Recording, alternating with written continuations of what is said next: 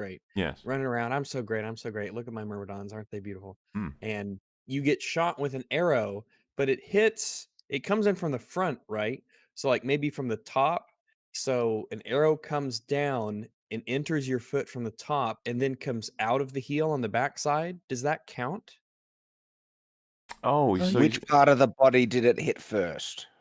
It hit the top of the foot, and then Top it of the went foot. through the heel, through the back. that must still count. I'm I sure was they're gonna not say, that if you're picky. shot through the, all parts of the body that are included along the way by like a rail gun, I think that's what people would say, right? You shot through all those things. Yeah, if it hits your Achilles.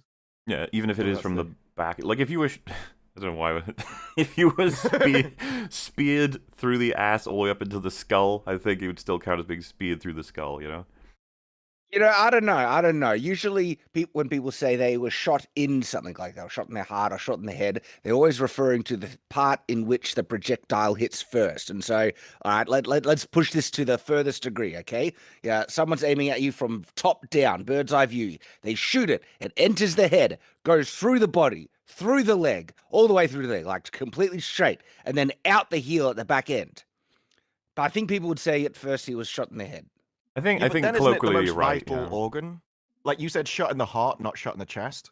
So isn't it the most Shot in fatal the thing that gets hit? That's probably true, actually. Yeah.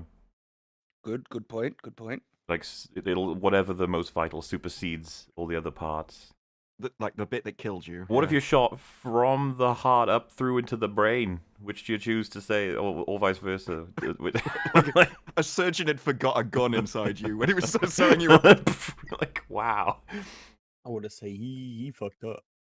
What if he was shot in the penis and then it went through the heart and then through the head? I think you Everyone would know say it. shot in the You are dick not. because it's the primary yeah, weapon. yeah. The funniest It's bit, the yeah. opportunity to say shot in the dick. That's Yeah, probably okay with it. you're not gonna miss that one. I mean, the Primary cause of death on organ, the okay. coroner's certificate might be different, but you're definitely shot in the dick. So if you were just blown up by a nuke, what would you say? Shot in the head, shot in the heart? It's like probably just dead. Yeah, it's just eviscerated. It hit Funnily my enough, everything. Which is what Galadriel should be after episode 6. Hey! See, this is how I know you hate women, because you didn't specify everybody should feel After that way. episode You just said 1. her. Well, she's the only one we saw go into the death cloud. Everyone, I the still death think you cloud hate went women. covered everyone. That probably I know, covered everyone. you're right, Yeah. but yeah. I mean, what would it She would was the only annihilate one the that walked buildings into too. it. Yeah, It did annihilate the buildings. You saw it. Yeah. Like, I love how we all probably want to talk about that Well, the area of meteors the annihilated 2 the episodes buildings. right now, but it's like, well, we'll be able to talk about that in like 8 hours. Don't worry. They could have easily have made that better as well by just showing it to be a cloud, but they made sure that you knew how hot this was, how destructive it was. It's got fire, had, it's like, setting fire trees on in it. fire. Yeah, They it didn't was even glowing. play it down. lightning. They did it once with fucking Fallen Kingdom a long time ago, and everyone made fun of it. I don't know. I knew I remembered Well, that it from wasn't somewhere. that's a difference because on Isla Blue Boy or whatever it was, where all the dinosaurs live, that was just a normal volcano. So the pyroclastic cloud that was rolling down that came from the belch from the earth itself, that's fine. It's a normal volcano. Mount Doom, you have to remember, is evil. It's an evil Oh, volcano. so it's cold. So it in the topsy-turvy world of Lord of the Rings, I'm just gonna be honest, it very well might be really cold. I mean, we've seen Well, fire in this show, so it might Grax, be cold. I need to correct you. In the topsy-turvy world of Rings of Power, do not Yeah. besmirch the name of Lord of the Rings with this crap. Let's be the shape of the earth changes because of a magic fucking spell. All right, let's just That's perfectly just roll with consistent. it. Oh my god. Let's roll with it. All right. It's fine.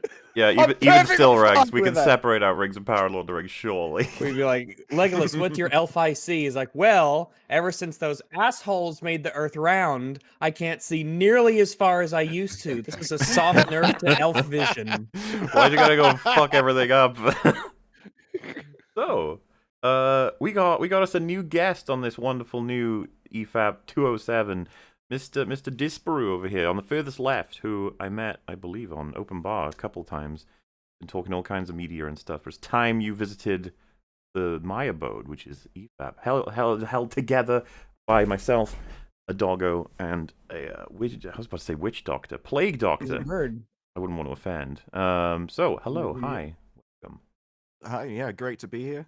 This will be the fourth time that I've ended up watching each episode.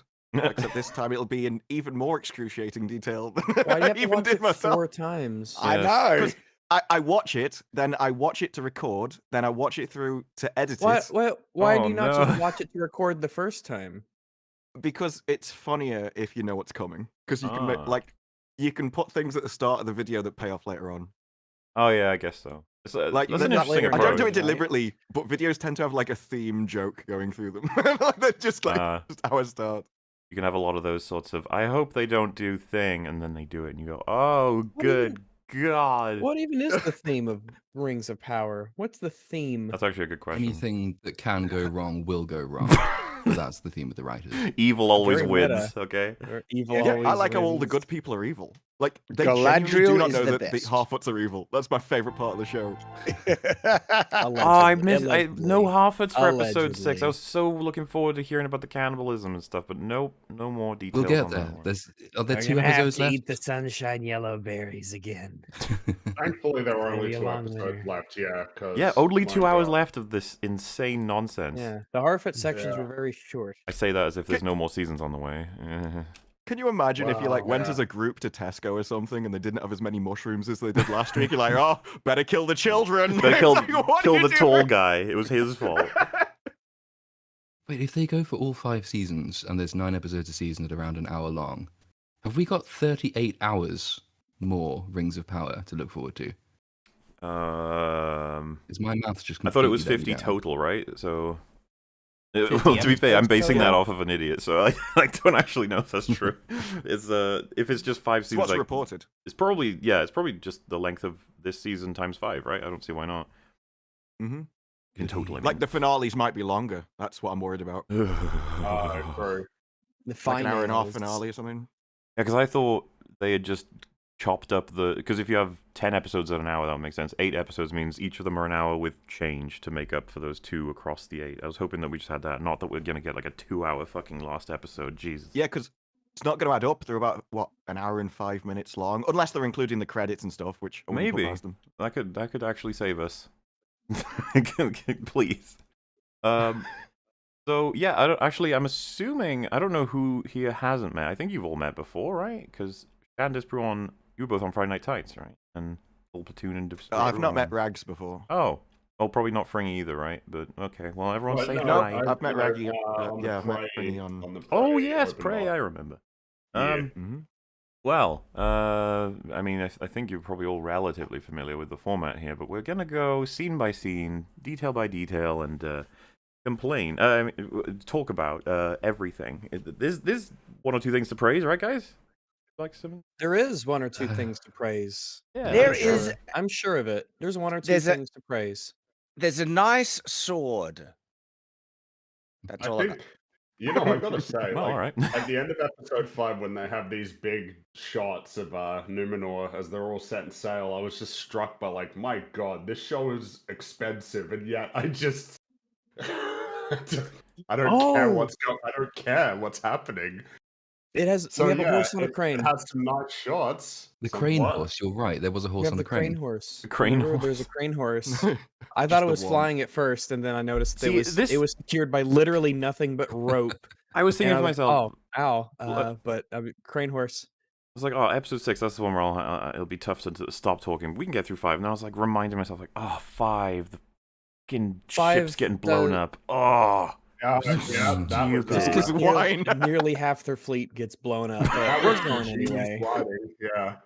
I said And that it those also- barrels were full. I said those barrels were full of oil, and people kept correcting me. No, actually, it's wine. I'm like, that makes it worse, not better. Yeah. Wait, they're all what? That's What's not wine. That's not wine. It's You saw how wine. thick that. It was. That's No, a you saw thick how thick wine. that was. But That was also, why a the fuck are they stacking was their a warships up with viscous-ass- wine?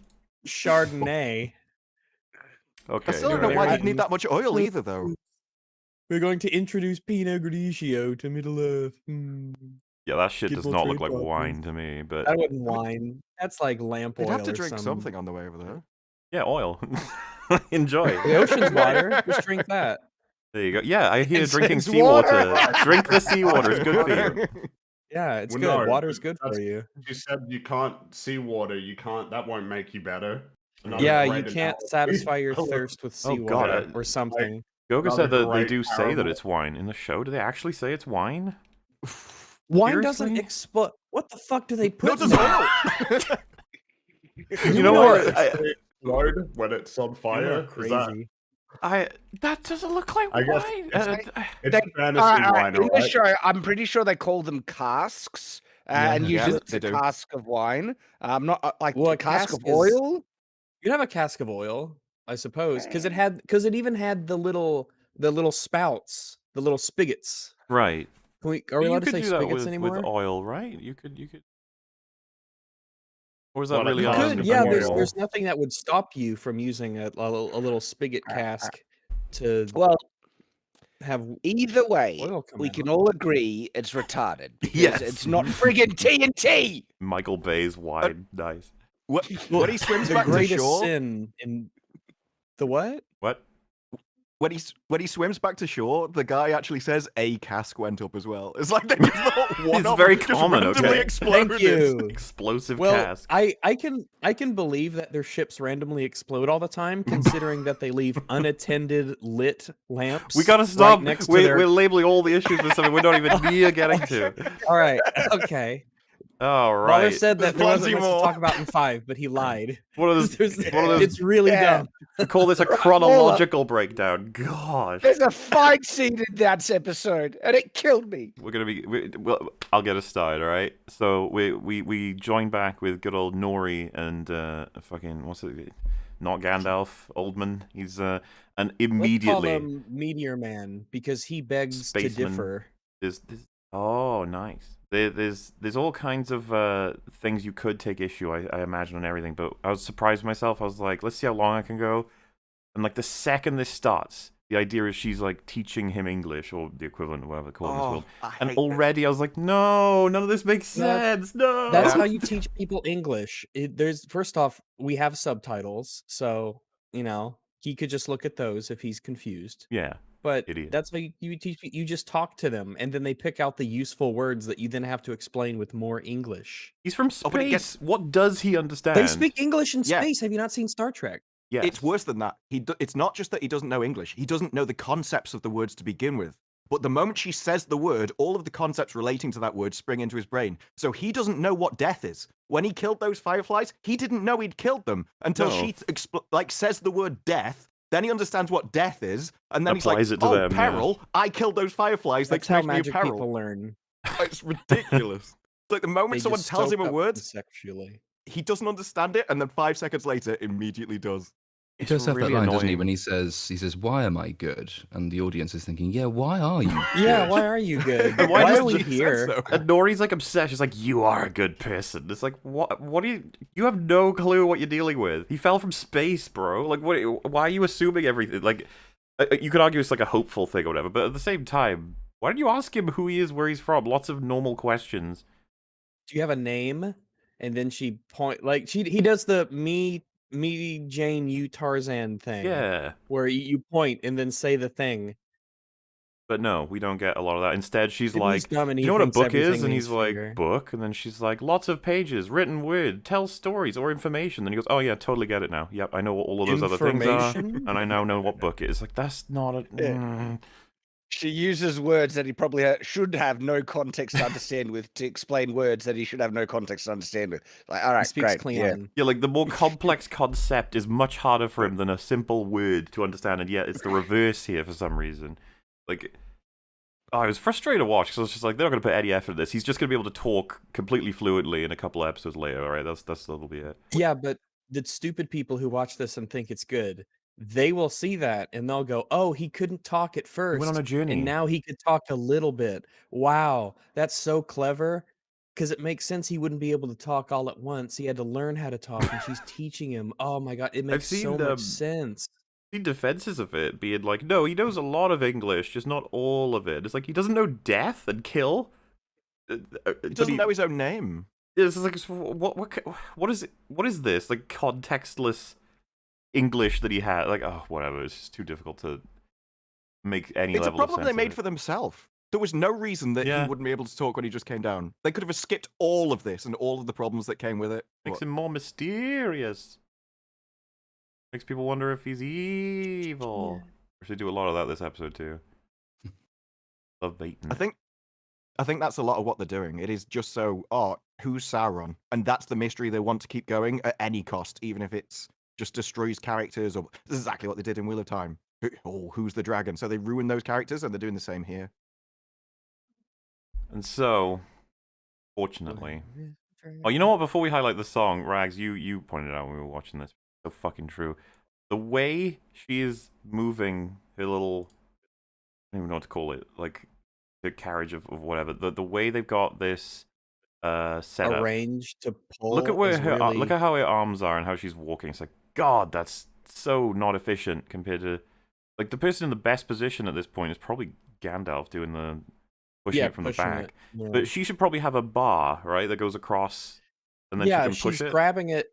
She's grabbing it in a way where her hands don't have anything to catch, so to speak. So she just, through sheer grip, she Yeah. has to pull this cart instead of there being like a crossbar to push or pull, or something to stop her hand, or something like that. I don't know. She just has a grip like iron. The custom made, and they made it horribly inefficient. It's like, It's custom made, as in you'll cuss when you try to move it. Wouldn't the most efficient for him to be at the front of the truck and then lift and pull? With oh them yeah, pushing? he probably should Because be he's in having their to push position. down and can't So if really they're push doing, forwards. if all they're doing is lifting, that's not too bad, especially because it's on the wheels. So I suppose it gives them something to do, and he doesn't have to lift while he pushes. I'm trying to rationalize this so it makes some level of sense. Well, so this was something that I had no expectation of this, and I don't think you did either, Rags. But the sheer journey these fuckers are on, I had no idea. I thought it was going to take like maybe 2 days, maybe. It's 2 weeks. Yeah, The director said it was 2 weeks. When it zooms out on the map, I was like, millions fuck of me, they just miles. went around a whole mountain, and that's like a fifth of a third of their journey. Like, what the hell?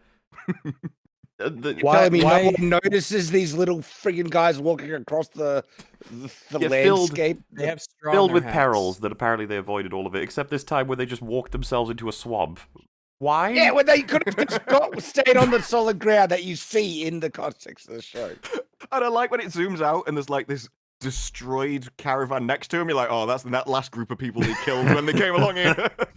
Just left them behind again. They'll head back then and check for bodies, for food, if you will. It's like, oh shit. That's how all the people got in the marsh. Those are just hobbits or Harfoots who fell in the swamp. Hey, is they only swamp water they always only... right? Or is it yes. different? Oh. Yeah, and the reason that they look very big in the water is because, as we all know, whenever you put a hobbit or a Harfoot in the water and you leave it, they start to expand as they soak up the water. So it looks like a normal-sized person after you leave them in there for a while. Yeah, they're just... This explains everything. Panning across this whole map, and I was... And then there's this shot, and I legit was like, where are you? Like, what part of Middle-earth have we gotten to now? Are they heading to Mordor? I don't know. And why, if you specialize in hiding and camouflage, why would you ever make a campsite in the middle of a beach where there's no cover around you at all? I don't know. Because that's not what they'd be looking for, right? If you're looking for Harfoots hiding, you're not going to be looking for carts with, where they're partying in the middle of the open area. That's not what they were looking for. So they'd be scanning the horizon, looking around. They'd see the cart, and they're like, no, that's not them. We're looking for Harfoots hiding in the grass and stuff.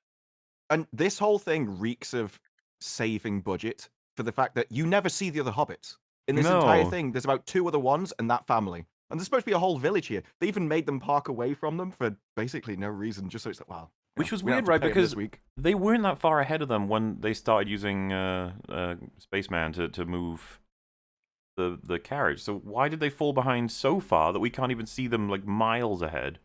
Sabotage. It's through the magic of editing. I love the they are in the distance. Several Harfoots, like you can see them chopping away at their wheels to fuck them up in the night. It's like they drop pins on the floor to make you. We haven't gotten to any lines yet, all right? Chronological, everybody.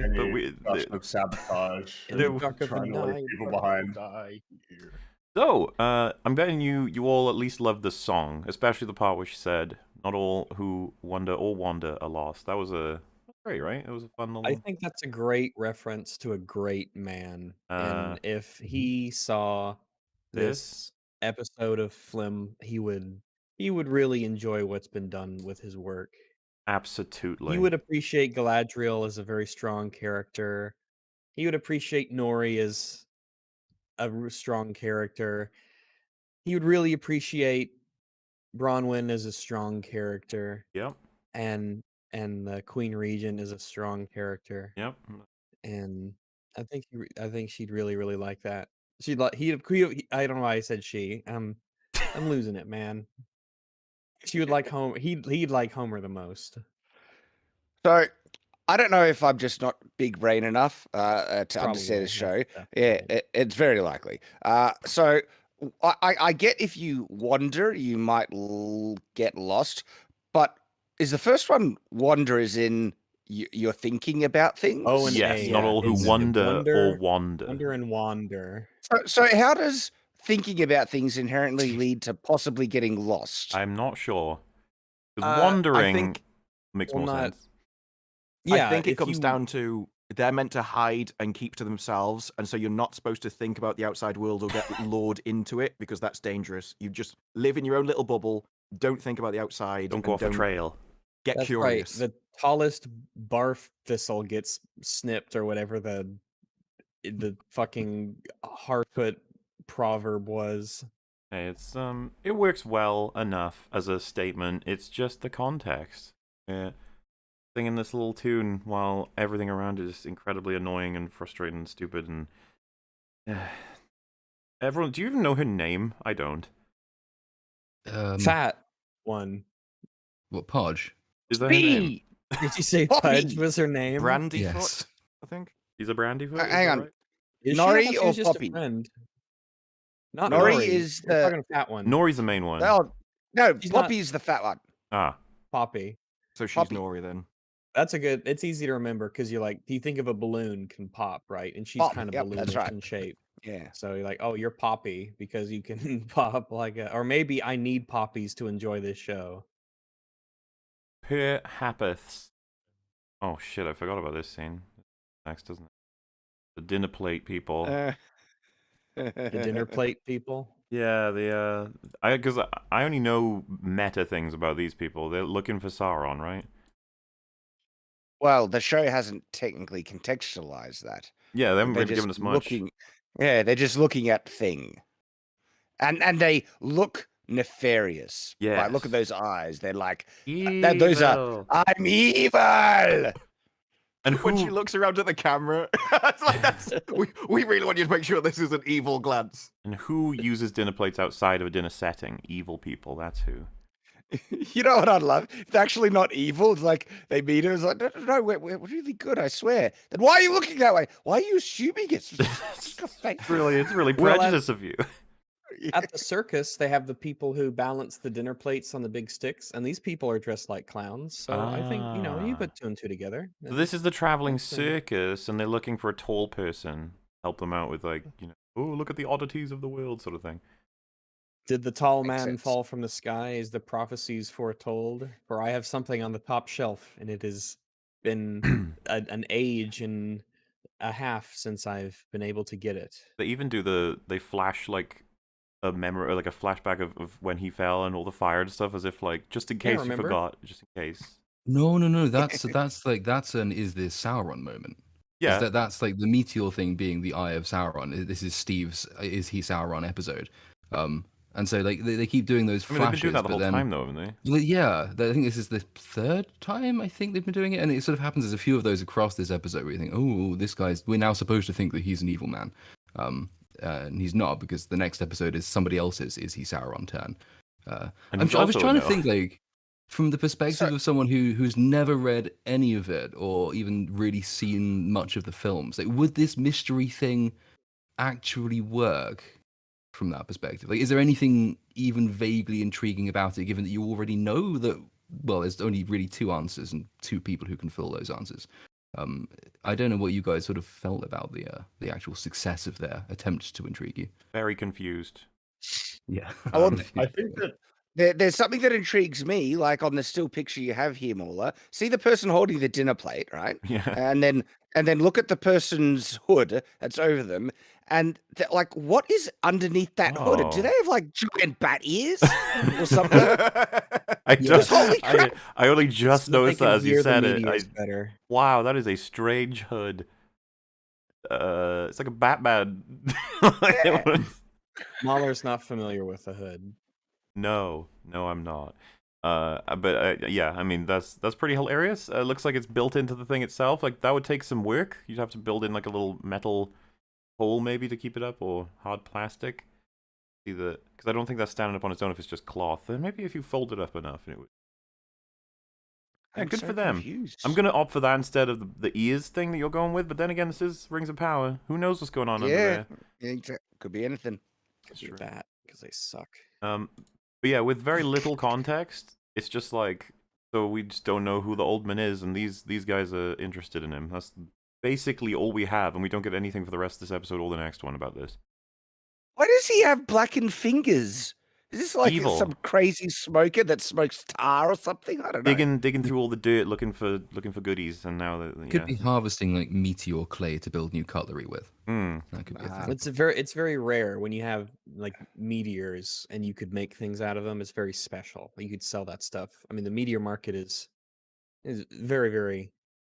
It's I don't even know what to call it. They're looking for meteors All Rare right. to make earth things stuff. out of. Yeah, the dwarves pay extravagant prices for meteor metal. So Yeah, or tree metal, but we'll come to that. oh yes, the Darkhold fingers. I remember when the Darkhold does to you sometimes. Doesn't do it to everybody, and doesn't do it to everybody all the time either. So over to Adar, because the theme of this episode is a bit of a like we take a step back to go 2 steps forward in the next episode. Okay, but we can't go yet. The war seemed to have started, sort of, and then it was like, not really. No, we're okay. Hang on a sec. And it's the same like all around Middle Earth story wise. So this is like Adar is like, oh man, I like the sun. It's gonna be sad when I kill it. It's like, huh. Well, he also tortures his friend there. Oh yeah, we've all been there. I don't My know why only he does theory- that.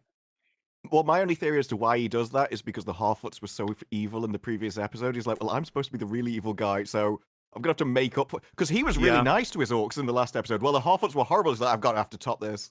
Can't let him be There's- the most evil. There's a particular moment regarding that sort of concept that I can't wait to get to. That's episode 2. So episode 2 of our coverage. But yeah, you're right that this does feel like one of those. Look how evil he is. Even if he's the boss of orcs, you might have thought for a second there that he's not super evil. So he burns his own subjects, and they do it happily because they believe in him. I read that differently. I think that it might be the case of being way too charitable to the writers of the show. Probably. Probably is. If you're being charitable to them at all, it's way too charitable. But I know I sort of read that as like this is an attempt to portray his sort of this is an attempt to show you what he's about to sacrifice himself. So like obviously he is like progenitor orc guy. He still has sort of the pull toward the sun. He is much more elvish than the orcs under him are. He's almost trying to make them see what it feels like, but obviously it hurts them, so they're not really going to appreciate. But that's the setup for him then saying, when the sun disappears, look, I'm going to kind of miss it, but you won't suffer for long, because when the sun is gone, you will be fine, and this will be your world at that point. Put my arm in the sun. That's what I mean. I think mean, I have no idea what they're actually trying to say. Obviously what their his- intentions are. His POV isn't that I'm going to be evil for the sake of being evil. It's that I'm suggesting that this scene exists for that purpose to try and give us more of a sense of like, look, he's burning his own men. Oh, when from his honestly POV, don't- he's like doing some weird thing about the sun. It's the same with a lot of like evil leaders It's, and they do stuff like that. It is, but I don't think it's even. I think this is literally it's an excuse for them to sort of foreshadow the plan, the dimming of the sun, because like the only reason this scene really exists is so he can then portentously warn that the sun Kill will the no sun. longer be a factor very, very soon. The sun is going to dim, and then you will be fine. I don't think Well, I didn't wouldn't read saying evil that into it at all. But Be more than enough. The fact that he's like the orc is like, yeah, and that you can clearly see the skin is yeah, starting to sizzle, Ow, but he ow, ow, ow, keeps ow. doing it. It's like being mean. You are kind of just being a Yeah. jerk. See, look at that I've been orc's so- face. Orc's Aw. like, wow. Yeah. Like, yo, dude, You know, stop. You know what The this sacrifices why? I make for you, buddy. Why? I'm gonna have someone else do this job if you're gonna burn me. I haven't even done anything. I've done everything This is like right. This is preemptive punishment. I haven't fucked up yet. I just can't Dug the stand how tunnel and everything. inconsistent they've been with the orcs in the sunlight because there's so many shots of them in sunlight and they're Yeah. fine and then they're burning and then they're not and then they're in overcast and then they won't come out when it's overcast. It's like, come off it.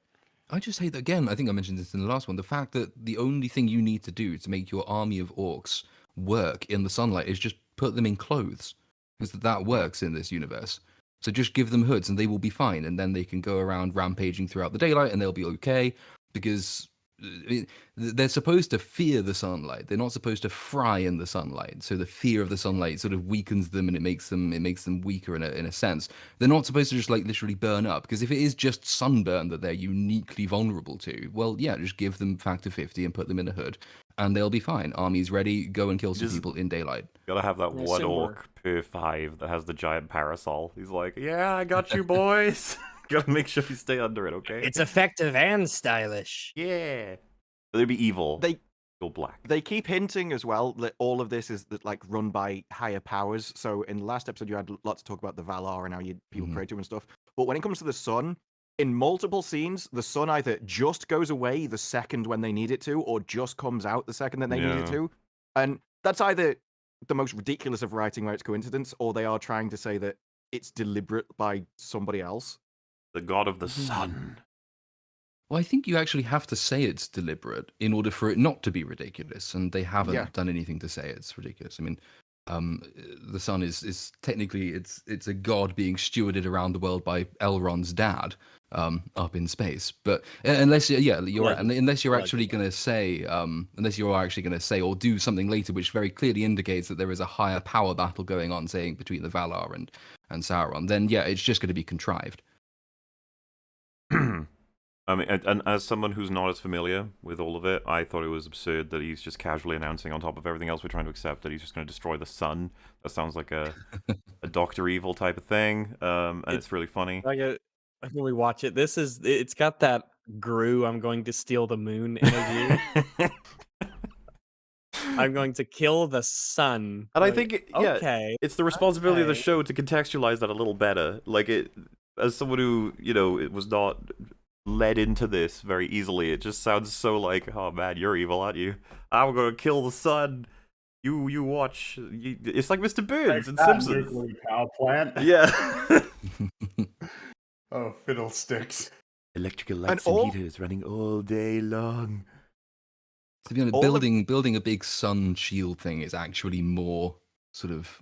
I could believe that more than what they actually do. Well, yeah, because I don't even know what the plan to destroy the sun even is, or even if it's destroying it. Is it blotting it out? Is it sucking It's the blotting it volcano. out, yeah. Yeah, they just want to spew ash into the air, and that is going to stay forever, which isn't exactly how volcanoes work, and block out the sun, unless they're Evil trying to volcanoes say, don't work like that. yeah. They're So that's evil. tied to the Oh, yeah, it's volcano an plan. evil- I didn't even realize that. It is. Yeah. I Okay. assume That's what why- they're going for, yeah. That's why all of this. I thought they were activating the the volcano yeah, because but- that's yeah. where he'll make the One Ring, and that's why he needs that. Listen, if you put the sword in the key and turn it, it makes the sun go. We away. cannot It's even really. joke really about talking about that intuitive. yet. That's- What about Oh this my part? This God. doesn't make sense. Oh Get to that in jeez. 7 hours, So many Rags. things. Oh. Yeah. But hey, I'm not complaining about trying to get there, right? So next up, see because this is loads of setup for the big old payoffs we're heading toward, okay? And this was bizarre. yeah. That's what this I is. know. Yeah. This is the scene where Bronwyn's the leader now. That's her dialogue. She's like, I know you don't want me for your leader. And it's like, so fuck off. What are you doing? It's a very Galadriel-esque line. Where Who it's like, are this you? is just your life now, accept it. I'm your leader. When was there ever a sense of like these people believing in the girl who makes stuff with flowers? I don't even. When I did that know happen? It's bollocks, but I think it's the last episode. It's when the first episode where we see them in the tower and they have that conversation between her, her kid, and the old man who goes evil in this episode. And he actually raises the point and says, "Who voted you leader?" And she says, "You did when you chose to follow me to the tower. And if you hadn't done that, you'd all be dead." That's So Which it's is not bollocks, even but they did at least sort of that. my No, but idea worked. it'd I'm be in like, charge now. when were you leader? Just like when I decided I was leader. That's what that is. Like, there was no Okay. decision to make her leader. There was a decision to be like, oh, her plan to go to the tower probably is a good idea. Which is, it's two different things, okay? Yeah, and Kim also Jong-il over it, here.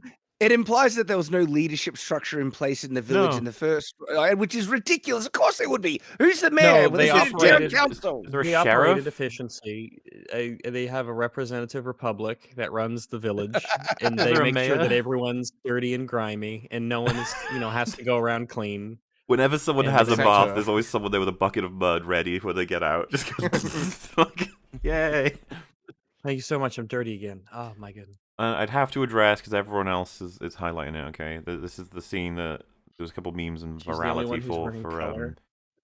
she always is. Yeah, there's a couple repeated extras via the powers of CGI, and the conversation I saw was basically everyone laughing at that, and then lots of accounts quote tweeting that and being like, that's a tactic used in literally everything, even good things, so you guys are all stupid. So talk amongst yourself. What do you think of this as a criticism? I'll try and point them out where I can, I guess. It is a flaw. There's no getting around that. Like you can Yeah, see that's- you the did present it in people. the. Yeah, you're. Well, it It's a reminds me of flaw. one of those things where someone's like, fucking, it's in another thing, and it's like, what does that mean? Doesn't it just mean this is a trick of filmmaking to try and hope you think there's more people here than there actually is? That's what it is. I mean, your mind can't help when you think about how expensive this show is. Like, you couldn't get enough extras to just fill out the space. or just You change can't the get a bunch of camera people angle. to look I like mean, dirty Mhm. peasants. I think Well, the if thing you the can't thing that afford to makes get the this people, yeah. the thing that makes this bit more irritating, I think. I mean, I wouldn't even decide it as like it's not a significant problem, but I think the reason you can't say, well, other shows do the same thing, therefore it's the same whenever another show does it, is that it's unnecessary in this case. All you need to do is pull the camera angle down or have it set lower so you don't see as many people, but you get the impression of depth. Or have fewer people in the crowd because there aren't that many villagers anyway, and we don't ever need to see this many villagers later on, even in the big fight scene we get to. There are not many villagers involved in that fight, so just cut the number of them a bit. But cut the number and lower the camera angle, and you've solved your problem. It's different from, say, Peter Jackson's films where you have 10,000 orcs to CGI, but you can't say because they CGI 10,000 orcs, therefore it's fine for them to CGI in random beard people in 2 shots where they don't need to be there. These I same guys, think the that same guy. canonically They look like the same. they do look like the same guy. Or maybe that's Look just for the guy in the Mahler's hood. There's horrific racism coming out. there's a guy in a hood that appears like I see 3 of him already. Wait, is I it think where the main this guy? It- When no. you say a hood, I'm trying to tell who. No. He's wearing a hood. He looks like, he's got a big beard and he's wearing right there. Right, you had him before. I don't know. I'll There are so many that are Yeah, just copied. Like, if you go yeah. through this, there's I've so been many. sent this. There actually is quite a few. Oh wait, yeah, hang on. It's Yeah. like half the crowd. If someone's done the And- thing already, yeah, hang on.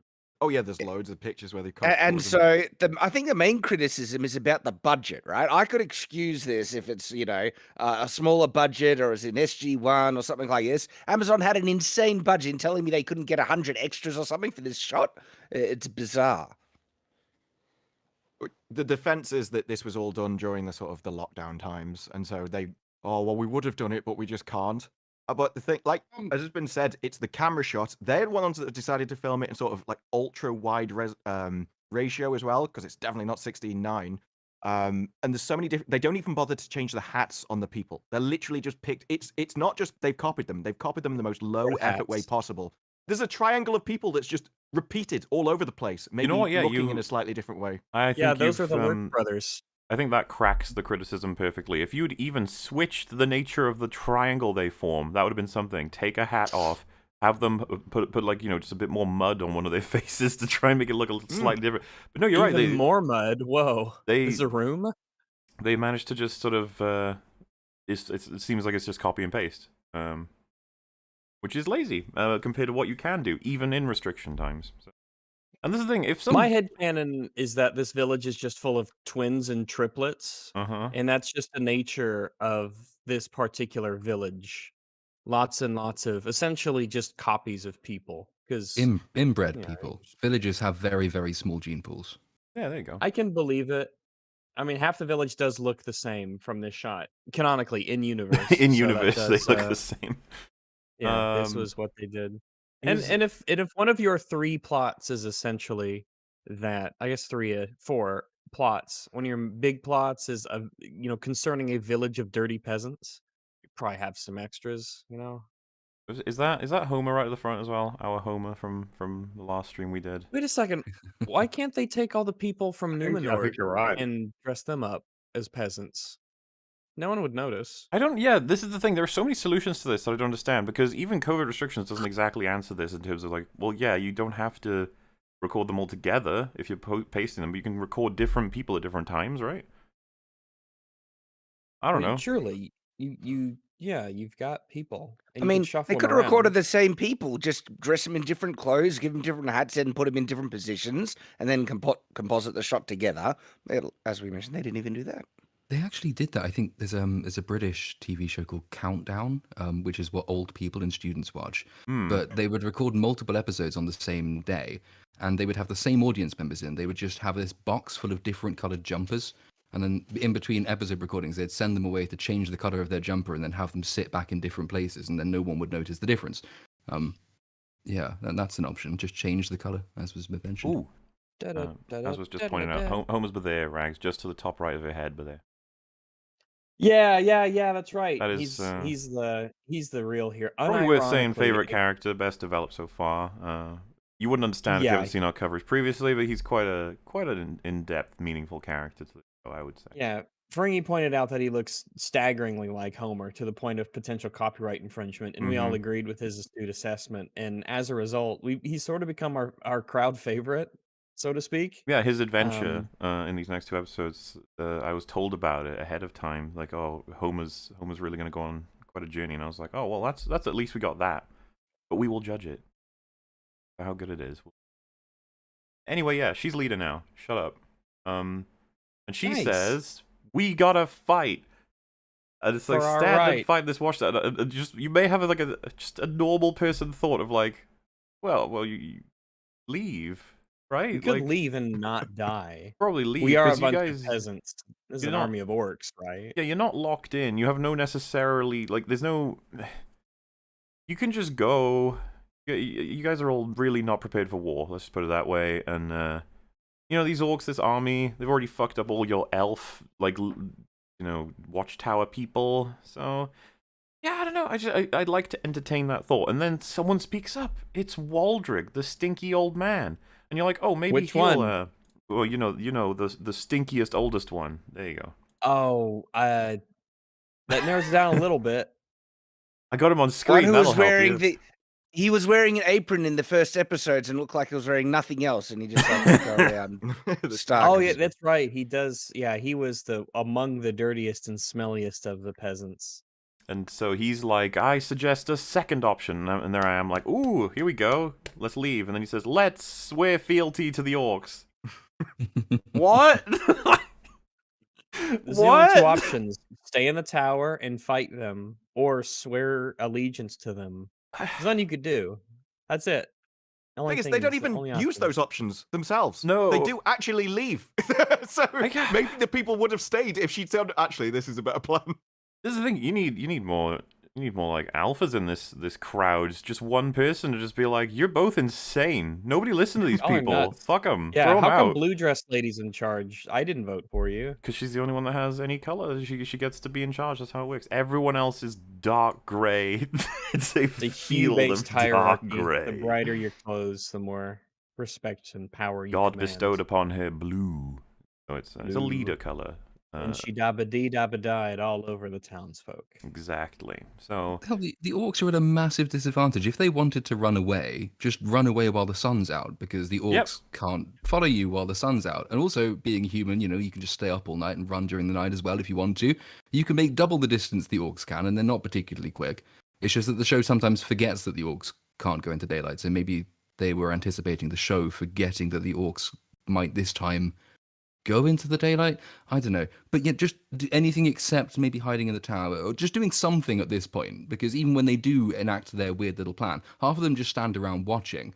So they're not exactly the most proactive group of villagers in the world. No, none of them want to Oh, seem goodness. to live. Remember, they all left their village without taking food. What is Well, wrong I with you don't. people? I mean, can you blame them for not wanting to live? In this world. Like Yeah, what I- secretly, each one of them wants to die, but they don't think anyone else thinks that. They think they're the only one. So I just realized something, and I might be skipping the chronology, but I was thinking about the tower because we're all talking about why don't they just leave the tower, and then I was thinking about Adar's plan. What does he really want? He doesn't necessarily want to kill the people.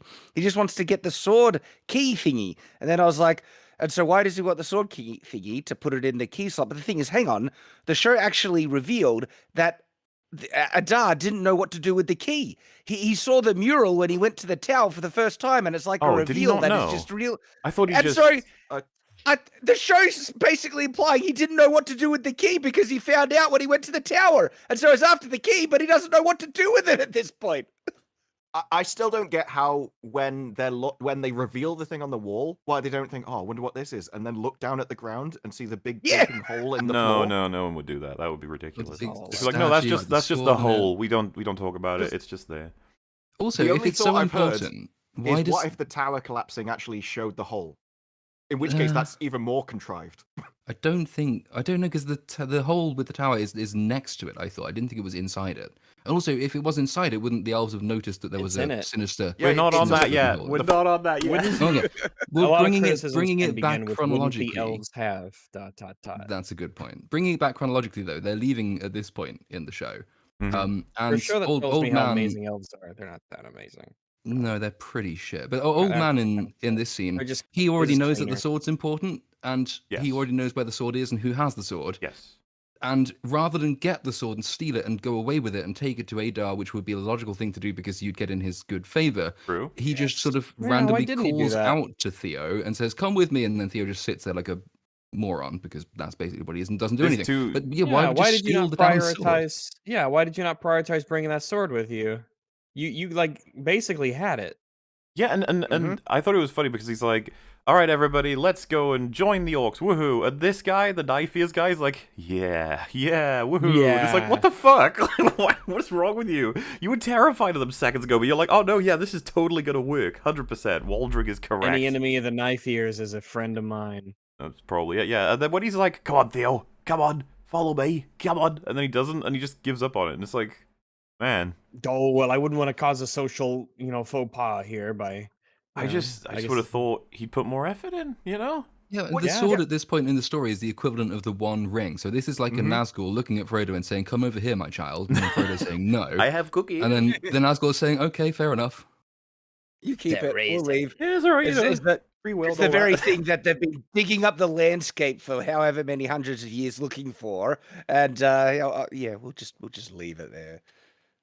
And it has a similar effect on the wielder as the One Ring as well. It makes them feel powerful, it makes them desire it and crave it. So he should have always been angry at the kid for stealing it off him in the first place. If anything, he Yep. should be going mental at him. Yeah, not only did he seem chill with the fact that he had stolen it, he, like, explains vaguely that, yeah, we're gonna be joining Sauron. But the kid is clearly like, what the fuck are you talking about, old man? And he's just fine with it. Like, oh yeah, this kid's probably creeped out, has no idea what I'm talking about, but whatever, it's fine. The plan's working, I guess, question mark. Yeah. Like, Maybe if he I can was keep the creepier, sword. he'd follow me. just, yeah, like, Waldrick pocketing that stupid hilt would have made way more sense this whole time, but they can't have that happen, because we need some other things to happen first, alright, everybody? It's gonna be great. And stuff. So yeah. far, so good. And they finally explain why they didn't take food with them to the watchtower from the villages, because when they're told to do a thing, they do it instantly. They don't collect their food; they just leave. They're gonna go Wait, join what? the orcs. It's like, you're already leaving. You do. But you need to like say The pack orcs things up. have say food. The orcs will feed Oh, us. I Three see a hops guy and a holding cot, his sack. you know how to- A guy picked up a sack of We've got stuff. a carpet, but there, I think, or a blanket. Someone bring That's their something. Carpet? That's wonderful. There is. You're right Orcs though. There love is a interior very decorating. small sack there. That could be several potatoes. I don't know. Mhm. Yeah, I guess if you can't go out in the sun, you would really appreciate good interior decoration. Spend a lot of time indoors. Wouldn't that have made a lot more sense if Adar's message was join us, we have provisions and stuff, we're not going to kill you, we're just trying to find a new land, something like that. Then I could better believe That's these why we- people, but at this point I just find this absurd that half the townsfolk are like, yes, let's join the orcs. That's a good idea.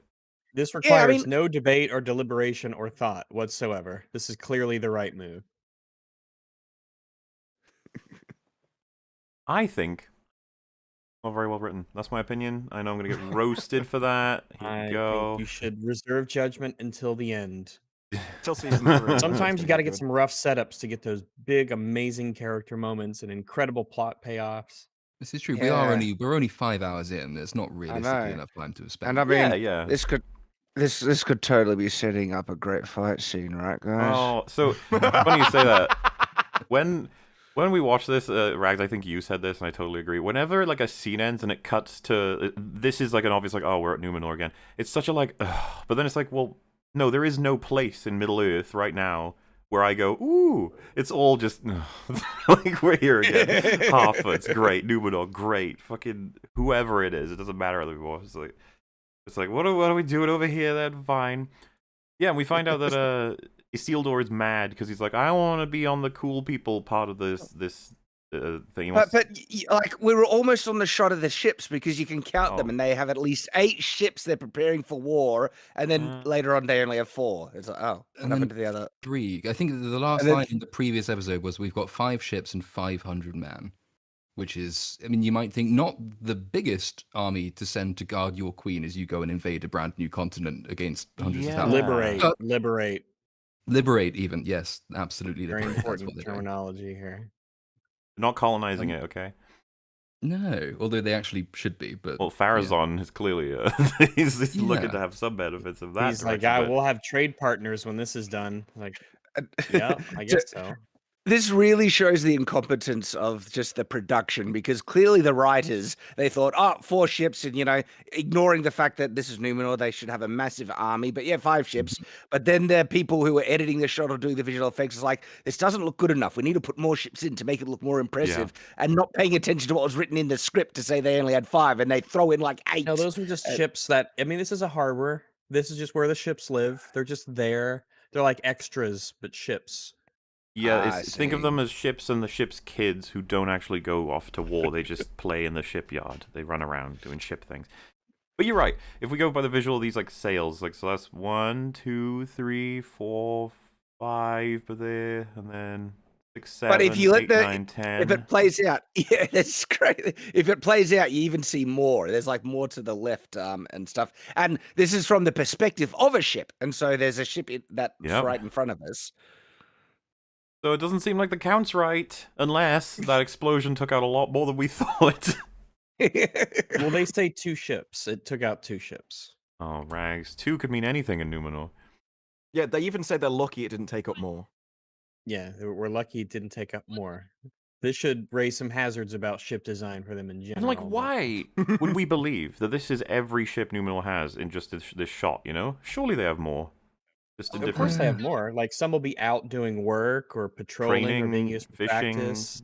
Yeah, we've seen a couple trolling. out doing the training thing. But the I mean, thing is, They that's just the problem decide with to only setup. send 5. Yeah, but It's or worth there's sending 5. the army, but it's only Yeah. worth it to send 5 ships. That's how much it's worth.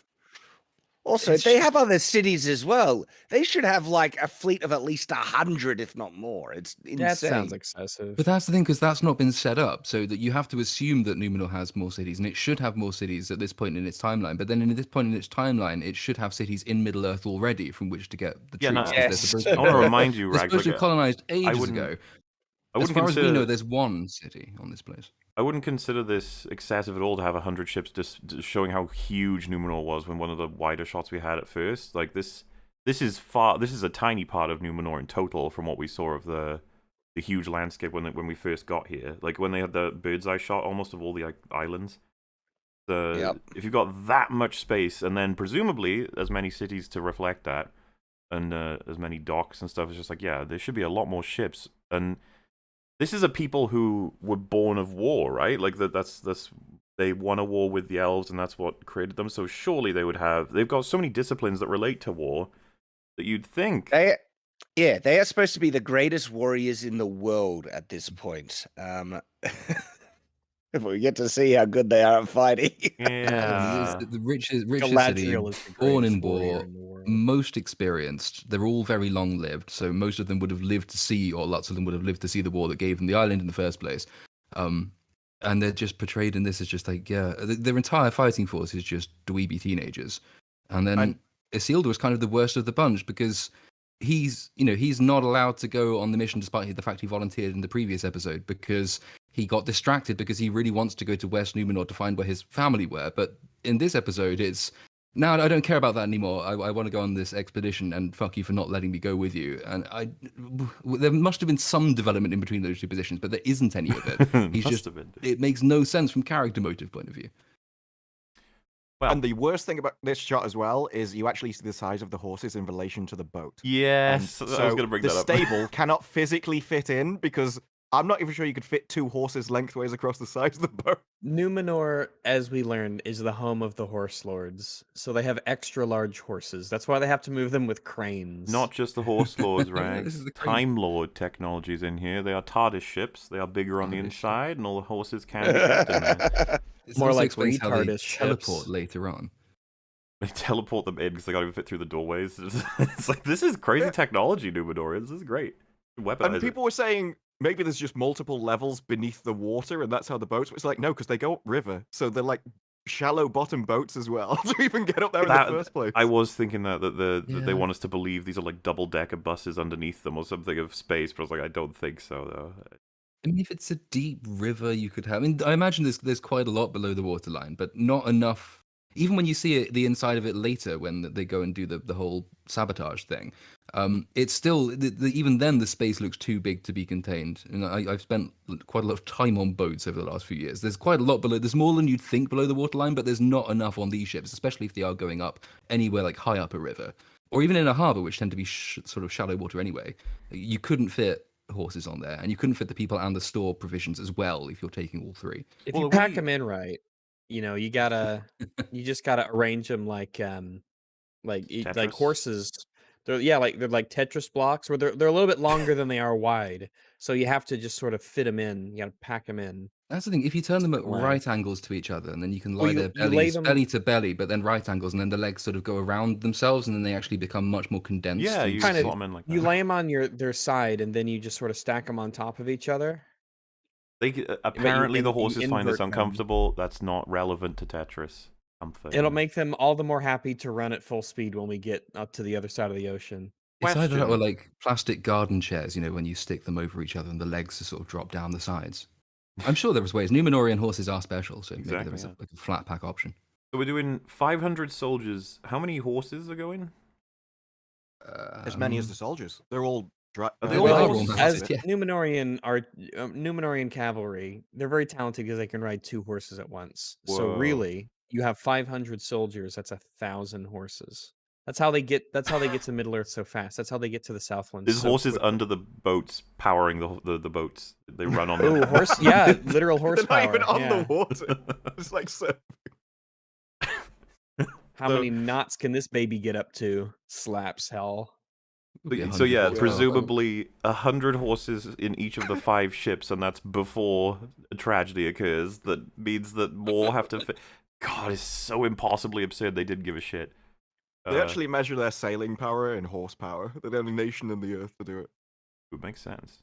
Makes sense. 1 horse is equivalent to, well, I guess 1 horsepower. Yeah. Yes. Where the Generally. term comes from. It's been working out.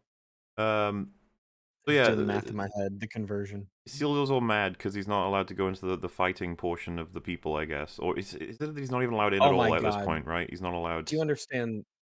There's an incredible joke that could be made here, do it. where we've been talking about horsepower. They are a sea people. Here's the thing: it's only worth explaining because it involves knowing.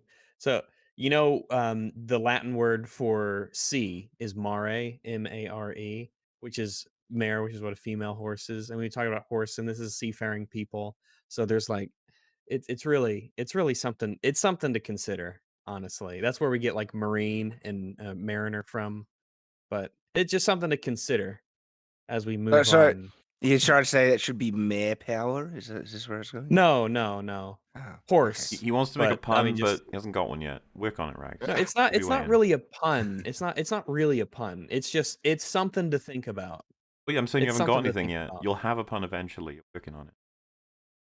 I mean, maybe I'll have a pun. You have a notepad where you write down some of your pun ideas, like, and start to sort of workshop them and I figure probably them out. should. Whenever something comes to look, mind, I should just write it down for later. Put a little bullet I'm not point. even- Is like needs work. I think that's probably because I mean, many of the puns are pretty strong if they're right off the bat. But think about how great they could be with tweaks and refinements if you wrote It's them like down. working with a past you and you at the same time. Two punners. Exactly. Going at full speed. Two punners working together. That's right. I was in the joke army. It's called two punners. It's just called two. Well. So It's a yeah, Gunnery sergeant. I think it's a seal that wants a particular like area of fighting, and Lendiel's like, well, but why? Why should you? And I think he even appeals to the fact that he's his dad at one point, which is really fucked up in terms of how war ranks should work. Nobody likes nepotism. Piece of shit. And the thing actually, this small thing I liked when Lendiel is like, you basically like shirked all of your duties and you're an asshole, while all the other men here have been like working their whole lives to actually do their jobs. So fuck you. And I was like, hey.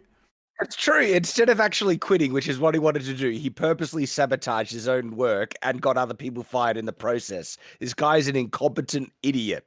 So why would you want him on the board? Well, yeah, Exactly and so. his He's, entire uh, story, up to this point doesn't make sense because he was part of the military. He was a sailor, so he could have been on the ships anyway. He It's a sailor in says, "I'd-" training, right? Till get kicked out. Yeah.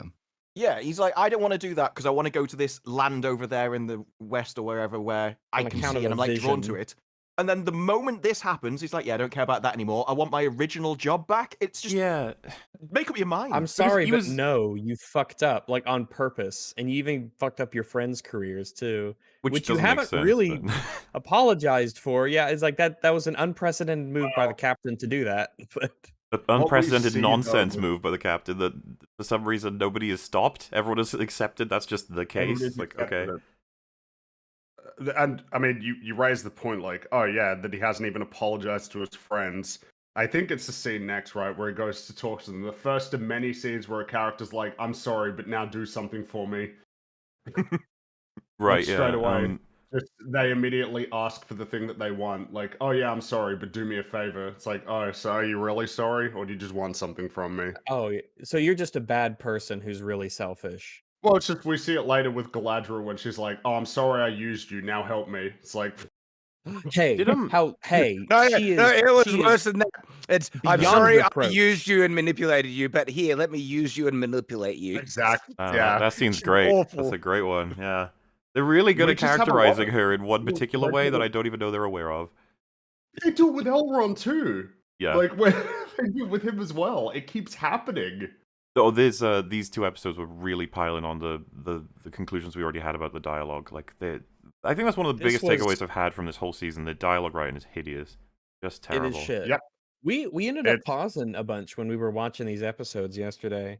Yeah, Because there was just you have to figure out the dialogue, but not in the sense of, oh, it's so multi-layered and there's subtext here and it's very meaningful. No, it's just like what the fuck are you saying? Why do you mean Well, drinking seawater? What do you mean? Not-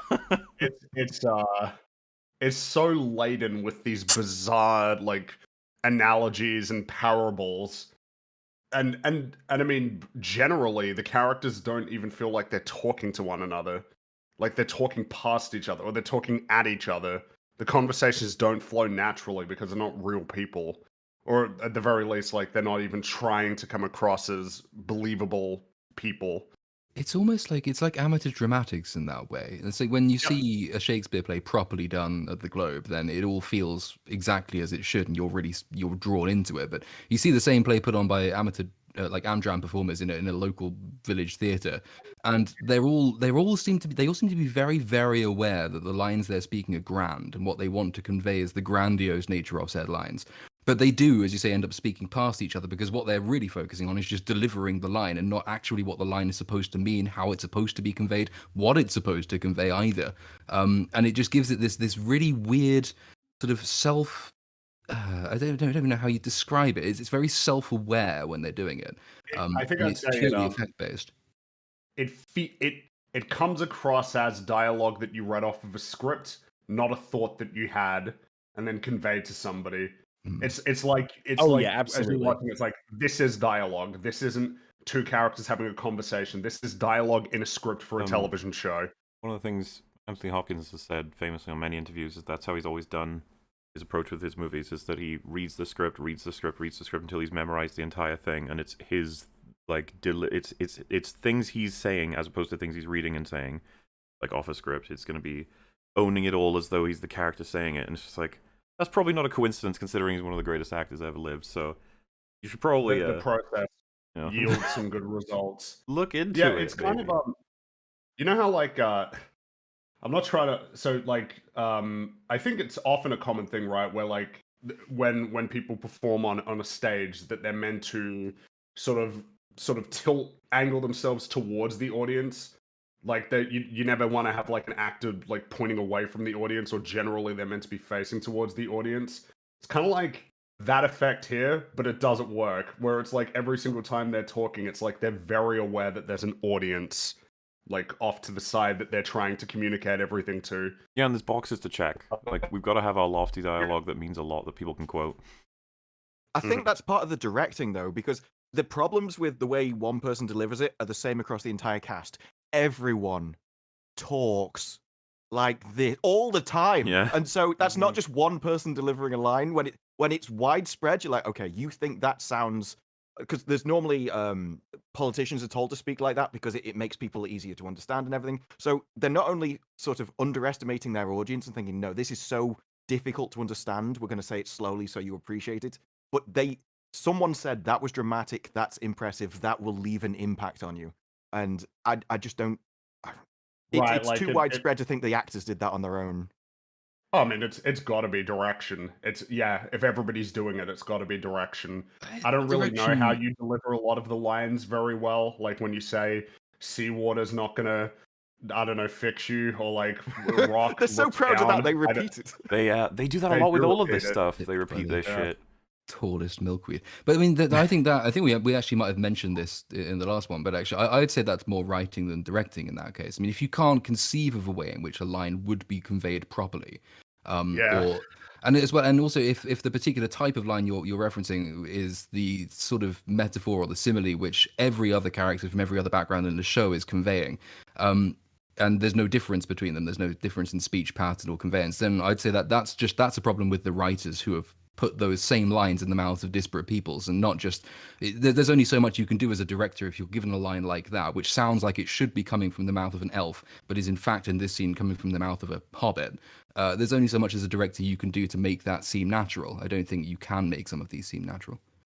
No, probably not. And I mean, like you said, a lot of the characters sound very similar. You've only got a handful of characters who I feel generally say things that are reflective of them as an individual, rather than something that could just be taken and given to any other character and you wouldn't even notice. Like, you'd never feel like it was out of place that somebody said anything, because everything everybody says feels out of place all the time. One of the things I was going to ask about this scene as well, is it started to make me think, like, if we consider Isildur's journey right up until we see him at the end of episode 6 even, all of this is like, all the complications he faces they all start with him making that retarded decision on the boat, where if he hadn't made that retarded decision on the boat, like, even at the time, surely he would have been like, oh, it's a couple days till I get my, like, let's call it official license to do sea things. I can still not do them, right? I'm assuming it's not like you're locked in via contract to do that. You can abandon that job or whatever, but you'd still have the qualification. So, like, abandoning it right at the end just seems like a really dumb move. Like, what do you gain? Kind of where I'm at with that. He says himself that he can take a gap year. He says to his father, I can just delay it for a year. And it's only his father that says, no, I won't let you do that. But there was no power there. He could have just... No. I think you're right. I don't think he can stop it. I don't see why. I don't see why he would. Yeah, well, really, first of all, he shouldn't do it. Like, drama. Elendil seems like the kind of character that would allow his son to make that choice. But secondly, he shouldn't even be allowed to just... His son's a fucking adult, surely. You don't get I don't think he even said you can't do it. I think he just said it's a stupid thing to do. Well, That's another good point, probably. But hey, it's better than fucking sabotaging yourself. This is the thing. What he And your did, friends. it could have gotten him like put in jail at worst case. Like he's such a dumbass. I'm still slightly gobsmacked about how they did that, though, given that they showed him do the same thing by accident in a couple of scenes prior with no comeuppance, and then they see him do it, and it's deemed to be deliberate the second time, but he's never been seen doing it before, therefore he must be off the team, even though he did it 10 minutes ago, and no one cared. That was kind of astonishing, but I was trying to think about this one and sort of where they're going to take his character, because he's got to be in it, of course, for the entirety of the run of this show, and I assume they're going to attempt to tie him into the Isildur we see at the beginning of the Fellowship of the Ring. Yeah. And so maybe what they're going for here is this sense of selfish impulsiveness. This is supposed to this is like the germinal form of the flaw that leads him to take the ring, even though actually the ring corrupts him and would have done whatever his flaws. But I was sort of thinking about that, and is it really even framed that way? Because he's not really, it's not selfishness here, as in like self-motivated selfishness. It's almost like wistful, romantic selfishness that he conveys. Like he like looks starry-eyed over at West Numenor and decides he wants to go over there for reasons, and then no, the next grand thing is he wants to go off to Middle Earth. But that's not bitter, sort of cold, calculated selfishness. That's very sort of teenage, wistful selfishness. And I'm wondering whether they are going to try and build that toward the later depiction, and if they are going to try, whether they have the talent. And the answer to that question is no, but I'm not sure about the preceding one. So, next up we have. Oh yeah, that just sort of ends awkwardly. Pharazôn may be the only one who can stop the war from happening, and so Isildur's daughter is like, "Hey, Pharazôn's son, tell him not to." He says. Also, why? Like she was introduced 5 minutes ago. Why did she? Where did explain this that. anti-war sentiment come from? He doesn't like war. All right, we don't need to know why. No. Doesn't like war. The way she describes it in the after thing is she saw her brother go off to war, and that she didn't want him to die and leave her, so that's why she doesn't want him to go. Doesn't explain that in the show. Does she care about? Yeah. Okay, so this is the thing. I've got criticisms everywhere, but like, it's just, does she care about the current narrative, which is that there's many people who are about to die if they don't go and save them? Care about No, that, only or- a family. Oh, okay. Specifically, Oh, there you a go. family going. This is what I mean. As has just been pointed out in terms of just noticing motivations, like, hasn't she earned that scene where she can explain her position on this? But no, it's just war, boo. You're like, okay, all right. They even hint There's no that real these reason two... for it. Why he's so anti-war? You think he'd have? Well, Yeah, as was mentioned, it's I just can't remember. Does this guy have any reason to oppose the war apart from trying to get into this girl's pants? Like, It's funny you say that, Shad. 'Cause- Something that I didn't like about this, and a lot of people are making fun of the line alone, right? Which is, when I speak, his ears close up, and then she yeah, says, I've got "So wrote that down. Just show so it. speak louder." Speak What does she louder. do before saying that, though? She grabs his hands, and I was like, "Are you doing like do it for me, buddy? All right." Yeah, I know, right? Like, And in which case, I'm just like, what does he think? What is his position? sorry, there is something weird happening between these two, even off screen. Like, Disparu, your video where you have their interview, that guy was trying his very best to not look down. He's just like, Can you remain blame like, him? keep eye contact, because she was wearing a very interesting dress. I had to comment on that dress that just a timestamp followed by pause it. that was it. Yeah, so This shot should be shown in every film class, though. exactly, all of them should be. Every second of this show should be to teach people how to do things wrong. Okay, there's some nice things, but I need, yeah. yeah. So we were complaining we don't exactly know what her position is. What the hell is his position? Again, I only know it I because the guess- actors have said so. Ah, So, like, Great. they've both said that essentially both of them are using each other, and he's getting, like, he approached her not accidentally. It's part of the family's plan because of what her family's doing, and that the father has been put next to Galadriel, and so because Pharazôn is kind of got his like little tendrils all over the island, he wants to get someone close to that family so he can manipulate them in the future. None of That's that's fine, said in the but- show. I said No, it's not said in to- the show, but it also doesn't make sense because the next thing we'll see So from where the him fuck is does going that stand? deliberately against what Pharazôn wants as his plan in order to further the anti-war aims not of like other his sons. prospective bint. So I don't understand any of this. No. Well, I need to give. What's the personal reason for the son? Like, what is his character? Who is this guy? Well, the What problem this is character? we haven't had a Character? scene with him that's not just he and her developing minute chemistry in order to justify Talking, them being in a actually relationship at some talking. point. Yeah, Yeah, like we haven't they heard them do this actually. weird Yeah, all their scenes together are weird, awkward flirting, kind of, and they don't have a scene where they talk to each other and have their perspectives and they chat about, "Oh, have you heard about this elf? Yeah, they're sending 5 ships. Oh my gosh, that's so many. Where are they gonna put all the horses? I don't know. We could pack those things like fucking sardines, but I just," and then they talk about that for a while or something. There's gotta be I don't know who these people are. I've got 6 hours of content and I barely know who anyone is. I thought of another way they could do it: a giant net behind the ships, and you throw all the horses into it, and you just drag them across the sea. And you hope they can breathe underwater. Or you give them That's little good. snorkelers; they'll be fine. Special ones. We'll just strap them to the sides of the boat as armor, actual horse armor. Awesome, yeah. So, oh yeah, so Halbrand, he's got his forging crest, Smith now.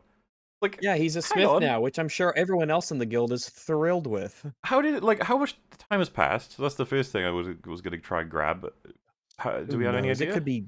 It could I be don't- it could be the third age by now. We don't fucking know. Because this is the thing about I just don't vibe with the timeline at all. So am I supposed to believe that when we followed the Harfoots for that incredible journey, is that all of the world moving forward in time, or is that just them?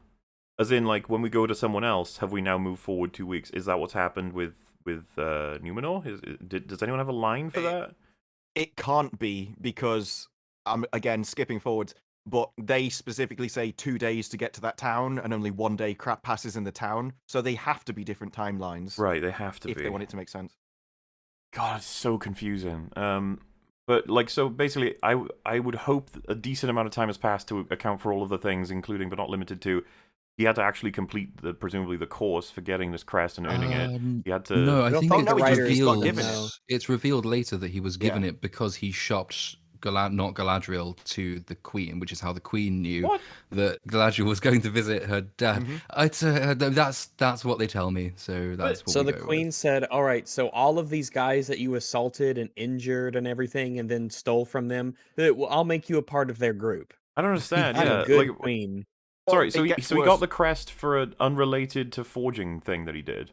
It was Yeah. it was in the prison sequence when not Galadriel somehow manages to get 4 guards into the cell behind her like Yeah. in one go, and then you see I think you see Pharazôn falls against not Sauron's or definitely Sauron's prison door, and then they have a little whispered conversation when he tells her that he knows where she's going, and so in between episodes, that's what justifies the giving of to him of the But guild crest. I they don't- guess. Yeah, is- Galadriel brings it up when she confronts him, when they're talking with the Queen. The Queen leaves. She says, you know, "Oh, that's what I was wondering how the Queen waylaid me in her bedchambers," implying that it was Sauron. I Well, the mean, funny not thing is- Sauron who told.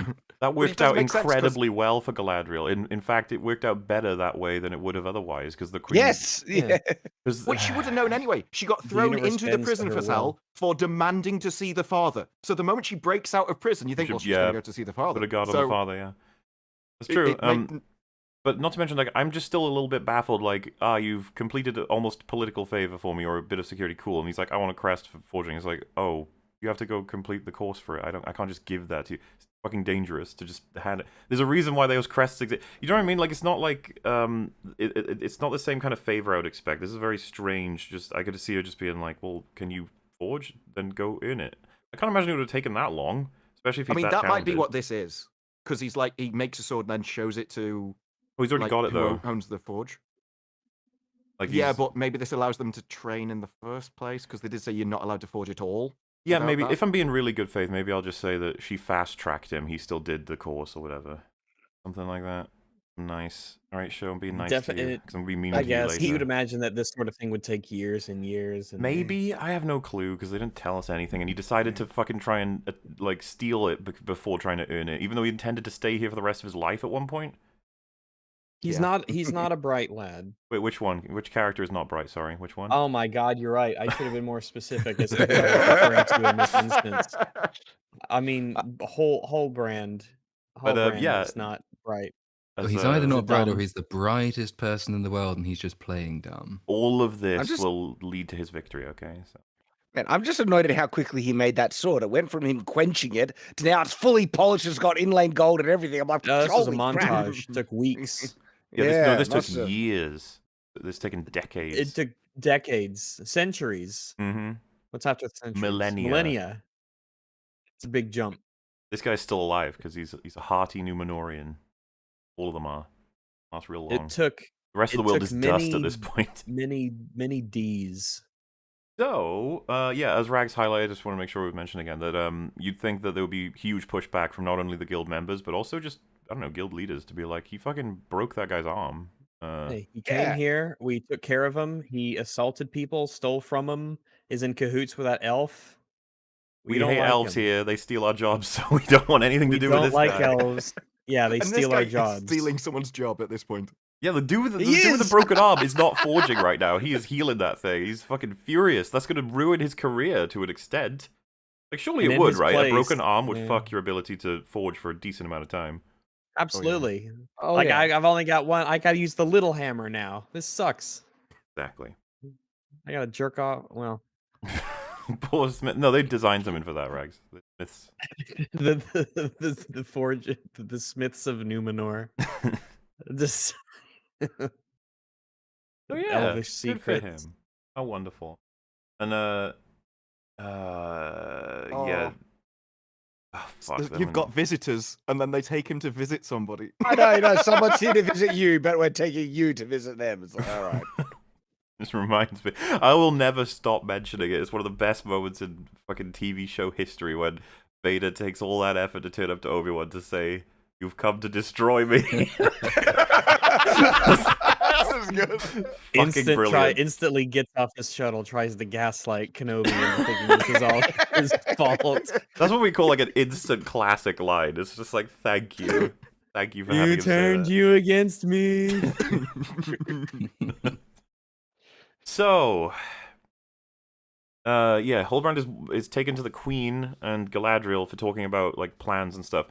And I guess they ask him, "Hey, where are the orcs going?" And he says, "Toward the watchtower of Osterith." And it's like, how does he have any clue? It could be anything, right? They could be- Right. And even then, that information would be months old. It's like, oh, okay, so the tower's destroyed then. If like, you know. Yeah, you're right. Actually, he should assume they've done that already. Yep. Yeah. So Unless he knew something about that tower specifically, like why they. he knows Well- exactly the timeline because figured it all out. Well- Oh, then again, yeah, if he's Sauron, he would know the timeline exactly. But then again, Yeah, I would have thought that it would be that's what I'm subject to pretty significant change when he's not there for that long. You know, anything could happen, right? Isn't it determined by how long it Also- takes to dig the trench, and that's determined by how many people they capture and keep alive. So And also, if the only way he could know the timeline is by being Sauron, the one thing he wouldn't do is reveal to everybody else that he knows the timeline. that's because- actually true. This is the part that I don't understand. I feel like this show is going to absolutely collapse if they really do reveal this guy was Sauron the whole time, as opposed to Sauron possesses him at the end or something. I don't know. What they're honestly doing, I feel, is that Sauron at this point in time is legitimately on potential redemption arc. He's actually wanting to put away all the evil is done, and he's not actually up to date with the plan of Adar or anything, which is Okay. stupid beyond belief. But that's what I think they're doing. I'll be curious got a about that different take change on of that. character then. I think he's doing a Sheev Palpatine, and Galadriel is his Anakin, so he is already evil, and he's trying to turn her over to his side. See, I think if you're They right on keep that, saying there's going to be a lot of questionable decisions throughout this whole season if that's true. Yeah, but a that lot more. scene with him Saying, and "I don't wanna go Galadriel where he back says, there." "Yeah, he's like, never wanted to go back," and all that crap. And the scene in this episode, I but feel. then he says, "I do," and that's what happens for this episode. Yeah. Well, look, yeah, they contradict Well, everything. So only after she came and manipulated him into it. He's Yeah. he's going back for her, but his own personal wish is to stay there. And he talks about, "I've only wanted to stay here to find peace. I just don't want to go back. You're luring me back into a life that I wanted to leave behind." So everything he's saying is, "I don't want to do this," and she keeps coming back and basically emotionally blackmailing him into going against his own will. So Well, that's one of the problems with the dialogue in the show. There's never any ounce of pragmatism from anyone. It's all just, oh, the signs. Oh, I had a vision, or oh, your emotions and your feelings, and oh, because I can't stop, and like, shut up, stop. Does anyone want to do Like, something quit. intelligent Give me- instead of give let's me give a- ourselves up to the orcs? That's a good idea. No, And then I, they just do it, and it's like, what Yeah. the fuck are you doing? seriously, we'll get there in that scene. But when Galadriel says her reason for keeping fighting is because she just can't stop, it's I like, can't stop. Are like, you alright. kidding me? Yeah. Like that doesn't change anything for me. Like all these appeals to emotion, and it's like it's no, you have to give me a reason. Yeah. This is a big decision for me, and You even know- though in the end I fucking, I don't know, I guess I want to be king for I guess because of these appeals. I don't see the connection between Like, it these ma- dots. Don't have any lines between them Mm. that have been connected. Back in the day when people were being overly emotional, not seeing reason, the go-to thing to do was just give them a good slap and just like, wake up. It's like, Yeah, Pull because yourself together, woman. they're like, oh shit, what? Oh, so it's always a woman. If you There are scream, plenty of then the stupid men in this Platoon will show. let go of you. I need to work on my. So- actually, the film Hail Caesar has like a guy do that, but he does it to a woman at the beginning, but then there's another guy's being unreasonable. He just slaps the guy. It's like, wake up. It's like that scene from Airplane where it's just a line of people ready to slap him. Yeah. Now, We need to bring that practice back for the characters in this show. There are so many people need a good logic slap. Everyone you need someone who has this basic intelligence, who understands cause and effect. And he just needs to grab him by the shirt and just slap him. No, damn it. Reasons. Think. Use your brain. Use your brain. so on the topic of really shitty dialogue, this is something that we've pointed out too many times, myself, Rags, and Franny, to not feel like this is becoming a very real thing. You know, like really shitty choreography can be an indication that the writing may be bad too, or really shitty armor work. You might be like, because if they didn't care about that, maybe they didn't. Not necessarily true, but it can be sometimes. But there's this thing. There's this From that raises a thing. brow. There's this thing that's like not necessarily connected at all to whether or not something is well written in terms of how dialogue goes, and it's just been really interesting to notice. Feels to me the shows that land on the good side versus the bad side when it comes to dialogue will have characters just noticing each other and what they're saying versus not noticing each other at all and what they're saying. Now, Yep.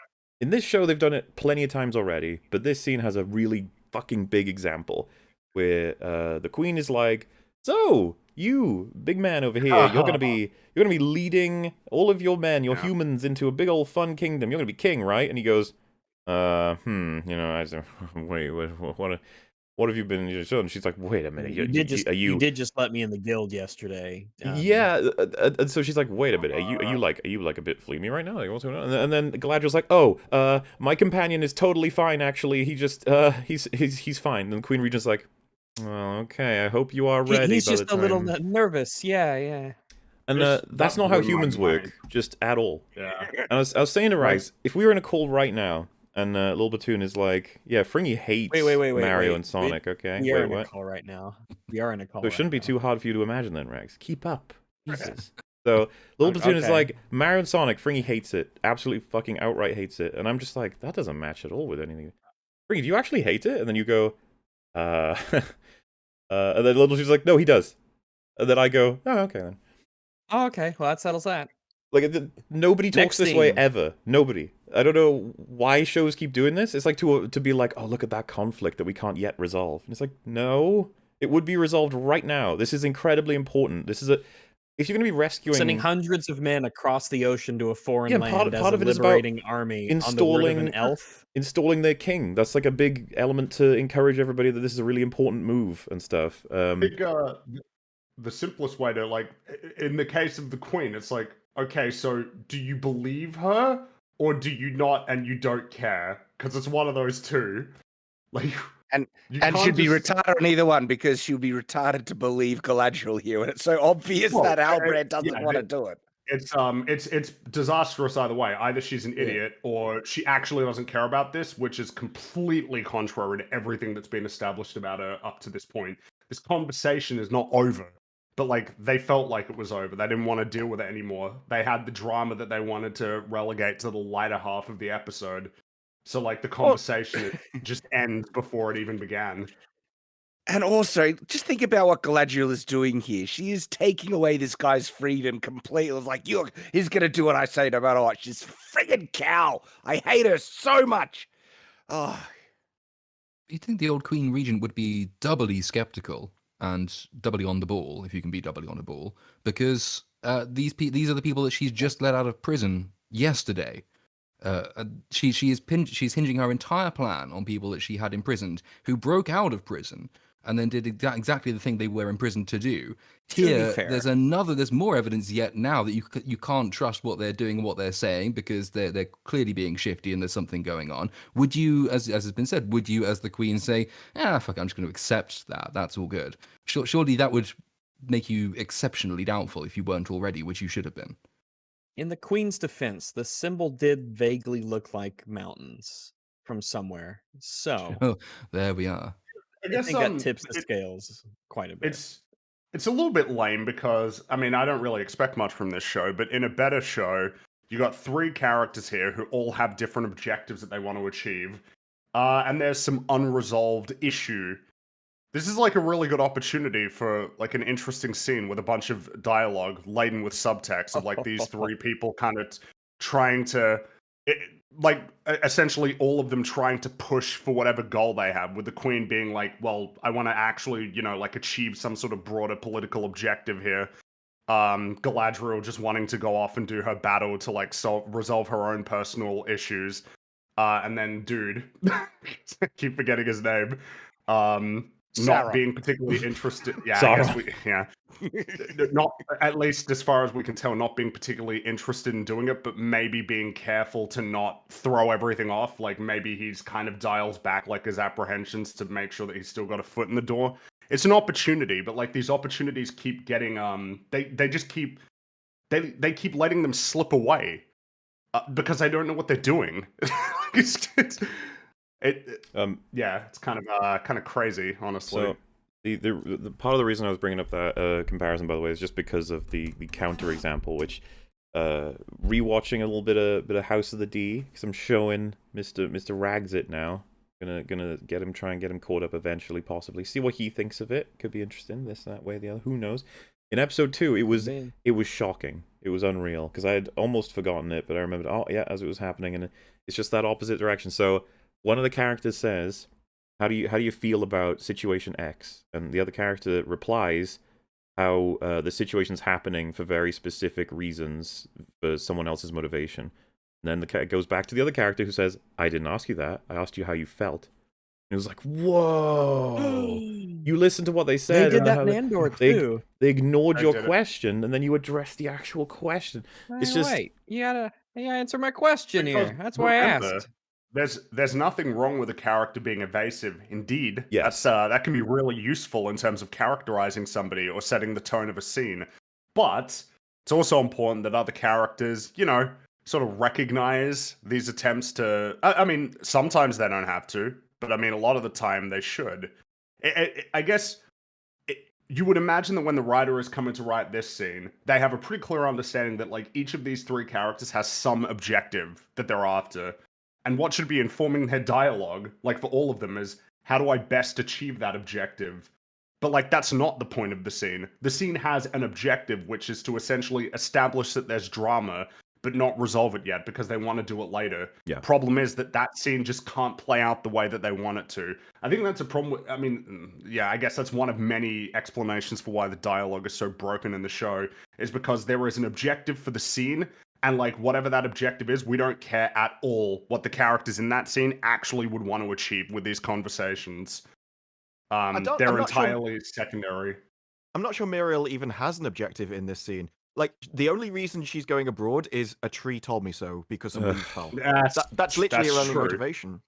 Well, I would agree that the motivation is shallow, but even if that exists, it's like you got to use it. You got to do something with that. The problem to me is what annoys me. It's tied as well. It's not just the petals. I mean, it is tied to the vision from the Silmaril, and then of course you have the prophecy, which hasn't really been very well explained. No. In the show. But the prophecy is didn't know supposed anything to about be. it's. The prophecy is supposed to be that by turning away from the Valar and by extension by turning away from the elves, then you're inviting Numenor's destruction. And so, having seen the vision of destruction, what they are doing is going to try and hopefully, in her mind, rekindle the love of the Valar and save Numenor. So they're going to try and save the life of their city, and the petals is kind of like their inspiration to go, or the instigating factor. That I think the show has tried to say that. I don't think that that's a purely lore derived thing. It's just that I don't know that I would have necessarily understood any of that had I had not already read the book. Because It's I don't really think not that's. well set out. I don't think that's what the show is saying. Like she knows the island's going to be destroyed, but she doesn't know why or what's going to cause it. So at first she tries to stay because she thinks that will prevent the disaster. No, And she then tries to send the- Galadriel away, right? Yeah, Yes. like she, Right, she yeah. she thinks if I go over there, it may like backfire on me and cause the disaster. So at first, her plan is to just get rid of everything, and that'll keep us safe. And then when the tree petals fall, she's like, "Okay, that's clear. That's a sign that I'm doing the wrong thing. So I've got to do the opposite of that." But I don't think she knows anything about following the elves or. But turning Yeah, hang back. on. the Well, no, sign 'cause is there's a- so. That's There's a large- inseparable from the Elvish question. I mean, given the Oh, Galadriel's guys. presence, thing that There's a larger context here because we know Numenor will be destroyed.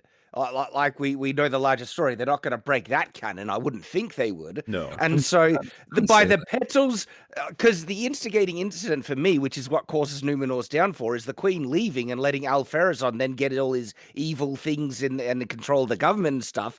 But she's leaving because the petal is telling this, oh, it's important that you leave. So it's actually the petals is like the greater god of this universe telling the Queen to leave, which is causing the destruction of Numenor. Dude. It's all just. It's all poorly explained, ambiguous, like prophecy, fate, destiny, God, religion stuff. Mm. And it seems like every decision is based around this very poorly explained element of the universe. And there's in it, and I'm like, I don't know why anyone's doing what anyone's doing. Just these vagaries of supernatural things. And I can't follow this. There's no connecting lines for me to follow Well, as yeah, an audience member. The leaves dropping when Galadriel's leaving. She's like, "Oh, so we're supposed to fight the war in Middle Earth then?" It's like, whoa, whoa, whoa, whoa, whoa, whoa, whoa, whoa, whoa. That could mean many things. If you're taking it literally, that the leaves dropping is the god of your place saying no. It could just mean keep Galadriel here. Could be that. Here, or do we send her with troops, or like, do I need to go? Do we need Exactly, to, like I have a whole kingdom to run. I have What if no the idea leaves? what I'm gonna do. What if the petals meant that she's doing the right thing, and she was doing such a right thing that like all the petals was like, yes, you're doing it. you're doing Like, so no, good. you're getting the wrong impression. Don't take it. Oh, damn it! It's like, oh, I'm trying to give signs, and they just misread. Yeah, there's Can only you so just- many why times don't the you tree could just say appear no. to me? You Why don't know? you just show up and tell me what to do instead of giving me these vague guide direction things with tree flowers? Hey, it's a god, Like, okay? What do you need to do? See, You're I a think God. Just come you down and tell me what to can- fucking do. you can do that sort of as a narrative device. There is I don't remember where it's from. There is an old sort of parable example of there's a man and he lives in a city and he gets his fortune told, and the fortune tells him that he will die in the city that night. And so of course he gets scared shitless and he runs away to his Told the brother's story house last in the time. next city, where he is then killed because the city was not specified. So like the idea that you can't escape fate, but that you're only able to judge or prejudge your fate by the available information, you can therefore be surprised, is something you can do. It's a legitimate dramatic thing, but you have to earn the audience's patience and understanding for the payoff then to be worthwhile. Otherwise, it just seems irrational to be making these Because I was going to say decisions. that in your example, that he's avoiding a city and ends up in a city. That's something. But this is the petals left when Galadriel was leaving on a boat. So that means we must go to war. It's like, wow, that's a jump. Like, Yeah, because I Yeah, So no, I just agree to with that. keep her Definitely. here. I think the vagueness in this is deliberate. I think it's part of their whole mystery box thing that, we'll just draw them in because nobody's quite understanding what's going on. And it also has a side benefit of a lot of people will think it's deep simply because they don't comprehend what it is. So they think there must be Yes. something more there Yeah. that you just can't comprehend yet. But if you keep going, you'll definitely find out this really complex plot will reveal itself. And then you've got the other side where people will use that and their knowledge of the books to explain things that may not even be in the show. But like, no, you just don't understand. If you take this bit from this book, then and so you create this little army of people that will defend the show for things that it hasn't earned or doesn't deserve, and probably will never happen. You're absolutely right. This vagueness is smoke and mirrors that idiots use to try and feign, greater intelligence and wisdom in when they lack the capacity to achieve it naturally. It's really frustrating. It's being invited by the show as well, Mm. because it does keep throwing in mentions of things like the Valar, and there's a few names in this episode. I think it mentions Aule, for example, some of the Valar, which, well, they're only understandable if you've read the books, and so they sort of appeal to people who have and say, Yeah. so this is all part of the grand design, isn't it? Even though the entire design has been uprooted and shifted around and the timeline's been fucked, and actually there's no guide you can take from that anymore because they can change any of the canon they choose to. So they are inviting that kind of sympathy from a certain sort of class of the audience. It's sort of dishonest and a bit shameless, but they are trying, and I gather for a couple of people at least they are succeeding. So, separate to the conversation we're having, there's another thing that bothers me here with the Queen and what she does. From an outside observer, all these people distrust elves. Oh, An that's elf me. arrives. An elf arrives, right? And she's like, "No, we won't do anything for the elf. We distrust you." Then the elf sneaks into her bedroom, and now she's committing an entire army to the elf's cause. I'd be thinking, "Holy crap! This elf just like." Mind controlled our queen, and the government is completely subverted. What the hell is going on? But no one reacts with any logic about what's happening. They're just like, "Oh, we're going to war. Yes, let's do it. We're all We good." were. I mean, we had mentioned it, Muller and I, when we watched these, when the soldiers are leaving the city. I'm like, man, like, do you all know why you're going? Yeah. Do any of you know why you're doing almost this? hope Why they any don't. of this is happening? Because of how depressing if they do. Well, I assume that they don't. I don't know what they would say. Yeah, I mean that's a good point. How do you justify this? It's absolute nonsense. I think we hear like passing comments in some scenes that are like, "We're going on the word of a stinky elf and her stinky human." Like, what the fuck? And it's like, that guy's right. I mean, Yeah, that's a good That's the objection. missing It's like, scene, though. So you've got our Farazan, who's going to be this incredibly integral character, and has been portrayed in the show until this point as much more the voice of the people than the Queen is. And you do see him at some point in the show going through a crowd of people who are very angry at the fact that they're going to war. The missing scene is him addressing those people. It's like, what does the demagogue do when he's lost the people who support him? How does he win them back around? How does he get public support, which then explains why the people are so willing to go to war when you see the soldiers actually leave? And it fills out his character if you do that. It fills out the politics of the world as you do that. It fills out Numenor's place in the world if you do that. And It's it wouldn't tough have to taken write, more though. than one scene to do that, but they don't do that. they skip would it, be and it's so difficult. weird. I mean, they had the scene when the chick and the guy were talking, and it was like, "Oh, don't go to war," about all these people complaining about them going to war, and then when they leave, the entire city is cheering and everyone's on board. I'm like, hang on, what happened to the people that were objecting? That's a reasonable objection, but no, now I don't even know why these people are cheering. Yeah, no, it's bizarre. Yeah. They were paid. Like, that's the only way to explain it. Farazan paid them. He's like, I don't know, just cheer or something. I don't know. We'll get another trade partner. That's cool. So, in conclusion, with this line, given that I've staked my name upon it, I should hope so, in reference to him leading men in as a king once they get there. Seems to me that she wouldn't even bother being like, oh, he will? Cool, when it's suggested in this moment that he absolutely will not. She, as Queen Regent, should be like, wait, are you fucking serious? I've been told this whole time you're 100% on board. Are you telling me you're not? You wouldn't go, and then Galadriel go, I no, raised he an is, army he and is. everything. He totally Like, we is. got That's the thing, ships ready. It's not even like you have doubts, even. Like, even if you got a doubt, man, Yeah. I'm committing a lot to, like, help here. Exactly, This that's why I hate it. She's the often not in character, the dialogue never goes the way it probably should, judging from what people... Because that's the thing, you have plenty of room with dialogue, you don't have to have, like, one line in particular out of all lines possible. But I just hate it when they just give up. There's a part in this episode later where two questions are asked and they're completely ignored. And I'm so tired of it when they really, like... They're questions that both the characters very much want the answers to. But like it's the way of the writers, like avoiding concluding that drama at this point. They don't want to do it just yet. Yeah, because they're not ready to do it yet. So we can carry on from this scene. At least I think. Yeah, he fucking slaps down his little thing to symbolize that like he's the king or whatever. If I were Galadriel, I'd be like, Jesus fucking Christ! If the queen sees this, Oh like, god, she's oh gonna god, be oh god, oh pissed. god. This is all going wrong. Maybe I could just dress up some random elf guy as a Halbrand and be like, no, this is him. It's fine. We got the king. It's all good. We're going. And that That is the only thing that links him to being that king. He's got Yes. a pouch that he says himself he took stole. off a dead man. And they're like, oh no, you're definitely the king. It's ridiculous. No, And it no. is insane the assumption Galadriel's doing here. I couldn't believe it. It's like, holy crap. She assumes rightly so, though, that this universe will bend itself towards her will, regardless of Yeah. how much sense it does or doesn't make. And- So it seems to be in character. It You are makes right sense. about, by the way, about the whole never occurred to me you would hand me over for a guild crest. It's kind of funny because if that scene with Farazan, he doesn't say, if you give me a guild crest, I'll tell you where she's going. He just tells Farazan. Yeah. So it's just like, was he then later like, hey, you know I helped out with that. Can I have a guild crest now? I could see Farazan be like, no.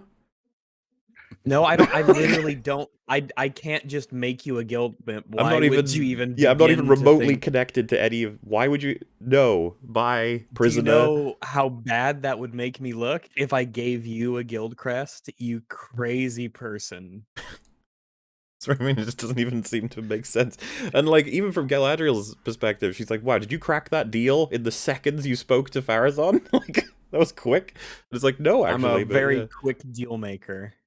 Uh, I'm in the deal guild. yeah, and so he's like, you've used me. And then she went, I've convinced them to send armies to save your people. You manipulated me, really. Oh, that friggin' line! What a Actually, She's Actually, you're the downright one trying to abusive manipulate in how she She speaks is. to people. fucking cunt.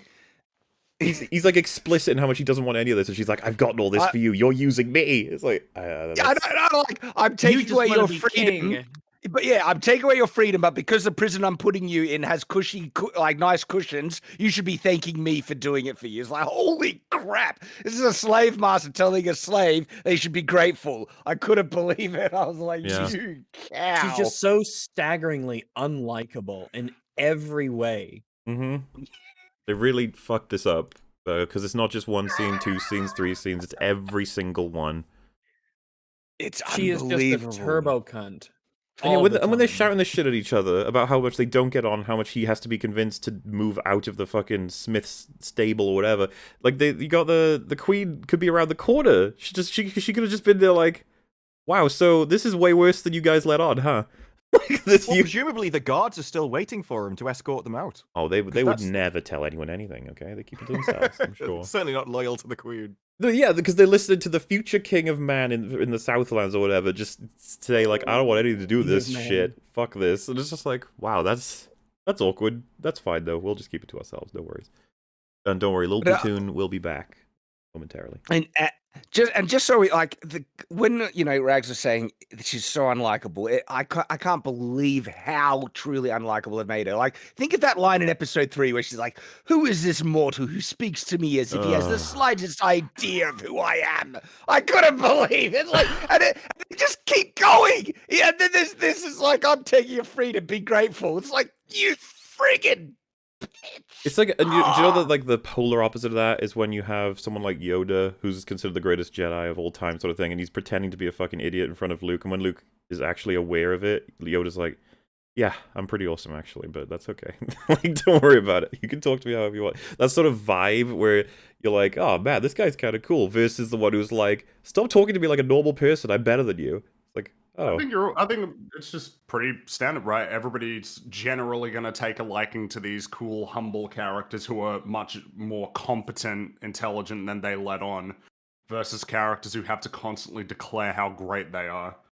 It's like you could only behave this way and get away with it if you knew that the person had no other choice but to do what you were saying. Because otherwise, like, you don't need them to like you, you don't need them to agree with you. They will just do it because of who you are. So apart from the fact that she's read the script and knows they're going to make that decision, you couldn't act like this to anyone because you would just immediately put them off what you're trying to do. Because she's not clever. She's got nothing on him. She just assumes he's going to do it, and so she can treat him however she wants and however crap she wants to treat him like, because he's basically Well, dominated. she's the by him. protagonist. She is the protagonist, so she knows that Well- everybody's going to bend to her whim. Which is, but again, she's a person in a world filled with people with their own goals. Yeah. Like seriously, this is the type of character who you would have built up as the villain to make the audience just crave to see them defeated. Because that's what I want. I want to see Galadriel just get what's coming to her and humbled and defeated in some way. And I that's not what you want for your protagonist. You don't want me rooting for her The destruction. destruction. I wish everything gets in her way. And hey, they did kill her in the, I mean, the latest episode. So that's Seriously, I know, I cheered when that pyroclastic cloud hit her. I was like, all right, I'm good. Rings of Power is done. And that's my head canon. Everyone died. Yeah, the credits rolled after it. It's a That's the good ending. 6-episode series in total. This was a weird adaptation, but fine, you know, it's whatever, it's done. She's dead now. She got a good run. Quote unquote. How are they going to explain why everybody survived that? I'm sure they will. They're just Yeah. going to have them survive. She's going to be walking like, covered in Cheeto dust, and she'll Like be a like, fire. It's not Yeah. hot or something. It's magic. Magic, It's cold fire, just, cold you smoke, know, cold everything. There was electricity in it. Oh, It had come its on, we've own all been weather there. system. It had its own weather systems. Oh. Well, Over to the We'll get there. Harfords, which once again I was like, oh god, here we go. we got Fucking- the cannibals. Yep. Keeping that in mind, right? Because there's lots of memes that have been made from when we last talked about it. It's like it really does come across that way, but keeping it all in mind with the fucking dialogue they give us this time around is surprising. We have our team who are like moving their way through this forest, and logistically speaking, they are in the same forest as the other Harford selection of people. They're actually quite close by now because they bump into one directly, and it's like, oh, okay. It looked like you guys they were caught up just to him on the beach. yeah. So I just I thought they had no hope in hell of catching up, but they have. So good for them, I suppose. Now we've got it's Yeah, so hard. manpower. So hard to remember the character names. They noticed there's footprints for the wolf, bear, pig things. And how? Man, Like, dead pig. it's miles away from the road. I don't even They're know not how quite to man bear spot the pigs. footprints. And this actually really pissed me off because they spent a good moment in was episode 1 showing that a wolf was watching them when they went to pick berries and everything, and they do nothing with it. And if they're trying to say that this is the follow-up from that setup, bullcrap. Piss off! They are miles away from that first wolf. There's no way that wolf tracked them out entire time. No, this is a new reintroduction that now they're running into wolves on their travel, which means that scene in that first episode was completely friggin' pointless. They would Did tell you. nothing. They would tell you that was introducing the wolf. The problem is this introduces the wolf. So, They actually have It to does say exactly. wolf This is again. the introduction. so yeah, I agree. What's the point of all of that if you're just going to do it again? And as you said, like it's not like it was the same fucking wolf or anything. Like it's like he's back, Jeremiah the wolf. Go get you. And yeah, It just shows the incompetence of the creators of this show. Oh. and I think, Rags, did you say the way they shoot this is like they just walk toward the footprints directly as though they've been told to go there instead of like it's very Yeah, unlikely they if would have noticed it. They're on the road. They're walking around, and then we just see Nori and Fat just arrive there. They're just at the footprints now, looking down. Oh no! Yeah. They're like, "How did you From even all the know way to over there. come Yeah, you got over the here? road You just there. teleported here." So there's no reason for them to walk all the way over here and find these, but the show is just like, no, they did. And you're like, oh, okay. They even That- walk past a set of footprints which are closer. I only just noticed that as it scrolled down. It's actually true, yeah. So it's yeah, okay, well, be scared, wolves. Then we get the next bit, which I was so fucking shocked that they did this. It's just doubling down. Basically, Lenny Henry's like, oh, being told by this lady, I don't even know who this is, his wife maybe, something, I don't know. But she's like, oh, not a good harvest right now. Must be because of that toll guy they have. And he's like, I don't know, what do you want me to do about it? And then she's like, we should have taken their wheels and left them. It's like, Yeah. oh, Jesus Wow. I Christ. don't like Oh my for all the God. implication that these guys are psychopaths, they really wanted to confirm it in this episode. It's nuts. Sabotage their cart to leave them to die in the wilderness. What is wrong with you? Why would anybody continue to live Especially in if this they're van? keeping up. Like you're Hey, just yeah. evil. I You're don't know just why, evil. Why do they bother giving us then the also- shocked expression from Lenny and then- Henry if it's and normal enough for her to suggest it? And on top of it, right, this isn't for an actual crime or anything. It's for eerie portents that they're reading in the, like, it's, we can't find food because they Yeah. got a person with them. And that's validation enough for them to, like, kill people.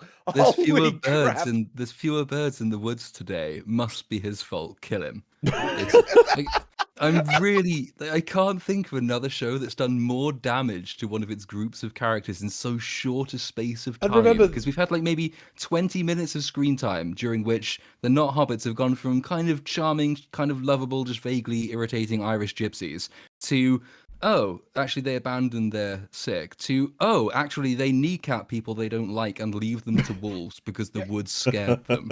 I think they were. I think think, they were meant to be comedy relief because you had that whole chair rolling down the hill, and it was Yeah. very sort of Yeah. 70s kind of comedy kind of stuff. And then we've got and in the very next scene, as it's just pure evil, she's actually talking to the people that she said, "Yeah, I think we should go and kill him," as if she's their friend, as if, "Oh no, just tell me what's going on." She's so two-faced.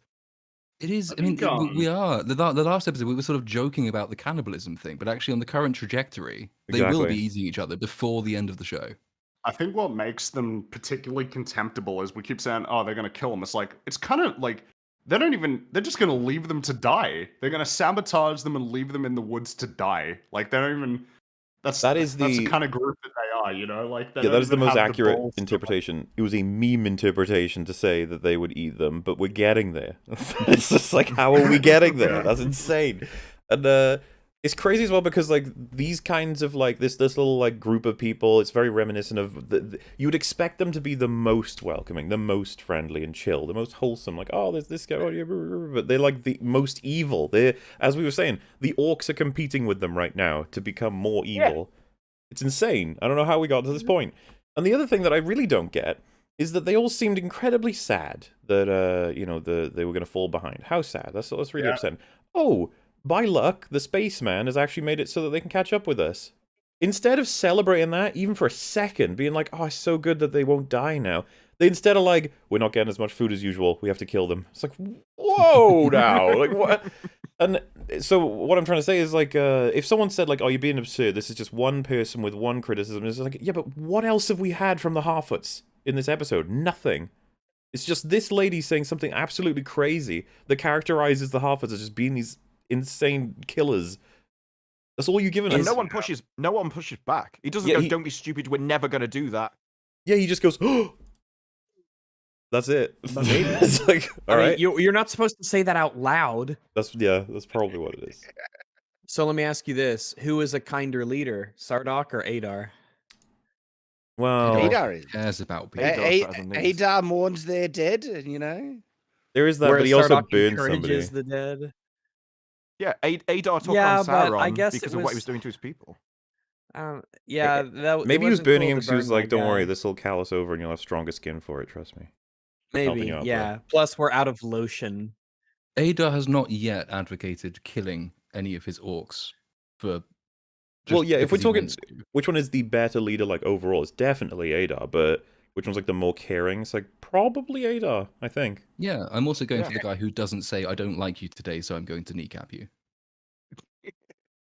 But it's not just kneecap; it's kneecap them in a wolf-infested forest. It's like they know that it's death. They are Yeah, they're definitely you know, killing them. condemning them to death. Yeah. Yeah, but I think know we they would all wouldn't be leaving agree- them to the wolves. If you needed, like, these wheels in order to save your own life and someone takes the wheels away from you, they are killing you, right? That's fair? Yes. Yeah. And then they will write your name down a book and then tell you for the rest of eternity, "We will wait for you." We will tell lies about how you died. After we deliberately left you behind. And laugh about why you die if it was in a comedic way. And if you're an idiot, they'll be glad of it as well. So, We'll laugh at your horrific demise at the death of bees. Death by bees. so Not funny. being killed from that. Oh, Yeah. especially if you're a Harfoot and you're little, which means bees are like 5 Oh, times you're the size right. they normally are. Oh, a swarm of them stinging you to death. Fuck me, that must be a terrible way to die. They're all suck. like, what an idiot. It's like, thanks, guys. I mean, we wait for you. Yeah. We yeah, wait- oh, yeah, that's we what wait for you, meant. sure, Yeah, yeah, that's we're very sad. So, yeah, the wolves start attacking. Everyone's panicking. And I was saying to Rise when we were watching it, I was like, So I guess they don't have like anything close to a warrior or a scoutsman, hunter, anything among them that could actually like fashion any kind of weapon, right? To the point where they don't, not even like cutlery, anything.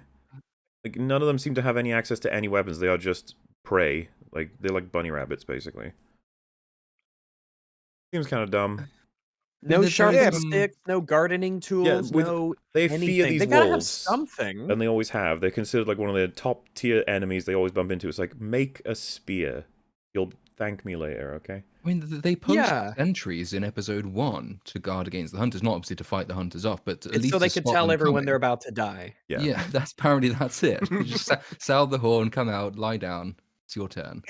You know, it makes me think of the film Willow with the race of dwarves. They have warriors amongst them as well. It's like they have a far more rounded civilization and balanced, like society by orders of magnitude compared to these friggin' half-foots. As someone in chat just said, was like, oh, they have a strategy. They throw their weak at them and then run. I never outrun you. Yeah. That's why they're one of the few. They're one of the few True. communities that are glad to have old and weak amongst them. It's like it's like when you have it's like recharging shields over your health bar. You could just throw the weak and the elderly at your enemies before it starts to hurt your actual health bar. Oh, they should have done that in this scene with the wolf chase. If you just like picked one of them up and lobbed her at the wolf. They lobbed her and ran. Well, lucky for them, they're almost to the point of dying. It looks like Nori's about to try and break off like a branch to use it potentially as a spear, but not gonna be able to do it in time. I thought it was going to be the cliche, you hold it and the wolf jumps on it itself kind of scene. So I thought she it saw was the She saw the episodes where Black Elf was just pulling things off trees and stabbing orcs with it. And she's like, "Oh, I could do that." No, right. I'm sure that was wasn't that the knife tree where he pulled a knife off the tree? Isn't that what that was? Because it stabbed right through. He pulled off it just grows knives. That's the knife tree. Yeah. Knives are beautiful as a species. They just grow in the wild. Guys, sticks are very powerful. The guy knew it. The elf knew the power of the stick. So powerful she couldn't even break it off, and that cost her. Yeah. This is. I liked how what? they were going to say, "Oh, the wolves are chasing us. We need to climb a tree to escape the wolves." And then they climb a tree which is about 1 foot off the ground and just stand there at in their teeth height defense for them. That's like 3 feet to a Harfoot. It's like a whole Like, I'm mile so to high. them. Yeah, look. Seriously Unfortunately, though, the wolves are twice as tall as they are to us. So really, they're still in the black. They're still in the red when it comes to Nori strategy. From this shot, right? Nori's at ground level. The woman that they were with, she's sitting down, like at ground level. Accepted her fate. On the tree. She knows she's dead. She doesn't care. She's like, fuck it, whatever. It's fine. There's plenty of tree to climb. They actually might be able to, get to some level of safety in that tree, but it's just like, nah, it's fine. Yeah, they start climbing. They have to have a lot of. You'd have to have a head start in a really good tree. I think I had said this scene reminded me of something from Ice Age, where you have the 3 critters. They finally get to them and they sort of stop together and they slowly all close in. Yeah. Ice Age was fun. I remember that being a fun movie. Yeah. Good times. So, what does Gandalf do? He turns up and he's like, I'm gonna get you. And he ground pounds. A famous move from the character Mario that he has clearly copied. So fucking OP, the ground pound. You could just spam it and it hits all the wolves. And it's like, ugh. Hey, he gets hurt, right? Gives his arm a little fleam and he's like, ouchie. Small price to pay. Yeah, you can't keep doing it, right? Something. But yeah, really lucky he was here at the time. Jeez, it could have been torn up.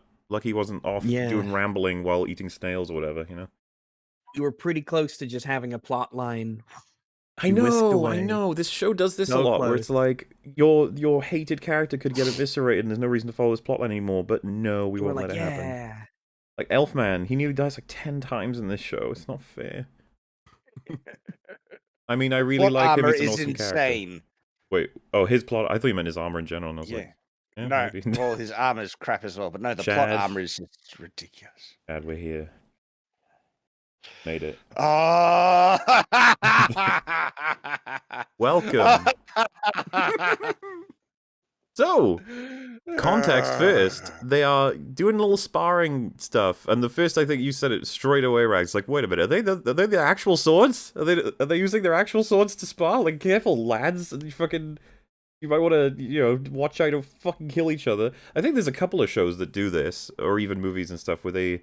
Remember when we watched Troy and they had the wooden swords when they were practicing? And it's like, hey, see, Madness. You can only practice with very, very sharp. The sharpest swords are reserved for practice because if you practice with very, very sharp swords, you will really do your best to not get hit. Now, I will Not say, only that, so I've done a full video breaking this down, and it takes an hour to try and cover everything. So I'm not sure We'll see we'll how go we into do. that detail. Oh my goodness! But they're practicing in the middle of a street on steps, and it's like, what? One, they could injure passerbys, and two, they don't have a barracks or anything to train in. yeah, It's so stupid. yeah, because it just looks like they just set up randomly, and there even may be stalls nearby for like merchants. They're just like, oh, you doing this? Okay, that's great. I guess my fucking business for the day is shut down. That's fine. Just you do you guys. Yeah. And yeah, as you said, on the steps as well. Like, what a Yeah. stupid way to add a variable where you're trying to teach them very specific lessons. And there's people trying to get past. It's like, excuse me, I've got a shop over there just to move. All right, no, I'll wait. Fine, sure, yeah, swing your swords around. Oh boy, It just yeah, happens so, to be next to Halbrand's forge as well. Just coincidentally, he's there at the sidelines. So funny enough, I think we actually, because yeah, I went through this episode on Friday Night Tights as well, so it's like it's all very deja vu. But here we go again. So it opens with her saying, because Elendil's like, oh, you could offer your assistance because you know everything and are really good and awesome and the best at everything. So you tell my men how to be better, please. And she's like, alrighty, there are many ways to kill an orc. Really? That is her Many? On a train. opening In the sentence rain. from this genius of warfare. And Many you're like, ways. I thought there was only one. I'm glad you were there to tell me, Galadriel. Thanks. I mean, we need a Was that- heckler in her audience to be like, whoa, one. never thought of that. Wow. Was yeah, I it's a was I the special only person- magical ritual. was I the only person that said out loud when they were watching it, stab him? Like, I was taking the piss when she said that line, and I'm like, what's the best way to kill an orc? Stab him. It's like, oh. And somehow, right, those two lines are very close to each other, but there's a little bit of cringe in the middle, too. okay. One more line, which says, but for you guys, I'll keep it strong and simple, did you say? Yeah. Yeah, you are Yeah, so stinking man boys. Translation: you're all retards, so I got to keep it really simple for you. Yeah, tell us, Also, what are the advanced now's moves, a good time Galadriel? to learn about killing orcs. This is the time, like right as we're about to step on the boats, essentially, Yep. and go off on this weird war across the world. Now, I guess we might as well tell you about killing orcs or something. It's like, have these guys not had any fighting? Well, they evidently haven't, but should they not have had any fighting experience against anyone? Because it's not just orcs that you can kill by stabbing them and twisting. Like, that's pretty much most humanoid creatures. You'd think they'd have been training with that basically since they first held a sword, which No, apparently, 'cause according to the You show, was would 5 minutes think, ago. but... This island You would doesn't seem think to a have lot. a military. These are just people that volunteered to go out of. Yeah, Like, these were they're not even traders and fighting merchants then. and stuff a few seconds ago. The Merchants in Numenorians, blood. people. You know, the greatest warriors in all the world, the Numenorians. Look at how great they are. They have to be taught to stab. Ah, What is happening? Oh, it's so difficult to watch. Yeah, but as that is the first command she gives, but it's stab, twist, gut. Is basically the most like tier Stab, 1 twist, thing gut? you may I think thought to you were do. talking. That's an orc, right? In the show, Stab Twist Gut. Yes, his name is Twisty He's a Good. good guy. He's a good What's guy. funny about that? Like that actually, by the wording, gives us a location of the strike in the gut, which is means No, that's to a gut slow something, I wound. guess. Like a gut wound is a slow death. It wouldn't be an instant kill. It's actually think one of the she- worst places to strike. I think she means like to gut something, To but like I but don't to know. gut- Like if let's say that you have a sword, right, and it's sharp and pointy and wonderful, and you stab someone with it, do you want to twist and gut, or do you want to just like pull it out and do that again? The thing, Like, do you want to the twi- twist it? the twist and withdrawal of a sword wouldn't do. Like if you're thinking of gut, like throw out all their entrails onto the ground. A stab and a twist wouldn't do that. You need a big slice You right need down their nape. room. Yeah. need, like, Exactly. room need to a twist spread it open around. nape. Yeah, It's just all retarded. This wouldn't do what you're thinking you're saying it would do. And- You're just stabbing them in the gut, and they wouldn't die. They'd still be. By the way, If you- Shad, so you like stab forward and then pull back and then stab again and then just fucking have it's a party, man. Just keep stabbing until it's dead. But So, it's None of this worse than twisting that, and gutting. because I've only just realized, I think this is meant to be like an Easter egg callback, because that's how she kills the troll at the start. When she's on his Stab, head, twist, yeah, gut. stab, twist, gut, and then the blood flies at the camera. Hang I think on. this is meant to be a reference But to she that. doesn't gut him. and she keeps she does. stabbing him She over and over and doesn't over with the again. troll. Yeah, she guts his jaw. This Yeah, is- and this right is- at the end, Guts it that's in what the- kills she him. guts it in Guts the his head. jaw. She guts his it's You ever an elvish guts technique. gutted someone's head? You could That do happens it. all the This time. is You my gut classic people's move. jaws. I did like that bit where she gutted it by stabbing it through the skull. Oh, That's, Yeah, that's how you do it. You, By the way- that's where the twisting comes in. You stab, but then the twist He's scrambled. that lets you gut. If you were some fucking fool and you decided to stab, gut, twist, it would just it wouldn't work. It wouldn't work at all. Everything would fall apart. It'd be embarrassing, and everyone would laugh at you for gutting before you twisted. It simply isn't done. Something. What about twist, gut, stab? That like. you What know, about Oh, spinning? don't even get even? me started on twisting first. Well, sort of Chad is like, so armor? What do we do with that? And she's just like baffled. She's like, Stab, twist, gut. stab, keep twist, gut. I told stabbing. you the 3 words. I don't care if they have armor. Stab, twist, gut. You know how this works. It's very simple. What if the You orc is haven't surrendering? What if they have information? Stab, stab. Stab, stab. Certain other Just- shows, though, have been telling us recently that being stabbed through the gut is actually not that big a deal, and you can carry on and recover within the space of an episode at most. So, is this really even the most effective battle tactic, given that most people seem to recover from being impaled through the spine? I don't know if that's what it's supposed Well, to that's be. because they didn't twist. See, Oh, God they damn didn't it, twist. guys. That was They it. didn't Shit, twist and yes. gut. They did the twist. Vader didn't twist and gut. He just stabbed. And With that's the why it didn't lightsaber, work. that's what we should have done, yeah. Well, I think when we talked about all that, it's just like, if you just keep the lightsaber in for a couple of seconds, they will do the rest of the work, trust me. They will take care of it. And the lightsaber cauterizes them, so as we know from this the next episode, that just magically heals everything if you get True, cauterized. You can 100%, survive yeah. all of it. So someone's going to highlight as well, Shad, you may have thought that maybe she's not gutting it, considering she's at shoulder height at this point. But they very handily pointed us out. Her shoulder height is actually the average man's gut height. Right there, see? Well, gutting is it's like a verb to gut something, not necessarily to stab in the gut, right?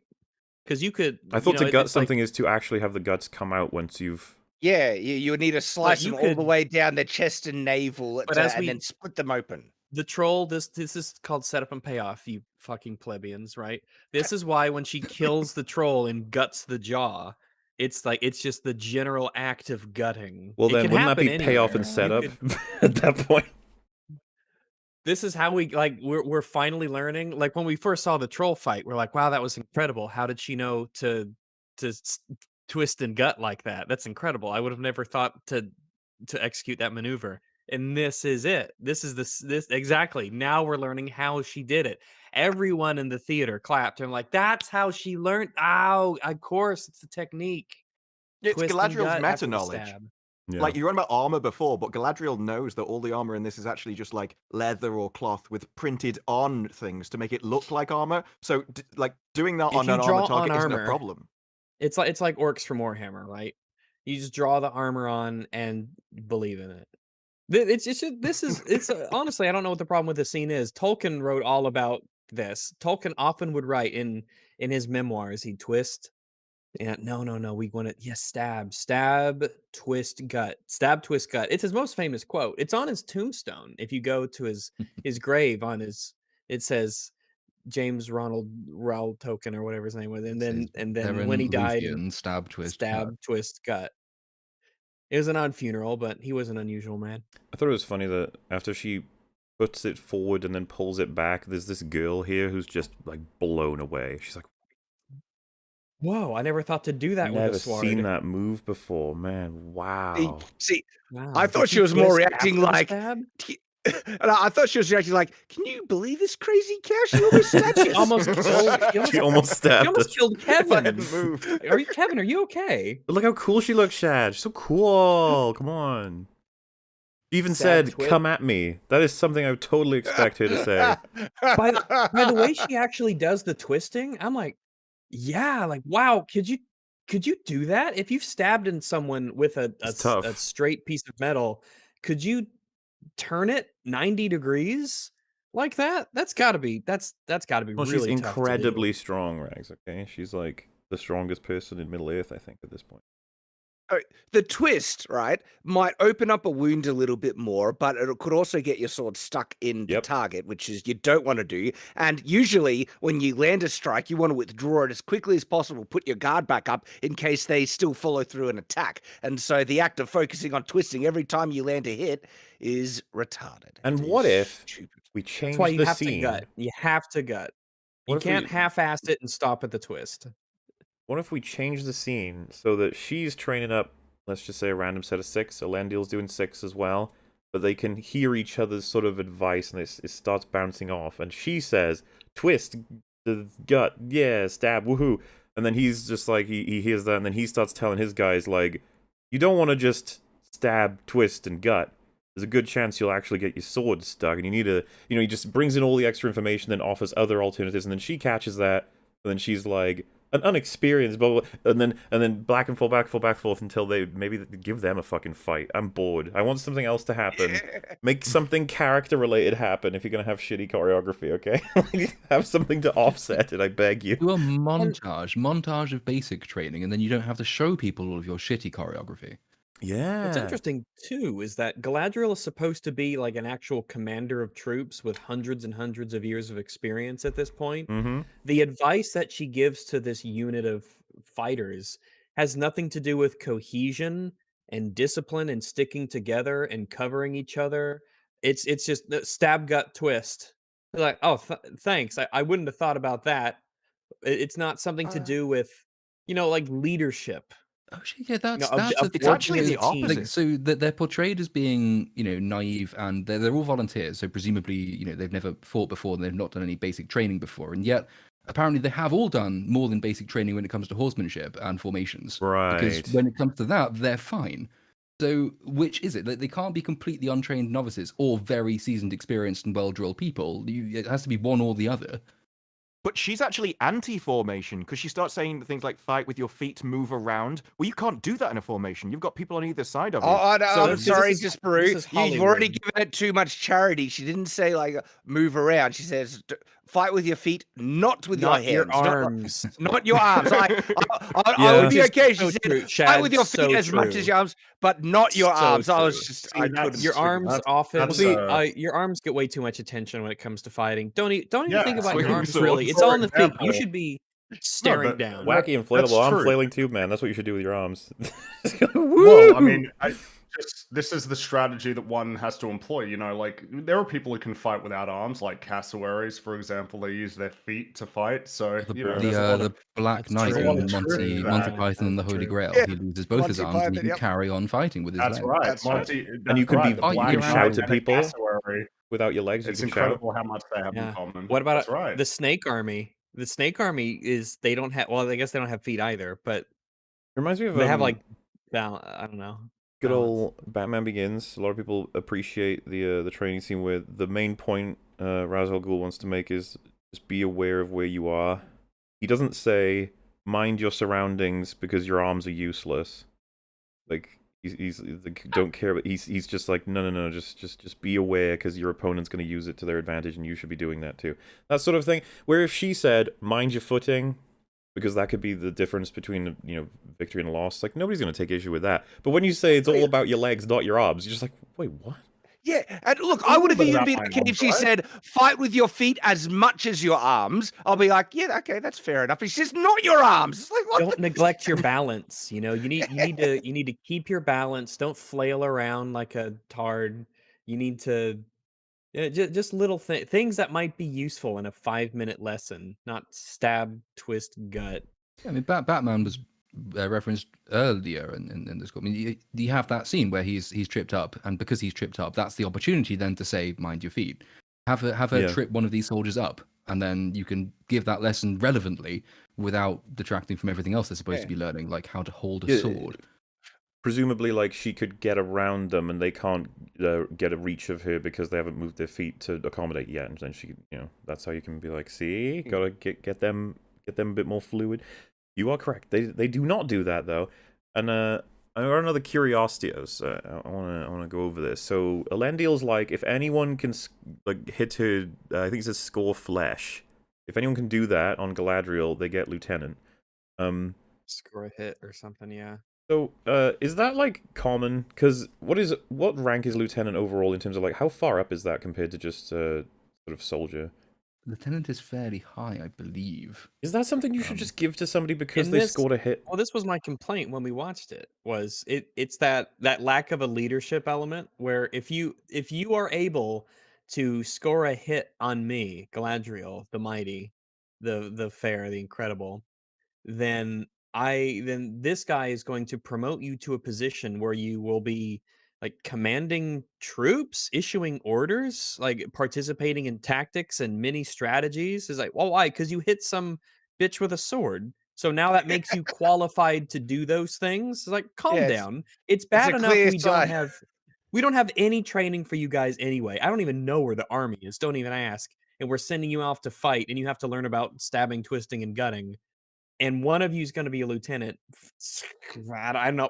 It pays better, so Yeah. that's something. I can think of It's- better ways to sort of order military affairs than essentially who wins the game of tag. And then they could just carry that going, because whoever tags the lieutenant can become the lieutenant instead.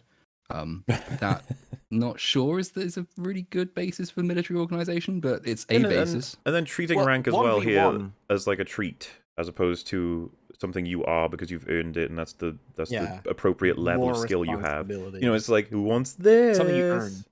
Well, 1v1 Yeah, would demonstrate skill, but this turns into 1v5, where it's just luck Yeah, at that yeah, point. If she happens to be dealing with Yeah, someone else when you're You're behind absolutely her, like it's not even skill.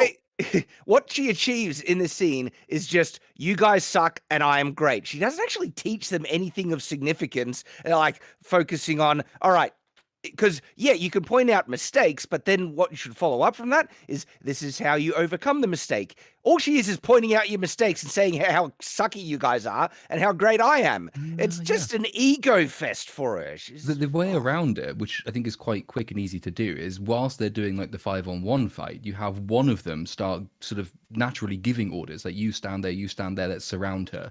And then as a result of the movement he's on the spot planned, he's the one who scores the hit. And then you accomplish both things, so that you show he's got natural leadership qualities, he also scores the hit, so it meets the criteria set out at the beginning. And it makes the fight a little bit more interesting, because at least you can see someone learning something from it. This isn't the first time we've seen this character. So we've had opportunities to show this stuff. Oh yeah. But he's just like some guy, And I wonder, is this going to hurt them by having them fight against her, who's so skilled the universe bends to her will and desires, versus how you're going to be fighting against orcs? That's Is this a the good point. kind of like Because they've never should you been be over there before. So for all they know, that's the fighting standard they're going to go and meet as soon as they get to Middle Earth. They don't know she's truly that exceptional. Yeah, So like- if they go over and expect that, holy shit, there's so much over there that we've just not trained or prepared for, that Yeah. could be psychologically hitting. It's like these guys aren't fighting like that elf at all. Like, oh, Yeah, he it stabs seems for like center mass- it's, pretty stupid, doesn't it? It's mainly just to show off. Yep. And there's so many things that she could have done that actually would have made sense for the lore. Like, say, orcs, they don't respond to pain the way that you'd think. So you have to go for an instant kill. They'll keep fighting, even Yeah. with chopped off limbs or gutted things. Or say, orcs, they're very single-minded creatures. They will they'll always throw attack real down a knives straight. at you. Yeah. They'll attack, say, down a straight line. So if you move laterally and get around them, you can flank them and hit them on the side. There's so Yeah, many like- things you could do that make sense. But instead, she's like, you suck, I'm great. Like, do orcs typically do these, like, dodges and everything? These, like, ninja So moves, you some of them know? showing right now this is when he first starts attacking her, and she's doing the dodges because she's so fucking cool. Look at this strike here. For a second there, this was getting me lost. I was like, didn't he hit her? He's like swinging and shooting up, and she only dodges Also, after it lands, if you will. Hang on top of that, he's doing exactly what Yeah. she said. She's stabbing and she's showing him that it doesn't work. So why did you tell him to stab?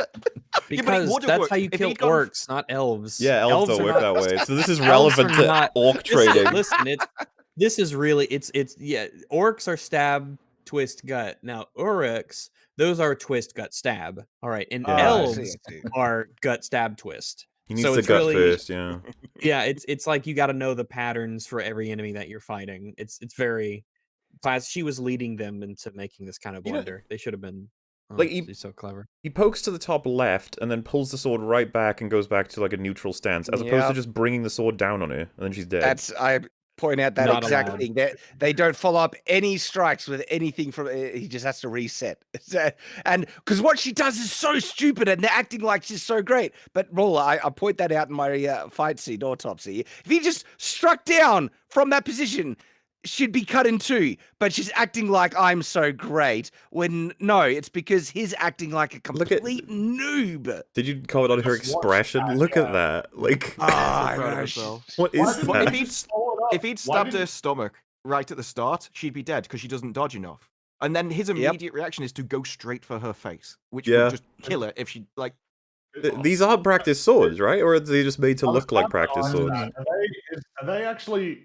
It's surely it's not normal to do like practice fighting like this with real swords. They Like do going that in for stab. everything, though. That's like the Real it's one fake of those swords. tropes where Real when fake people swords. people practice, they fucking practice with the real deal, the sharp steel. Well, yeah, because like, what if he actually does hit you? Like, you might be in some serious trouble. I Yeah, mean, and he even does. if you blunt a sword and you stab it in someone's face, that's going in. Like, there's no way Wait. that's protected. Yeah, Well, yeah. like why? Yeah, and he only Well, you teach narrowly people how to deflects it and it fight still as cuts a through her clothing, so it's probably a real sword. So it's a real It does, sword. yeah. And what happens if like when you hold it up to someone's neck, they sneeze and accidentally cut their jugular? It's like, whoops, that exercise. Well, it's fine Well, because that was Elendil's real having lucky. fun, okay, and that's all that matters. And look, she holds the blunt end of the sword to him, and people might say, "Oh, it's intentional." But later on in the fight, she holds the sharp end of the sword to someone as well. So it just goes to show that she's not paying attention to her edge position at all. also, it's probably minor, but like she's probably have her hair tied in like a ponytail. No, it right? looks So cooler if doesn't it get in her flows. eyes. Looks I cool. mean, I The don't know. Like, purposeful missing as well is painful, and he just Yeah. they're when you slow over it swinging. down, it's just like well, there was one before where he swung and she like did a little like she dodged it. It's like I feel like if you just swung back, you would have got her. Like if you would just followed it through by swinging again, Yep. like you would have. That would have been And it. she look here, sharp edge now on him, where before it was the blunt edges. It's But she fine. dodges that With the- swing Wait, was it the backwards. blood? So Oh, she can't wow. even see the swing to dodge it. So she has no idea if she's about to walk backwards into a blade coming straight at her. Have you She's like considered that Daredevil. he has all She's information clairvoyant. at all times? Yeah. Have you considered She this has is both, choreographed poorly? And the camera. Dude, this guy going for that hit almost like as a surprise attack as well. It's just like, damn, careful. Like, we And really she- are getting and he- close to killing her. Not that that's a problem. He goes to stab his mate, I'm sure, in that one. He doesn't even go for I her. don't, Looks I don't like even know what he was aiming at then. She didn't move much to dodge. It's like he just aimed at the floor. I mean, she is so smug throughout all of this. Yeah, You can see it's- why they might end up wanting to kill her. If I were doing anything, sport, whatever, and the person I was playing against wore the expression she wears when she's going through this, I think, yeah, I am actually going to lob this snooker cue at your face by the end of this game. I was feel really like they surprised both that they couldn't actually had him attack tag at her. the same time. I really didn't expect that when I first saw this, that she would get tagged. I was like, oh my god, wow. I would have thought maybe that Yeah, she would she's allow it to already- happen on purpose so that she, gives them some level of hope or something, not that it happened against her will. They might have been going for that though. Maybe. Never know Oh, anymore. this little elbow sends the guy for like He's flew- gone. No, he's Well, yeah. flying. That's a good way to really hurt compared your to own them. guys is to just like swing these wide horizontal swings like that when you're in this melee. Like, she And look must now, have back 20 edge. times the strength or something because she's blocking full-on strikes with the most gentlest of taps. And especially when because later they're on not she does real the reverse strikes. grip and it Fucking blocks them. face. Her strength must be... Rice, how would you Oh not my have God, that face when you are just a god person compared to everyone else in every regard? I don't know, I feel like I'd just be bored all the time. Yeah. Well, it's just what we learned from Saitama is that if you're like all powerful and nobody can defeat Wait, you, he just things get pretty falls over boring. for no reason. Yeah. So Yeah, and this look, is this guy's aiming for the middle of them. Yep. I find it really lame when people say that if you slow down every fight Look at scene that they that! fall apart, 'cause it's just not Yeah, true. what are they aiming She for? just- He opens his arm. He She opens just- his he hand. Just lets grabs go, the like, sword oh, off yeah, him. He just yeah. gives it to her. How did that That happen? one's great. What the Wouldn't hell want was to be that? And then rude. he walks into the sword again. How did you do that? You had all that time to prep, and you just go, what? Oh, God. It's so bad. Terrible. And it feels like it shouldn't be this bad. You should be able to... This is like the one sword fight they've probably had to deal with on like... You have so much money. Exactly. You know? Like, Well, you they have said- so much money. The director spoke about it. He said this was really easy because of all the time they'd put into practice. We didn't have to use any face doubles or anything, so we filmed it in about a day. They So, practiced to day. look, they actually practiced to Yeah. look that shit. Well, Ryan Johnson said the exact he same was thing about the impressed throne by room their fight. He said performance. that they had nailed it so hard in the experimenting of it or whatever. Didn't they do it like once? He filmed it from multiple angles and then they were pretty much good to go. Or that he filmed them doing it several times and it got all... Because they were just so fucking good at it, he knew that they had it. Even though it's trying to, like, for a while simulate, a wanna? Like when the fight starts and you can clearly see all the errors and it's like, yeah, but it's a wanna. Like, yeah, but the whole point is that you nail the errors. You don't make errors. That's the whole fucking point that makes a wanna impressive. And he Well, even yeah, says like, why is... even says it was such an Go easy for it. film to scene that not only did it not take a day, but the scene that comes later between her and Halbrand also took a day. So they seems those as equal. Between Man, that's not the brag that they think it is. Like, they only spent Yeah. a day filming. That's not a brag. Like, It's because they're that's- so good, be proud Franny. of They're It only took so 11 days good. to write the script. Well, it's Whoa, funny did you see because that? She almost kills him. what? Yeah. Yeah. He just dodges the sword. Good on him, honestly. She would have killed Yeah, him. she knew it. She's like, I have assessed his combat capabilities. He's operating at 76% maximum potential. He will slow at inertia level B.6. She's like a computer, a supercomputer, untouchable. I just cold. I decided to look it up because when you mentioned the Wanners, so the hallway fight in Daredevil season 1, they only had 2 days to rehearse it and half a day to film it. It's like, man, and they had a lot less money than you. And look how it turned out. Well, Holy fuck. He I just know, discipline like, they he must just have didn't had. have her. Well, it's just what is the when I look at this fight, I'm not even sure what it is that's meant to be really exciting and cool about it. Is it that they're fighting in like kind of a bazaar and they're fighting through? And all are of they these all shops useless? and everything? Because it's not very impressive if they're all supposed to be useless right now. Like, they're not trained at all. Which is the thing that we Well, were no, trying I to think figure out. she's meant to No, be amazing. You know what she said then? She says, "Don't plant roots. Keep moving." That's what they've been doing the whole time. They've been They've been all flailing around moving, yeah. everywhere. If They'd anything, actually that's probably been be their doing biggest better problem. if they plant their feet a bit firmer and focus on where they're trying to hit things. Because they like. I don't see the appeal of a fight scene where it's just like okay, so I am just going to keep talking about how much I like the Daredevil ones. The reason why that everybody likes those so much is particularly because he gets tired. Like, it's really He clear that this is struggles. difficult for him. It's hard. Like, there's parts where they all get so exhausted that they have to take like 5 seconds to catch their breath.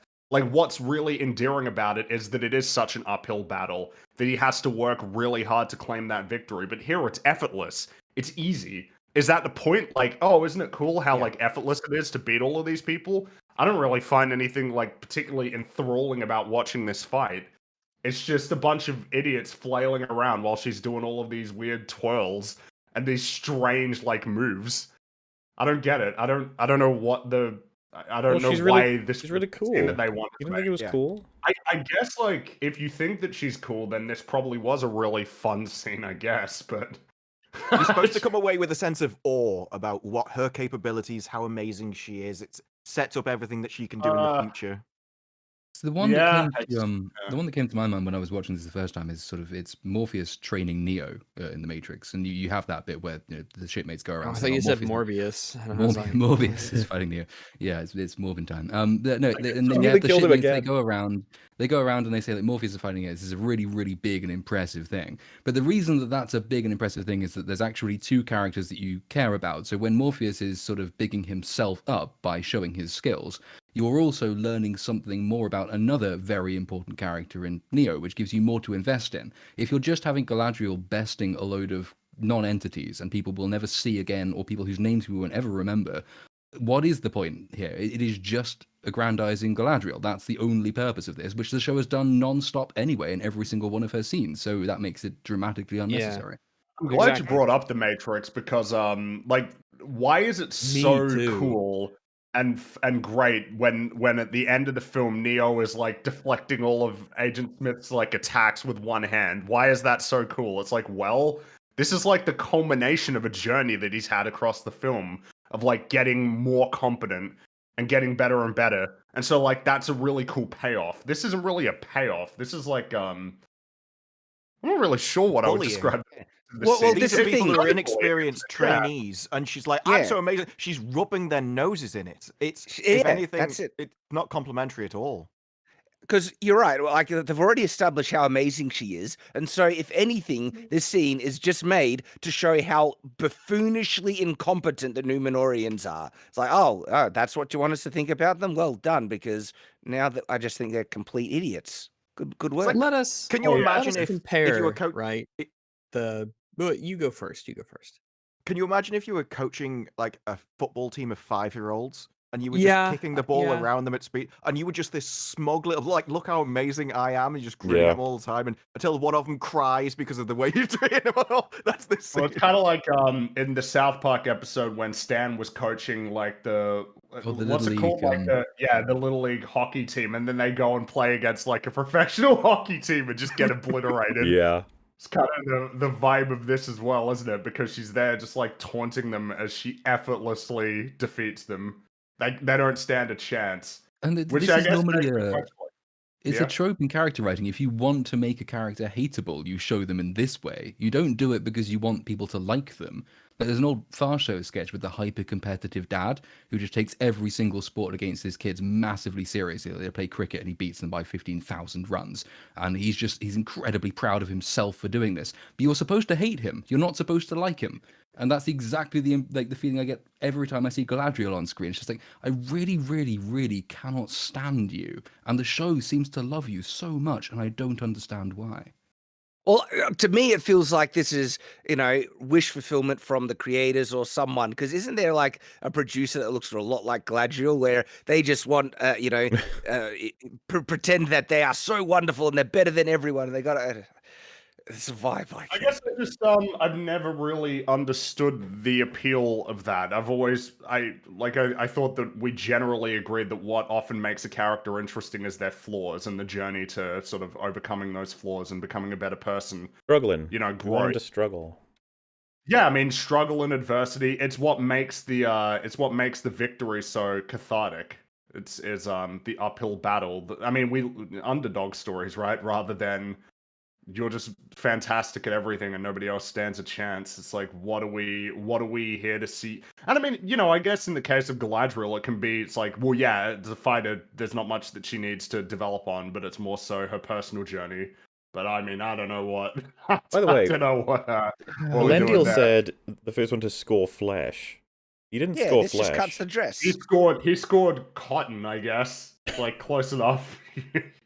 You get to I be a mean, lieutenant man. now. Elven silks. Doesn't seem like he And it's earned like you that said, lieutenant. It's like you said. What is being a lieutenant is because lieutenant is second to captain, right? Isn't it captain lieutenant?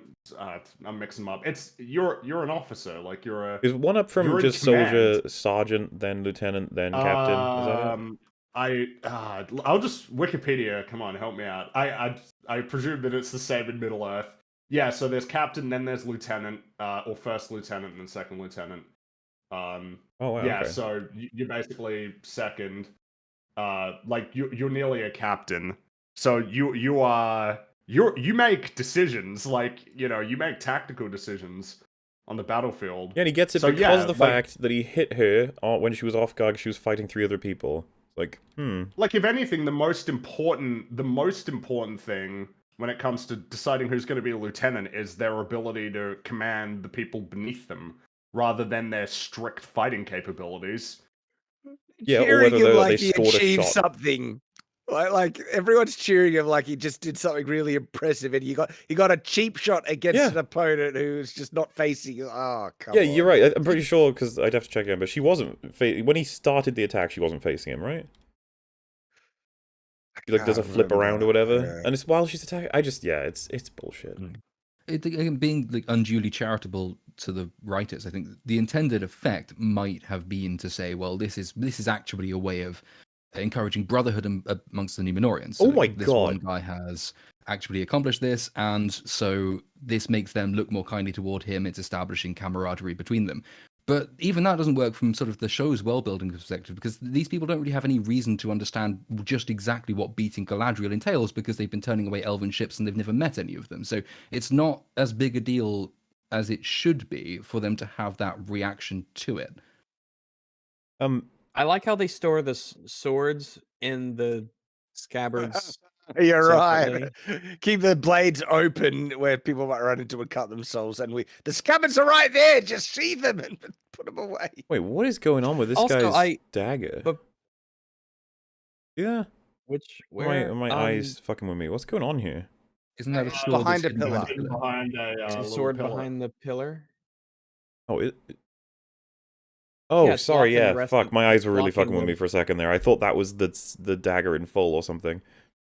Yeah. Okay, I got you. It's No, behind the she'd pillar. never touch an elf with a little dagger like that. No. Anyway, what I wanted to I just saw it and I was fascinated by it because I remember going through it nice and slow, you get to see more stuff. Muller is getting old, is true. When Holbrand does his super cool kick up the sword to grab it thing, I was immediately thinking like, yeah, you wouldn't be able to do that if it were just on the floor, right? Because there's no way a sword's hilt is going to push it up hard enough for you to fit a whole foot underneath it. So, like, how is it that he manages to pull that off? And then at first I was like, oh, is it just lucky the sword landed on what begins the steps up to the, up the way there or something? Because that's just, yeah, that's nice and convenient for him. But I was like, well, it's even more absurd, really. They show you a split second of the floor. Look at that. They designed just a bit of stone to be that absurdly protruded in order to get his foot underneath it. Oh, you're right. Yeah. That's pretty funny, not gonna lie. Yeah, it's Like, actually all over tripping the place. hazard. That's a terrible Man. floor. Look, it's all over the place. dude, that is a huge tripping hazard. Just, how did the stonemason fuck that up so hard? Like, Also, like He had how six mate. places where that's awful. Well, Yeah. maybe it happened after he put it down. It's we don't know how old it is. Who knows what could have happened? Maybe a root grew underneath there, or maybe it was just fucking attracted to the gravity black hole that is the charisma of Galadriel. I think that if it Who gets to knows? that point, you need to get it sorted out. Is that for sword public bending? safety. I guess the swords bend. They do bend a little bit, right? Yeah, they got flex, but also in motion, it looks like they can bend as well, just because of the perspective. Like, I was looking at some slow motion footage of me cutting water bottles, and while the sword is in motion, this straight sword looks like it's curving nearly 90 degrees. Oh, yeah, that really got bad during one of those frames. That was. Yeah. I don't know if it's because it could be CGI for him to be able to nail that move. I can believe it's real, and he Oh, no, because no, that I move think is easy. this is an I- isolation, so you could just practice it until you. It's like Peter with Exactly. the pizza. You can just keep practicing it Yeah. over and over. It's Yeah, not he- like he it's does say he part of a filmed it. bigger scene. Like a small, like catching a sword spinning like that is no indication of actual sword skill in any measure. It's I like, was gonna oh, ask you- Which about is why that, they'll make you yeah. a lieutenant. Yeah. They'll say, if you Eh, can flip this sword up like Tony Hawk and catch it, then It's all I'll gonna make you a be lieutenant. it's Like, all gonna seriously. be like flashy, rather than practical. To show how basic it is in my review, I go outside and just throw a sword and spin it in the air and catch it. It's so friggin' easy, right? But they're acting like, wow, you're a master swordsman now. It's just You're so a master unnecessary. swordsman because when it falls on the ground on a nicely protruded, like bit of like tiling, you can kick it and then catch it in your hand because that's going to be real useful when you're in the middle of a massive battle. Yeah, there's lots of protruding even- rocks when you're in a She massive even battle. says, like, I don't think many blacksmith people can do that. It's like, no, if you're around swords all the time, I guarantee it, just for Yeah, fun, maybe, Well, you'd yeah, be fucking- throwing them around. and Remember stuff. Will Turner in Pirates of the Caribbean? He was obsessed with swords because he loved making them and practicing with them. Like the idea that it's like smiths, they know anything about swords? It's like, yeah, maybe. Yeah, the only thing that smiths do 24 hours a day, 7 days a week is smithing and nothing else. They never just, sort of play with the swords That's what I mean, like, or do anything else in their life. It doesn't sound absurd to They're me at all defined that by they their would smithing. test their own work to see how sharp or efficient it is, and then just they would have some level of swordplay knowledge. Well, just it's another- because another the example of line the is show for us thinking it's also. clever, though. I mean, she's goading him into accepting that he's more than the station he says that he wants, but doing it in such a way that doesn't actually conform to the setup because this show doesn't understand I how was gonna say, dialogue works. would it just come across as patronizing? Because he'd just be like, "Ah, yes, I'm the only smith. Have you even met a smith before, Galadriel? You're too proud. Like, would you ever lower yourself to see a smith?" Probably not. So I we would did like it. We're to. past that scene. I guess. Well, before we move on, let's Oh, God. compare this scene with to remind ourselves of something good. Before a battle was going to happen at Helm's Deep, we had Aragorn, who met a guy, I think like Hamleth was his name. I forget. Oh, But this young Hamlet's kid, son. he's nervous, and so he doesn't, he doesn't show off. He doesn't use this as an opportunity to show how amazing he is and how cool he is. He offers reassuring words, and he says, you've got something good here. That don't worry, we got this. He's very encouraging. He's being a leader. He's not trying to show off. It's not about me. Aren't I amazing? Aren't I amazing? Funnily enough, there was a meme created on the Lord of the Rings memes subreddit that it was supposed to be pro Rings of Power, and it shows Aragorn doing that with a sword, and the sword is Rings of Power, and then he says, "This is a good show," and everyone's like, "Woohoo, yay, fun meme." And everyone's like, Ooh. "Wait, you do understand in context what was happening in that moment, right? He was like trying to provide a sense of hope and reassurance to this kid who's got a sword that's not exactly fantastic. It's not even close, actually. It's beaten the fuck up. It's like super old, but it's Facing near certain death. yes. So that. So it's just like, did you mean for your meme to be as accurate as it is? Like, I don't think so. But we call them happy accidents. Okay. Now off to Farazon. Back to scheming. I said to Rags after this scene, it feels like when you watch House of the Dragon, which is very much like trying to focus hard on political intrigue when it comes to fantasy show about different houses and interests and motivations and stuff. This is like the McDonald's version, where it's just this one guy who has like this very simplistic sort of point of view that we've only ever heard of like right now, despite it being this many hours into the series. Because like they do this thing where they start talking about things that are a little bit more complicated, and he like looks around and everyone just leaves. Like he has that level of power, and it's just like, oh, that probably would have been neat in like a good show. Like that there's an understanding of Farazon's influence, But I say his name even from a sense of like, I think wasn't it last stream when you were here, little Platoon? I kept asking you what his name was because it took this long for you to remember it. It's like it's crazy to me that he's going to be this level of an important figure, and this is pretty much the first scene where we get to understand something about his character. Yeah, That he's sucks. supposed to be. He'll go on to be, or he should go on to be, probably the pivotal character. And yet, I mean, even this scene though, it's the first time we actually hear or see anything really about his character and his motives. But even that sort of undercuts itself because the only reason he's telling his son all of this stuff is presumably because he views his son as some kind of protege. And it's not the first time that he's sort of shared information with his son in this way. If you're a skilled and canny politician, and you're trying to bring up your son to be a skilled and canny politician, you will know what information to give him and what information not to give him because you should already know what he thinks and what his values are. And Game of Thrones would have done this, and House of the Dragons would have done this.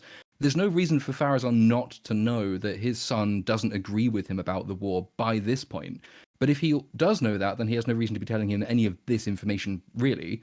And he should have done something about it before then, because this almost presents it as though these characters, who are father and son and are both supposedly either skilled or aspiring politicians, have never met each other except for maybe one or two occasions in the last however long it's been. And so all of this information, which should already be known, is coming as first-time information to both of them, or to one of them at least. it doesn't make any sense from a character perspective, and it makes our Farazan even seem very naive to be trusting his son with this stuff, given what his son then goes on to do, which Farazan should have known he would, because it's his son and he's skillful at this. No. Oh, dude, that you reminded me of I'm not sure how many people will even be aware of what I'm talking about here. I'm not sure who's seen what, but Roose Bolton was someone I actually like kind of vaguely enjoyed in terms of a mind in Westeros that was more invested in doing the absolute most pragmatic decisions to get power. And like he knows how to manipulate people, he knows where his station is, and he'll always he's climbing the ladder nice and slow, but he's also a cruel bastard.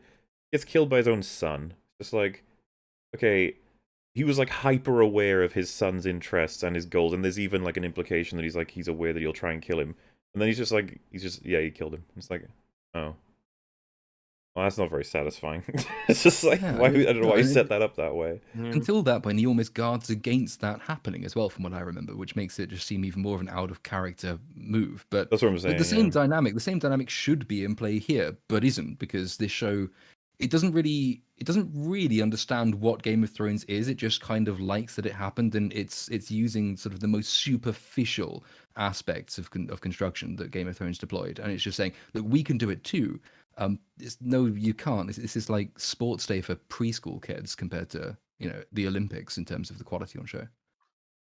And the reason he's telling his son in the first place is I got the feeling like he compartmentalized the idea stuff, because he's like, well, you don't need to know this. But when he starts to doubt it, he tells him the information to convince him. But then in the very next scene, he's even heard the reasons, he's heard the arguments.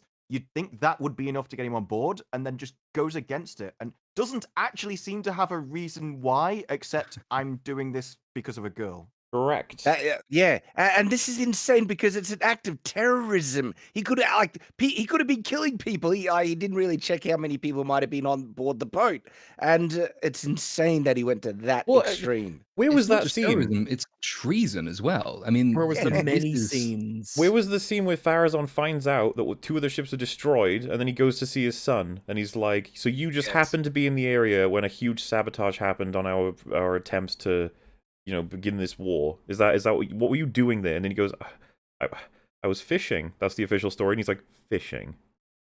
Really? Yeah, but one of them was fishing. Then at no point do they explain why the son's out there. He actually gives an excuse for the person he's with, but not himself.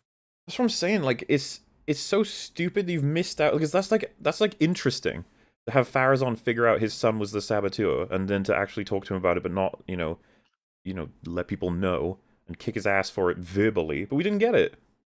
And hell, Farazan has a vested interest in using things like acts of terrorism to further his own position. So again, as a competent political sort of nefarious type, what you could have done to start teasing what he will become, I imagine, in later episodes and seasons, is to, okay, you've had this act of terrorism. He didn't necessarily plan for it, but he's absolutely going to use it for his advantage. So you can take that as the opportunity to start locking up his political opponents, for example, or like anyone he knows might not be on his side. But to do all of that, though, you'd probably have needed to actually build out Numenor to have other characters that we would recognize as being imprisoned. The main overarching problem with Numenor is that it's an empty city. It's a shallow place. It looks very pretty. There's maybe 2 people in it who have character, and there's a couple of other people who are only there because they need to be for the plot to happen. But there's no actual... it wouldn't matter if Farazan actually did a politically savvy thing, like capitalizing on an act of treachery, because... what's the consequence on a character level? We don't know anyone. It's the problem. It's been building up this problem for such a long time by not spending any time or effort building out the actual city it's supposed to be telling us is so important. It's like so many missed opportunities, but that's one of the big ones. Yeah, imagine he learns about his son and he gives up his son in order to curry political favor with people. Like he considers that more important. Well, hell, Or keeps his if- son on side by arresting, say, I don't know, Isildur's, well, this probably wouldn't work, but just spitballing, Isildur's sister, who his son likes, and his son goes and confronts him about it, and he says, otherwise that would have been you. Yeah. And so these are the lengths to which you have to go and the sacrifices you will have to make. I'm getting you off this time, and I will not do it again. And then he's not seen as being sort of taken aback by it, which he ends up being. He just sort of panics, or seems to panic, in the one scene we get after the explosion, when he says, oh, well, maybe we should actually call off the invasion after all, which he himself called for to begin with. So Yeah, and A sabotage wouldn't at all change his mind when the reasoning is as he's explained in this scene. It's all so confusingly fucked after they do something that I appreciate, right? Telling us his motivation, like, finally, thank you. And then everything else that follows, you're like, wait, what? Like, I don't understand. You get like 1 second of continuity, then it all just gets fucked.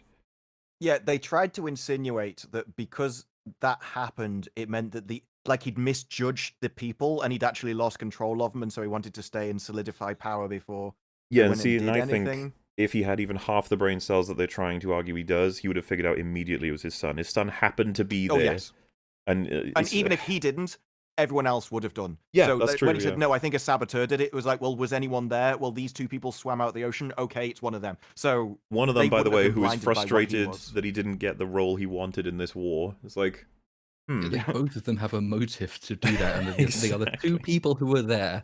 And yet the line that's delivered is it just, we suspect at the moment it might have been a passing brigand, and like everyone just moves on. Yep. It's insane that wait a they minute. just Someone yeah. made that up. Hey, just it was just probably a a passing guy, brigand. a guy just walked in and he was a dick and he exploded half our fleet, and that's bad. But moving on, what passing brig? Surely the question to ask then is, wait a minute, there are brigands around and they've actually got access to our ports. Isn't this an important thing to know that we should be forestalling ourselves against? But apparently not. That's just because the show couldn't be asked. As was said in chat, the sea is always right. Simple as that. So if your boat explodes, then well, what the sea wanted. The sea wanted it. That's what the sea wanted. I There was guess. a little wave that just went up into the boat and was like, I don't like this lamp here. I prefer it in the oil. The sea always gets what it wants. What a stupid, like... It's retarded. whatever. It is so dumb. We'll get What- to it. Even that, if you give him the most generous of interpretations, I think they're talking about one of the Valar, which is sort of the god of the oceans. I think that's where it comes from. But they never explain any of this, and so it just comes across as a crazy comment. Yeah, it sounds like a culty comment where it's just like anything that happens in the sea was the correct thing, even if it involves fucking drowning people or destroying ships. You're just like, that's interesting POV. Like, You can use it to justify whatever the hell you want. If you're anything near the yes. sea, if it happens, like, I attacked this boat and I killed everyone on board, but the sea let it happen, therefore I'm justified. yeah, and it's I also... guarantee you, Go ahead. the first thing that the showrunners would do, if you brought up the whole, well, Galadriel jumped into the ocean, and that would have been complete suicide just doing that, because there's no issue. But the Valar of the Sea actually pushed her and the boats together because he knows that's what's needed, and he also made the Numenorians meet them at the same time. When you go in, I think that's why they keep pushing this whole, there's a greater power at work, because it literally gives you an excuse for everything, no matter what the problem is, no matter how stupid it is. It's always a fallback excuse of, well, it needed to happen, and so they made it happen. I actually made this point quite early on, I think, in the video I did on episodes 1 and 2, that Ulmo is the Valar of the Sea, I think. And like uniquely of all of the Valar, he's very involved in the events of Middle-earth, even into like the Second Age, where most of them have retreated. And I used it sort of in the context of her jumping off, but also in the raft exploration, because it's a way of tying it into the grander universe that the show wants us to believe exists, because it does keep referencing these characters, it keeps referencing these concepts, it keeps telling us the Valar exist, and they have will, and they have a degree of agency, and probably at least they should be invoking them much more heavily when it does come to something like the destruction of Numenor. So like that's your opportunity to start actually tying these things together, tying the sea is always right to Ulmo, because that's where he comes from. He's uniquely involved in the events of the world and he has a great sort of determinative capacity. So that's when you would do it. But the show hasn't tied any of these things together. It just name drops them, I think, as we said earlier, just to trick some people into thinking it respects the law more than it does. But it doesn't marry them. So they almost operate independently of each other, which then creates nonsense like the sea is always right. And then later when we hear other things that happened in the sea and certain notable people who die in it, well, okay, but the sea was always right, so we can't regret that, can we? Yeah, I think it's literally to create, as I've said, an army of people who use the vagueness of the story, which is there deliberately, to generate just excuses of, oh, you just don't comprehend, you can't comprehend this, you just don't know enough. But if you were as big-brained as I was, then you'd know that actually this story is really deep and complex, and it aims to just shut people up by that kind of base attack. Yeah. So another reason. So he makes clear it's about getting the ores, forest, trade, and tribute from the new sort of like kingdom that'll be built on top of the ruler being added for the men in the Southlands, right? That's what Farazan's like. We'll have a great partner there. This is a great reason to do all this. They'll owe us. That's his whole reasoning, and this is why I feel like it's completely limited as a political move compared to better shows with better writing. It's like, what is Farazan's understanding of the population over there? What does he know about them, how many there are, and their likelihood of even surviving, how splintered they are, this guy, and whether or not he can lead them and unite them? Does he know anything about this? Does he know what resources they even have access to as a vague group? Does he know anything about anything over there? Or is he just like, no, if we help them, they'll be loyal to us? You can't ask that question because that question's very inconvenient. Because if he does already know this stuff, then why has he not already advocated going and setting up trading places in Middle Earth, which he should have done anyway, because in the law he did. Like, Numenor is intimately involved in Middle Earth. But yeah, if he asks any of those questions, then he would already have done the thing he's now decided he will do belatedly, having opposed it for virtually the opposite reasons until this point. I would like to go and fetch a drink really quick, but Rags, if you're here, you wine can... or lamp oil will you sup upon? Why not both? I can make a fireworks display. Hell yeah! Yeah, you've not got any naked Make one of those flames. drinks you light on fire. Yeah, I mean, all that happens next is that the king is like, "Don't go, daughter, queen regent. It'll be dark over there," and she's like, "Oh." Okay. Oh, this scene. I know it's a really small scene. This one irritated me because it's a really, really good example of the show's approach to dialogue. Like, it does nothing with it until it has to do something portentous to move the plot along.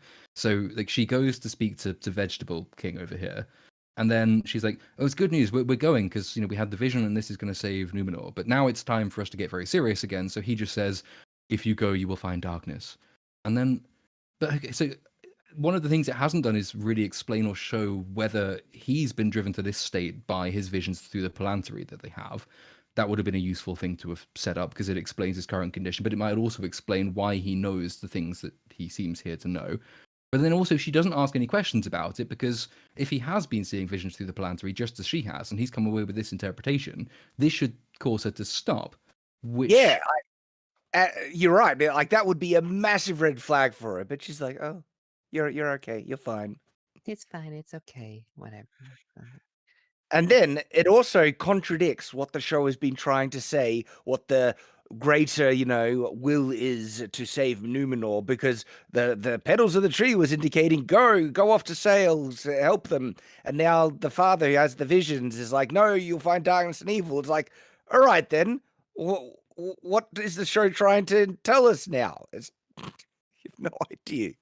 I don't know that the show even knows what it's trying to. I don't know what I'm meant to make of all this. This whole plot line it seems to be just the most, I don't know, is it? It might, it's tough to rank them. I mean, it's something that became really, I think it was when in episode 6 we didn't see the hobbits again. It's like, we are not moving very far at all, given We're not how balancing our plots, it feels. We're definitely not balancing them, because some plots seem like pretty obviously integral to the story, and then there are other ones that are just sort of meandering about elsewhere. I'm persistently baffled by how much time gets wasted in this show. For what at this point we're up to like 5 hours. How much has really been achieved, and how much that could have been achieved in 2 with more expeditious writing.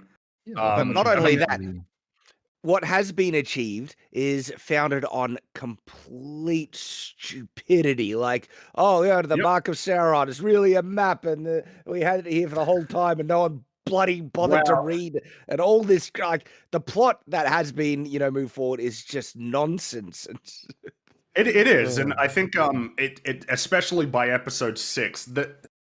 I think generally it seems to be a mark of a weak story when it's tied together by like knitting string or something like really thin, like an incredibly thin, tenuous connection between two pieces of the broader story. And like the longer the hobbits and the Harfoots and the Numenor stuff. I mean, the clearest example to me would be not checking the rag to see that the hilt of the sword, but we'll get to that. But like, you know, these incredible coincidences. Because I mean, think about this whole plot kicked off because when Galadriel jumped out of the boat, she bumped into another boat in the middle of a massive ocean, and then they got bumped into by the Númenóreans, and then that's led to everything that's happened here. Like, it's incredibly tenuous, everything that's built on it. And then it gets further propelled by characters making these really bizarre, stupid decisions, not really talking to each other. It's so weak. Galadriel's entire story, she only ever moves from place to place because of a contrivance. Like every single aspect of it is contrived. Like she finds the Northern Fortress where she happens to find the Mark of Sauron that she saw. She goes back and she happens to get told she's going back to Valinor. So she goes on the ship and she just decides randomly Well, she to jump into the happens ocean. to decide what that symbol means. Yeah, Yep. happens to decide what it means, happens to decide to jump into the ocean, happens to decide, or happens to be a raft that picks her up, happens to be Cthulhu's gay fish, happens to be Númenorian ship, happens to be conversation with Elendil in Númenor that sent her to a library where they happen to have the piece of information that makes sense of the symbol, where they happen to have the map which makes sense of the symbol, where they happen to go back and get into an argument with the and just the entire thing is just. And this is sort of, it's a double problem when you're writing a thing like this, because if you are wasting so much of your time doing nothing for large periods, then you don't have enough time to actually build out these events to make them seem less contrived. Because you can sort of modify the effects of contrivances if you want to. You can pad things around them that make them seem at least a little bit more explicable. But if you're saving it to the last 10 minutes of every hour-long episode to actually progress anything that the plot needs to happen, then of course you're going to have to rush things. And it's getting worse as this show goes on. I mean, episode 6 will be the sort of the nadir so far, but I'm sure episode 7 will be worse.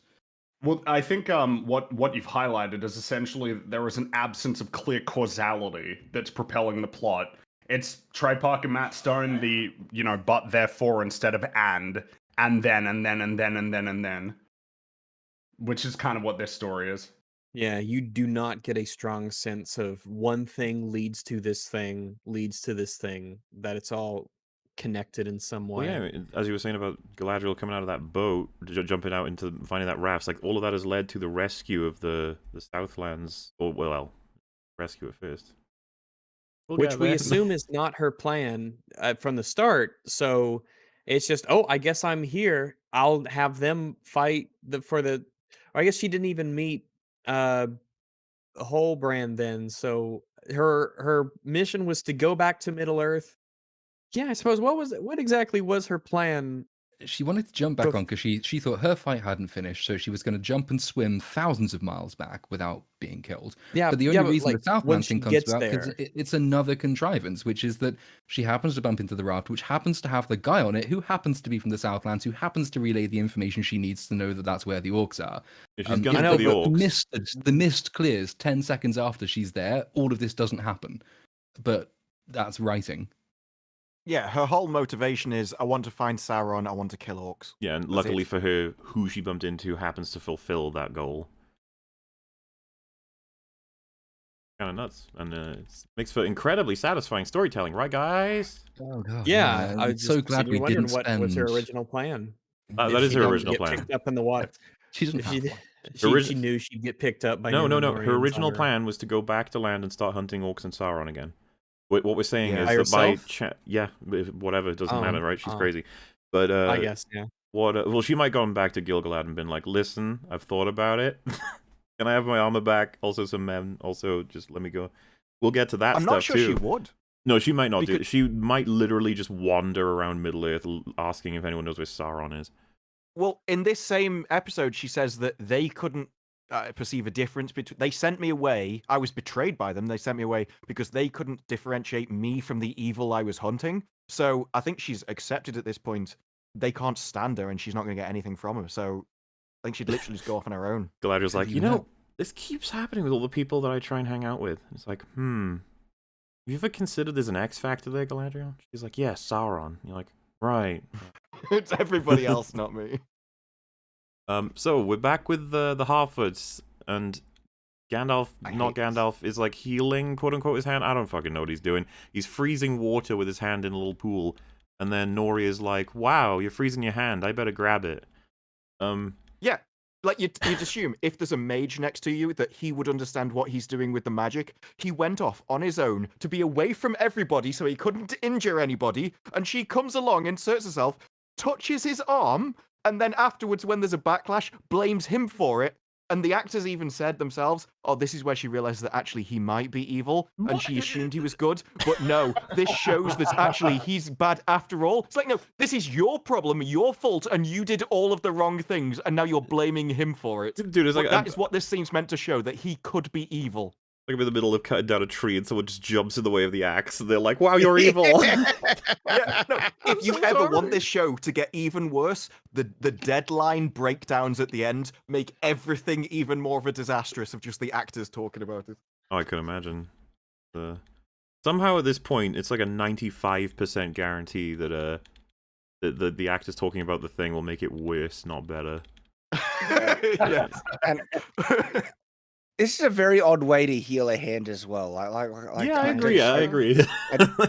I don't intuitively connect freezing your hand to healing. I think it's more that his soothing, magic is refreshing cold. power of spearmint.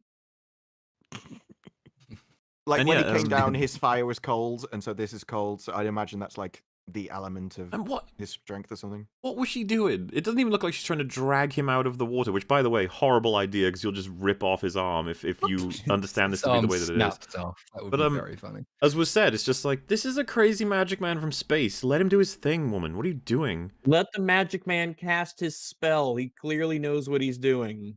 He's calm and he's saying the magic words. Keep your hands off.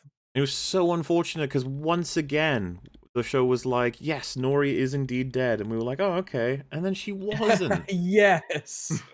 Triumphantly. It was magic ice, which means it's not cold. It's just nothing. it's And not. during this entire scene, she's got a second arm that she does absolutely nothing. I'd be like smacking him in the face now, like, wake up, you stupid. Like, no, I'm just going to stand here and pull gently. It's like it's dead. The way this scene runs, it's like, it's just, yeah, that's not an arm that she can do. Oh, there it goes. She's maybe now using it. Oh, maybe not. Yeah, she eventually grabs her old arm with that arm, but I'd be like, if you're trying to wake him up, like, Old slap him or arm. do something. This is my new arm. That was my old arm. I don't want to play with you anymore. Who knows if it's a real arm at this point? Oh, yeah, see, they do flashes of his fiery landing. They really are like, hey, audience, you thought Adar was Sauron? What if it's the wizard man? And then they're going to be like, turns out it wasn't either of them. Ooh! Like, Yeah, she said this is like her realization that he's in some kind of trance-like state. He doesn't care about her and he's not in control of himself. That's what you're supposed to get from this. Mm-hmm. And I can see them doing that more often. I think there's a couple of characters. Galadriel's another one of those where they're going to sort of play around with the flirtation with darkness sort of aspect with it. And if he's just arrived and is not in full control either of his language or his brain or his magic, he is of the same order of being as Sauron is. Power corrupts is a fairly simple narrative device you can use, and they will claim that that's what Tolkien wanted as well. So you can sort of flirt with the idea of Steve here becoming, well, maybe he'll turn evil. Even if he isn't Sauron, maybe he has things to learn about what being good actually entails. And you could do interesting things with that. It's just that I think they're only doing this, again, because they want to keep the mystery alive. Is he, in fact, Sauron? No, he's almost certainly not. But, yeah, we have to run with it because they thought they had that really good idea, and that's the only one they've got. Yeah, it's like if you take the language thing that he didn't understand language until she was saying the words, but then the concepts that she intended came across into his mind. You could do an almost kind of imprinting stage, nature, nurture, that he came down as a blank slate and his first experiences are what would make him into the person he was. They could do that, Yeah. but I don't think they have the talent. Like, I don't think they even intend to do that. It's always interesting being the ones like sitting here and saying, well, they could do this. This might be good. This might be quite a clever thing to do. It almost guarantees they will not do it because that requires That's like a true. It modicum. rules it out. Well, I always felt it's an indication that we were never, any of us, in a position of we will hate this no matter what. It's like we keep trying to like, oh, why didn't you had all your things you needed to do this? Why didn't you do that? I would have liked that, but It's oh just well. bad. It's poorly made. Very. I think they much start so. with an end goal and try and reach it, rather than start with an Working interesting backwards. idea and see how it plays out. Yeah, they forgot to characterize people. How do you do that? You do that when you're focusing on other things. Yeah. So yeah, I find it annoying that that's where this scene is going then, that she's going to be like, oh my god, you're probably possibly evil, when she has no reason to assume that at all, when he's clearly, once this like, if you thought for even a second, like, he must be evil because that was an attempt to hurt me or something, it's like, so why didn't he just, like, why would you even, he's clearly like, wait, what's going on? Hey, His buddy. method of hurting you was to put his hand in some water, then turn it into ice and hope you would grab his hand and then also have your hand turn into ice. He The deliberately fuck is leaves that? you That's what I mean. because he knows Man, like this what he's doing might be dangerous. This show is so retarded. I just can't. I'm saying, I can't be able to He deal with tries to that. apologize. Like What? he approaches it. Yeah, I wouldn't be surprised Yeah. if we get that scene, like, next episode, she's like, I don't trust you anymore, you hurt me, blah, blah, blah. And then by the finale, she's like, actually, It's what like, you did was an accident. Oh, like, that, yeah. they're gonna treat that as, like, a 3-episode Oh, good. arc or some shit. Yeah, because she said that he was good, and then maybe he wasn't so Maybe good. you're not but you know good. what? Oh no. Maybe he is good after all. You could just see one of the writers be like, this is what we call character writing. Oh yeah, you can see that. You can almost imagine in the writers' room where they wrote this down on the whiteboard and he smiled because of how smart it was. A lot of people wonder how we do this. Well, I can see that it does Why take a is lot that of the talent. voice? Why do you think that's the voice that the writers have more? Oh, Why do it's you just a think that's random what they voice. sound Random voice plucked from the ether of voiceness. But I'm almost certain that's the one. 100% actually. like? Yeah, off she runs. Now we're over to the Dwarven Elves storyline, which we haven't touched in a while. Last we saw them was when he was like, keep my oath, bitch. Right? Was that the last thing from the last I have a episode? terrible Yeah, secret. it Here, have a was. piece of it. And my god, that gets developed real good. And I can't wait to talk about some of the cope that was on Twitter from this one. So, yeah, we open with like, hey, Durin, from Gilgalad. He's like, so why are you digging so deep lately? What's that about? Seems a little weird. Seems a little unusual. What's going on there? And then he's like, oh yeah? Well, why are the elves expanding so much? You guys don't usually do that so fast. What's going on there? I was like, And then Elrond like interrupts him from saying shit. This show was very impressed with itself for getting close to saying the word shit, which I was like, aren't they allowed to say that? I guess they're trying to keep it They're like, eyebrow. Oh, that could be Yeah, I it, mean, yeah. So There are no Just swear words in probably, Tolkien. They were just curses. Not anymore, baby. He pretty much did say it. It's just Elrond got in the way. yeah, I know. It's basically him saying it. And also beforehand, just to point out the horrible dialogue, right? The king Gilgalad, he says, Durin, I should like to commend you. But then he doesn't go on to commend him and he just ends up asking a question. And it's like, do they not understand what they're saying in their own dialogue and then they just jump from concept to concept without connection? It's so frustrating, this writing. Well, that's kind of what I'm getting at. Like Durin then goes on his table rant. And before we talk about that, it was like, hang on, mate. Like, we got 2 questions that were asked there. Nobody's gonna know? But this scene does indeed end without any reference back to those 2 questions being asked. Yeah, but One of them, that's the why the audience table can't was even mentioned. answer. It Sorry? was meant to be like emotional blackmail of the table. Like, look, you're offending me. And so he puts them. This is their, political intrigue moment that he's completely outplayed them by making them feel guilty so they forget the question that was asked.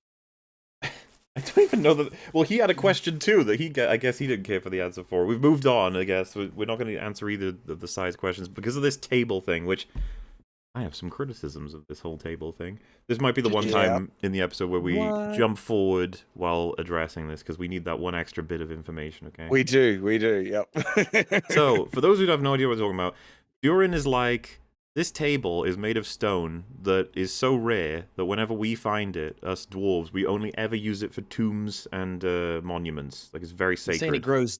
He's saying like it grows deep or only grows Yeah. at certain Certain elevations. Yeah, certain depths. So, if he's correct, if that's true, he's implying that they must have grave robbed, is the impression I got. Kind of. That's the impression I got as well. It's like, well, this stuff only grows in the places the dwarves are, essentially. So if you guys have it, kind of suspicious. Yeah, The and dwarves so are uniquely difficult to steal gravestones from because you have to get into their minds to find it. that was actually something I was thinking about after I'd finished the episode, because I was just like, how do you even... How? It's not like they just perched on some hills and left alone. It's like stealing from dwarves is going to be real tough.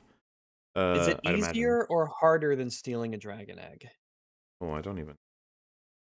Okay. Depends on the dragon. I suppose so. Suppose so. But yeah, I guess conclusion one, if this is true, and Gil-galad is entertaining it as true, and knows it's true, and is apologizing, then that just makes the elves twats. Like, that's one line of interpretation, or conclusion, I guess, to make.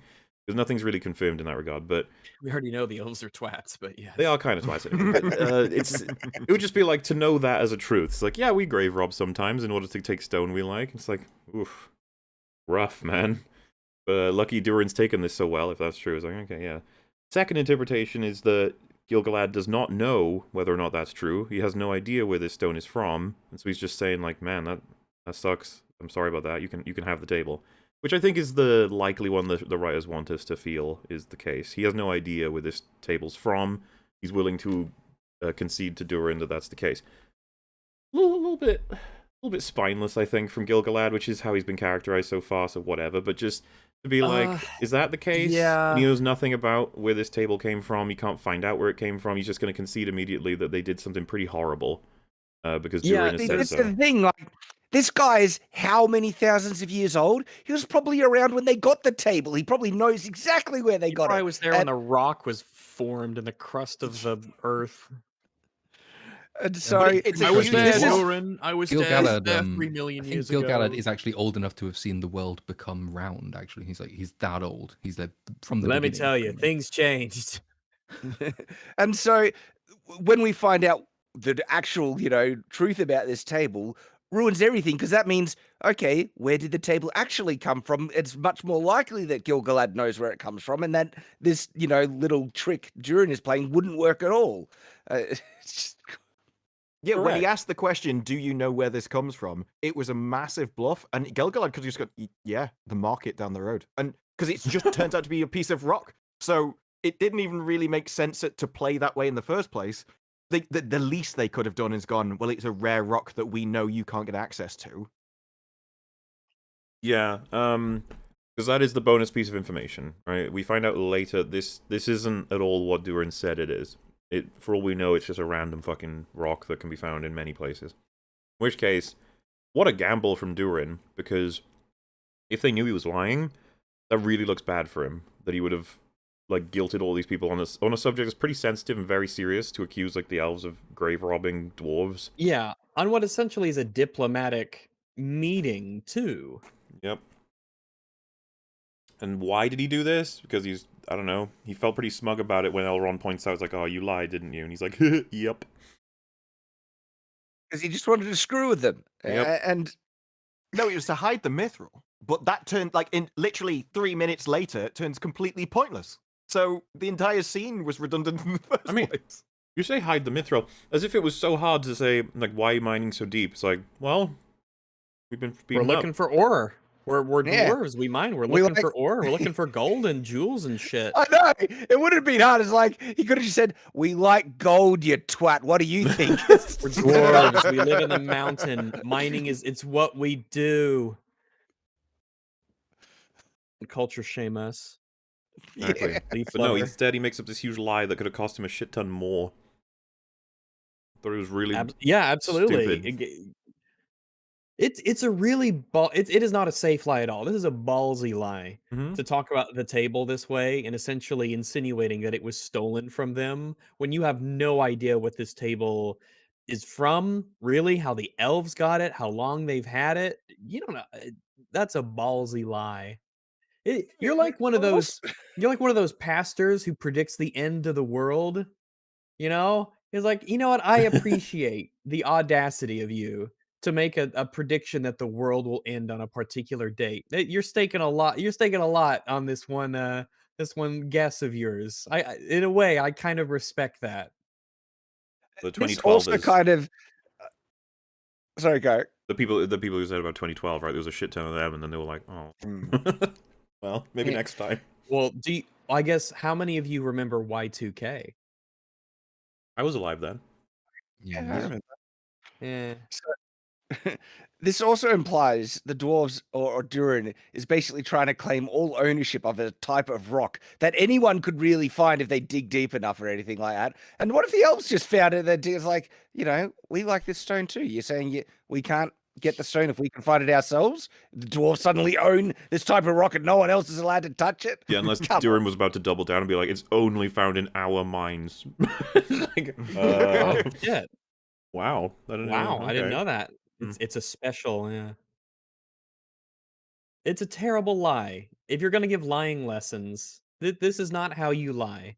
You have a lot to lose, and you have a table to gain.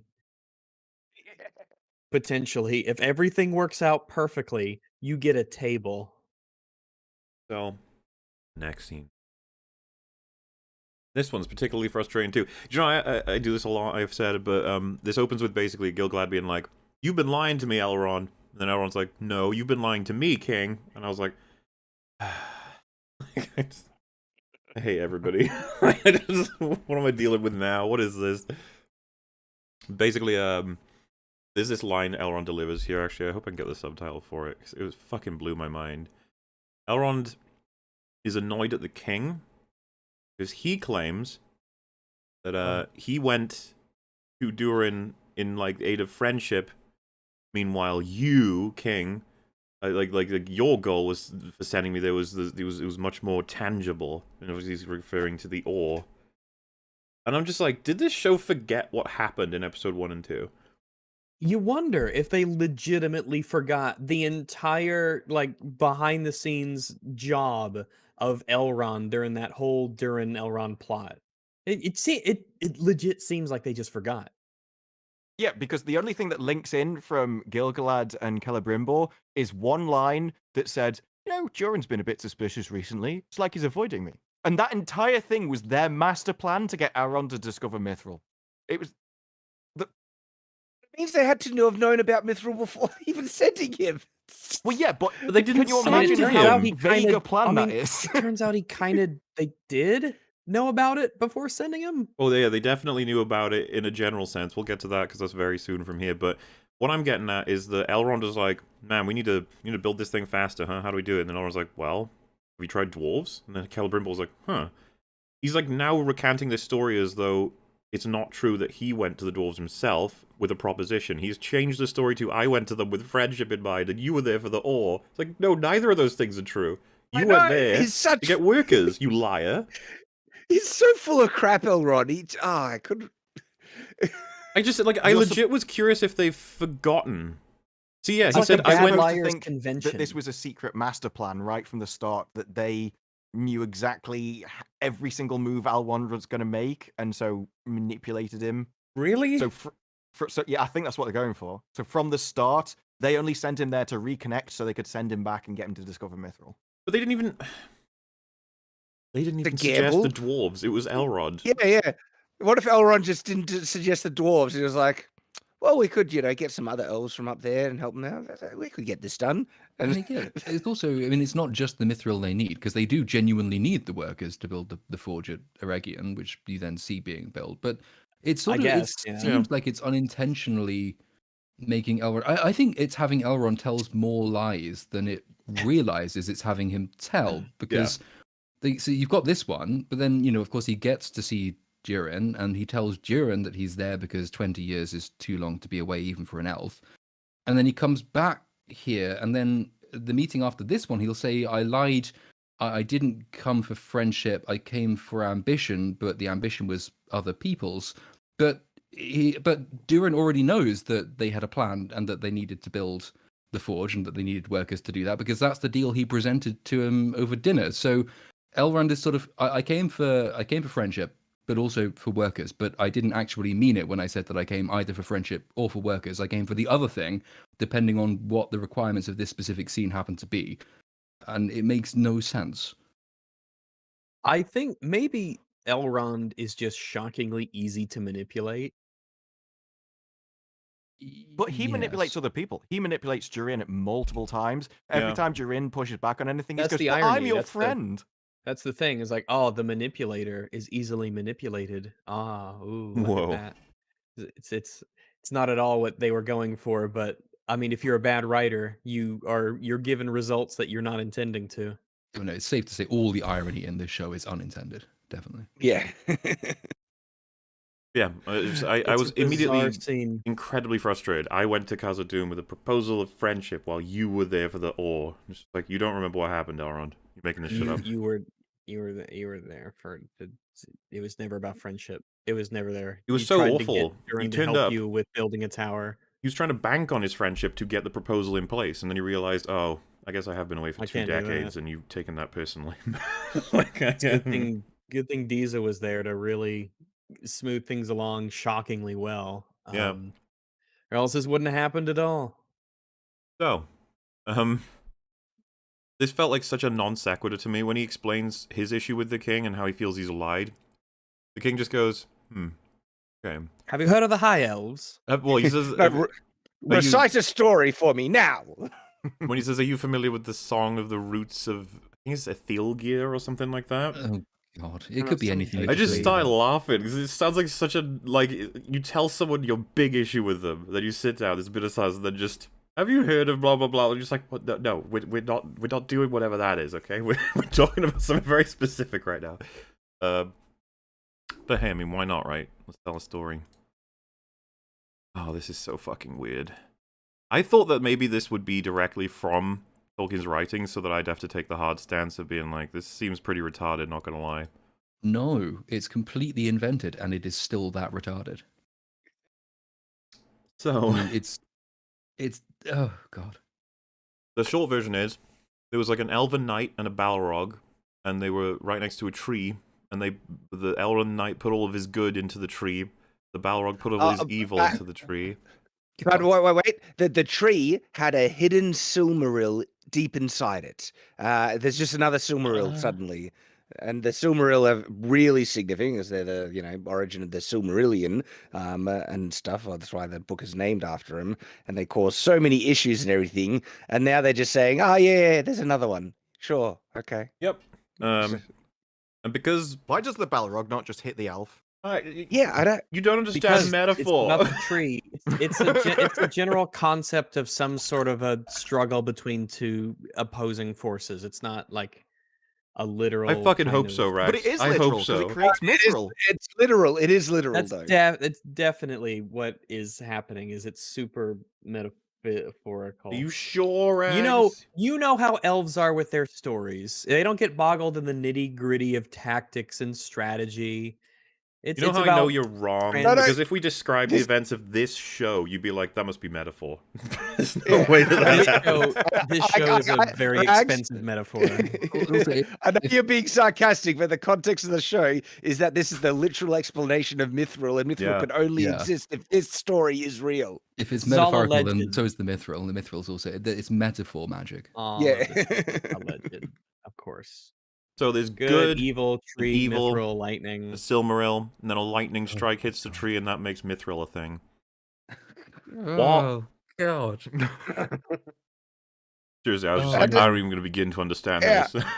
And holy crap, they managed to ruin Mithril. Mithril now has evil components in it because the king's explanation of the ore is that it is as pure and light as good and strong and unyielding as evil. And when I heard that, I was like, that's awful. Dude, It's the like, fact holy- that- because good is not strong or unyielding. No. Exactly. It's That's like, a trait. like, That's a trait when of the king- evil. For the king to think evil is strong and unyielding is like, oh, okay, he's a villain. Because only a villain would believe Yeah, that's that. just one of those Stark moments you're opposition like, to the I Lord have of the other Rings. questions now that you've said that. I wish to It's explore your perspective so- on something. It is so remarkable how much this fucks up in past, present, and future at the same time in the space of about 30 seconds. Because like, if it's supposed to tie into the Lord of the Rings films, that means that Frodo, who has the mithril vest, is literally wearing the light of the Silmarils, in which case no one can actually touch him or get anywhere near him because the light of the Silmarils basically burns orcs to death. So no one can touch him. For Well, it's that reason. diluted by all Yeah. of the strong Some- unyielding It's not all the evilness in strong there unyielding too. Been evil. spent There's a on the It's varnish why on orcs it. can walk out in moonlight, right? Because it's not like it's sunlight, but it's bouncing off something They else. dipped it It's in their kind of different, really you know? thick, oily wine, and now it doesn't shine as much. It The fucks up- show, it does. It screws up everything because the show Frodo literally is is trying to shockingly say flammable there- for all three movies. there is so much like magic light in Mithril that it can save the elves who are now suddenly all about to die because Yes. a tree This is- has This is scum that on and it. then Well, plot. the Well, light it's of that thing about the and then plot. I'd have no idea about our souls will wither to nothing because the light of the We Valar need these needs the rocks. mithril Otherwise we'll in die. this ore that came from this tree that got struck by lightning in this fight against good and evil, and that there's a Silmaril somewhere involved. And I'm just like, what the fuck is yeah, I mean, like, happening? Are from the you perspective Jesus of from Doctor? show continuity, no one still knows what the Silmarils are. So like that makes no sense, just from within the show's universe. The Celebrimbor does. He mentioned him. Oh no, what I'm saying is that the show doesn't. The show has not set up for the audience what Silmarils are. So like people there know they exist, but the show hasn't explained what they are, why they matter, what their importance is. They're sort of retroactively being thrown in here as well. They have the light of the Valar in them, and well, the light of the Valar is leaving the elves, and so we need to get the Mithril because that has the light of the Silmarils in it to save ourselves. Which is Say it's what the light horseshit. of the Valor is. No. Does it actually like explain what that is, or is it just supposed to be like, oh, that's a thing that they need? They need the light of the Valar. Yeah, it's one of Do you those think- lore things that it's claiming it's throwing it in as a name in order again to trick people into thinking that it respects the lore more than it does. Like the elves have the light of the Valar in them at this point in history, but the light of the Valar very slowly and gradually leaves them, and that's what you see the elves in the Peter Jackson films have sort of come to the end of their time in Middle Earth because the light of the light of the elves has faded, and they all have to leave and go back to Valinor because they've been allowed back in to live essentially, unless they choose to sacrifice their immortality, as Arwen I think does. So that's sort of it's the background kind of to that, but it's a perverted form of the background to that because that's complete horseshit. Like none of this works. It doesn't make any sense because like okay, let's take the show's explanation of it. Mithril has the light of the Valar in them because it has the light of the Silmaril in it.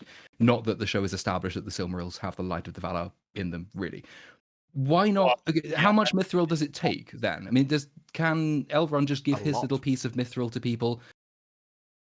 Oh, he's gone. All right. What? Well, enough of that.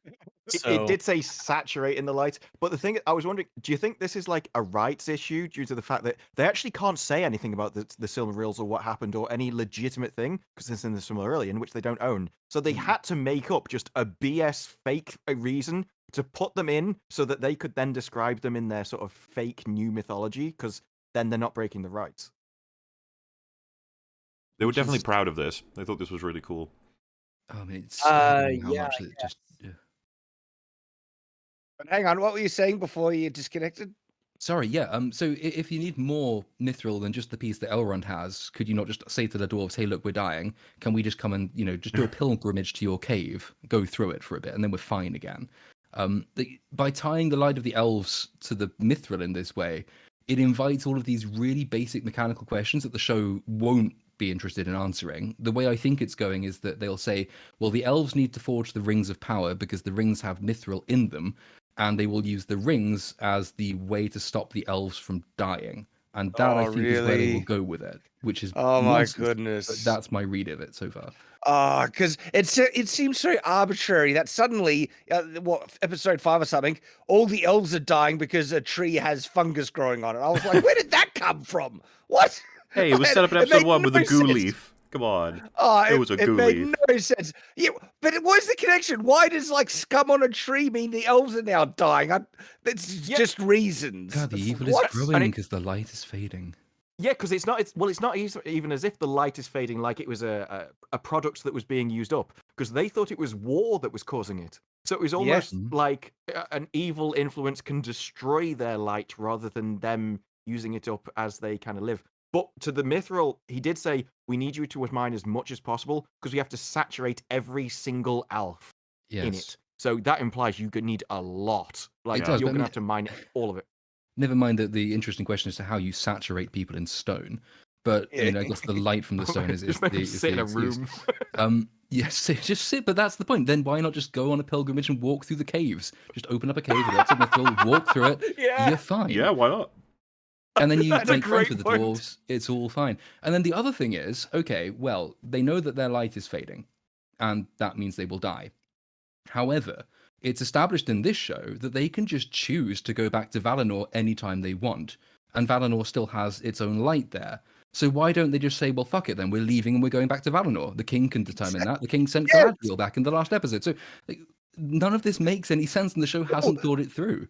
But that reason there is also why Durin's decision to help makes no sense at all. Because when he's given the proposition, and it's that the elves, who are annoying little know-it-all, idiots, right? It's like this will force them to leave Middle Earth, and it's all there for the humans and dwarves. You can have it all.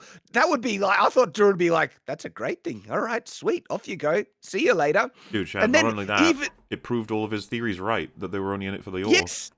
Exactly. And so his reasons to helping out, not even there in actual fact, he could be insulted enough to not help. And on top of that, say they couldn't even go back to Valinor, right? It's not like they're suddenly going to be wiped out. It just means they lose their immortality. And from Durin's perspective, I thought he would be thinking like, oh, so that just makes them on an even playing field to everyone else and makes them actually fair. I think he'd be okay with that as well. They can still have babies and their race continue and everything. It just means that they're not immortal anymore. At the very And least, everyone's, yeah. it's massively useful to the dwarves. The dwarves can demand anything in return for that. Yeah. Well, see, Durin was ruined for that, but I'm hoping his dad will, put up more of a fight on this one. Yeah. In character fight. Good. Just, Gil-galad does say to Elrond that if we leave, every other race will fall to evil, essentially, which is supposed to be Durin's motivation. Although I'm not sure he's ever told about that. But I would Yeah. think that Durin and everyone, they're not going to believe that. What, we need No. the elves to just survive? Oh, Who do you think So, you are, kind of thing? The this is- arrogance. one of the things is like, I'm pretty sure you're trying to steal this thing from me. And they're like, nope, I'm just here as a friend. By the way, can I have that thing? And you're like, no. And they go, oh, well, if you don't as a give it to friend- me, the world will die. And you're like, oh, really? Oh my Really? goodness, I better give it to you then. I don't want the world to die. Hmm. Oh, what a coincidence. Why didn't he tell me this from the beginning? So, there's too much of it to sort of really go into, but I mean, anyone who is interested, go into the Silmarillion, and I think it's basically about chapter 6 onwards, is the alternative to this. So essentially, from chapter 6 onward of the Silmarillion contains all of the content, all of the material, all of these epic stories, and the sacrifices and the betrayals and the rich myth and world building that this show has just replaced with there was a tree and there was some lightning, ergo mithril, ergo cool. Just go and read that bit or listen to it on Audible is a really good version and just see like sort of the extent of the desecration that this redone version actually amounts to, because you're basically getting rid of the equivalent of Romeo and Juliet with vampires, werewolves, Satan, Balrogs, demons, collapsing cities, massive betrayals, 2 further kinslayings of elves against elves, the murder of elvish kings by dwarves, the massacre of dwarves by elves. All of this has been reduced to lightning tree mithril, which is why sort of people who kind of like Tolkien get quite pissed off about this kind of thing. do people who like oxygen get pissed off by this sort of thing? Oh, yeah, not counting all the reasons, other reasons to be pissed off by this kind of thing. Back to the books, back to the books, back to the books. That was apparently their slogan throughout the entire thing. So what's really annoying is he basically just says Mithril, but without saying it, and then Elrond's like, so Durin was right. Which is like, probably shouldn't have said that, mate. Like, because you're already implying. Elrond is really dumb. But it's okay, alright? We're gonna give him a chance. Like, he was too rash. He can still It's- rescue it. it's He can be like- like, oh, Durin was just right that you guys Yeah, clearly have an it's ulterior like- motive, that's all. Yeah, then- does Durin have this thing? I'll never tell you where it is. Like, what? No, don't say that. So, he was okay for a moment there, and then Gil-galad says, like, so you admit it, there is an ore. And then Elrod's response here could just be like, huh? No, I'm saying that Durin was right that you guys are after something. But instead, he says, I only admit that I have a secret, but I'll keep it. Not a good idea. You could have just, this is Wong in Multiverse Yeah, Madness. pretty much. You've said too much already. You fucked it up. I just, like, I hate it. And it's like, yeah, well, it gets the door open, doesn't it? And now the secret's gonna come tumbling out soon enough. Yep. And then something funny happens. That happens in these shows every once in a while, where the king's all upset. He just wanders off. And then Elrond's following him, and it's because he wants to tell him about this goo tree. And it's like, why don't you like act like real people? Where Elrond would be like, "Hello, what's happening? Where are we going?" He's just walking real slowly to this tree. I hate that. I hate that in conversations when one of the characters leaves and you don't know if I'm supposed to follow you or is our conversation over? Are you? you mad at me? I guess I'll go with Like, you. are we not friends now? What if Gil-galad turned around and Elrond wasn't there? He's like, oh, Everyone's yeah, sitting I at the guess table maybe just waiting. He's like, he went to pee, I think. he's like, yeah, I guess I'll just sit here and fucking mope. So, I don't even get this tree bit though, because this is where they stand under it when Galadriel originally gets sent off. But they say they sent her off because the tree was getting destroyed in the first place. yeah. So every single person that stood under that tree apparently didn't notice that just black goo and mold was growing all over the thing to Yeah, begin with. Nobody had a good look. It was only Gil-galad. Or maybe some people noticed. They were like, oh, that's just the tree. That's normal. Some trees look like that. It's the goo tree. It's fine. This is the goo tree. Yeah, that's right. But like this, Not this mine, is of course. no, this Of is course. evil goo. Oh no, Um, definitely not. This Exactly, is and mine super is bad. not that. Oh no, not at all. Of course. And so Not the even close. thing that I felt that was pretty funny here is like the just direct confirmation. This is already something we figured, but Gil-galad basically just says that you know, we saw this evil goo before Galadriel had left, and we thought if she fucked off, that would make the goo fuck off, but it only got faster. I'd just be sitting there like, what was the logic there, mate? Like, what you thought getting rid of Galadriel would get rid of the goo because, as he said in episode 1, if the evil isn't being like hunted and attacked, then it won't accidentally be encouraged or something. Like, wow. Just I mean- retarded logic. It's like, No. if we do nothing about evil's growth, that'll stop it from growing further. It's like, what? No, I will defend them on this one, right? Because if Galadriel return, you've all met Galadriel, right? So if she returns Yeah. and suddenly your tree descends into evil, and you're like, well, that bitch has just turned up. It's definitely her fault. We better send her off. It's like I'm fully behind that What's funny idea about that it? they thought she was so evil that she could corrupt the entire elven race, and she needed to be sent away. Well, the thing is, I'm he may fully still be behind right. that idea. He may still be right because she didn't leave. She's still around. She's just a little bit further away.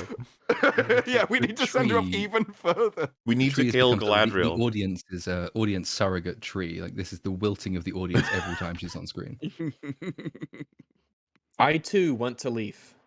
But this No, is but- one of those things though. When he concludes that, you're just with him. You're like, you just hate Galadriel, don't you? It's fair. You can just say it. Like we all kind of hate No, her. but too. Then he's like, Everyone yeah, I will do. agree. He's like, hey man, it's okay. We all fucking hate her. Separate to the the meme logic, right? Which is fun, but Gil-galad's actual belief is that it is war that's causing the spread of evil. So it's gonna get Galadriel to go away, so the elves will be strong enough to wage war to stop the evil. And it's like, no, hang on, your intention is to wage war anyway? And isn't that the thing that he was thinking was making evil grow? And then he admits that, no, we need the elves to fight back. It's like, what are you doing, mate? What are you thinking? It's just... Listen, he's having trouble. He's getting old. Maybe. Such a weird choice to the goo tree. Yeah, it's like this. It's like tendrils infecting it. It's not because when we talk about the light of the Valar and a lot of the stuff doesn't seem to have like a physical like appearance to it. It's kind of spoken almost as if it's symbolic. But this is a very real infection. Like you could reach on it and pull these things off the tree. Yeah, and it's come Which from is- somewhere. Very physical. Yeah, I guess it's hard to know the state of kind of everything, the state of everything in terms of the politics and where things are in time and place and distance, but stuff like this, when it leans so heavily into it, you just can't really follow what means what. And wouldn't the elves feel like this? Because they said this is an external representation of what's happening to us. Surely they should feel different.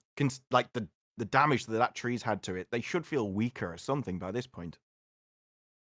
That's the thing, because like, I think the light of the Valar isn't supposed to be just this thing that shines on you externally or from an external source. Because I think the sun has the light of the Valar in it as well, when the sun is created from sort of the remains of one of the trees. But Good it's point, actually, yeah. the elves are imbued with the light of the Valar because of creation, and so it's a natural thing. The further they are from Valinor, they lose the light from inside themselves. It's not a thing that they're bathed in from outside, and you can't replicate that by bathing them in it from the outside, though they find it very beautiful. But I think this is sort of a side effect of what happens when the show is forced, or either is forced or chooses to do away with a lot of this sort of lore world building stuff, is that the more of that they do away with, the more they have to create for themselves, and the more they have to rely on their own imaginations. And their own imaginations don't function particularly well. They're not especially broad or deep. And so the reason a lot of this doesn't make sense, even without reference to the lore, it just doesn't make sense in universe, is because we are relying on the writers to give us this stuff, and they haven't thought about any of it. So It's hard. it's like, Yeah. I don't even know if it makes sense. I don't have information to work with. I'm just sort of like, just like accepting the things that I'm told without being able to.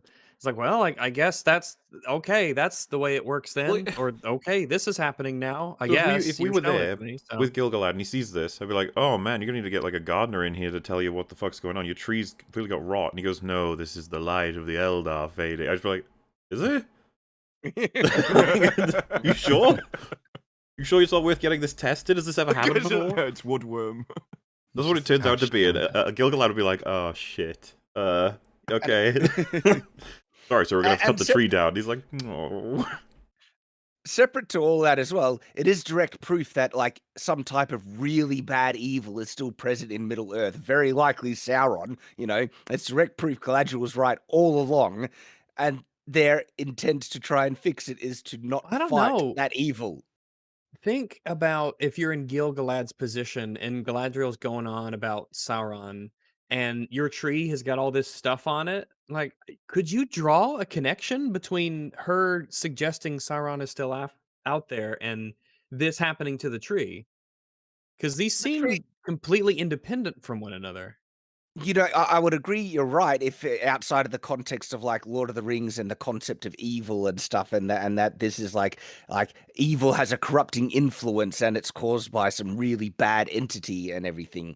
And so the fact that this tree is falling to corruption in the context of the world seems to be an indication that something Morgoth related bad is happening in the world, and you might want to do something to fix it. yeah, I mean, when the trees in Valinor decayed and were killed, according to this show's telling, that was because of the actual existence of and presence of Morgoth. They didn't die just because somebody suggested Morgoth might be there. They died because he was there. And so the elves with that experience would look at these two options and say, well, which is the most probable? Is it that Galadriel is simply mentioning the prospect of Sauron that's causing the trees to get depressed? Or is it that maybe Sauron is actually there somewhere? Well, given their past experience, there's only really one conclusion that's reasonable to draw. Well.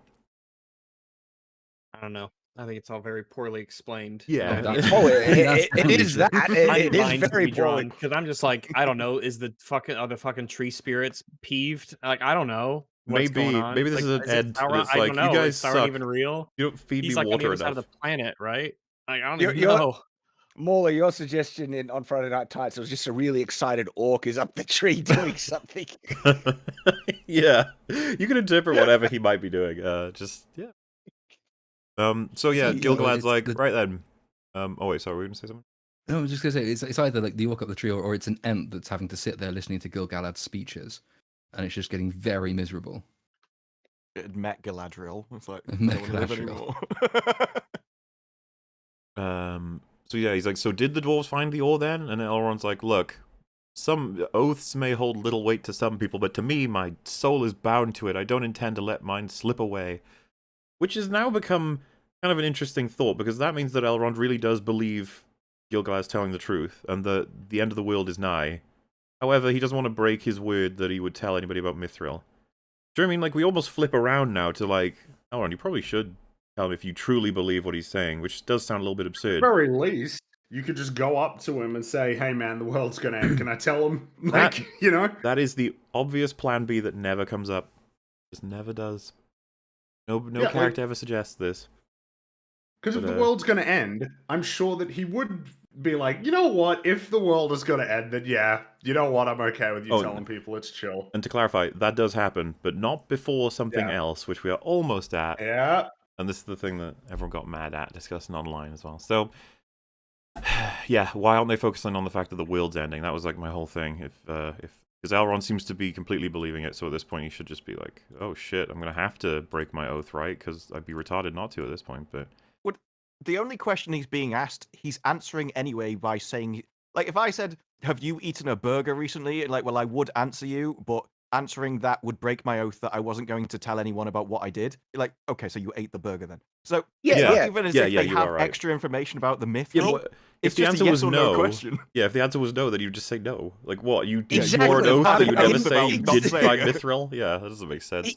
Elrond all but admits it because the line was like, Durin was right. And then he, like the king says, then you admit the dwarves did find it.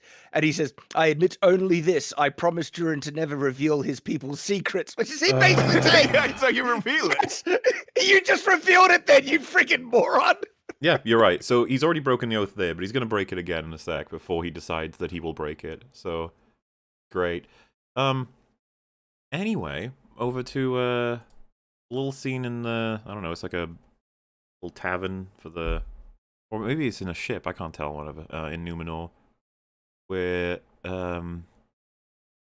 Isildur comes up to his friends that he got fired, and the friend accuses him pretty quickly of like, you're only here because I got promoted and you want to use me to try and get onto a ship. we haven't Which is true. they haven't talked since the alley, right? I don't think they've. So this is the thing. It's like, oh, this could be a good moment to prove that that's not the case, because his friend's clearly upset at him still, clearly very paranoid about his actions, and he totally should be. But like, the show takes seconds to basically be like, yes, that is true. It's like, oh, really? You suck, man. And then, yeah, the thought comes to your mind of just like, what has Isildur done to rectify his huge mistake in totality? Has he actually tried to appeal the decision to get those two fired for no reason at all? Because that would have been a really decent way to get him back in their good graces, right? I think it's this scene where he goes, well, I didn't think they'd fire you. And I'm still thinking, yeah, I don't know why they did fire him Yeah, in no the one first knows. place. So it seems perfectly reasonable from his position. That's true, but at the same time, it's like, has he done anything as a result of it? I'm assuming not. But it is hilarious. Nobody understands why this happened, and it did, and you realize, like, well, it's because we needed conflict between these two. Pretty much for this Kind scene and a of. couple scenes extra.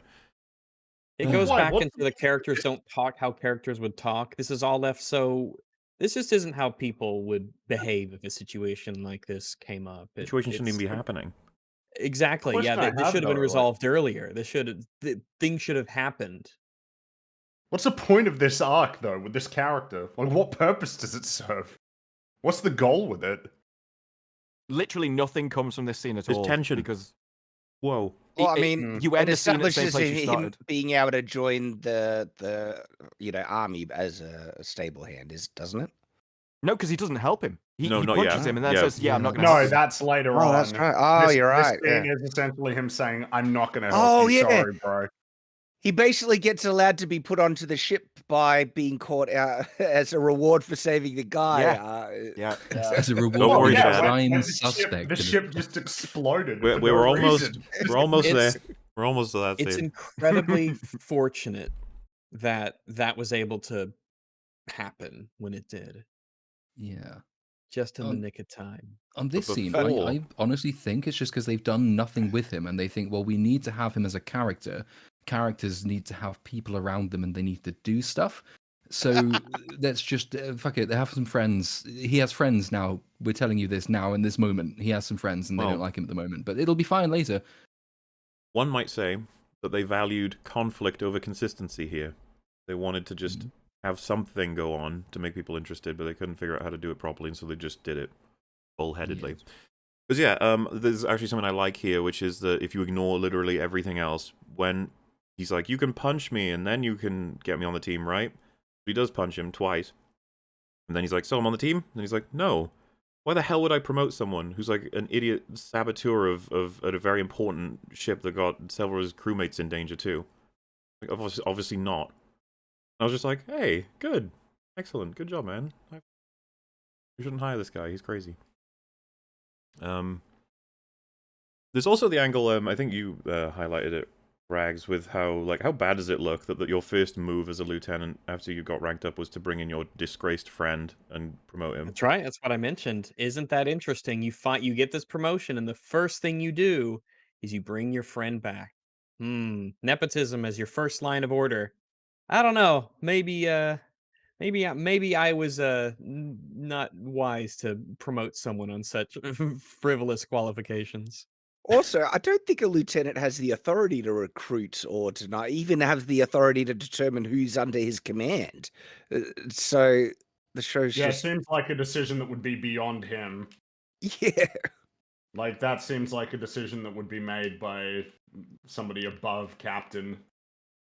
Well, I mean, an army would have actual, recruitment officers Well, and things, and in charge of training. And then after the training is completed, then you'd have perhaps a captain assign, the divisions under whose command and things. And so, well, I think sure. generally the way it works, right, is that like those decisions are made because because there's captain is the highest rank of like commissioned officers, right, and then above that you've got like generals and colonels and whatnot, and they'll make decisions maybe about personnel, but like you just get your people, and they're the people that you're in charge of. And also, it's only been what, a day, and he's just here he has the capacity to make these decisions. No way.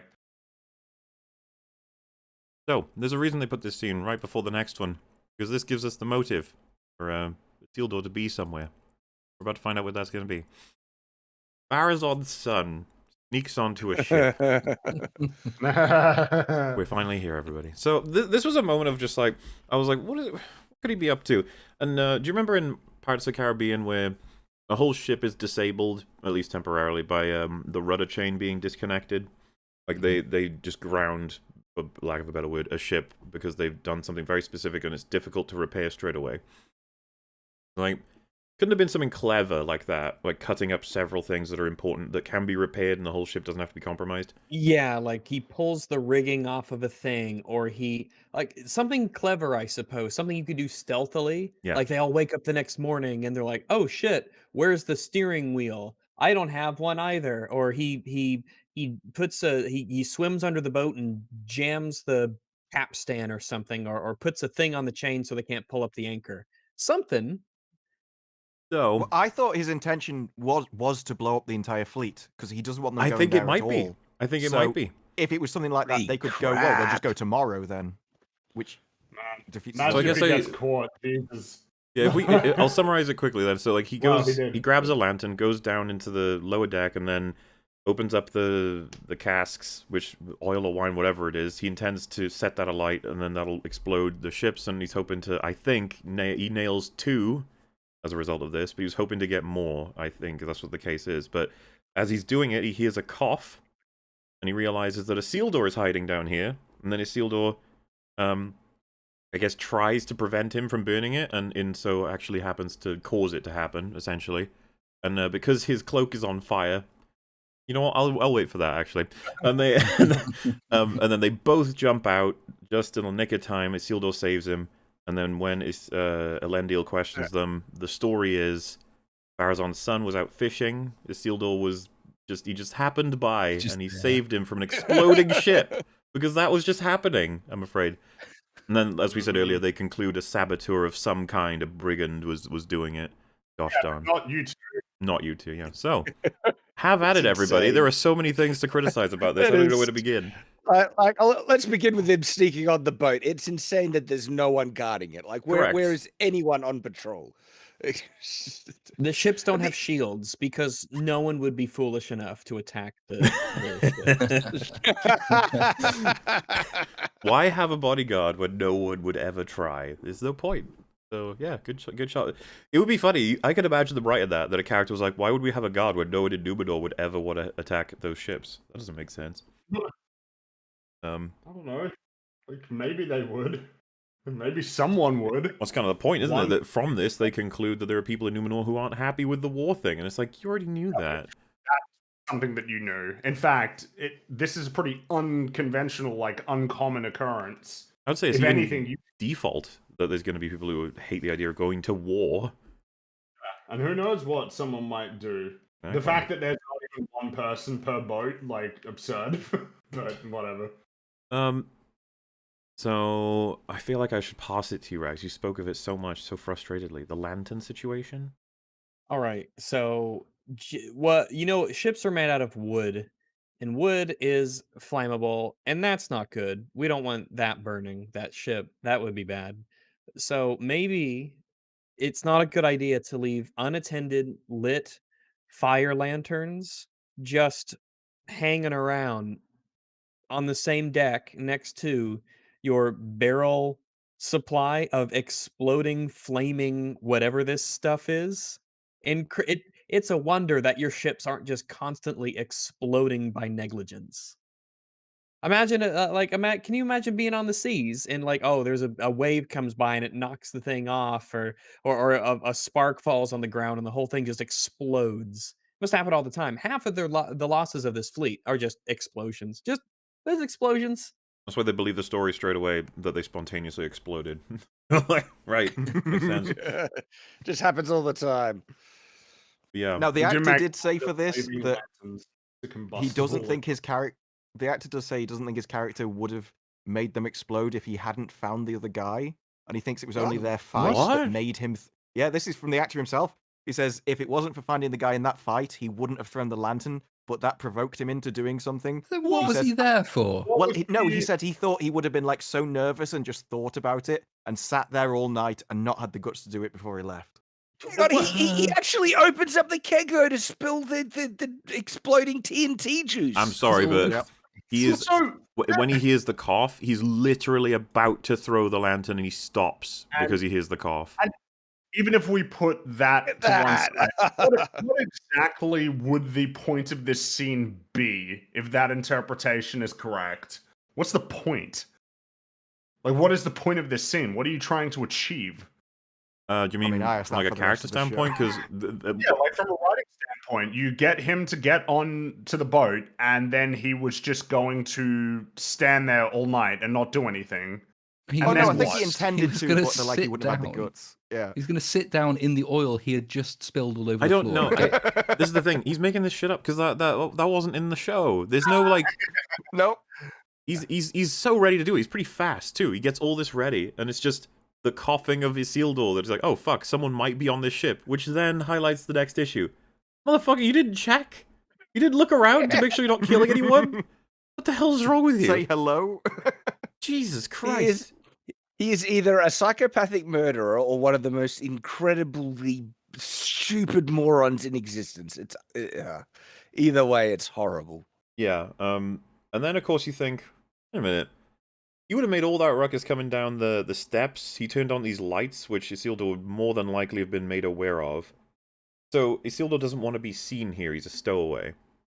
So the last thing he needs to fucking do is cough, right? And the reason I'm saying all this is fucking hell that was lucky. The one guy who never wants to be seen or heard has no choice but to cough because of some situation he's in or whatever. And that's what alerts this guy that saves Isildur's life and in turn saves his own life. Well, I guess he would have been fine if not for all the... And gets Shenanigans. Isildur to say, yeah, which it Yep. allows Isildur to do the thing that allows him to get to Hang on. Middle Earth. And Hang on, wait a second. He was about to throw the lantern on this TNT juice, and this is not a slow burn, right? It's an instant explosion, the basically. show is a very So- slow burn. What are you talking about? So this is the thing. We have to believe that he didn't know that's how that works.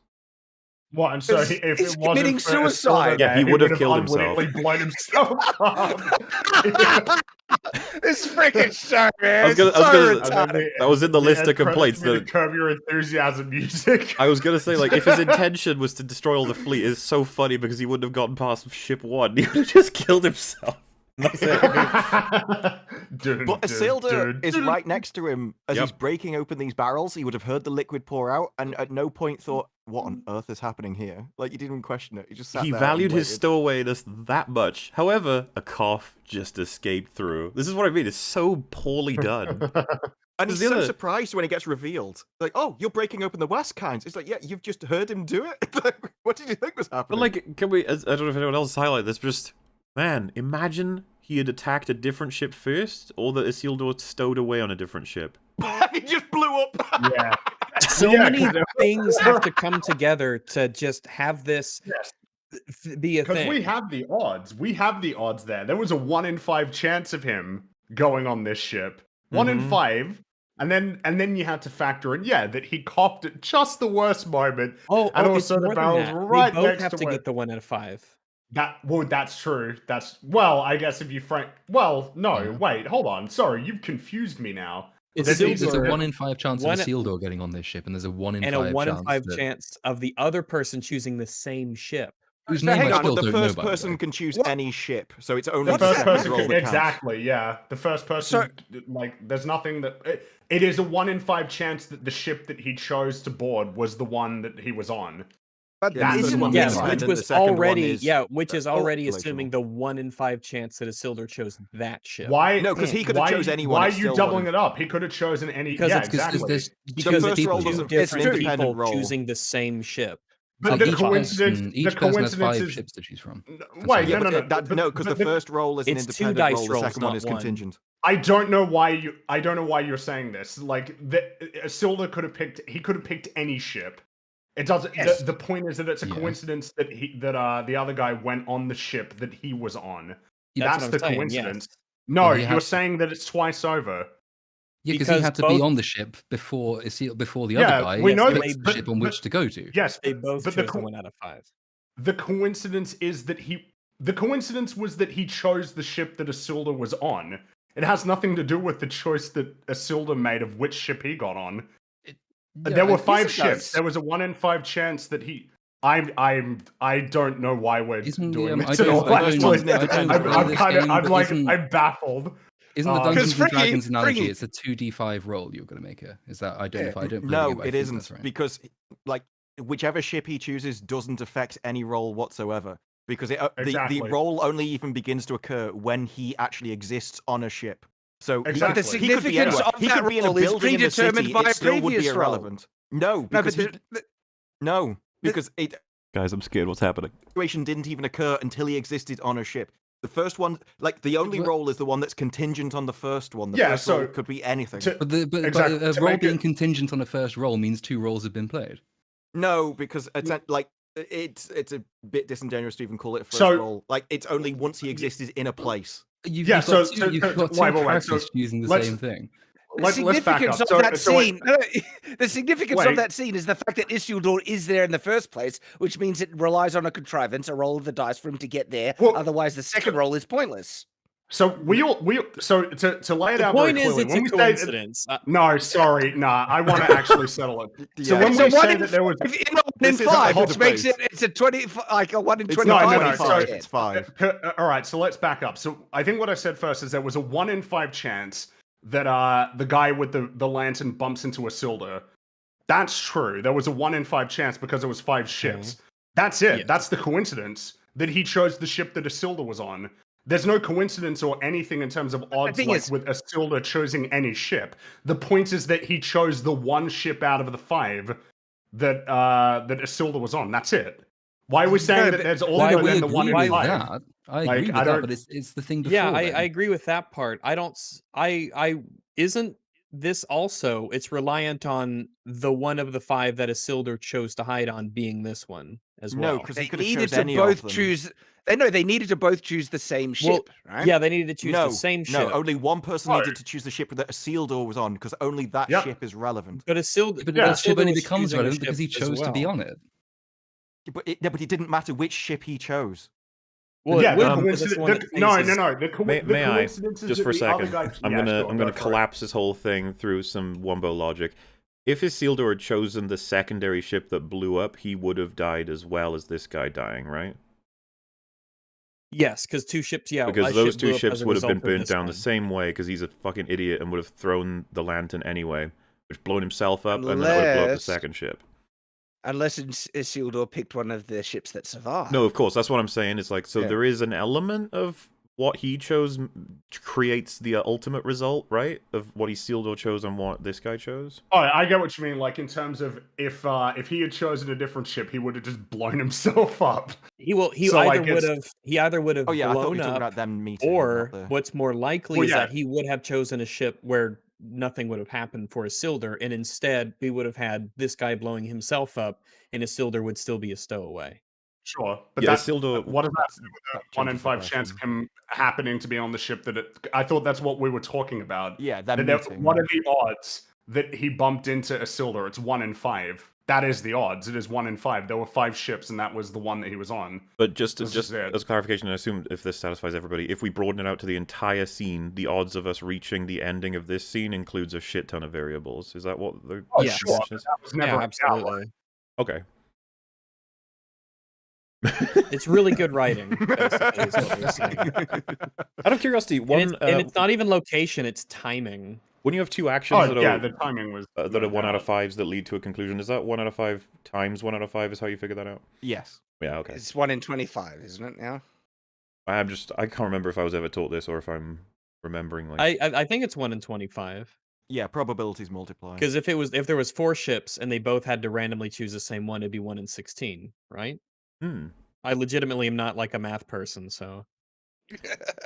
But yeah, because you could argue, like, the gods not being there is another element of just like what are the odds of that? And it's like, I guess it's not impossible, but we can't really construct odds for that in the same way we can for choosing a ship. So I understand why we want to isolate these certain things. I think it's actually more unlikely that he just happened to cough at the exact right moment. Absolutely, yeah.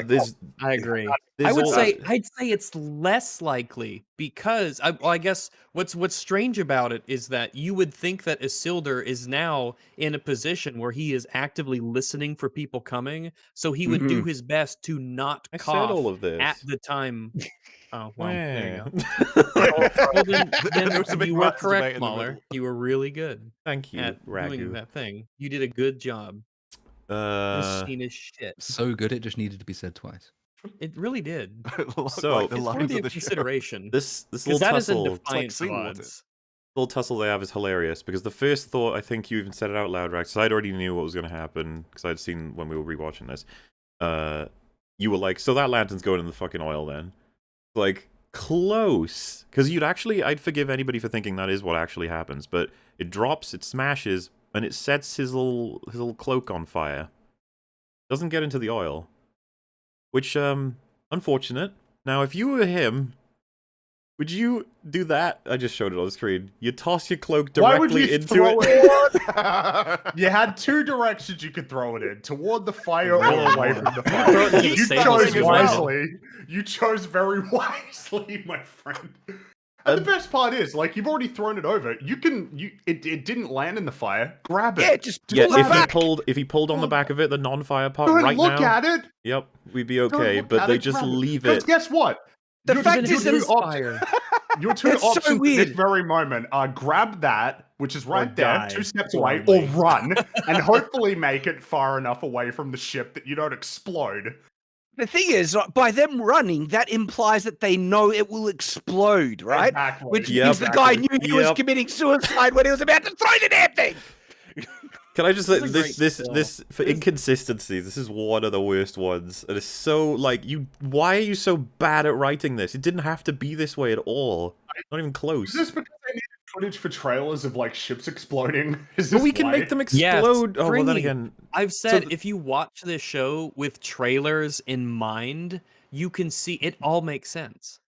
so another thing Um, that I had to talk about really actually. does. Oh But god. let's remember Farazan's son's motivation here. It's to stop the war from happening. Is he too stupid to know what this could actually do? There's several possible results. One of them is you're unsuccessful to the degree that you only destroy maybe 1 or 2 or even 3 ships, and that just cripples Numenor's attempts at actually supplying aid to another place. That's really bad. You just put them in a worse position, is what I'm saying. But another outcome could be that you actually kill a bunch of people. You're exploding 5 ships in a dock. In fact, I would say you've guaranteed killed someone. It would be unlikely if there's 0 people surrounding all of these ships. He doesn't even check, as we saw. What Yeah, happened to I the mean, crane horses, because we've already seen crane horses being put on the yes. ship. How many The of those? horses! The horse. the Kill all horses the being loaded on horses! this one. Wait, sorry, this were there one was horses in that ship? mysteriously- No, They that's were the thing. loading I think horses that on, this weren't one was they? mysteriously vacant of horses. I was about to say, there's no way they would show us horses in here, is there? Because you can flat pack horses, though, you can just put all of them on one ship. Oh, yeah, so that this is just the wasn't stable. one ship. Pack them in like That is the sardines. stable, but there's only saddles, there's no horses. You Yeah, know for a of fact course they they wouldn't have know. had the balls to blow up all those horses. Well, you know what? That's good, because if this jerk blew up all those horses, because like, what's your problem, my dude? That's a better Like, question, I though. get What was it, his you're trying plan? to stop a war, but What was his plan if there were horses Nah, in here? Was he just going to be like, well, I'm He was sorry. just gonna stab him in the eyes and say, "Sorry, horses, you gotta go. See ya." Oh, that'd be fucked up. And Yeah, then it would be. keeping- It'd be terrible. You could have the thing shot is where that- he's walking slowly through the ship and he sees all the horses looking at him in the lamplight and it reflects off their eyes. Yeah. And then play sad piano music, and then he Like- just smiles villainously.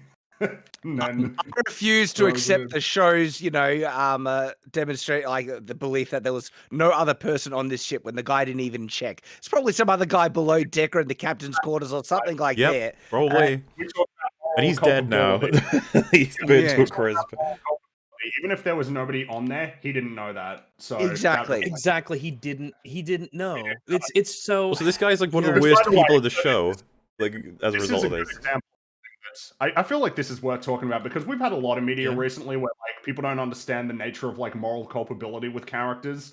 Like Yeah. it may well be that it ends up that the actions that they took didn't actually get anybody killed or injured. But if they could have, and they or like they just didn't even know that they were putting anybody in danger and didn't care, says something about them. It's Yeah. really like oh, nobody got killed. It's like, yeah, somebody could have been. That's what matters. Exactly. Yeah, the Absolutely. question when you're studying this in sort of philosophy, it's called moral luck. The example is usually given if you're driving while you're drunk and you get home. Are you doing anything better or worse than if you're driving while drunk and you hit someone? And the question is there to what extent does the morality of an action depend upon the actual consequence of that action? So luck, how much does luck determine the morality of an action? Is the question sort of at stake?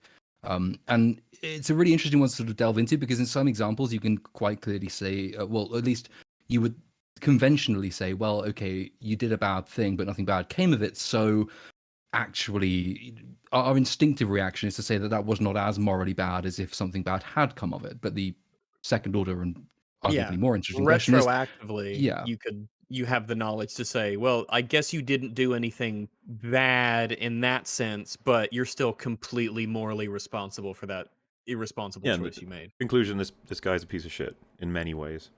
Absolutely. It'll be hard to watch him expect- going forward. And this isn't a character who's some stupid idiot like stable boy or peasant, like you're the son of this political vizier, this very supposedly educated and smart character, and you are apparently wealthy in your nobility. I expect a little bit better from you, especially given what your father's trying to teach you. This wasn't very wise, this maneuver here. Well, and so That would have been a story, though, if the son uses the lessons his father gave him to further a goal that his father was against. That would be a story, you see. That'd be a we don't want plot. to do that. Well, I guess what's the reality is that the purpose of this scene and blowing up these two ships, we'll later find out, was just to get Isildur on the expedition. Yes. That was the purpose. I guess, itself. yeah, from the writing standpoint, that's all Also, it accomplished. just to finish Why off not? what I was talking about with other possible consequences you didn't even think about. If he blew up one ship, that might just galvanize the war effort. It might be the people, like, there are people who are trying to stop us from going Yeah. now. Saboteurs. They're standing So- they're standing in the way of our, what our politics has decided, what our queen is, what we're banding together to do. They're trying to kill us to prevent us from helping these other people. How fucked up is that? We really need to go. Certainly not a sure thing. It's not a sure thing that doing this is going to advance the cause that you have. And we're probably. I'm curious if we'll get another scene of him discussing or thinking about any of this, because this scene, as you just pointed out, its only purpose is to get Isildur onto these ships, and it's like, I think Yeah, we're we gonna don't forget care about it. about- We're done. We're done with it. I think Yeah, we're this done, is yeah. finished. I think this is all done. It served the purpose that it was meant to serve. And as far as I think that at least this element of it, the ship explosion, I doubt it will come up again. I doubt Farazan will ever learn of it, or the son will tell anybody. It served its purpose. It's done. It's And I closed. think, between. Imagine if he'd gone to Isildur's sister, though. That would be a very advantageous play, wouldn't it? I know I only met you 2 days ago, but I just blew up a load of ships for you, darling. Ooh. So maybe. You might just think you're insane, but you can try. That would be if they did that. They'd have to build up some sort of obsession he has with her for him to do that. Which would Yeah, have been you're right, because But that tells us a lot that about already him. needs to have existed because he has done that at her bidding. He's not innately an anti-war person. She's persuaded him to go and speak to his father to try and stop the war, and his father said nah. So he's gone to blow up the ships to stop the war, but the impetus to the action came from his interaction with her to begin with. So he already needs to be obsessed in order to justify the action he's just taken. I But think we he's- got to work way harder to move him into exploding ships in the harbor. Yeah, no, think I that's a agree. big Yeah, no, jump. well, so that's We actually gotta- we the gotta work that fundamental way. issue here, I think, is that I don't think the show at all has justified him doing this. There's so many reasons to say that he shouldn't, and then there's all the craziness of the actual scene, and then Farazon and Elendil equally don't put the pieces together, fuck that. They both would. They both figure out exactly what happened here. It'd be You think so there'd be a big obvious. investigation? How many other conspirators are there? Are they in our ranks? Are they ready to sabotage us at any point in our journey, or when we make landfall in Middle Earth? This is a big Yeah, deal. like 2 of our the ships just got exploded out of our 5. there Yeah, are and way it's- too many variables at play. Like for him to commit to this course of action, considering how much of it is outside of his control in terms of controlling the direction that everything goes in. Like, I feel like there's got to be better ideas than blowing up the ships. Like, there's got to be a better way. Well, I guess that takes us to I what mean, happens. it's the point of, I guess, like, is the point of this character, right? He's sort of meant to be like in the political sphere, right? So he's probably gonna have a life in politics. You'd think that he would try to, I don't know, like, I guess, like maybe. You know what? I don't really care about this character. I'm not that interested in presenting all Who the critics does? for, like, how they could have Yeah. written him. So we can It's move so on. boring and pointless. But also, I mean, just to emphasize again how insane it is that the 2 people swimming away from the burning boats are not prime suspects as to, and they just, I can't believe it. It's like, It's insane. We were Their, just- their, I their was going excuse for a swim in the harbor. their excuse is bullshit. Isildur has a motive. Isildur is the one who is being told he can't go, that he has to stay here. He was disgraced from the Navy when they That's kicked true. him out. He does have that motive. The idea that Revenge. he's Revenge against Numenor. Well, Farazon's son He's- has motive too, right? They both have big He motives, does. Yeah. which is why it's Well, and they were bullshit. both there, and they both had the means of it, that they were in that area at the time that it happened. yeah. It's motive means opportunity. You got them all 3. I mean, it's just like, what do you think is likely, that they were just out for a late night swim in the harbor, Yes. or that they were the ones who were responsible for this? You know. On Friday night times, I think it was Az's responsibility. Someone questions like, "What? You were really just out here, fishing?" And then they're like, "We were having sex." It's like that would be more believable. you were rocking Yeah. the boat, so to speak. And so, what happens after that is they swim they swim up to the harbor, and his dad's just like looks at him like, "Oh yeah, he saved my life." It's like some mutual agreement, I guess they've come to, that they're gonna like Apparently, keep they this must- it secret must have been- between themselves. Must have been telepathy. I guess. Also- I guess I have a you just problem say with that, Isildur not telling. what, like that. I guess. That Well, this yeah, right. kid Because what does it say exploded the about him, boat. right? Yeah, Yeah, that he sees that this is a position that can advantage him, so he's going to seize it. He's going to not sure he seize that does, though. opportunity. Like, if he'd just gone, this guy exploded boats and I've just stopped in and caught a criminal for you, surely that Exactly. would get Yes, even that's more the response angle Well, to than I guess Yes. maybe the guy would say like, "Oh, well, I mean, yeah, but he was trying to stow away on the ship." You know, so by both of them keeping it to themselves, I don't know, maybe that's the logic. But this thing, you know what Isildur has to say? It just was that. No, I wasn't. I saw you sneak aboard and you were trying to do something bad and I stopped you. I was, just looking at the fishing. boats, reminiscing, wishing that I could go with the Navy, saw this guy being suspicious He's out and here stop partying him. with everyone else, yeah. Well, I Yeah, mean, it's at the end of the day, what we can say is that he didn't take the L here. He saw a way that this could benefit him and advance his goals, and he took it, which is his biggest problem throughout the whole series. That's like his main flaw. He doesn't give a shit about anybody but himself and what he wants out of life. Well, I mean, and Rags's point is very true here as well, because there's a terroristic psychopath who tried to just sabotage the fleet, right? And Isildur doesn't turn him in because it can serve his own purposes. Like, wow, that makes Yeah. him look so bad. Yeah, there's a couple of things. I mean, so I don't, from the perspective of the characters involved. So let's say Isildur did choose to try and dob him in, and he said, "Well, okay, but you were stowing away." I guess, but then again, whether Isildur would have known this, but nevertheless, I'll run with it. The problem there is, of course, that Isildur, his reputation versus the reputation of the son of one of the leading politicians in the country is much less likely to be believed. I think that's a very, very hasty pace in which to make that calculation, but that's at least a counter argument against him trying to dob in Farazan's son. That could be a But- threat that the son tells Isildur. Yeah, Who do you but think he'll that's believe? that would have and that would have required maybe one extra scene. But the problem with them not the problem with them doing it the way they did it is that you've established kind of a a bond of loyalty, or at least a bond of debt between them, which can't ever be fulfilled because you're about to separate these guys off. And so there won't ever be a payoff from this exchange because Isildur is about to fuck off to Middle Earth. And Pharazon's son, whose name I still don't remember, is going to be staying in Numenor. So there's no opportunity for any actual consequence of this, like, on-the-spot alliance to emerge. And it's just a really peculiar decision.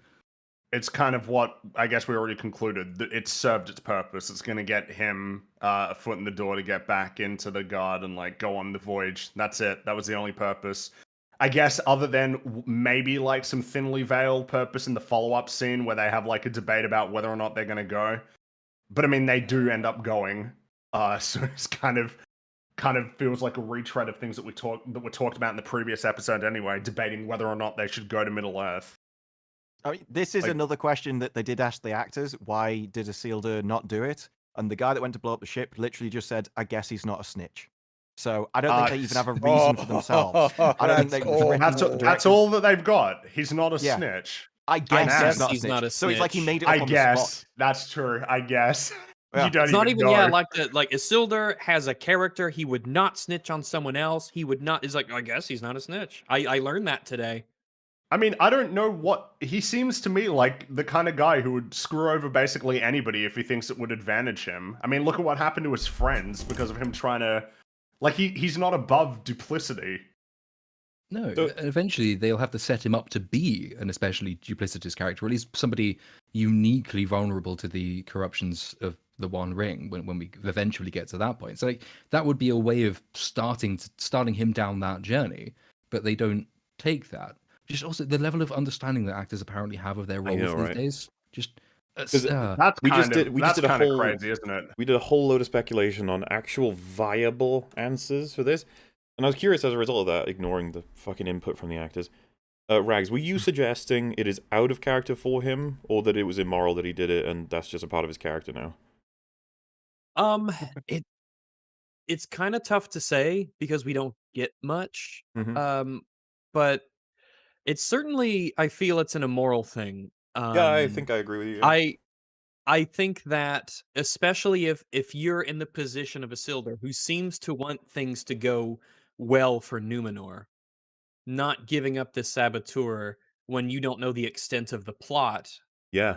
you know, if there's corroborators, is very, He very goes free now. irresponsible. Exactly. He goes free. We don't know what he's going to try and do again. We don't know if there's any more people. And if the concern was not being believed, if Isildur just told his father, hey, yo, like that, like, I know it's my word against his, but father, listen, I saw him try to blow up the ship. I was barely able to stop him. And I'll come clean. I was stowing away on the ship. I wanted to go despite, you know, all the protests. I'll admit to that. How well would have reflected on him if he owned up to the fact it's like, I was stowing away. Yeah, I was doing that. Like if for the first time in his life he actually just took the L and just admitted his mistake. Well, as was said, it's why would you? We needed that scene where he goes, "I'm telling everybody what you did," and then you'd have to characterize Pharazon's son as a piece of shit, but he'd be like, "I'm telling them if you do that, I'll tell them what you did." And then he goes, "What? Stowing away?" And then he goes, "No, that you blew it up." And then he could be like, you know, pause for a thought, and then he's like, "They would never." And then it's like the disgraced son who's desperate to become a part of this war, trying to stop everyone else from going. I can sell that in a heartbeat. That sort of thing. The reason they couldn't have that scene is because they wanted the boats to explode. And so on a burning ship, you could have had that, but to get that impressive explosion, they would have been like, well, if it took that long for it to set on fire, then you could have stopped it. So they literally couldn't have a scene in the middle. Oh well. So yeah, the next scene is really pointless, by the way. That's the impression. Well, you get the whole like, oh, thing's a brigand, which, like I said, Pharazon would have figured this out in a heartbeat. Absolutely, no chance. He knows exactly what just happened after the conversation he had with his son. What the fuck is his son doing there? Like, yeah, okay, you totally it was just yeah, sure. Go for a swim. And then go for a swim in the harbor. And they say that we could have lost all of our ships. And it's like, oh. Mad, really? Your really? ship's stuck. It's that TIE Fighter thing. No, not the TIE Fighter. The bombers in is. TLJ, where one of them blows up and it destroys the two next to it. Man, remember that? Remember that? Oh, as a choice classic. that was made. Classic. Oh, it's indeed. already a classic. I can see it now. Yeah. Ugh. Like Oh, hard to you don't remember. expect like sailing ships to be what we would describe as like volatilely chain reactive. Like you blow up one and then the others explode around them. It's like, I don't know, man. That So, just 'cause, doesn't I mean, seem If right. one There's blows up and historic- sends fireballs out, then the fire has to somehow drop through a hole in the top deck of the next ship to where there is other kerosene or oil or wine, whatever it is, already lying on the floor because I guess it's leaked from another barrel or someone else has opened it already. The number of events that have to come to being or to come into alignment in order for this to happen, to have a chain reactive event. It's not unbelievable that a ship could explode. Fire hang on on. ships in that era was sort of a mainstay fear, but the idea of the chain reaction requires a lot of assumptions to be made. There is actual historical precedent for chain reaction. The Spanish tried to invade England at one point. This was during the reign Oh, of those Elizabeth. invaders. Mm-hmm. Yeah, and Tried. they sent out like ships on fire to the Spanish fleet and set the whole thing on fire because of a chain. One ship got on fire; they were too close, which caught another ship on fire and stuff. Yes, but That's that fire, has not explosion. that's got the gunpowder consideration at play. Yes, it's not yes, just yeah, oil. it was the And- exploding. Yeah, you're right. As Something opposed to that kinda just- exploding wine. Like with an Yeah. explode, yeah. Well, why even have the second ship explode? If you're a writer, right? The only reason to have the second ship explode is so it looks better for the trailer. Yeah. There's no reason because for that as second we ship to later blow up. see, well, something that we later see as well is, despite two ships being blown up, it doesn't seem to substantially impede Changes nothing. their goal. So it's like, okay, Yeah, you'd So think really that it if was your pointless. army, They get packed If- on those if you ships lost- like sardines. you just lost 40% of your ships and assumedly all of the cargo and provisions and storage space that Yep. came along with those ships. Why I guess did we're you- still going to go along and do it. No I biggie. figure that when you say that we have 5 ships and 500 men, that you're not just screwing around and taking superfluous ships. I figure that you need those Well, ships. one of the ships is 200, the other ship is 200, and the third ship has the rest of the 100. And the other two ships, those are We're just- backup ships. the backup ships that we're going to In take case with us. two us. of them Second force to swap explode. onto. You know how ships are. You know how these Numenorian ships are. They do just explode. So you gotta bring spares. I would not want to be on a Numenorian ship. Just like No. it's scary, Which, guys. oh, I by don't the know. way, like, we're only 2/3 of the way into this episode. We are 4.5 hours into the stream. Excellent. And this isn't the This will be worst quick. episode. No, That's this is the one I had less to say. Oh no! Yeah. You know, The first I'm one. not sure I'll make it through the next one because I only have like so much time left, guys. I'll stick as long as I can. Yeah, of course. I- 4.5 hours. I is a long appreciate time anyway. everybody's been here for this long, even. Yeah, this is obviously Yeah. it's not really limit set. That's how it kind of. Yeah, and Farazan, says like this is kind of evidence that things might not be quite right. A kingdom should be led, not dragged. I'm just like, everyone seems pretty in favor. We've had like a strong amount of support. One guy who he should have figured out was actually his son who blew the shit up. But yeah, like basically this gives them pause for thought, which actually, in fairness to this plot line, pushes them to believe that it's going to be, we really need to get Hallbrand on our team. I think Galadriel actually mentions that at one point. Like, it might be him saying that he's willing to go might turn the tide on whether or not they actually go through with this traveling to Middle-earth, which... Why? Everything thought- about this is wrong. Like everything about it. I think we've already seen actually there's quite a Does lot of feel like public it support belongs, against. yeah. No, I mean, but there's a lot of public support against the war. I mean, you have those scenes of Farazan Yeah, walking in through the- corridors and people shouting against him. Farazan's a cheerleader for the war. He's explained his reasons for wanting to go there. Why is he the first person to be reluctant to go now that something aberrant has happened? Like he should, if anything, he should be the person saying, We shouldn't give in Yeah. to terrorists, that sort of thing, right? You should be saying that. yeah, or finding any excuse because his reasons for wanting to go to war are not honourable to begin with. He should be the last person who's trying to agitate against going now because of this minor setback. It makes him look like a weirdly inconsistent coward. And then the idea that a guy, again, who's been in prison yesterday should now be the only person who decides whether we go to war or not is just compounding the problem that we identified right at the beginning, which is that all of this is hinging on the actions and beliefs of the least likely people in this entire kingdom to actually be placed in this position of responsibility. Agreed. But yeah, and then Galadriel's like, our enemy grows stronger every day. We cannot wait.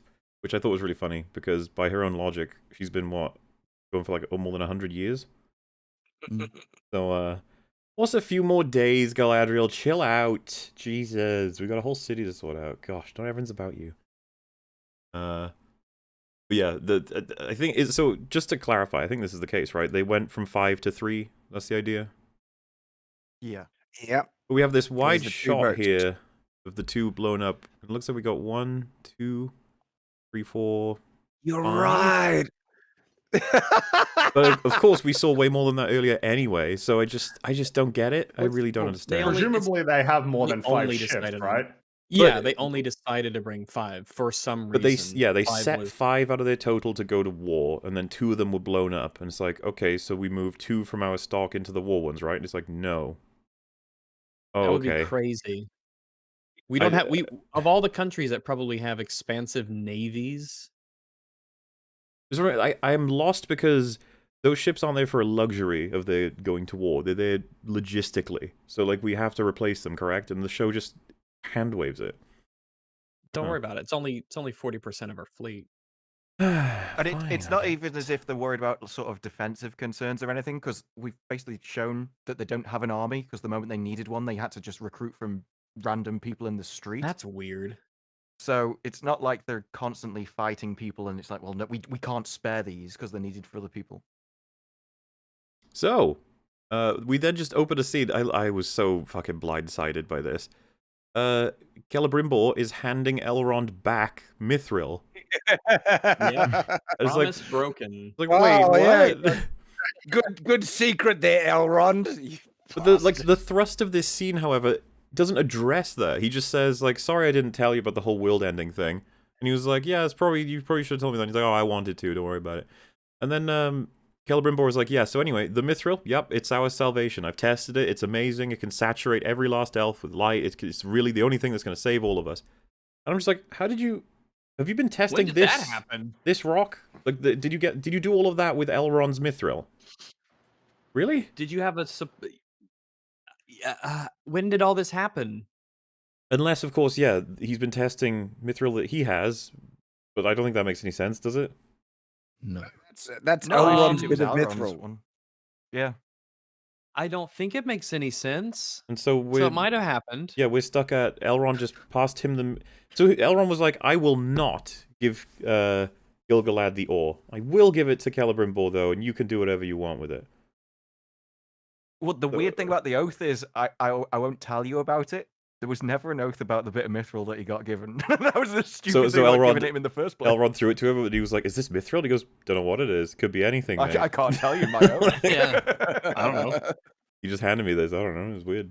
I don't think it has anything to do with anything else. Mercury, for all I know. Anyway. But yeah, then there's this fucking. Sometimes you wonder. You're just like, that's so hilarious. Elrond is like, so I must break my oath to save my people. It's like, you broke it already. It's like, what do you mean? What are you talking about? What would have been? I guess something that just occurred to me is Celebrimbor is like this master legendary craftsman. It would have been really interesting to have a scene where he is introduced to Mithril and he realizes like, oh shit, like this is amazing. Having him say it, there would have been a lot of weight behind Celebrimbor saying these things about this incredible material that even he in all of his years hasn't seen anything like.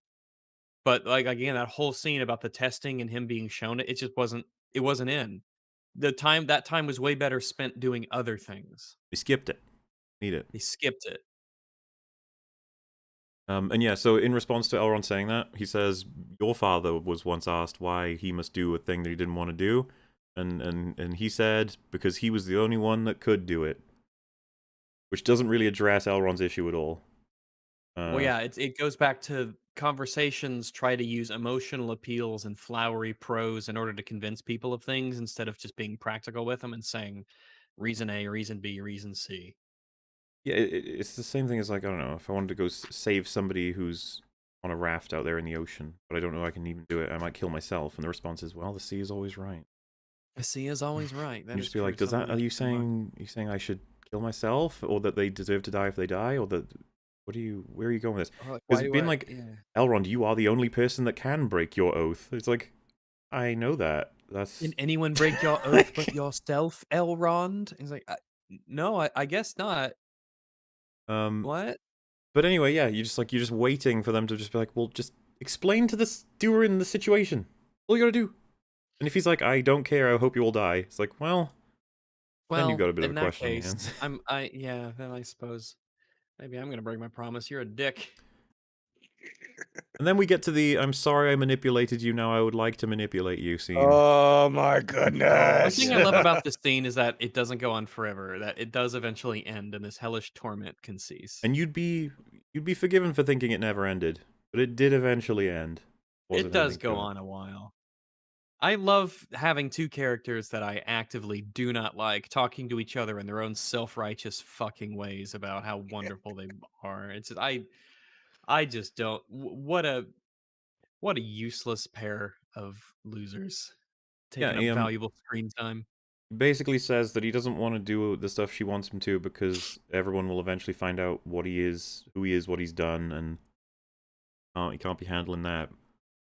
And he's done such horrible, horrible, horrible things. And then she's like, well, sometimes to find the light, we must touch the darkness.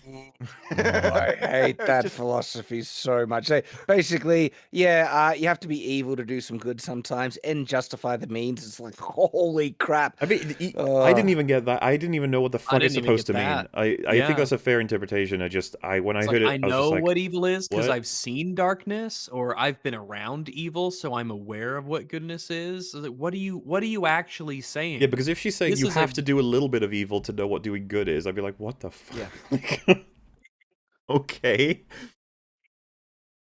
Yeah, and then he's like, what do you know of darkness? Who did you lose? And she's like, my brother. He goes, what happened? And because there's a pause, it's kind of funny. She just goes, he was killed. And then it's like, it's like, he was killed by death.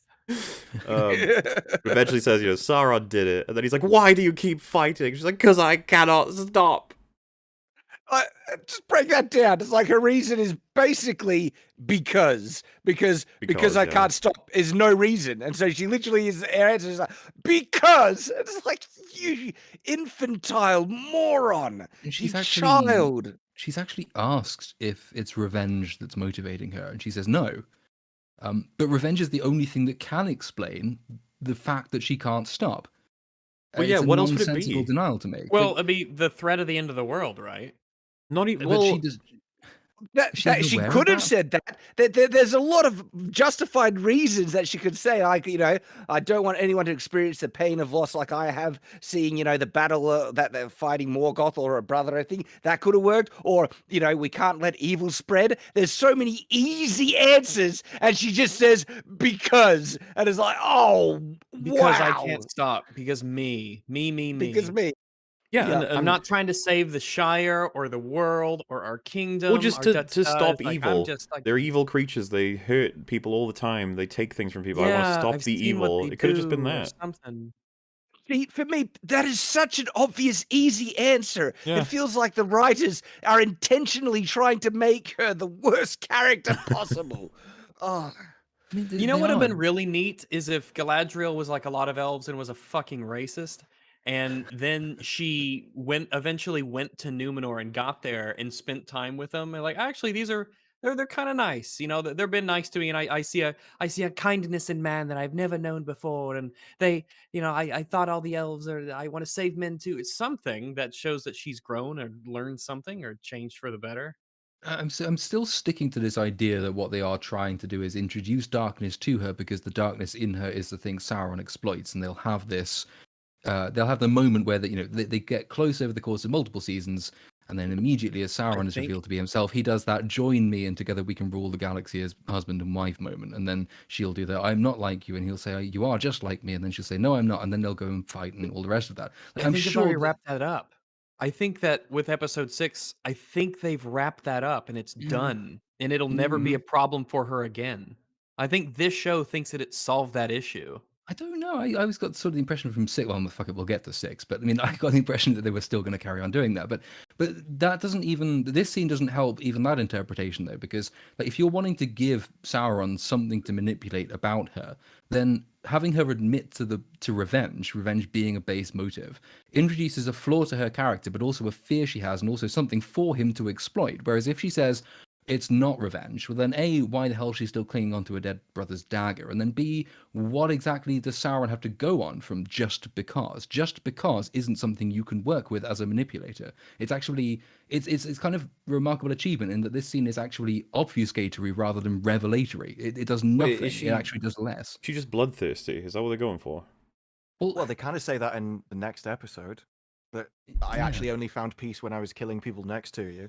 But even in this, Yeah. I don't think they actually understand their own motivation. Well, I don't think they even understand the conversation. Because when Halbrand's asking her, why are you doing this? He's supposed to have it's supposed to be like a battle of wills, and he's the one which is, that's his retort to her. When he's just asking, why are you even doing this to me? And she projects her own emotions onto him. She's like, well, I can't find peace here, so you definitely won't be able to find peace here. You've got to come with me and do the thing that I He's a want for you horrible to ever have person. peace in the first Yeah, place. she's awful. She even says you'll find peace in no other way apart from across the seas. Like, holy crap! Well, she's a horrible influence. It's like, wow. But the show doesn't know that yet.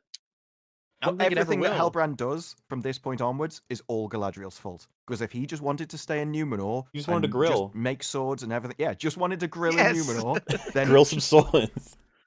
And I don't think they know that that's what they're about to do in the story. And because if they do, that's such a monumental moment that it should go all throughout history. It should have been in the original trilogy and everything. She should feel so much different than how she actually feels at those moments. This actually destroys the entire future of Lord of the Rings in this one conversation. And Yeah. I don't think they even understand. I started a the- war in a foreign land for personal reasons. No biggie. The only other interpretation, which is not one the show invites, but is the only one that's halfway sensible, is that Sauron already has these aspirations, and he's been trying to manipulate her into sort of committing to them on his behalf. So, like, this is the excuse that he will give, but she's not actually prompting. She's not providing the impetus to action. He's been trying to manufacture this setup from the beginning. That's the only one that I think would make any kind of sense and fit in with the story as we know it happens Right. much later on. I don't think it fits But- very well with like anything he's actually. Well, no, he's it not done doesn't. anything to facilitate that really, other than just go, I don't wanna. I think I know. I have a feeling that the show is just. I think that's a missed opportunity as opposed to something they're working against. I think they just haven't thought to do it, and that's going to be one of those instances where you've got this one missed opportunity that then compounds itself over subsequent episodes and seasons. And that's incompetence of a different sort. I don't think.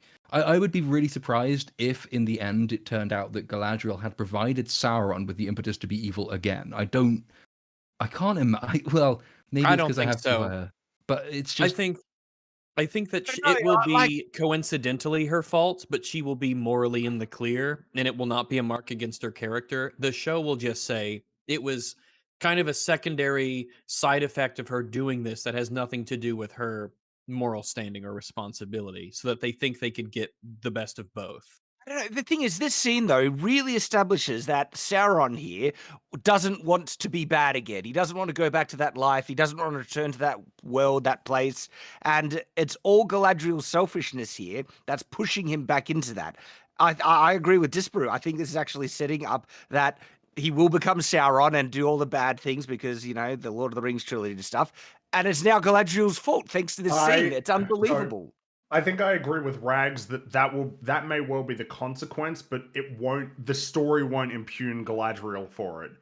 No, That- well, yeah, of course. No, the story thinks Galadriel is faultless, but Well, I very think that's re- what Rags was saying was that that he thinks that that's how it will play out, but the show will not treat it as being her fault. It was something that happened, and it stemmed from her decisions, but it was not a direct consequence of her decision, and not something that should reflect badly on her. I think that's Isn't it yeah. tragic that while you were being a hero, Exactly. you Yep. inadvertently did this thing? Yeah, But Yeah, and it'll match I think so. Gilgalad's Begged comment her. that in trying to stop evil, they accidentally emboldened it.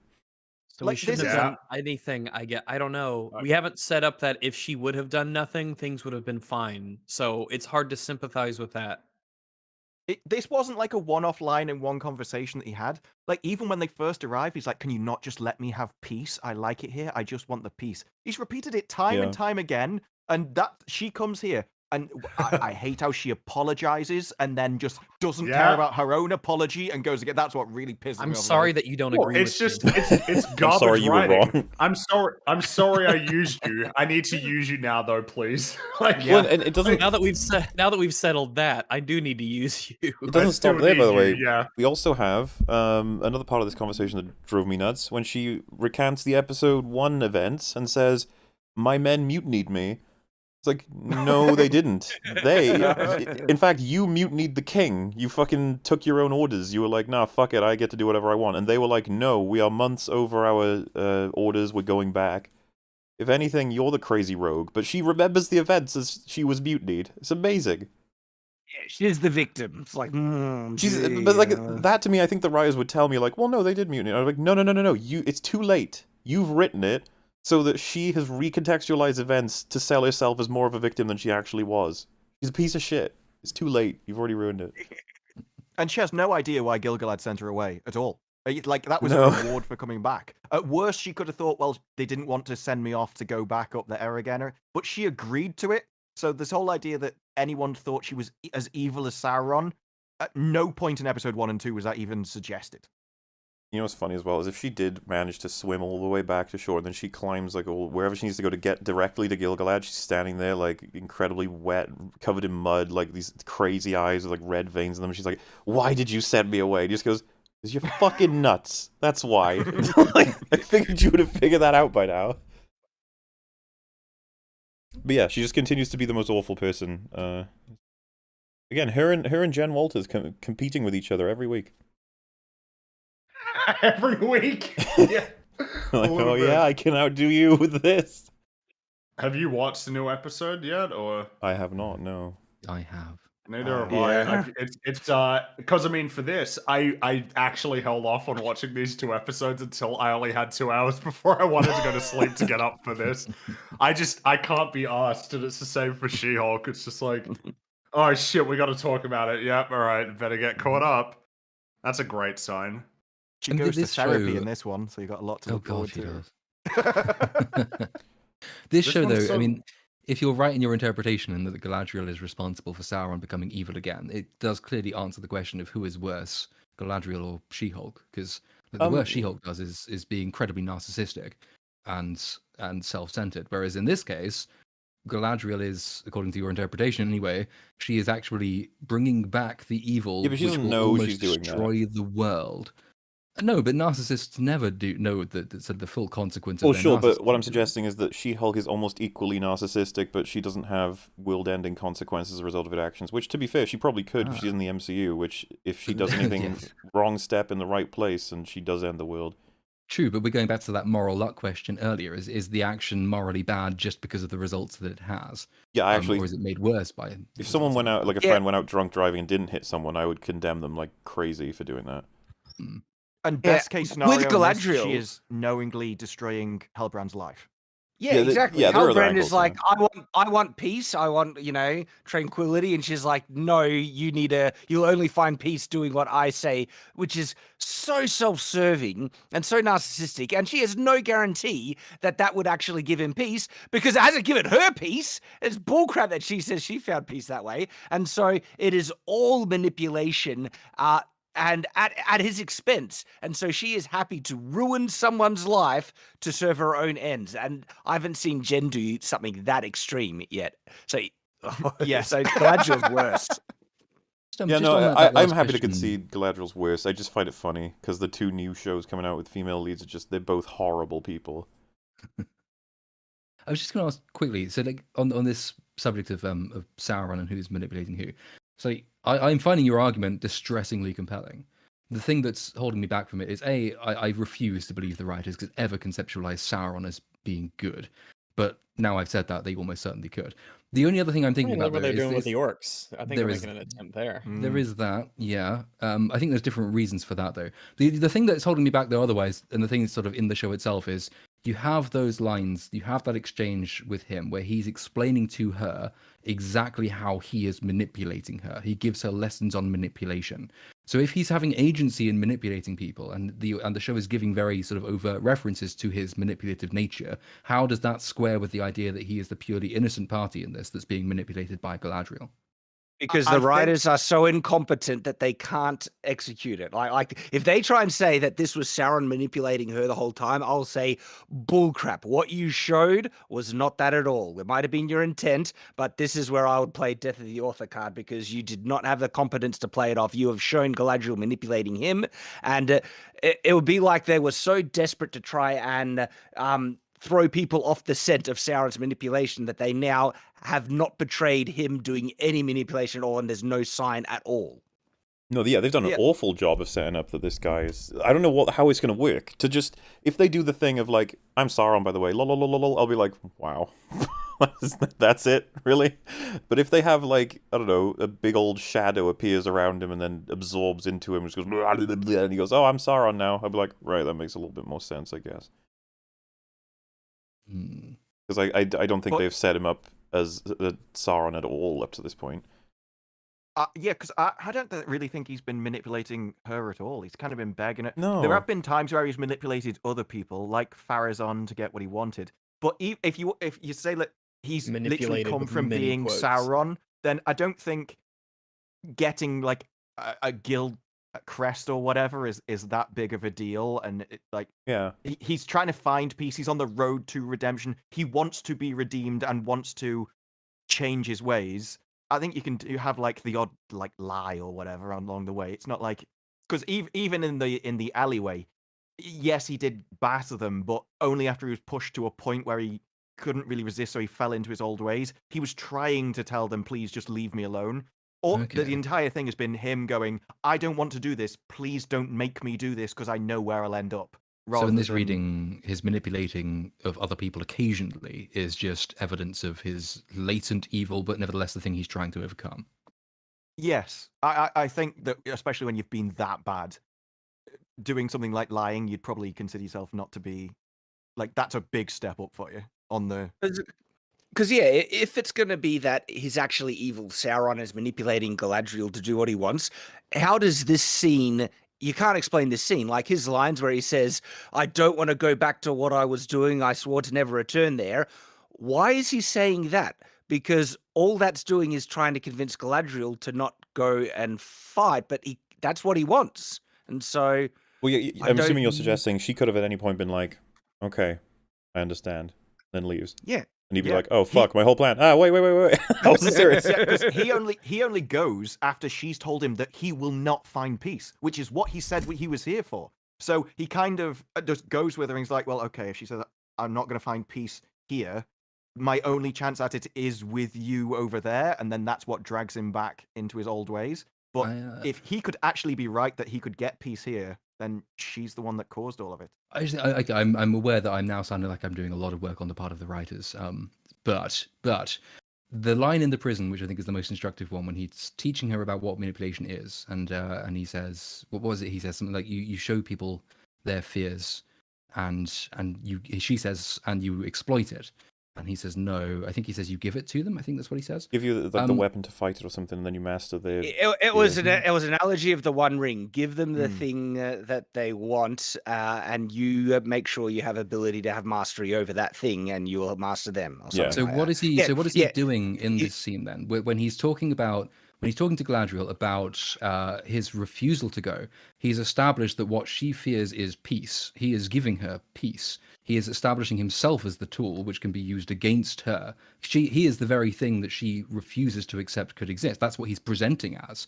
But that makes him integral to her plans, because then you get to the point where they go to the Queen's Council, and it's his word against everybody else. His word is the one on which everything in the future then hinges, because he's established this position of trust and influence precisely by portraying himself as being against the thing that he secretly wants to happen, and therefore playing up on Galadriel's fears of peace, which is what he's showing to her. I'm now aware that sounds way too nuanced for the writers, but like that would be how I'm seeing this. No, he's denied that at every single step of the way. No, every time my she's point is ever he asked him, would. "Are you this?"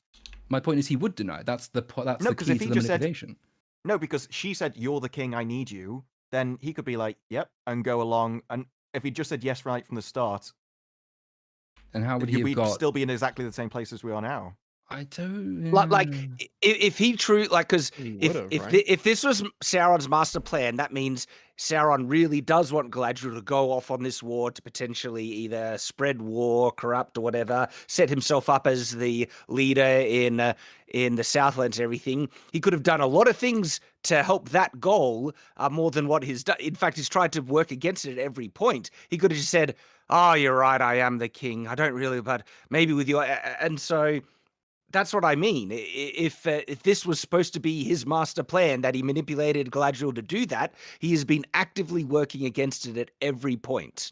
And his own actions have supported his own story. Like, yes, he lied to somebody to get what he wanted, which could be slipping back into his old ways, but that was only to get a guild crest because he wants to forge, and forging gave him peace. So his actions, which don't really have, like, she doesn't care whether he was forging or not at the end of the day. So his actions back up his own sort of internal desires rather than some hidden narrative. And they might try and say there was one, but I don't think they've actually. Yeah, I would shown call bullcrap. I'll be like, all right, where was he actually subtly manipulating the thing to achieve this result of Mount Doom exploding and all that bullcrap and everything? When if you actually just what he's doing, he's constantly trying to do the opposite. And it's like, well, he's either the worst, person to orchestrate his plans, or they're full of crap, Yeah, I think the defense about this is from the same people that said that Gil-galad and Celebrimbor's master plan to find Mithril was to say, Durin's been acting a little bit weird, hasn't he? And then you're supposed to find out that's an intricate plan to get Elrond to do exactly what they wanted. So it could, yeah, they could just come out and say it and hope everyone believes them. Yeah, you make a convincing case. I think maybe you've just exposed that I have a misplaced basic element of faith left over that the writers will not completely fuck up the future. It's a really shit scene. Does not help her at all. It It makes is. everyone incredibly confused as to what the fuck Halbrand's going to be up to in the coming episodes, but we'll get more on that as time goes on. We now cut to, you remember all the first hour of this stream where we talked about how a bunch of people decided to swear fealty to orcs? We're going to catch up with them now, see what they're up to. So, you got, they're led by, what was Oldman's name again? Forgotten it. When Wodalg? Hodalg? Oh, Waldrig. Waldrig. Hodalg. Close enough. Hodalg. Yeah, so they turn up, and it's funny because the accent's like, lift us up, and like I pledge my undying service to you, Lord Sauron. And it was such a moment of at least to me anyway, that he like frowns at him, and you're like, oh, this is gonna be like a weird move from him, right? To imply, is he Sauron? And the next episode, he's like, I'm not Sauron. They're really enjoying making people think that Halbrand isn't Sauron, I guess, because it's all such nonsense, right? Like trying to bait that it's not Gandalf or Adar or whoever else, when it's just like, was that the whole point of this show? Just to be like, which one's Sauron? Which one? I mean, Like- Adar would have just told his orcs he was Sauron, right? Well, he's not though, right? So he's Well, I mean, if the show is I'm saying if the show is baiting which one is actually Sauron, why wouldn't Adar have just told why wouldn't he be going by that name to his own orcs? well, they very deftly would have said Sauron goes by many names. Oh. Ah, yeah. Oh, he goes by Yeah. many names. All Adar is one of them. Oh, okay. Well, that's okay. All right then. I go Um, by one name. Well, yeah, fair enough. Well, he doesn't, so that was enough for everyone to go, ooh, that could be Sauron. But yeah, and it's kind of baffling because he's like, he like grabs him by the throat and pushes him over, and he's like, are you not Sauron? Okay, fine. Whoever you are, I'm loyal to you, I guess. And I just kind of found it as like one of the most genuine human moments in this whole show was Waldring just being like, dude, if you're not, that's fine. I didn't mean to call you whatever. I'm saying I'm your slave, okay? It should be okay. Are you chill? Like, what's going on? I didn't mean to upset you. Like, I don't know. You wanted my allegiance, you got it. All right, here I am. Let's go. Let's go. I don't know, build infrastructure or something. I don't know. But then something awkward happens. Adar, like, you gotta.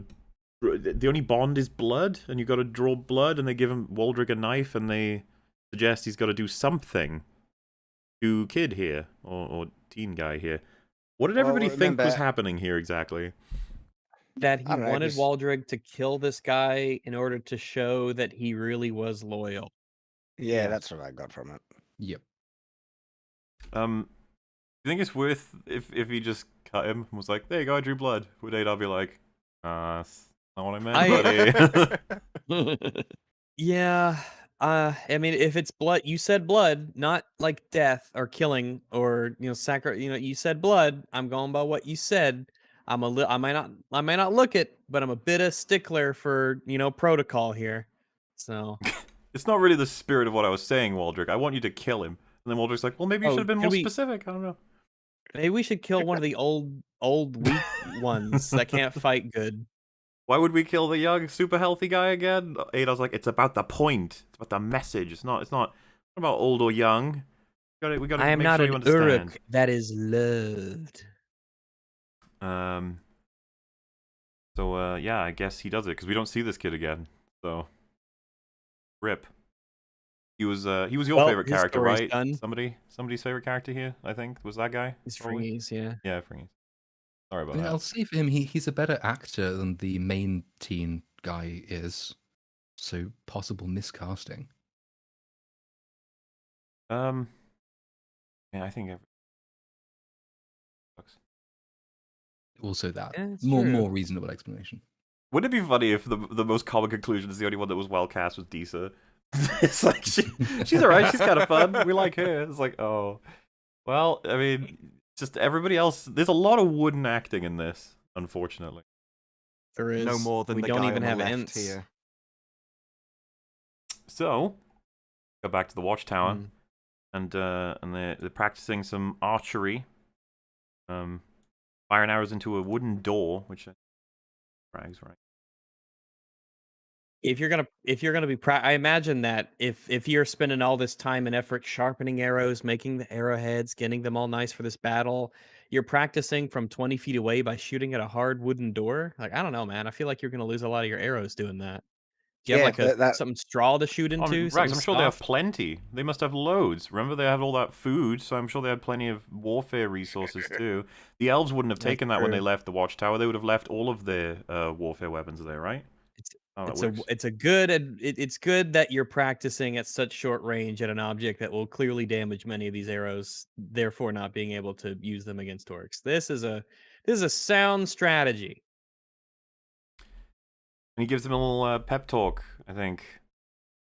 Or rather, no, they're like talking about why the elf is here, I think. And he's like, because you guys hate us, and it turns out that we are pretty evil, I guess. Because yeah, he said that whenever we had a knife too sharp, you would come down on us. And the elf guy was like, yeah, well, among the knives, I heard whispers, and I learned to trust some of those whispers, or something like that. And I remember being like, what the fuck? He just been up front and said, yeah, but in our defense, we are racist. Well, they're both teams have loads of racism in it. It's just like, yeah, well, whatever. Like, if he said, like, why are you here? You hate all of us. I'd just be like, I don't know, man. I mean, half of you did just go swear fealty to orcs, so maybe we were justified in Well, that comes I'm up glad and you it's the brought that up, best Shad. the best part of this fucking conversation. It's like, why would you trust us? Half of us left. He goes, but half of you stayed. I mean, he's not You wrong. know, he's a glass half full kind of guy. I mean, his entire instruction on archery was aim higher, so I don't think he's quite good at advice to begin with. He's tangling up all these metaphors. Just like, oh, in this moment, he's a personification of the whole show. It's just like he's tangling up shit and trying to come across as intelligent and insightful. Also, the forgetful aspect of Kid's gripe is that the elves have been watching the humans too closely, but apparently not closely enough that they spotted huge tunnels, burned down forests, sick cows, all of these massive world-shifting things the orcs have been doing for the last however long it's been. Sure, but they did notice the whispers among the knives. Yeah, see? It's like you ignored that because you're bad faithing. He clearly said something about whispers and knives. He definitely did, but I then I'd question why he's listening so intently to the cutlery drawer and not actually opening his eyes. What did his alpha eyes see? It's Knives. just so painfully boring. It's like, oh, I do not care. Let him die. Get rid of him. But like, just to, you said he was a glass half full kind of guy. If the whole conversation is about whether or not the men are worth saving, and then his like counter to them as a collective is that half of this whole fucked off. If the counter is half stayed, he's like, I know that was implicit in my statement of half left. I'm saying it's really bad that half left, okay? And he'd probably be like, oh yeah, no, I agree. That's pretty bad actually. He should have been a bit more explanatory with him focusing on the being the optimist side and that sort of thing. Is like, do you think another people, half of you would have stayed to fight or something like that, or something to Also, try and turn it around the narrative. this reveals how much of a low opinion he really had of the humans, that he's impressed that half stayed. It's like, I thought only one or two of you were going to say, I thought you were all going to be going over the evil, but half stayed. I'm impressed. I believe in you. Well, Yeah, he elves could are have just said racist. like something very opaquely about having higher loves than whatever it is that like base loyalty, for example. Like at least you could do it a slightly more subtle hinting at his relationship with whatever his woman's name is, as opposed to the really overt and tedious and very cringy flirting they do later. Oh yeah, You often forget that they just have a relationship. These two like love each other. It's something you legitimately forget What do you because mean, it's Rags? so We're poorly. 5 hours in. You must have had plenty of content to understand their relationship at this point. That is true. I have a lot of context for why they like each other, how they met, what they see in each other. Just so much. It's a very thoroughly explored relationship. And So so relatable. Theo is like, hey bro, check out my cool hilt. And Elfman's like, oh my god, what a hilt. I've seen this before. And then like moves 10 steps to the left. Oh my Like- god, this fucking scene. Uh, You know, the bigger thing that was funnier to me was the fact that him walking over to it and fiddling around with some vines, the whole town are like, oh my god, what have you done? Hey, What is that this? guy Oh, fiddling with whoa." vines? Hey, Gary, check out this guy. It's- The elf's fiddling with some vines. It's like, yeah, that's what they do. It's the Simpsons meme where Grandpa Simpson sits on a stump, starts talking, and then Milhouse goes, look everyone, an old man is talking. And they all just run over and start listening. That's What? a good reference.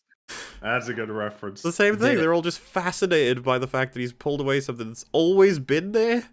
It's just, and then yeah. No one's so- noticed it. The elves in the hundreds of years they've been here, him personally here for 79 years, never Nobody noticed that there noticed. was this creepy ass fucking carved wall right here in the courtyard that signaled the doom of the world. It's a hard to miss, but I guess you can't catch them all, I suppose.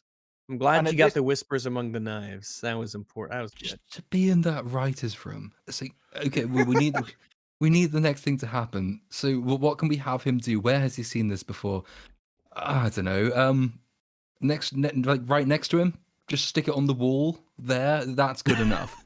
Like, who the fuck wrote this? It's staggeringly contrived. It's And even this- more baffling when you find out what it means. Oh, It's gosh.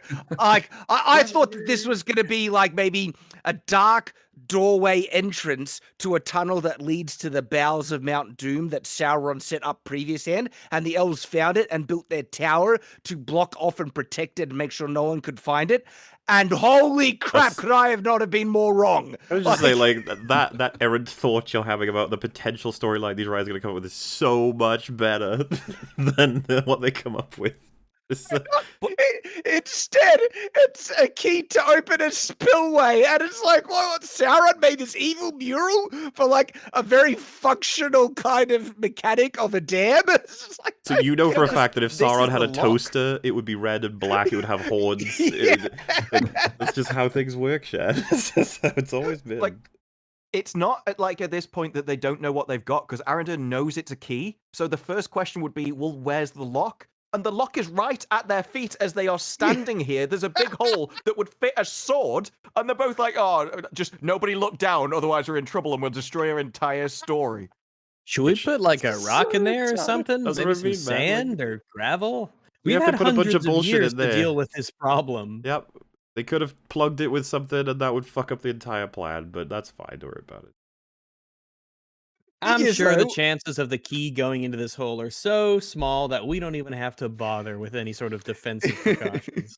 But when you find out what the key actually does, it turns out you don't even really need the sword to do that to open the spillway. Just hit it with a couple of Hammer. solid hammers, and you've got the job done. And what's weird is like Adar, he actually seems to know that's what the purpose of the key is because he sends what's his guy name to do it.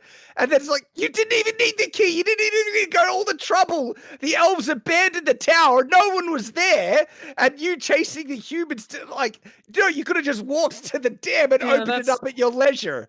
It's That's so irresponsible stupid. to leave the tower and not, not what was that thing where you spike the cannons essentially with this Yes, this yep. keyhole? Feel like before we left.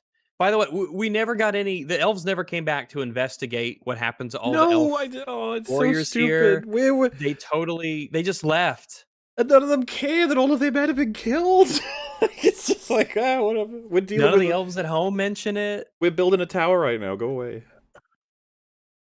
Also, We're that's very all. That's one-track all. You can think minds. of that as a big old next time on EFAP sort of thing, because that's going to be all episode 6, and unfortunately we still got like 10 minutes of this episode left, so we're not going to be able to cover the other one tonight. All right, I'm sorry, chat. You know this happens every. But Having seen episode 6, I now know to book Monday off work. yeah, Blossoms into problems. We think, oh, 5, it wasn't that meaty, and then you start looking into it, and you're like, fucking hell, it really was just rife with issues. Every scene, there hasn't been one scene where we can just say, yeah, that was good. Also, if There you think really back, isn't. Rags, for when we first covered this show, like episode 1, it went pretty fast. Fairly fast. Mm, I this think has those been- first 2 episodes were a bit of an anomaly in Well, terms so of emptiness. I think that what's happened is that the longer the show's gone on, the more time it's had to fuck up. Yeah. That's Yeah, I basically think that's right. It's Yeah. that the story has expanded, more characters are thrown in, more More factions. decisions are made. Plot Yeah, more complexity is starting to it's all coming together. Because I think we said it, there were, for as little was achieved in those first 2 episodes, there was definitely a lot of breaches anyway. But now they've managed to establish more and breach, like the inconsistencies have just piled on to where the show is pretty terrible, I would say, at this point. Absolutely. I don't think it would be worth praising in it, and there's a lot to criticize about it. So Again, it's worth mentioning for the people who don't watch the show and watch our coverage of it instead, or anyone's here. This is pretty atrocious, and the worst episode is the one we have not covered yet. No, yeah, because episode 6 is man, holy shit. That's a way to sum Ends it up. well, Yeah. though, for Gladriel. So we have the little chat between Lady Girl and Elfman, and so they're going to talk, and he says to her, "Your son has what the enemy leader needs to take over the world and become a god, basically." And she takes this information really casually. She's like, It just Right. it just follows. Theo's spin. I mean that's Theo. "Yeah, I mean, Theo's we're gotten caught all, up in something. He we're always all gets with it. boys will be boys." We all know him. I'd be surprised if it wasn't the case. I always knew that Theo would be the death of the world. It annoys me that teenage boys. Am I right? she doesn't have every question on her mind. Like, where the hell did Theo get this thing from? In which case, Theo should probably mention to everybody, I got it from Waldrig. He actually is the one that had this in his barn, and he's very much loyal to Sauron, so better be careful with that guy. I mean, it's a bit late now. He's already gone, but whatever. Secondly... But if you see him in the future hanging around after a battle or something, maybe we Yes. should stop him and not let him run off. Stab him in his face over and over again. Maybe. Just put that in the baby pot. Sorry, Mola. Stab, twist, gut. Mola. Got the face. That's right. It's orcs. With men, it's gut twist stab. Oh, I'm sorry. Yeah, that's orcs. It's complicated formula. The order Gotta is learn a lot of important. She formulas. said she'd keep it Yeah. simple. This wasn't simple. This is difficult. So, yeah, she doesn't question the whole become a god part. She's just like, yeah, we better stop that from happening. It's like, yeah. Okay. Like, fine. I guess there's no curiosity as to how it'll all happen or why they definitely believe this is true. She's like, yeah, sure. And then, of course, just like the nature of the fact that the enemy leader of this army of demon things is after an item your son happens to have. Takes that so well. I just don't get it. And by the way, this might actually be consistent. You remember her reaction to that whole village being annihilated was like, Oh yeah, you're right. At this point, it's like, is it the actress? Is it the directing? Is it the script? Maybe it's all of them. All of the above. So, Also, what are they supposed to? So, like, the conclusion they draw is, well, we have to hide this thing. He doesn't seem to make a very much of an effort to hide it. I think he just keeps it in his pocket. But I'm sort of thinking, watching, it's like, you know, if you've lost your, I don't know, your car keys, just in your front room, you've lost your car keys, and how it can take hours to find them down that particular part of the sofa that they've fallen down. You've got an entire world you could take that thing to. You've got ample time to escape. It's only one. There are no copies. Just give it to your fastest runner and tell them to run away. And Sauron, or Adar, is basically fucked for the foreseeable because it's going to take him a long time to find it, an even longer time to find it than it's already taken. yeah. That's if Adar doesn't realize that he could just break open the dam whenever he wants with a couple of strong hammers. Yeah, Just get a like- hammer, yeah. Well, jumping ahead. But if they really wanted to get rid of it and they actually had an even shorter time, there's a really, really deep dam, like you're right next to that, just throw it in the middle of that thing, swim out a bit, drop it, and holy crap, no one would ever find it again. They actually say at one point, give it to the Numenorians so they can drop it in the ocean. Well, Yeah. you've got something kind of similar to that. It's right next my to you. God. Just It's I mean, effectively you know, Dude, that like, scene, just- holy you- fuck. Yeah. You could just go out into a forest and dig a hole and bury it, and nobody would find it. Yeah, because there's no Your tracker option- on this thing of any kind, right? It's not even like the ring where people are drawn to it No, anyway. it seems It's to be. nothing. It seems to be that it is an object that you need to see to know that Yeah, it like, exists. it's And no if that's the different case, No different than any well, it's no cult, different really. than like. Yeah, exactly. So, like in that case, just go out into the forest, dig a really deep hole, and bury it. Even like before you do that, encase it in concrete, Yeah, like color a it a mother different, box. like put it in a brick, put it in some wall. Yeah. Just do something other than just fucking around like in this little fort. You have so many options. For the stakes what they are, yeah, you should probably be like one person needs to. Your only job is to hide and the- remember, when you do bury it, if you decide to bury it in the rag, make sure you like unfurl it and check that it's in there first before you bury it. You wouldn't want to accidentally- misplace it. I don't understand. I Why would know. you say that? Any person would obviously do that. Why would you mention that? That seems weird. Yeah, for that's you. not- Not only- logical. I mean, so, Yeah, Plus, yeah. it's it's no time to swap it out. Yeah, you're saying you wouldn't be able to tell instantly just by the weight Yeah, and shape obviously. of the thing. Yeah, Rather I than mean, think that you- so well, I mean, maybe that's the thing, right? You would tell by the weight and shape of it. It's like, I don't even need to open this. I know with like absolute certainty that this is not a tomahawk. This I is- I will this is stake a the hill. fate of the world on my certainty. I am so I will, sure. yeah. I'm I so have no sure idea. that I will. What you could possibly be referencing. But what can we? Well, I mean, we're not referencing. We're just floating some You ideas. Just, by- just hypothetically, if that was to be Yes, a thing, it's something hypothetically. you should be watching out for. No, yeah, no, that's good to keep Yeah. in mind. I don't think any of these characters are going to make a Just being mistake like that. responsible. No. That'd be I know, solid. The like, sword has such a like- unique hilt that it would Exactly. definitely be obvious. how retarded, astronomically stupid would you honestly have to be to not be able to know instantly Yeah, I think you when know, you pick? you guys should have more faith in the writers. They're not that Yeah. stupid. Especially when like the consequences of erroneously, the consequences of mistaking a tomahawk for a hilt in this case could It's the end of the entail world, yeah. eruption of a massive volcano, for instance. But I mean, that's just one of many. basically the really. apocalypse and 3,000 years of misery. But Yay. that's it. So, All rest on your certainty of the shape and weight of a hilt. So then, Oh! then the purpose of the scene comes before the characters in it again. This is something I want to work backwards of. I don't typically do it, but I'd like to do it for this scene, just in general. The end of this scene is Bronwyn saying something like, it's pretty much over. They've won. This tower will fall. And then she has like a look. And when I was watching with Rags, we both hadn't seen the next episode yet. So it was like, oh, so they're gonna topple the tower on purpose to try and use it as like a weapon. And immediately we were like, I don't know if that was...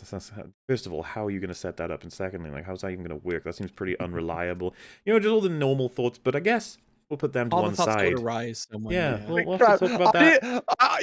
I did not pick up on that. Like, this tower will fall. I thought it was just them saying, being overtaken, like defeated in battle. That's what I think. That's what she is saying. if- They're trying to be clever 'cause writers. She has the realization.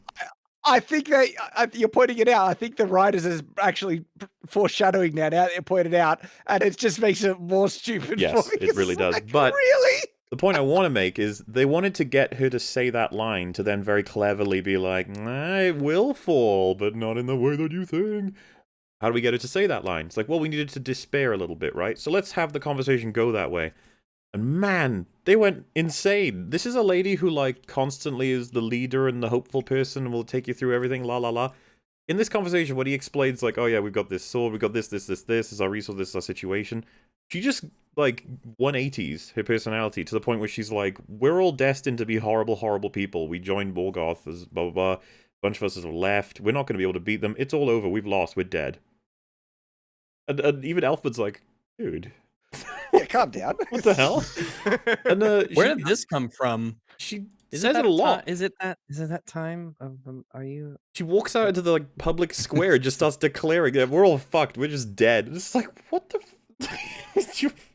Just a reminder, we did not elect you as our leader. Don't It's listen not to her. You even- didn't even elect her. It's fine. It's not Just even because in you get to wear blue private. doesn't mean you're better than us.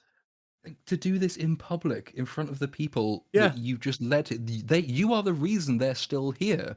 Yep. And now you walk out into the crowd and say, "Yeah, maybe I was wrong. Maybe we are all just dicks." And so let's just give up. No. Like I said, I'm almost certain they assassinated her character in order to have a line they thought was clever. Where she was like, they're gonna topple our Yeah, I tower. think wah." so. You say they think so. assassinated a character. I do. I'm Um, claiming that, and I'm sticking to it. She had Did we- something of a character. She was just She annoying. did have a Did? character. Oh, my question She was going to did. be, can you kill a dead thing? It has a character. Can you I kill mean, a you can dead kill thing? vampires, right? They're dead. Oh, They're straight to the heart, undead. yeah. They're Yes, you can undead. kill an undead And that thing. brings I don't in know. oh, Well, then she's so undead. so much fine text on the bottom of that one. We're not even gonna have to get started about. I actually don't think she's inconsistent if we take it as a, you know what, she is kind of, because like the fact that she's so caring about getting everybody to safety and stuff, but then she'll simultaneously not give a shit when people die in the other village. It's like, that's already pretty bad. Yeah, and it just like it seems to come out of nowhere. This character who's really big on we got to do this, got to do that. I've got a plan. You do this. All of a sudden, no, all is doomed. All is lost. Yeah, and, well, they broke her again, is all I'd say then. I guess. But they break everybody all the time, so whatever. Maybe they'll break her back in. I don't know if you could. Don't fucking know. Which takes us to the realization that the table thing was indeed a lie. Ha ha ha ha. Ha ha ha. Yeah, it's such That's dumb. He a... explained why. And so Elrond is trying to get the thing that he wants to say out, and Durin says, "Enough with the quail sauce. Give me the meat, and give me it raw." I can't believe that. That's a great line, boys. That's a great line. They must have known when I they agree, wrote it, right? Elrond. Give me that. yes. Give me that meat raw, Elrond. It, I mean, it makes everybody think of stuff in particular. That's fine. You know? I You- prefer like, my meat raw. I when could they- excuse yeah. a couple of naive people that might not have such, dirty minds and everything, but that It ain't script about dirty has to have minds, it's passed just- through a lot of people before. I had no one said you do realize what this The sounds actor. like, right? The actor when he was, he was thinking it when he was saying it. He's like, "Oh, this is like a come on." He even gets on a stone to announce it. Like, You've this is got. gonna be a I'm big rock line. hard for your raw meat, Elrond.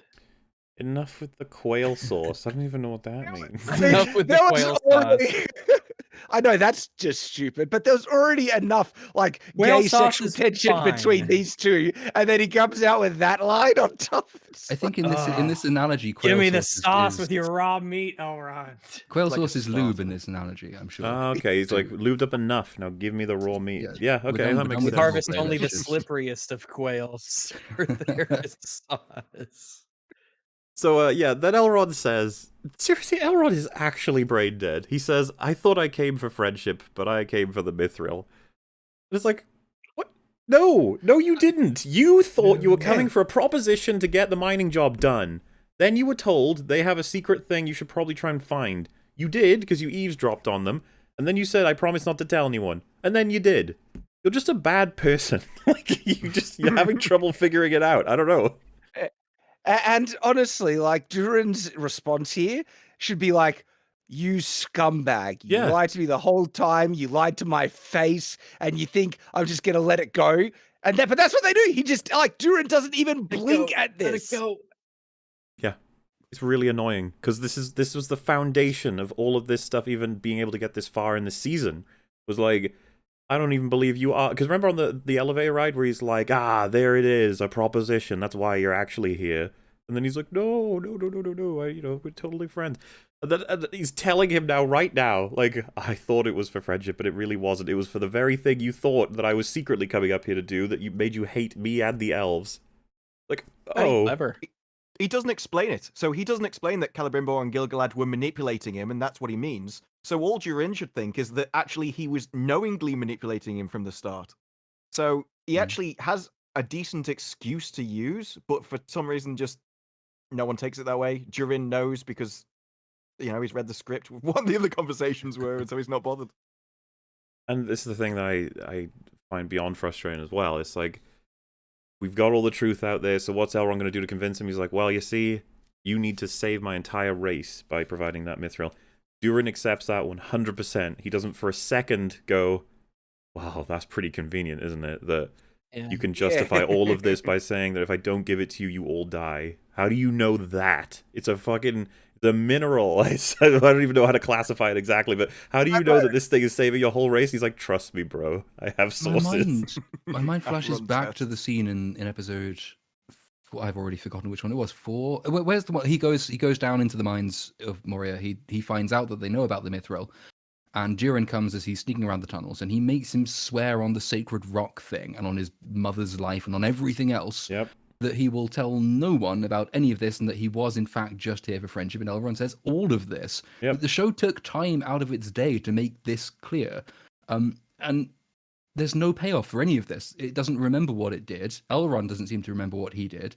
And he doesn't understand what's happened to him. You know what? And Durin Apparently- doesn't care about the thing that he insisted Elrond swore on to begin with. So, Apparently you righty. don't remember something that completely sets that up perfectly. In episode 2, Elrond swears that if he loses the stone-breaking challenge, he'll be banned from all Dwarven lands forever. And then he wasn't. So there you go.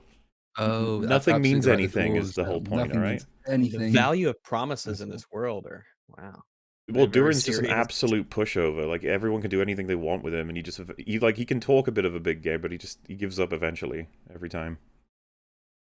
Doesn't mean any of this stuff. And it's really annoying, because, like, you know that if he did have a spine, he could probably rise to being the best character pretty quickly. But oh well. Yeah, and I thought it was funny that these two were, like, joking and laughing and trying to get all this stuff done. They're like, alright, let's go back, let's get this mithril sorted out, we're gonna do it. And, like, I thought it was hilarious. There's just this shot of Gil-galad watching them from above, where he's just like, my whole fucking world is about to be destroyed. And these fuckers are just laughing, like, about, like, sorting out this mithril thing. Just like, Jesus Christ.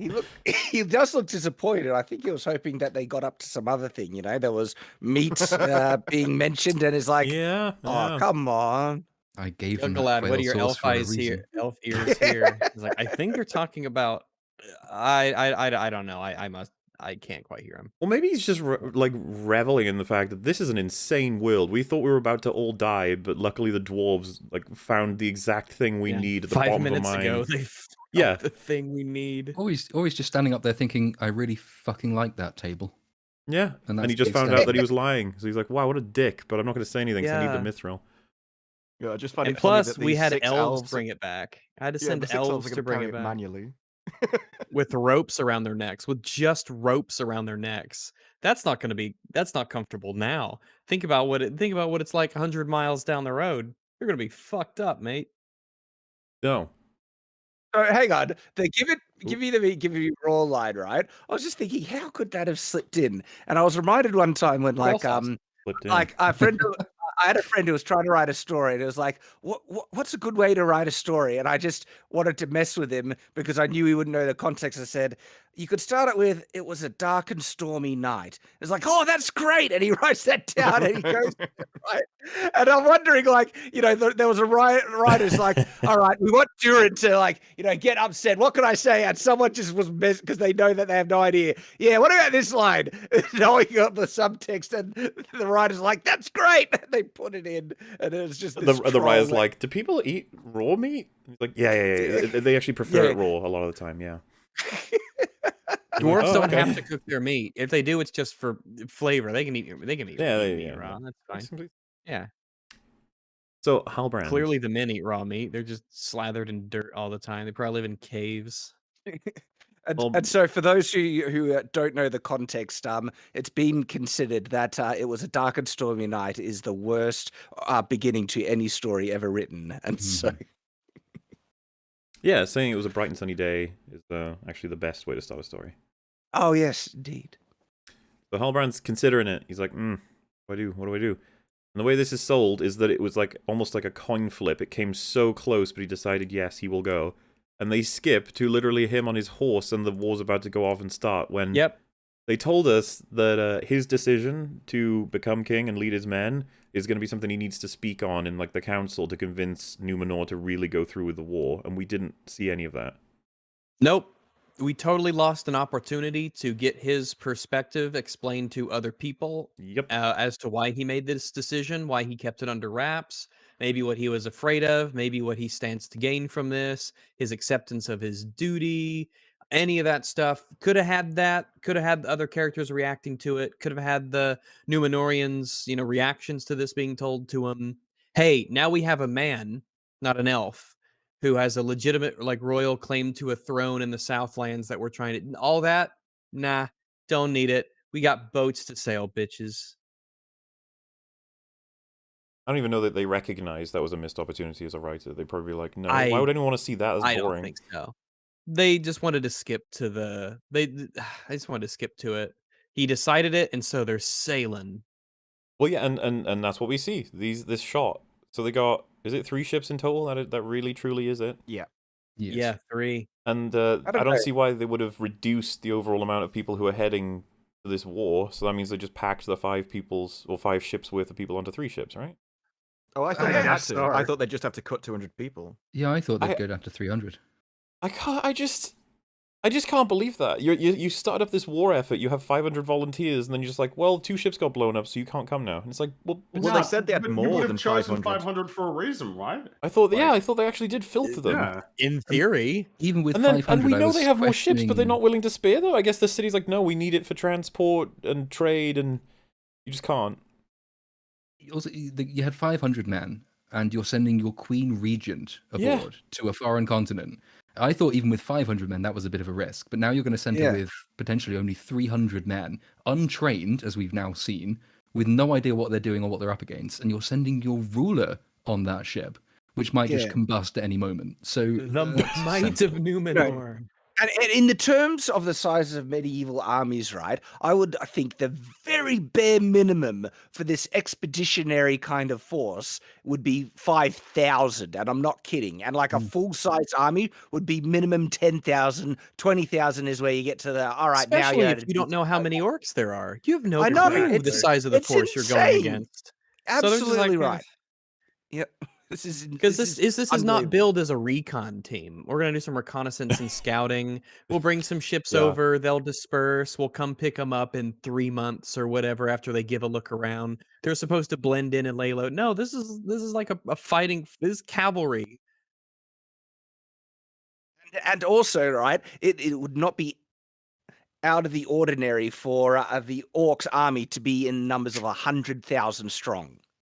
They have no idea what their numbers are. Yeah. No idea. Imagine going to war against a foe that could be anywhere from 100 men to 100,000. You have no clue.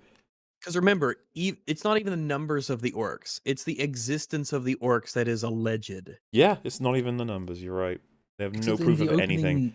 The opening monologue in episode 1, Galadriel tells us that Sauron is there and he's been biding his time and he's been gathering his forces. And like she knows. Well, the monologue would have us believe she knows that there are orcs, and there are a lot of them, and they've been gathering their forces for hundreds, if not thousands, of years. So she's the one advising the queen to go to Numenor. She's the only person who can realistically say this is the kind of force we might expect to come up against. Like she's the only one who has any foreknowledge of this at all. She's apparently fine with them sending 300 men and a queen to go and to meet potentially thousands of orcs, which I mean, that bit makes sense for Galadriel, because at the start of episode 1, she was going to take on this same amount of people with, like, 7 elves. So this is a step up for her. I was about to say, you know for a fact that she would. She would annihilate all of Mordor's forces just to hit on her own.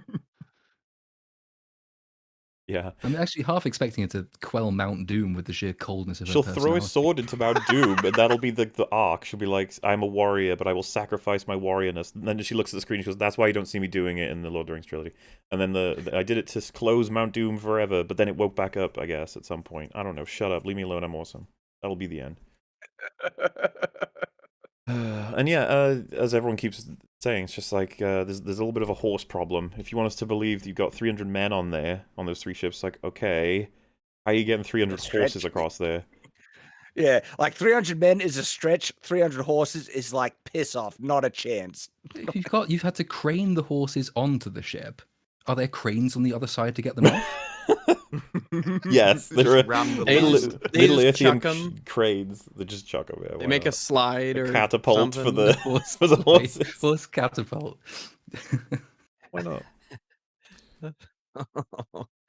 Well, I can't believe they put horses on cranes. Um, I thought it was flying when I first saw it. I'm like, what the fuck is that a horse? The I thing that noticed the first little ropes. flashed- the first thing that flashed into my mind was Jurassic Park when they feed the cow to the raptors.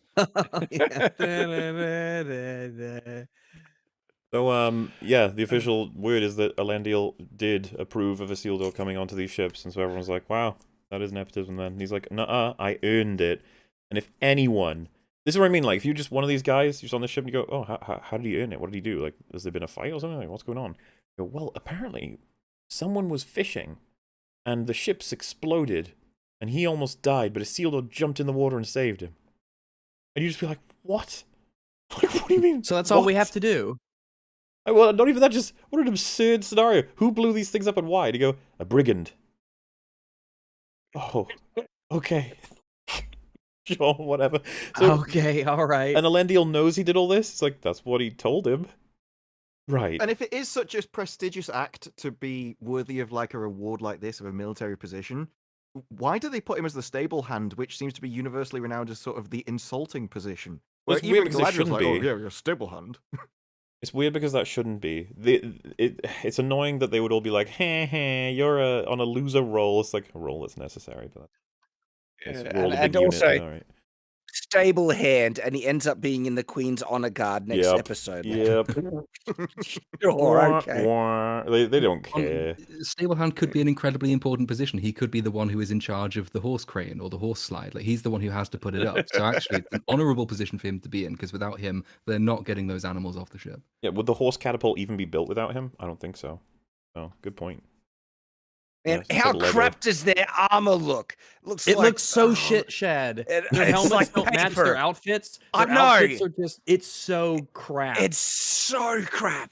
Unbelievably so. And what is it made out of? Like foam paper? I really don't like it's Elendil specifically. It just... And then people posted pictures of comparing the way he looks here and how he looks in the prologue for Lord of the Rings. It's like, it's fucking... Night and Day doesn't cover it. yeah. It's the sun versus the abyss. It's just like, why? Oh. And the creators, yeah, I'll, honestly, I bet yeah. they think it's awesome. The creators are like, look at what a great job we did, guys. It's like, can none of you even see? Are you all blind? The answer is yes. I can help you out on that one. And speaking of armor, guess who has theirs back somehow? Through the magic of editing, I don't know. guess. Who could it be? Galadriel. Oh, wow, you Holy found crap. it. Oh, You my it God. finally washed up on shore It somehow. washed up on the shore. So, The elves only threw it off the boat, explanation- too. the Numenorians who hate elves had like a specifically set of elven armor set aside that's perfectly tailored to her size and proportions. That happens to also have the symbol of the guy who made the Silmarils on it, the person that she hates. But okay, Fair enough. sure. Well, someone just Feanor, said that's that's the one. different armor. It's like we weren't actually suggesting that her real similar armor washed upon shore. Trust me, that's not what we're suggesting. Obviously, it's got made. It's just why in the world would this have been made? And I just the Smiths like her enough, even though the Smiths are all the people that were at the Elves Are Horrible parade festival, whatever the fuck get together. It's just funny. Maybe Halbrand, Halbrand whipped one Halbrand up could have for made her. it. Yeah, Halbrand did it in a couple of hours probably. So the thing is, though, clearly no one would. They hate elves. They wouldn't make elven armor, so they must have had it just lying around. And it's like, okay, then why are they keeping elven armor around if they hate it so much? It's just. Well, what she did was Galadriel said, "I need some armor," and they're like, "Okay, fine," and that was that. Well, They said, "Why can't you make it yourself?" And she says, "Because I cannot." because that's a lowly position that she wouldn't want to associate with. Yeah, for a peasant. the fucking queen gave her some bullshit or whatever. They're like, Well, just maybe make her armor. They gave her the normal armor, and then she's like, "I would like not to wear paper, please." And then they're like, "Okay, we'll give you steel, I guess." If this is weirdo. She would have to very accurately convey what her armor looked like to these guys. And they're like, "So do you want this random male to be sticking out between the shoulder and the chest piece?" And she's like, "Oh, absolutely. It looks cool, right? That's what I Absolutely. mean. Its it's like messiness hair. is part of its design." Like metal hair. It's armor hair. Oh, do you think that's what they're going for, or are you just memeing? I don't can't know. tell. I really don't. Is it the third guy with the best expression? One of them, like everyone's impressed and amazed. And I it must be know. the fourth. One guy, what she walked past, he does not give a They're- damn that yeah. she's even there at all. He just looks so bored. Me and my And they've sword- got it, the Like, angle of why the are we sun hitting them at the same time as they're looking like as if Must be she's the giving next off the cut. light. It's like, oh, why? This is Also, so. the green The show screen is pretty friggin' bad man. here.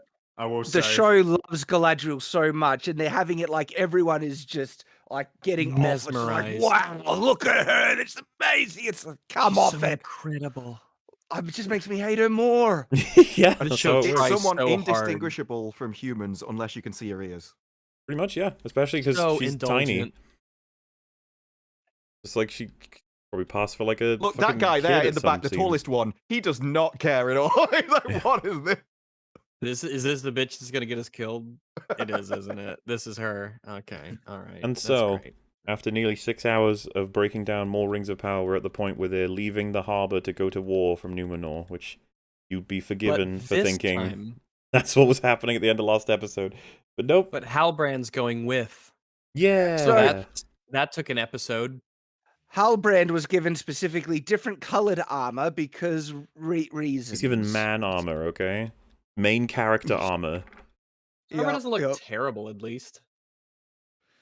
Oh, it still looks pretty bad. Not as bad as the white one. You're right. But, It's so it's compared to them. This shit is fire compared to that. Yeah, in awful, comparison. awful. They have a scale obsession. I think they do that. which- The scale which is mail like- is just that's- awful. Which is like, okay, it's fine, but take it easy. Not everything has to be it. You can have it, but it doesn't have to be everything. They're so obsessed with the scale that they even have it printed on the queen's undershirt. So it's Yeah, that's awkward. It couldn't have just been cloth. Just have it be a cloth shirt. I know. Yeah. Do they like, expect her just- to actually go into combat? Fucking calm down. Just give her a nice, regal-looking, bright, a Numenor color, the blue shirt underneath it all. Would have been Something. fine. Some padded, like thin, arming doublet underneath. Problem solved.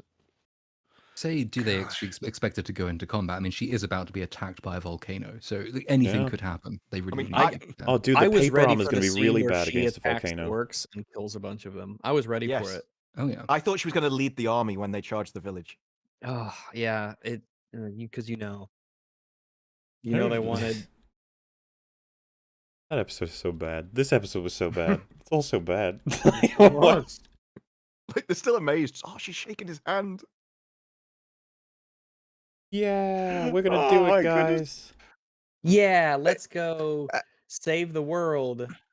And in that shot, you got to see kind of all the guys on board and the size of the ship. It is like is there what, maybe 20 men? It's- I know, right? And it's like so 80 or below, I guess. Boats and stows. Boats and stows. At this point, to get everybody in, they'd have to have like the lifeboats on the side, just row it along with them, and then they trade out who's in those every so often because they just don't have But, enough room. They like, call them How- window seats. the people underneath would have to be stacked side by side like the slaver ships of, old. Yeah. Bloodies. Hmm. There might be some mariners in the chat who'll disagree with me, but I'm sort of questioning the wisdom about trying to sail your way out of an enclosed harbor. Gotta They be put the sails very down. skilled because that Where's- thought came to my mind as well. Where's the wind coming from? Like they're backed up high on the walls behind them. There isn't going to be wind in that They've got harbor. a That's really why the big harbor's fan. been built like that. A really big fan. Get the entire town together and blow. Go, wee. That's why they needed to get the approval of the people to go to war because they need the blow blow power of bombs. us. I'm just thinking of you go in and out of these arches every time a ship has to come and go from the harbor, which is like amazing defensively. But you think the 99.999% of the time we're not under siege. Man, this is going to be how many boats have we ruined? Just bumping into the sides of the canyon and hitting the bridges. I guess they're really good at it, supposedly. So You'd think that's they'd row, cool. though. A couple. Yeah. Rowing Some would have been the rowing. way that they did it. Also, like, you saw the bridge in perspective before, and I was like, those boats even going to fit through those arches? Because Barely. You saw them go in. Originally, when they entered, Mm. they came in and they were lowering the sails as they did it. But it's almost like the sails are designed with the bridge in mind, because they have the TISM sails where they're sort of in like these two sections like that. So and they're curved, Yeah. so that's supposed to fit, I think, kind of inside neatly. That's bizarre. with the Because bridge. also on the size of like ships, these are pretty small. You tell me, so Numenorians have no bigger ships than these, and it's because they just So they can't Oh, get out. we can't fit if it they're any through the bigger. bridge. Yeah. That's Yeah. true. They're trapped in the harbor forever. They built the bridge before they remembered to get the boats out of the harbor. So they're just there now. They're just party barges. They just got converted into restaurants and things or something. And Just to get that's, from one side of the harbor to the other. They can never leave. That's episode 5. Only 3 left. Wow. What a Really good. mess. It's really good. I mean, really good. this show is so bad. Like going through it again, like we found a lot of stuff in addition to all like the things that I thought was bad in this episode. It just gets worse. This is incredible. Yeah. It is pretty remarkable. Yeah. And it is pretty good work on their part because so little happens. It's like, wow, you've got millions of issues and you don't even make much of anything take place. Not the same thing I would say for the next episode, of course. It's really interesting to summarize the first 5 hours of the show versus the 6th hour. Because you'd be like, wait, what? It's like, yeah, that's what happened. But, yeah, since we're at the 6 hours, we figure that we will now move into super chats and then end the stream at a quote-unquote reasonable time and instead pick up coverage of the next episode as early as tomorrow. You crazy kids in chat, since we're trying to get this all done in one, but failed terribly, which I suppose is a good thing to a lot of people anyway. But I will say, since we're at the sort of like the halfway mark, or not halfway, but we're at a break part of sorts, that I would offer any of the guests, if they wish to leave at this point, because you have been here for a good 6 hours. Reasonable if you need to, do life things and stuff. Completely up to you. And I will be one of those people, unfortunately. I better duck out, guys. But it has been tremendously fun. No problemo at all. Thank you so much for Lovely. hanging out Thanks so for much. hanging out, But good sir. before meet you you. leave, tell everybody where they can find you and what you're up to. Well, I'm up to something pretty cool at the moment, guys. I got a graphic novel that's available if anyone's wanting to check that out. I think people really enjoy it. It's a graphic. I don't know. I've loved comic books my whole life, and so having being part of making one is pretty awesome. And also making one that's just top tier. Like if you see some of the art that Marvel and DC are doing, it's such garbage. There's been people sharing the art of a recent Robin, Batman Robin comic. It is unbelievable cringe. And then I get to look at this art by that Mike has done for me in this graphic novel. And it's like, holy crap, it's so cool. It is. So it's pretty cool. You wanna throw me a link? I can get it in the description. Yeah, Goes yeah. back up. Absolutely. So yeah, check that out if everyone interested. That we're selling the hardcover for the price of a soft cover, so it's a good deal. But if you're wanting as well, you can get something special and get the leather bound. I'm doing leather bound for the graphic novel and the second edition version of the novel as well, and they look good, top tier. Beautiful. And then of course you got Night's Watch, right? Yeah, Night's Watch is just exploding. It's going great, and we're doing in-depth reviews and everything. So you can check me out there. And of course, Shadiversity, looking at all the medieval stuff. And so I've already reviewed the weapons and armor in Rings of Power and the Galadriel fight scene. Oh, it's so bad. We've been fun to review. That's not the word, is it? I was about to say spoiled with bad content. But it's more so we've been Blind. tacked with bad content. I don't know. It's a word. Blighted, if anything, blighted, cursed. Blighted, maybe, yeah. Violated. Subjected to. But hey, we're nearing the end. There's a light at the end of this tunnel in terms of She-Hulk and Rings of Power coming to an end. And, and once House of Dragon ends as well, next season, it'll just be Andor, who's chilling out on his own. That's what's going to be happening eventually. Yeah. I might need to take a break after Rings of Power and House of Dragon. It's been full on, and hey, it's good. I'm not complaining, but I need to take a break. I think afterwards. Yeah, we've like doubled up EFAP episodes. We're gonna take a week off here and there. Saturdays, you know, it's gonna happen. But yeah, man, thank you so much for joining us. Legendary as always. And if I don't catch you on tomorrow's one, I will obviously see you with Gary for House of the Dragon. All right, guys, it's been awesome. I'll catch you. See you, dude. Yeah, catch you, dude. Bye. Well. I assume Little Platoon, you're gonna be hanging out for the whole thing. I think, right? Is that what you said? Oh, unlike Shad, I don't have a life, so yes. No, I'd love to, unless I'm intruding on your private chat time. But, absolutely not. Well, I mean, several of these may very well be to you. Who knows? And Disparu, how you doing? Yeah, I need to head out because if I'm back here again tomorrow, then I've got a video to start and finish. So sorry for cursing you in such a way, but we very much appreciate your company. It's been great. I did enjoy the start. Like this episode will be really fast. We'll fly through this Absolutely. one and get straight into the big one. It's like, wow, okay. I never thought 6 hours on that episode. It just takes a little bit longer. But yeah, before you go, of course, since you're a brand new guest, nobody even knows what's going on here in the EFAP. Tell everybody about what it is you get up to. Yeah, Disparu on YouTube. I tend to focus, like, I kind of do think it's sort of spoilt by bad content because I think bad ones make the best reviews and the best videos, and I think they're by far the most interesting to talk about. You get something that's really good, and I'm like, yeah, okay, that's good. I think you should watch it. I don't want to spoil it for you though, so that's not really much I can talk about. So on live streams, I think good content makes better live streams because everyone can talk about it, you know what it's there. But for videos, I would rather just rip something apart. And when it comes to that, She-Hulk especially, I've had some of the most fun times making videos for She-Hulk. Oh yeah, dude. It's rapid fire disaster.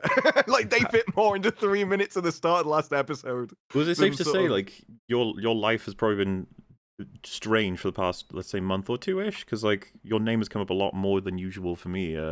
Than it has ever before, and it's like you got all these TV shows to cover at once, and I keep seeing you on loads of different streams. Do you happen to go outside and breathe oxygen, or is that not a thing? Not the last couple of months. Oxygen is indoors, Mahler. Checkmate. Prove it. Yeah, gotcha. But yeah, my kind of channel has exploded. I think in February I had 2.8k subs, and now I'm at like 87. So that's excellent job, man. Yeah. I have no idea like what's been happening. It's kind of been a roller, well, not a roller coaster ride because it's just been an insane upward thing. But yeah, all these streams that I used to just watch, I've been on. Like Friday Night Tights, I've watched for years, and it's been kind of a surreal journey, especially the last few months. Yeah, man, that's one of the things that's really cool about Rings of Power, She-Hulk, and the others coming out is that a bunch of new creators can now come out as a result of being passionate enough to sort of be like, okay, this is shit, by the way. I'd like to talk about why. Well, it's one of the opportunities you get with all this sort of stuff, but yeah, it's Yeah, and I only started reviewing stuff because I was really into Wheel of Time. I've read the books over like decades, and Amazon came along and just annihilated that. And so Was that that started trial everything else. run? Yes, I genuinely think that was a trial run for this. A lot of the marketing was the same. Mm. A lot of the kind of the mystery box. Oh, guess who's the dragon? Guess who's Sauron? Have been the same way through. I think they did see that as their little mini project. well, now here you are reviewing incredible shows every night, every day, even possibly. And yeah, like I said, I don't know whether to apologize or not, but it'll be lovely to see you tomorrow as well to Never talk about the other apologize. episode. Oh yeah, I will definitely be back. Hey, anything that lets me see Galadriel get hit by a fiery cloud of ash from a volcano, What? that's That something wouldn't that can't be happen. missed. That's absurd. Why would that happen? That would never happen. That would be where would that come from? They wouldn't just invent a volcano to do that. That'd be crazy.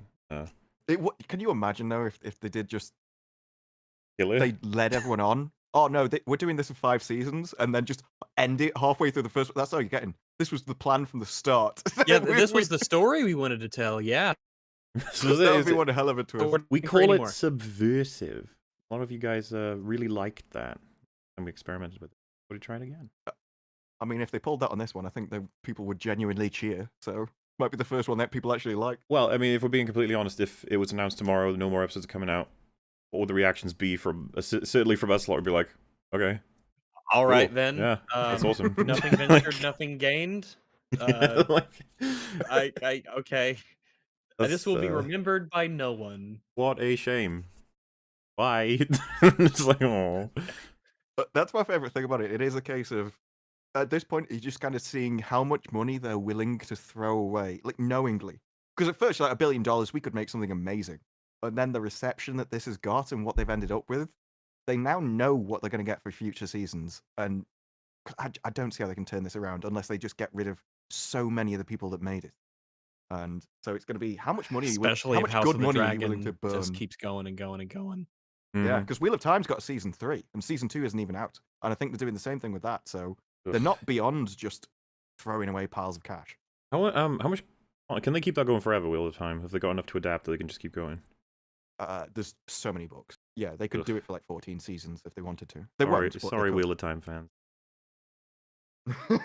Yeah, well, the first season, it's so because in this they were like, oh well, we've chosen something where we think we're just filling in the gaps. But Wheel of Time is literally specifically written down word for word, action for action, and they after the episode 2 did an entirely different thing, not unrelated to the books in every single way. Changed the magic system, changed everything about it.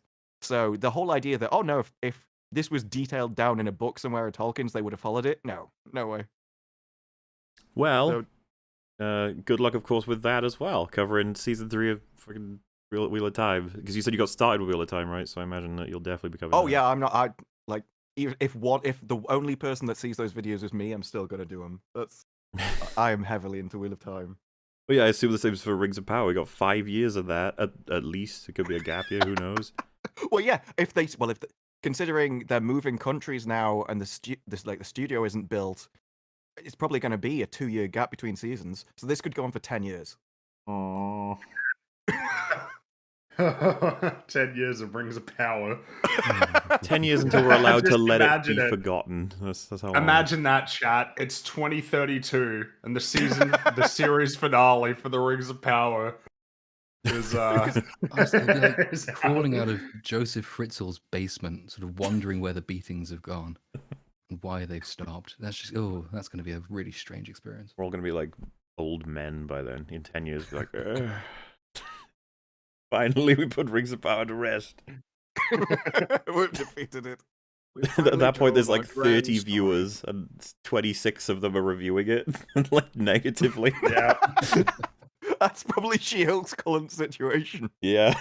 Yeah, I think so. I get that impression. Alrighty. I do like there's that one Twitter account for She-Hulk. It's just like the most rabid defender. Oh, yeah, dude, they put out- there's just one person holding the line. They've put out some hyper cringe, haven't they? They're desperate.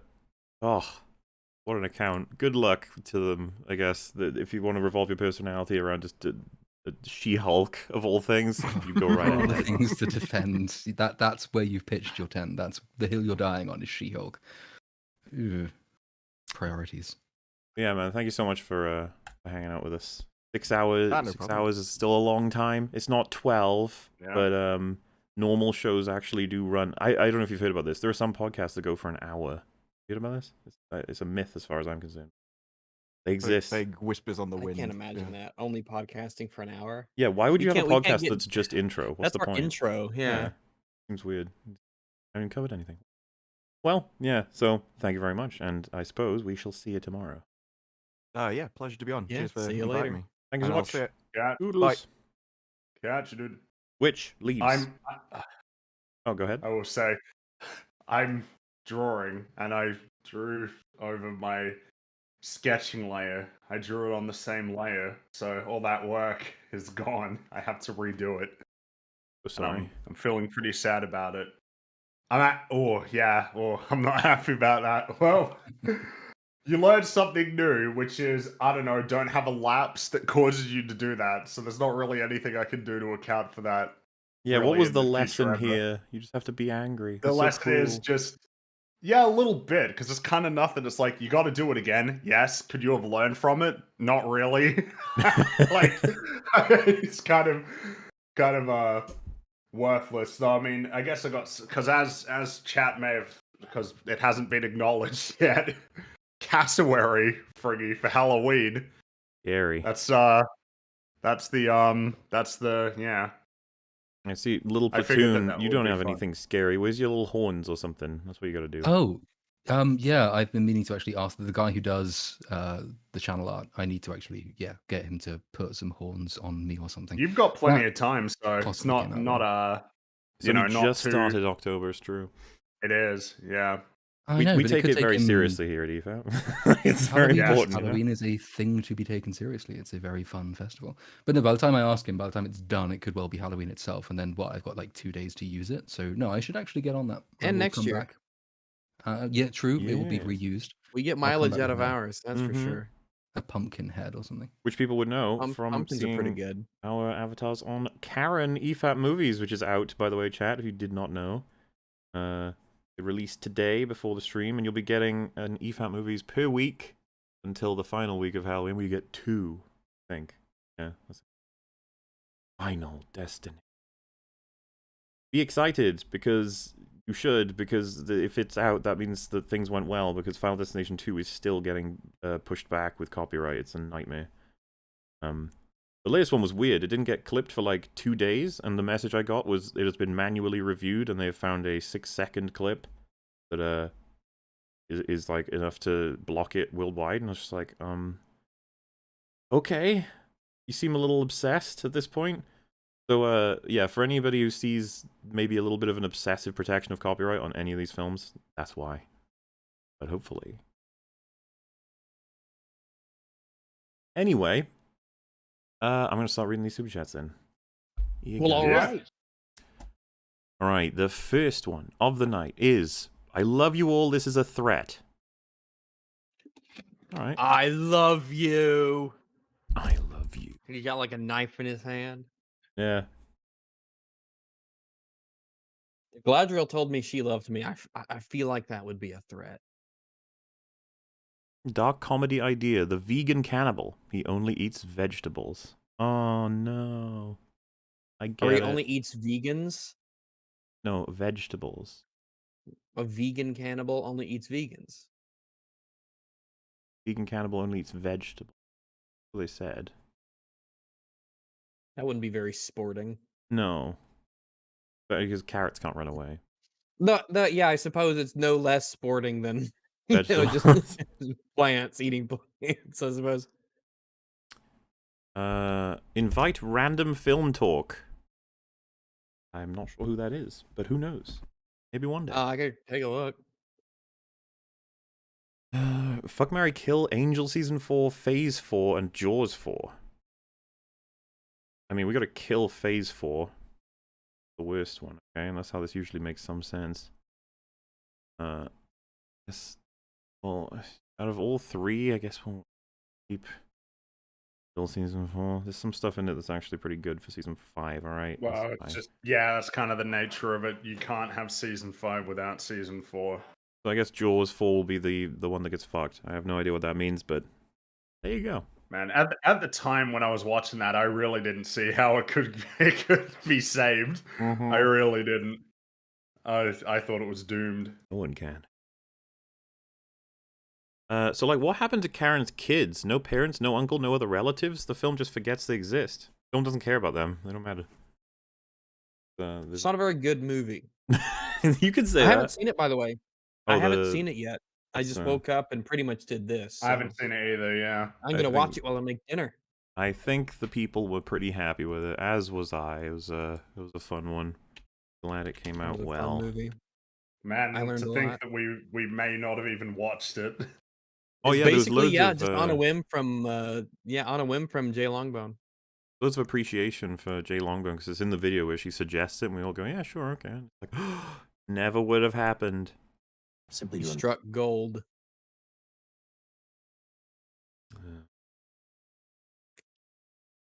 Have a nice general conference, Shad. Hope he did, or whatever. I don't know. All right.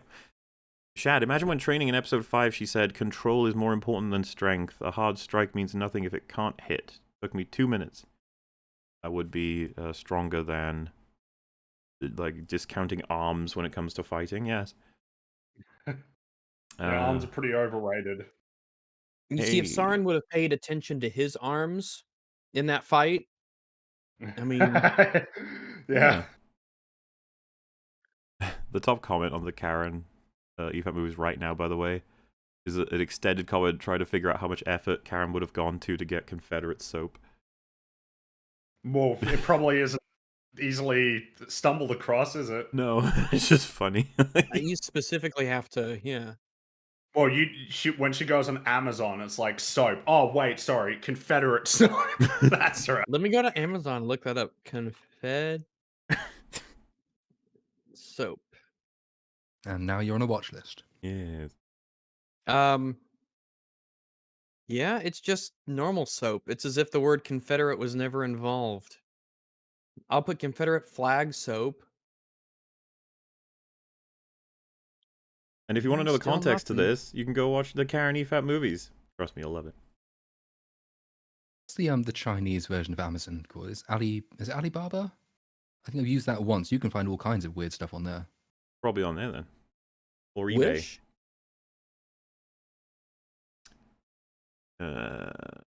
Obligatory She-Hulk's feet super chat. Yum. Alright. Do you, I suppose. She has large green feet. That is true.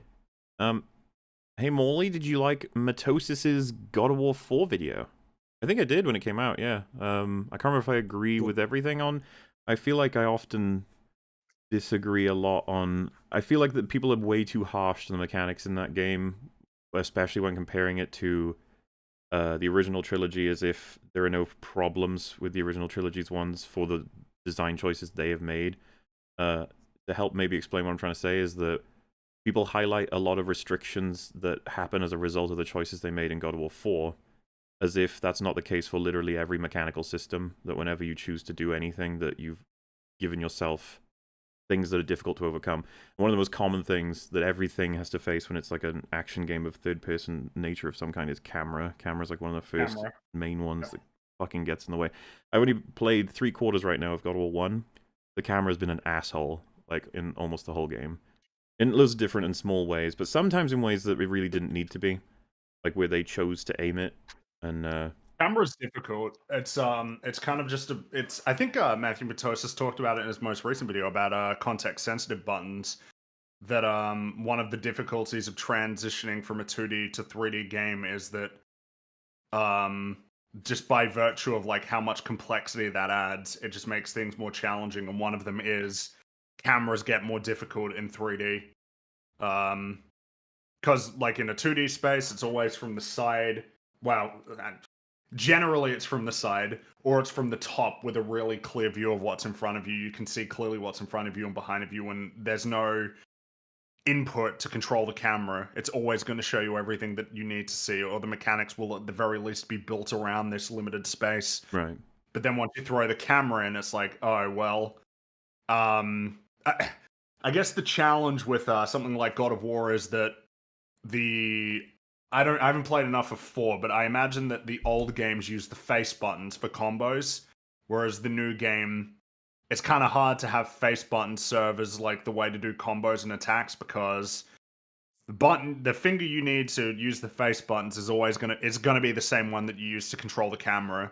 Correct. And so like any point where you need to move the camera is a moment when you're not fully in control of that's the attacks. reality though, right? That's almost the binary. Either the game has control of the camera, and so you can focus on fighting, but that means the camera doesn't always go where you would personally choose for it to go.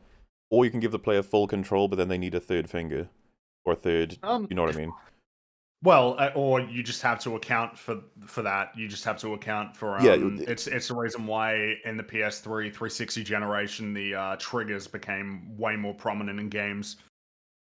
Yeah, because like a shooter Like does it that, took right? a while. You move, you aim your camera, shooters, and then you have your shooters attack will buttons lock are your most of the shooting. time shoulder. Yeah, exactly. Whereas, because I mean, there was use Ratchet and Clank as an example. I remember in the old games, you pressed the circle button to shoot. But then Deadlock changed it to you can use circle, but you also can use the shoulder buttons. And obviously, the reason why they did that is because that game was combat heavy, and it just made more sense to use the shoulder buttons. And it's just like the more that games move towards that combat heavy focus. Because you see in old, like Crash Bandicoot has a fixed camera. You don't control the camera. It does the fixed camera in the same way that 2D platformers do essentially. The difficulty is that in a 3D space, judging depth is tricky. Right, yeah. It's kind of why you need a lot of visual cues. That's why Crash 4 had like a highlighted circle beneath you, so that there was like absolutely no confusion as to where you are. But the fact that it even needs that kind of says something about navigating a 3D space. There was a part that, think of just, I'll remove most of the context to try and make this as simple as possible, because it would be so much easier if I could draw it, but think of just 4 straight platforms that go one in front of another, in front of another, in front of another, and you just have to jump across them. And the camera is behind Kratos, obviously, and as you move across them, it follows him. It's exactly, let's say, 3 meters behind him, and it just follows him across all of them, easy, but this is God of War 1 now. And then you need to go back. And so they haven't made it so the camera does like a 360 or 180 flip, so that now it's behind you on the other side, so you can, jump. It just backs up as you head toward the camera. Can you understand what I mean? Yeah, I know what you mean. I know fucking exactly what you hate mean. that. I absolutely hate it. Yeah, It's that like, sucks. there's That's not not enough great. space. I can't like feel in control of the platforms at all. I just have to kind of hope and pray that I am remembering it right. Well, it's one of the challenges of making games, how much control should be afforded to the player versus how much should be entirely in the hands of the developer in terms of what you can see or do. They'll have several segments where they go bird's eye, and I think they just want to not go bird's eye because it's not as, dare I say, cinematic. It's more gamey. There might be a few factors. Cinematic resources, maybe bird's eye is a bit too intensive because it's too much that you can see. It could be the reason why God of War would tuck the camera in so close is probably because they wanted to pump the visuals up. Yeah, I'm almost certain that is a huge motivation for it. But that's I guess what I mean. I just consider it a really dull take to be like, because of the fact you have to control the camera, it means that you split focus on the camera and attacks, and that's what ruins like the whole system for God of War 4. And it's just like yeah, but. Well, it's a little bit more complicated than that, right? There are benefits too. Different. Like, yeah, why did they make this decision? To every presentation. Exactly, and that's what I was trying to say. Is that any mechanical system you choose, there are going to be drawbacks and points of praise for like why they chose it and how well they executed. But yeah, the first 3, because like there was another one where the camera was set to, think of like a map that is half a donut, and you are on like the left edge, enemy on the right edge, and they're coming to meet in the center. But wherever you are, the camera will like horizontally have you, as you're moving through the donut, aimed let's say, always aimed where the donut would have been split. I feel like this is going to be so hard to understand because I don't think I follow. donut, you got that right? Ring donut. Ring donut. Think of that but as a map. So all of that is walk-onable. Now it's a 2D space. Think of it that Right. way. You can't go in the middle. Okay, gotcha. Yeah, but you can go in a big circle. Now cut it horizontally in half and remove the top half. Now you got it like a U, right? Okay, yeah. Now you spawn at the top of the left side. Enemy spawns at the top of the right side. Yeah. All right. The camera, think of the object of the camera existing on the bottom end of the donut, but it points up to where the donut would have been cut in half. But it sits on its y-axis, sorry, x-axis to wherever you Which are. one is X? X is across. Okay. It sits in. It'll always be lined up to where you are at the time, and so hopefully that translates. If you come down to the center of that half donut as the character, and the enemy is coming down also, he might just be off. I can't see him necessarily because the camera isn't zoomed out enough. It's too close to me, and he's just outside of it. And so Yeah. he might have a big ranged attack, and it just hits me off camera, and I'm just like, oh well, great. And it's like, yeah, well, it was your mistake for not, And then they do this thing that I fucking despise. Oh great, the focus system doesn't work on this enemy. Yeah, well, don't use it. Yeah. Like if the game glitches and like guns just don't work on one random enemy, you have to use grenades instead in this moment because the boss is glitched and the response is just, yeah, Just don't use a gun. Easy. And it's like, what if I don't have grenades at that point in the game? It's like, yeah, well, what if I rely on You should've focus been for my better. combat? And it's like, and it's supposed to work. It's like, yeah, well, can't really complain about it. And that's the other thing. I wish people would just be more willing to be like, yep, that's not a good thing, but that's there. Unfortunate. We can get people really defensive, like nah, or offensive, like game discussion. Maybe we'll have some more of them as once Callisto Protocol and the Dead Space remake come out, or the Resident Evil 4 remake. Oh, Resident Evil 4 remake is next Dead Space year, was I all think. right considering it was kind of close and over your shoulder. If it's close and over your shoulder, then it's harder to have it be Tisme. But yeah, the further away you get from a character, then that's where you start to have the problems more and more. what do you mean? Also be argued though that the further you get Well- away, the more clarity you have in general. Oh yeah, that's the part I'm confused. Funnily enough, I mod my Dead Space to push the camera way further back, so I don't know what you mean. If your camera is, in terms of like clipping against environments and stuff, the closer that your camera is to like a first person view, the less likely it will be that you're going to get clipping issues because it's closer in to where your character is. But as you pull the camera back, there's more and more opportunities. It increases the distance where obstacles can exist between the character and your camera. That's one aspect, yeah, That's but obviously true, there's like but the whole idea is it gives you a shit ton of benefits by having the camera further back. Yeah, absolutely. Yeah. And then obviously you'd have like adaptive just more cameras difficult that to implement. move with the location, or they'll blur out the walls that you end up putting between you and the camera, so that you can still see you. That is something that happens in games. One thing I've never understood: Mario put silhouettes on walls that were between you and the camera just to let you know where your character is. And it's like, I wish all games had that at the lowest Mario's level. been doing that for ages, yeah. Mario's Why been doing couldn't, that like, for a long time. I'm not expecting everybody to be able to do the perfect system ever, but can you at least do that? Just that, instead of the Dark Souls one where the camera shoves itself up right in between your ass and the wall and just goes...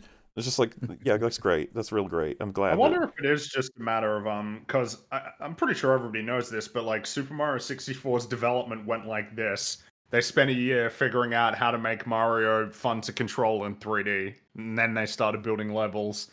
I don't know how many games are being made where you are like fundamentally working on like that core and trying to streamline it, trying to figure it out and basically make it like as good as it can possibly be, and then from there you start building content. I'm not sure if they still do that for like the newer Mario games, maybe not, but I can imagine like in Odyssey that they spent a long time just making Mario fun to control and figuring out how to make sure that he could interact with the space, and then, start building levels and start figuring out what you need to do. Not all geometry is made the same, Mola. Good thing I didn't say that it was. I What remember you kinda- specifically said that all geometry was the same. Yeah. Yeah, That's real- remember a big Well, you really you- bungled that one. You shouldn't have said that. when I- you yeah, said all I geometry regret was saying the that. same, I held my tongue because I knew that someone in chat would point out how stupid that was. That thing Luckily that you they definitely did. said. And I can now say I'm Yep. sorry for saying all geometry is made the same. That was my bad. Hi, Rags. Hello. Has Little Platoon read the 1967 essay by Roland Barthes called The Death of the Author yet? I have, yes, I believe. Well, I haven't read it for a long time, but I have read it before. Are we at Death of the Author part of the evening? Well, no, this is. I'm guessing they're just curious to ask you that anyway, because of the. Yeah. Yeah. I know. I was genuinely. I apologized that I was basically. I didn't pace myself properly last time. So I was about a bottle of whiskey in by the time we got to Death of the Author. I was just kind of interested in sort of your guys' take on how strictly you apply that term. Yeah, we're absolute on it. Extremists. We're crazy people. But most people, I'd say, push it to like 90%. They'll let slip in. I think the most valued, like most intelligent, most in touch artists that have the best takes. They'll be like, no, their take is gold, and they should be considered like almost canon. And then you have people, like I said, who are like Twin Perfect, who are like just absolute. Whatever artist says, whatever about their work, that is the truth. Which And is that's just not true. Nobody holds that perspective. They no, don't. I to be fair, he might. He actually like he Nah, might be insane no enough way. to. No, I don't believe it. Well, so but I don't believe. how do you deal with a that person who perspective. will bite those bullets without realizing what they mean? Like, Because all you need to do is just find the one example where they'll change their mind. well, we did with the George Lucas one, and then he like went back on it in his Discord. He was like, "Nah, that's a stupid example now." And it's like, oh, okay. I guess it's just that there will always. I think that you'll always believe. It's kind of like the same as when somebody says, "No, there's no such thing as good or bad." Like, and then they'll always default. Like, you would default to it at some stage because everybody, to some extent, believes in Death of the Author. Yeah. I don't know what it means to engage with.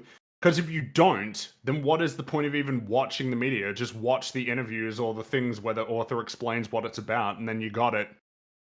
Because when you say it's 0%, like 100% or 0% Death of the Author, it's like, what is the point of the work?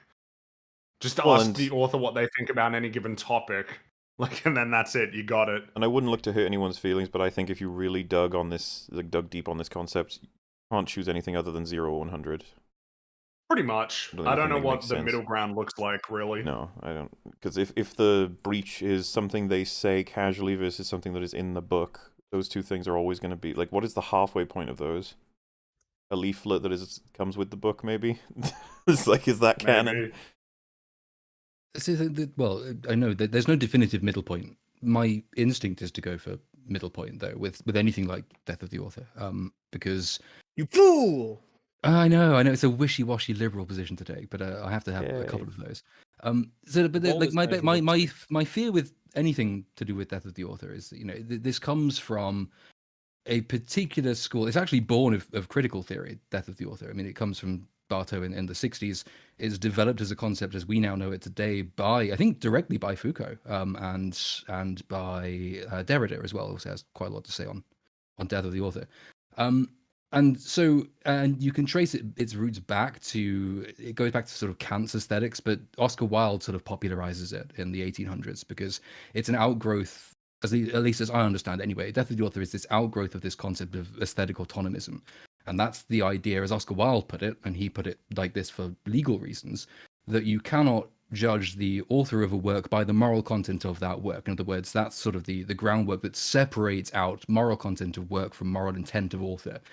Oscar Wilde sort of does this for like quite practical or pragmatic reasons because he had to do it to try and stave off lawsuits. But it's developed sort of in the 60s. And my issue with it taken too literally or taken in too great an extent is that I'd argue that's sort of that's where we are at the moment. The problem we have with so much art at the moment is precisely that we have abandoned any conception of authorial intent.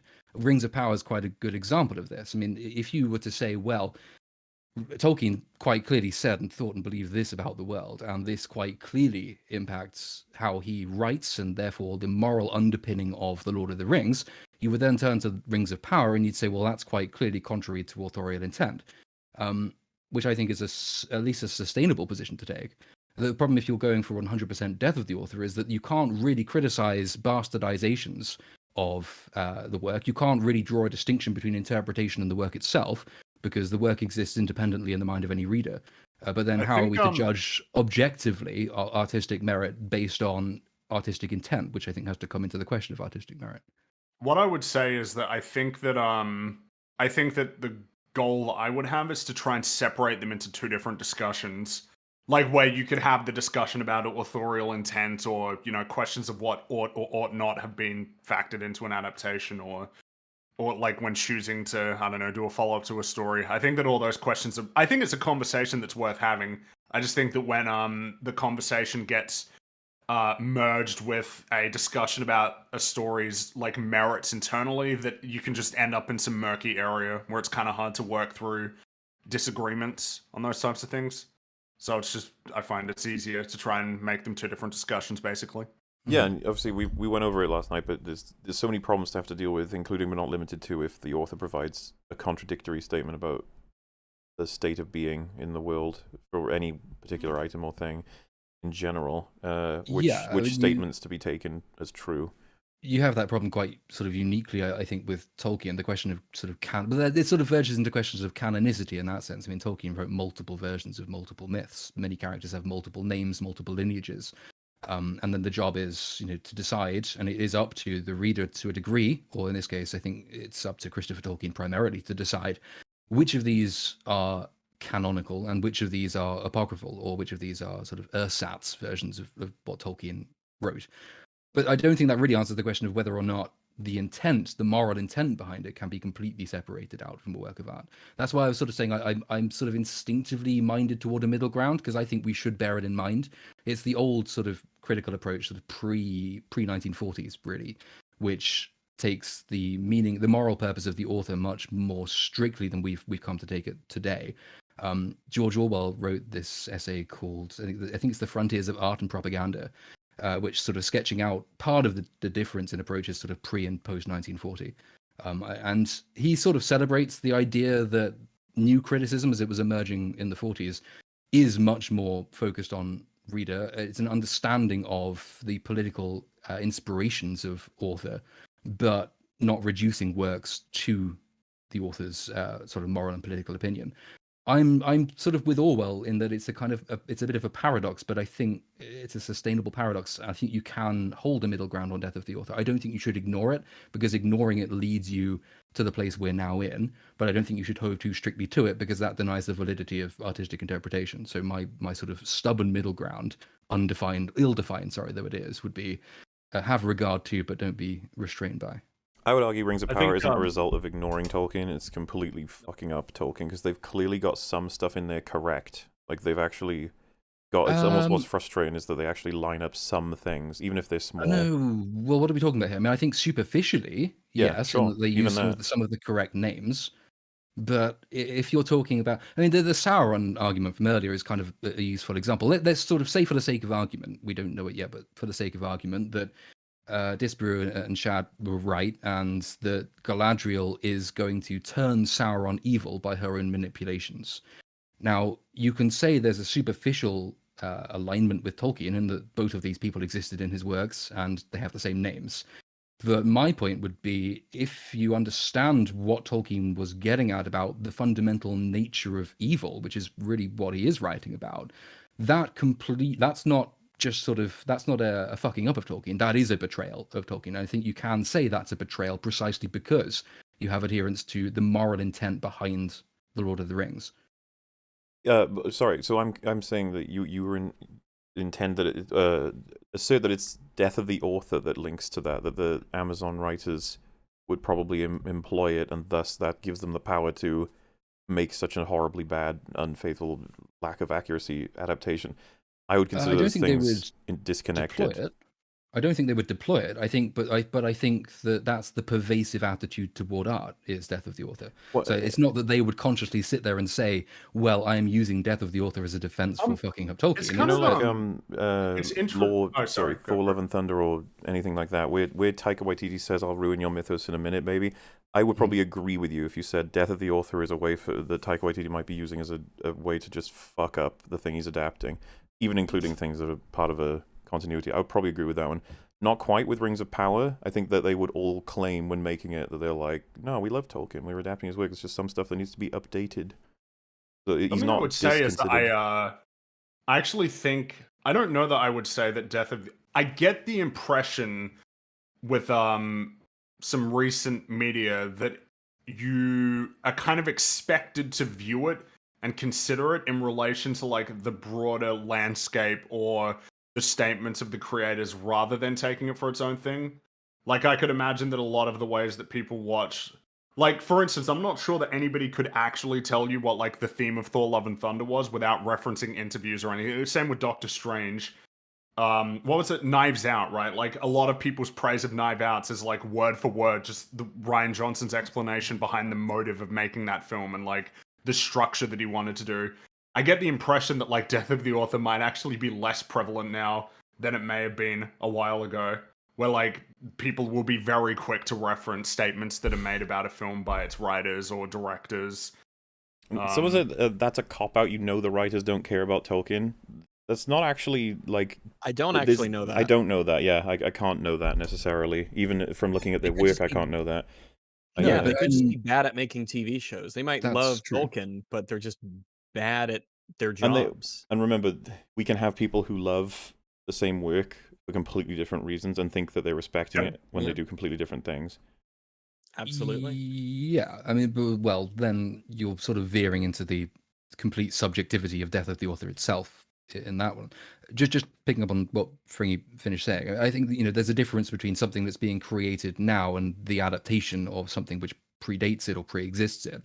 I think you're probably right in the sense that if it is a modern production which makes absolutely zero fucking sense, but so the director comes out afterwards or the writer comes out afterwards and say, well, I intended this about it, and the film only makes sense with that reference, then yeah, you're probably right. For that new creation, it sort of subsists on the application of Death of the Author. I'm talking about adaptation, I think, probably more than the creation of brand new works. And we are in a world of interminable and unending sequels and prequels and adaptations and reimaginings. But when you get to the point where you're saying, well, of course I adore and I respect Tolkien, but I'm updating him for a modern audience, well, I would think I would classify that in some sense killing the author in the act, and that's the verb form of. I guess maybe that's a different, because I in my mind, I don't know, like whenever I see the thing where it's like, we got to adapt it, we got to update it for a modern audience. I don't know if I would say that that's Death of the Author or rather something else. I don't know if Wait, what do you do when you kill the source as opposed to the writer of the source? Like when you don't Because the care about principle what's in of the Death of the original. Author would be like the authorial intent is not something that should be factoring into. I guess I could see how they're somewhat related in that you're essentially saying I'm not taking into account the authorial intent and what I'm making. But I guess the thing is, I imagine a lot of people would counter as, well, no, I am. I'm just updating. You know, I'm taking what they meant and I'm updating it to modern audiences. Which, I mean, to some extent, that might just be like an impossible statement, right? How do you substantively change it without changing it, you know? If someone remade... Like, it's kind of circular. You are changing it by virtue of making changes to the material. Yeah, and if someone made A New Hope today, by necessity, it would have to be different than when it was made back then, for just all kinds of reasons, technology notwithstanding. There's lots of other things. But when they come to the scene where Han is going to shoot Greedo, if they engage with Death of the Author, then Han will shoot first.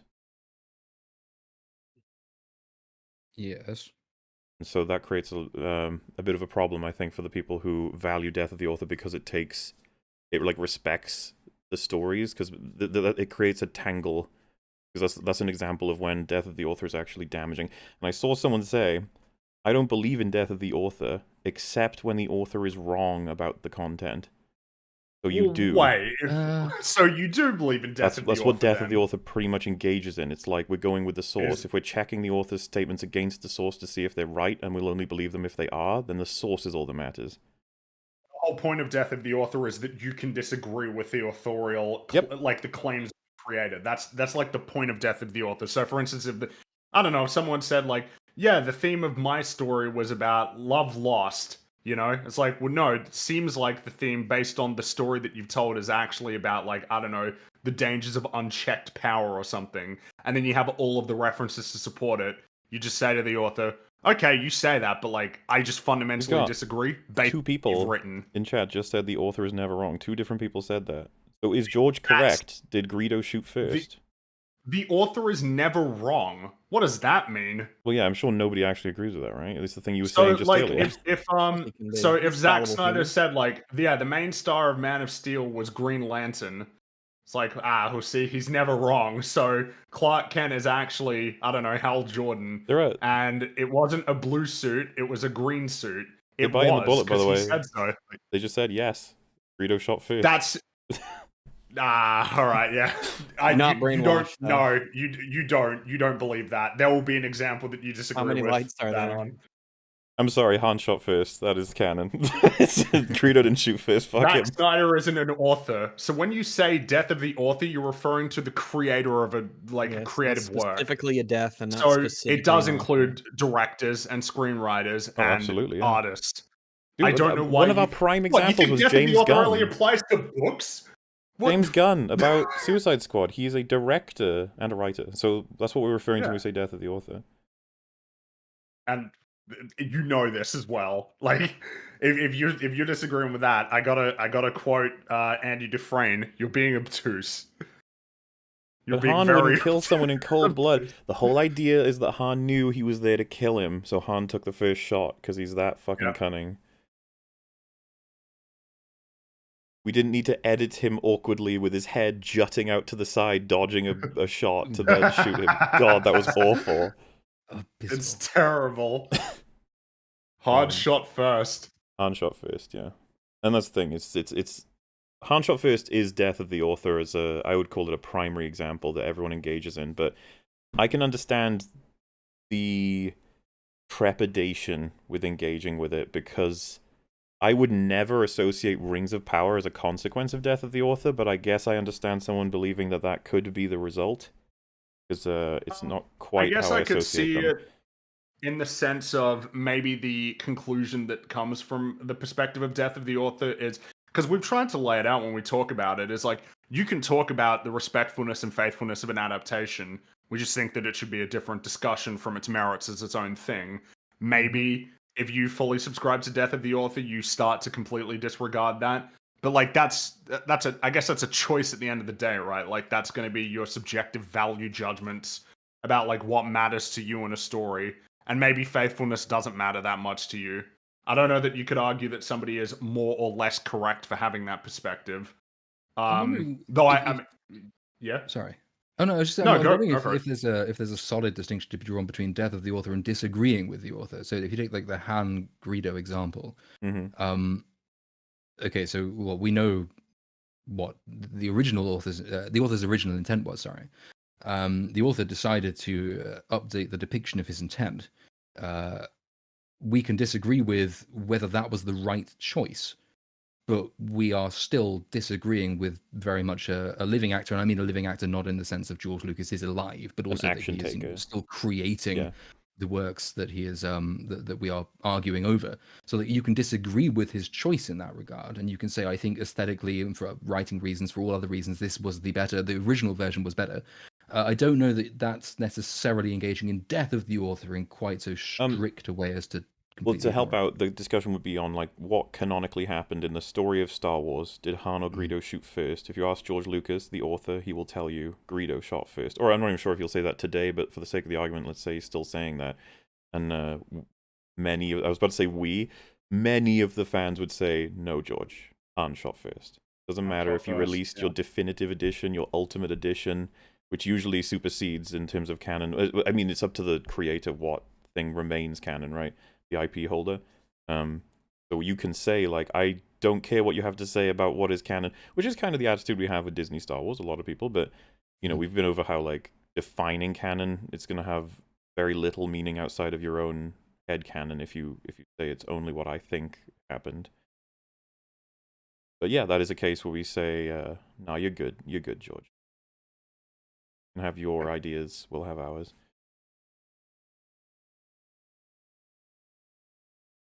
Difference is George changed his mind. It's like, yeah, that's the thing. If the scene remained the same and there was no additional version released, he could say that and it wouldn't change what happens in there, and so that would be a case of just he's describing events wrong, but he's still the author. That's why it creates problems. So Then there's sort of a subordinate question there as to, the question of death of the author and sort of the ongoing authorial interest in a work. So, like, I don't think to say that George Lucas changed his mind about what he would have done with the original version of Star Wars does not change the fact the original version of Star Wars is what it was and bears the sort of the lowly stamp of his original intent. I don't think that you could say, well, because he changed his mind on this, and we don't agree, the fact there are contradictory versions of events means that authorial intent doesn't come into play.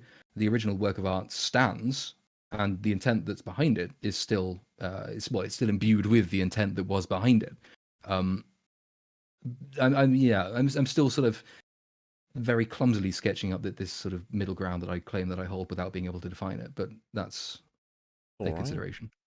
Someone asked me, by the way, how do I define canon then? Basically, I think it's derived from property rights, right? That's where I'm getting it from. Yeah, the owner.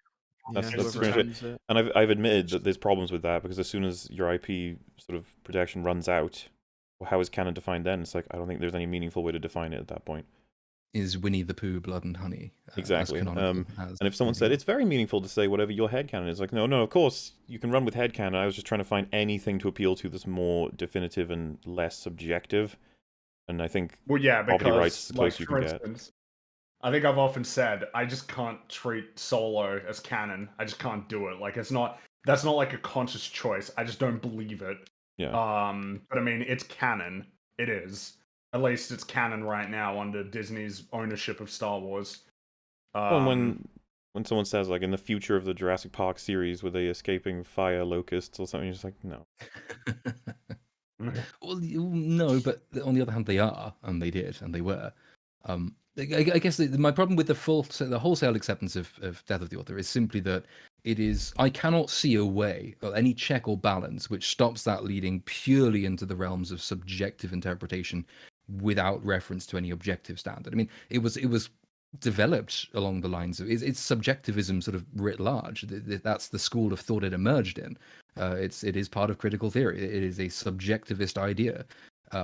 And I'm saying, but it's born of objective roots, or at least attempted at objective roots. So, like, this middle ground I'm trying to stake is between the old-fashioned aesthetic autonomism and the critical theory developed death of the author, which I don't know that you necessarily have to go down that. But if you are going to go 100% death of the author, I think then you have to explain how you make any objective judgment about the quality of the work of art, or the intent of the work of art, or the message of the work of art. I think that well, I guess, like, let's say that we have a story that was written by, as far as we can tell, that there is no known author. It's just a story that was written by Bill, no last name, and there's no references at all to, like, his political perspective or his moral framework or anything. And then all that we have to go off of in terms of judging, I guess, the moral of the story is what's in the it. story. Yeah, like, how do we do that? Or rather, is that impossible because we don't know who he is or what he believed in? I think the answer to that would be no. It's entirely possible to pull meaning from a story that has no. I mean, I feel like we could just point to examples of fables that exist that we don't know who invented them. We don't know who came up with them. How do we derive the morals from them? It's like, well, just from what's in the story. But then you're deriving the author's intent, though, aren't you, by doing that? Well, I mean, let's put it this way. I can look at a film and not know anything about what the author actually believes, and I can still make judgments about what they probably intended based on what's in the story. Yeah, And objective. what happens if I watch The Suicide Squad and I conclude the intent with Polka Dot Man, and then I get told by the author I was wrong about the intent? So if he was dead and was unable to tell me that, would I have just been wrong about his intent the whole time? Without knowing. I'm not sure I quite follow. Quite follow. If we derive intent almost from the assessment of the stories, like, even if there's no reference to this person outside of this one work, but what if it turned out Bill was risen from the grave and he was like, your interpretation of every one of my intents of the story is actually wrong? So what was I holding on to at that point? Just wrong interpretations or intentions? Arguably. or the projection of your own intent onto events that you're witnessing. But But then like, that just would to again make clarify, you in that world, you'd have no way to be able to tell, right?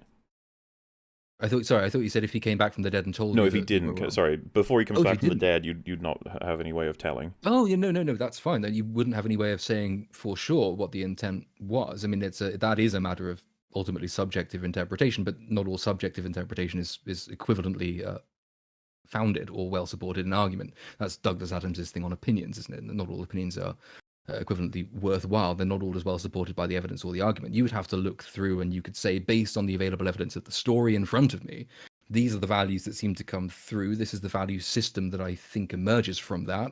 Therefore, these are what I would take the author's political or moral suppositions to be. But that would be my best guess. But that's still referring back to something, isn't it? That's still referring back to the question of authorial intent, even if he's dead literally and can't correct you. Well, I mean, maybe this might be an interesting like, let's say, tortoise and the hare. What is the moral of tortoise and the hare? It's like, well, I think it's safe to say that the point of it is slow and steady wins the race. That's like the point of that story.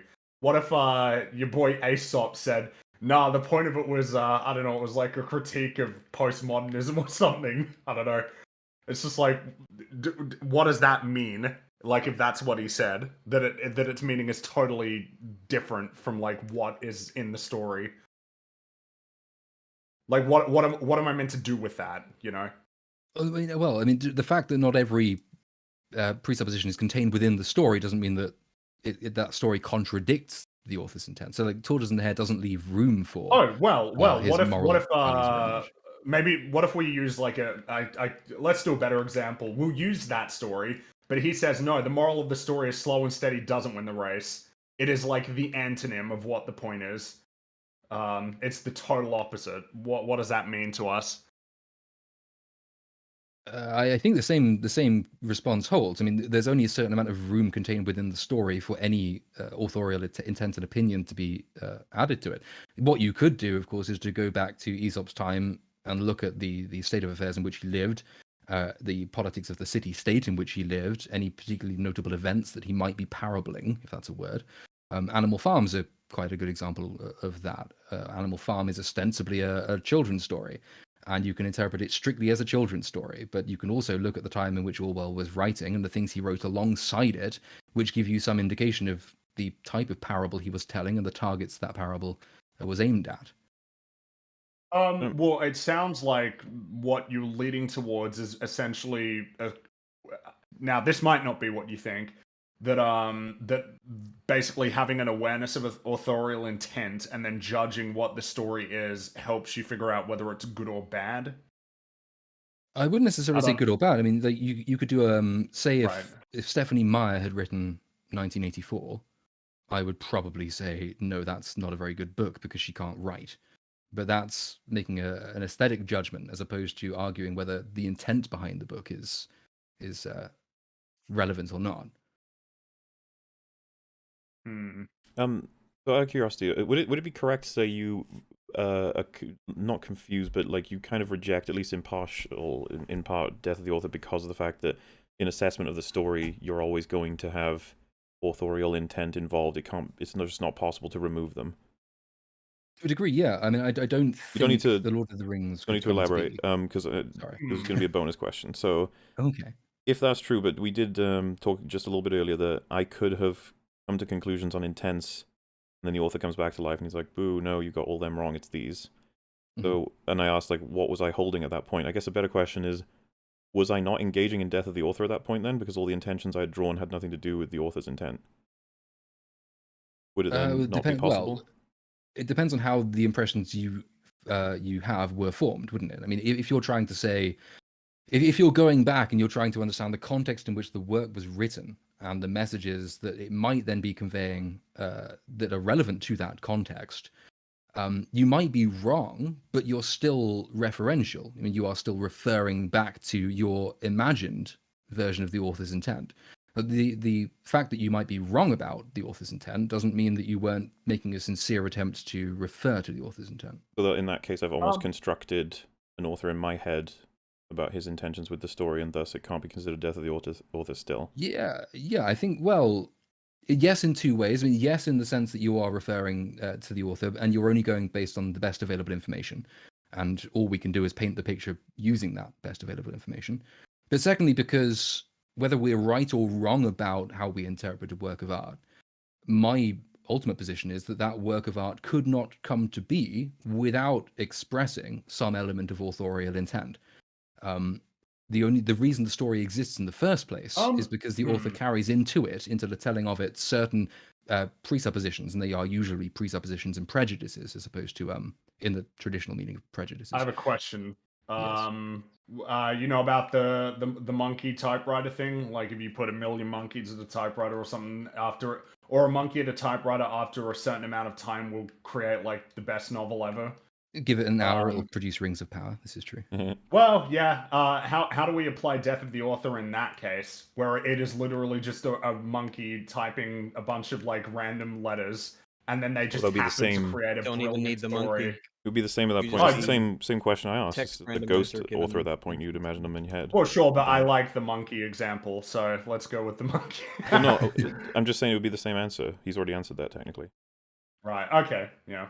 I mean, there might be a subtle variation with the monkey. Well, the thing in variation, I sense guess, would be that- is your knowledge of the fact that no one wrote it. It was an algorithm from, well, not even an Yeah. algorithm. Sorry, it's monkeys. Yeah, I mean, in that sense, it becomes a bit more like, I don't know, take like modern art, for example, like the most egregious example of modern art, where someone just Like a red decides, block. or even the mistaken modern artwork. So someone drops their sunglasses in the corner of an art gallery, and everybody thinks it's an exhibition, and so they go and take photographs of it, and they think this is a really profound thing. That's an act of pure subjectivism in art, but there is no authorial intent behind it because there is no author to have intent behind that. That was a pure accident. Okay. Modern art often doesn't have intent behind it. Quite often, besides saying, I want everybody else subjectively to fully load this thing that I've sat on the ground with meaning, with import, with purport, with all the rest of it. But even then, there's an element of authorial intent there, which is just pure exploitation and laziness. But my problem with like Death of the Author, I think, is that it can too often lead to pure subjectivism of the modern art variety, which means that you can look at anything and you can say, well, there's no need to refer back to the moral impetus that gave rise to its creation. All we need to do is just to say, well, I think this about it, and that's good enough for me. I find that interesting though, because you said you've been a fan of our work for some time, right? We Yes, tend not to massively. do that. We don't do that. Well, yeah. I don't know that you.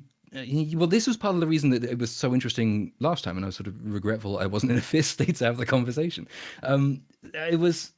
So the interesting thing about it is that obviously you guys are big on, well, at least fairly big on objectivity in art and judging art aesthetics, at least by an artistic technique by objective standards. And the thing I was really interested in was that you should take essentially a subjectivist standard like Death of the Author and how that can be married. And I think it probably can be married, but how you choose to marry that to the idea that you can make objective judgments about the work of art in general. Because of course you can make objective judgments about technique irrespective of authorial intent, or at least I think you can. But broader questions as to the worth of a work of art. My suggestion, I guess, would be that maybe we are just operating slightly on cross purposes as terms of what we define Death of the Author as being. Oh yeah, because we clearly, like all the cast today, I think Disparu even has said in other streams that, like, you know, he sort of alluded to it there, that he doesn't like covering things positively because it's nowhere near as entertaining. And his metric for what is the worst content versus best is how entertained he is. So the most boring will be the 0s out of 10, which isn't lined up with us at all. However, myself, Shad disagree on loads of things. We disagree, but all 6 of us came to almost identical conclusions on Rings of Power. Kind of interesting, right? Like those foundations having these really important differences, and yet we all come out with similar results. Definitely, but then there is more to a work of art than authorial intent. So like you could fundamentally disagree on whether authorial intent is even important when you're discussing anything to do with Tolkien, but you could still look at it on terms that have nothing to do with authorial intent and make judgments on its quality of writing. Like, do events logically follow? Do character decisions follow from the information we have about them? Yeah. Does motive exist? I guess None of that's that kind of at really the has heart to of it, do though. with. I guess that's at the heart of it, is like, as long as everybody in a conversation can agree on what framework What's they're in using, there, yeah. whether or not that means that we're referencing authorial intent, then you can have a discussion where everybody kind of because ultimately, I guess the most important part of this process is that everybody understands what everybody else is saying, and so that there's like no points of confusion. And ideally, whenever there's disagreement, you're disagreeing on something that can be resolved by just going over the material in the story or the framework that's relevant to the type of discussion you're having, rather than getting stuck, essentially, because we can't even agree on like a fundamental framework. It's the reason why I don't think it's like, I don't think that it's worthless to discuss authorial intent at all. I mean, No, yeah, we did like, it today. I don't know if you watched our Halo coverage, but I mean, it's kind of hard for me to not talk about what I think that they intended, and like what I know that they intended based on their interviews, because of course, like that kind of pisses me off. Well, if we can, Like it's normal. I think can- it's like totally normal to talk about. It's just always important to try and not get those conversations confused, I think. if we can expand author to include the actors as well, as in the characters they're portraying on screen is a work of art, and that they are defining that work almost. So when the actor says, like, oh, he was clearly hesitating, he wasn't sure he'd do it, and he probably, like, he wouldn't have if not for the fight he has with the seal door, we can all be like, fuck that, that's not in the actual show, you've made that up. Oh god, yeah, but I wouldn't. I think I would reject the suggestion you can include actors as authors in that way, or at least in a strict way. Like actors are performers, and they are performing things that have been Well, yeah, written but for them. he They could can have interpret performed those that, performances. right? That could have been something he actually portrayed. He could have gone to throw, pulled it back, and then heard the cough. That could have been something, but he didn't, or rather, they didn't include that cut. if that cut is in there. Mm-hmm. And then of course the question would just extend then, because it's like, it sounds like you're like, oh, yeah, that's being rejected. But if, let's say he was correct though, you'd be like, oh well, yeah, I guess he's on board. But whether or not we're disregarding his opinion isn't actually in focus or not. We're just listening to him as a source for what is in the actual stuff, and then we verify it.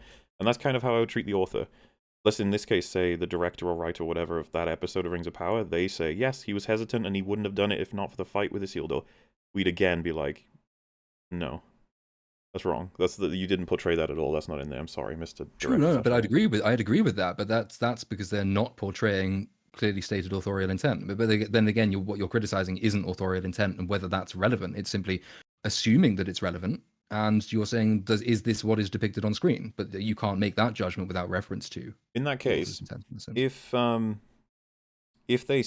the creators said he was thinking about not doing it, but he didn't go through with he opted for going through with it, and that's not something that had crossed our minds at all. We thought he was just 100% on board with it the whole time.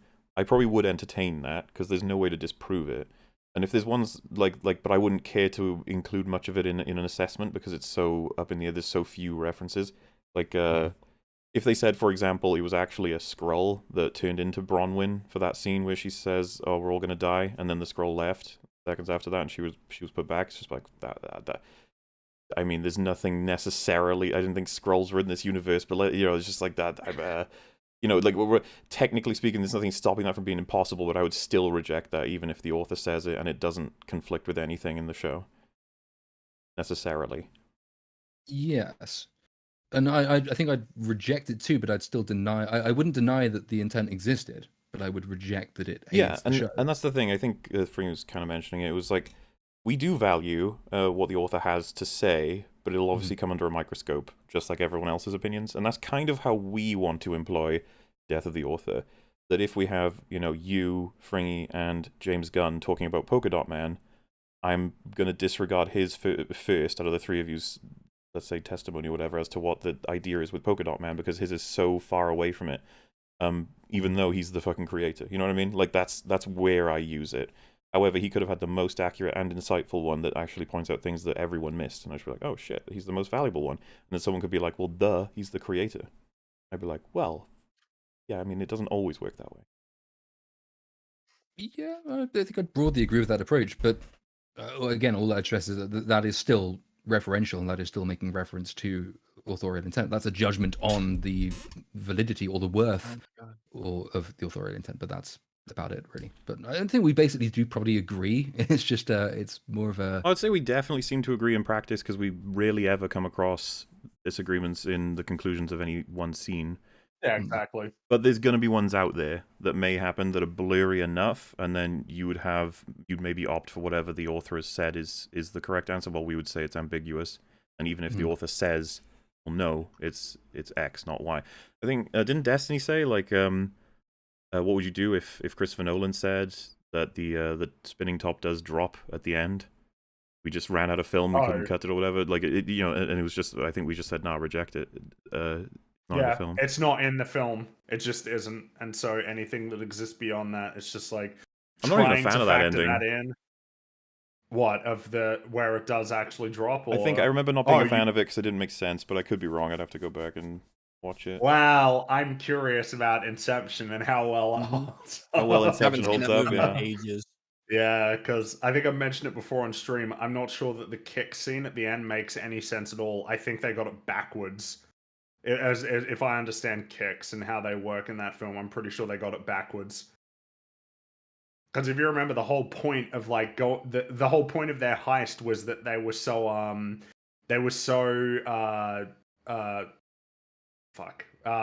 sedated that they couldn't kill themselves. They'd go to limbo, but they kill themselves to get out of each successive dream state. When the whole point of the kick was that it comes from the level above, not the level below. That the kick above will wake you up from that dream. I'm pretty sure it doesn't make any sense, but you know, I feel like we any can one of rewatch that another time.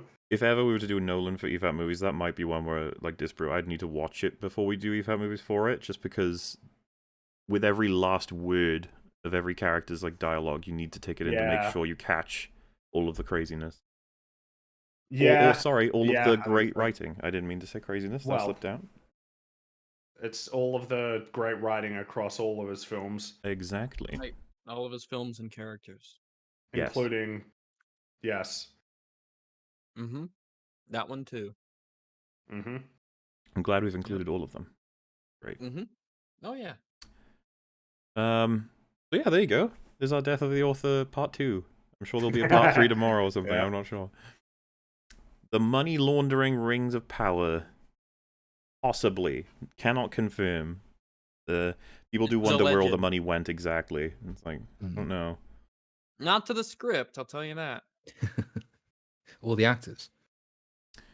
Just watch Two Towers. Every character struggles to survive, and every clip of Galadriel in Rings of Power shows her not even struggling. Yeah, she's amazing. I'm trying to think Don't you know? Does she struggle at all in the last episode, the latest one? She does some like stupid, super awesome moves, right? Where she like falls off her horse, but then does some. I don't think she struggles at all. Yeah, she hangs off the side of her horse to dodge incoming projectiles, and then she's just amazing even from the side of her horse. Even when she's faced with an exploding volcano, she just stands there and lets it come at her. Because there's a tempest inside of her. Oh yeah, causing her problems, indigestion. That volcano better watch out. Cyberpunk Edge Runners is by the same studio who did Visions. It gets very contrived, bad dialogue, but fun characters. 4 out of 10 would be generous. Oh my. Had lots of recommendations. I think that's the first, but more critical Super Chat we've had of it. I still haven't watched it yet, but I've heard recommendations from mostly everybody at this point. The new cool kid on the block. Apparently. Revitalize that game. Wings quote of the day. Thanks for the $2.50. That he thanks the account, which is Wiggs hopes my family dies.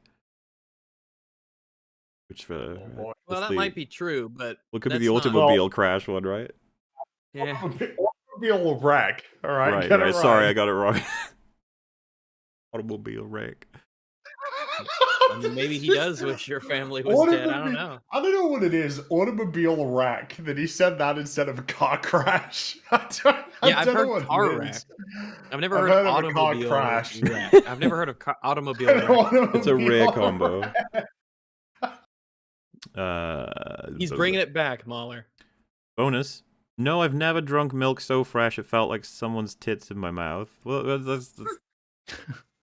Why would he's such a character? He's such a character. He is a character. Apparently, there's talk of bringing in Harrison Ford as a recast Thunderbolt Ross in MCU. There's all sorts of things wrong with this if it's true. I heard about that. I don't even know how I feel about it. He's. I think William Hurt was great as Thunderbolt Ross. It's just that he doesn't have. He like simultaneously is not a prominent but also prominent role in that he's showed up so many times technically, but at the same time he has very little screen time. So kind of like Rhodey, but I guess you wouldn't recast him now. Well, now Rhodey's getting his movie. Armor Wars is going to be a movie now instead of a TV show. Oh, I saw Uh-huh. that. Good Yeah. for him. Wow. Well, I think it's because Blade's collapsed, right? Like Blade falling apart. What? Dude, I really want to Well- see what it would have been because it sounded fucking horribly bad.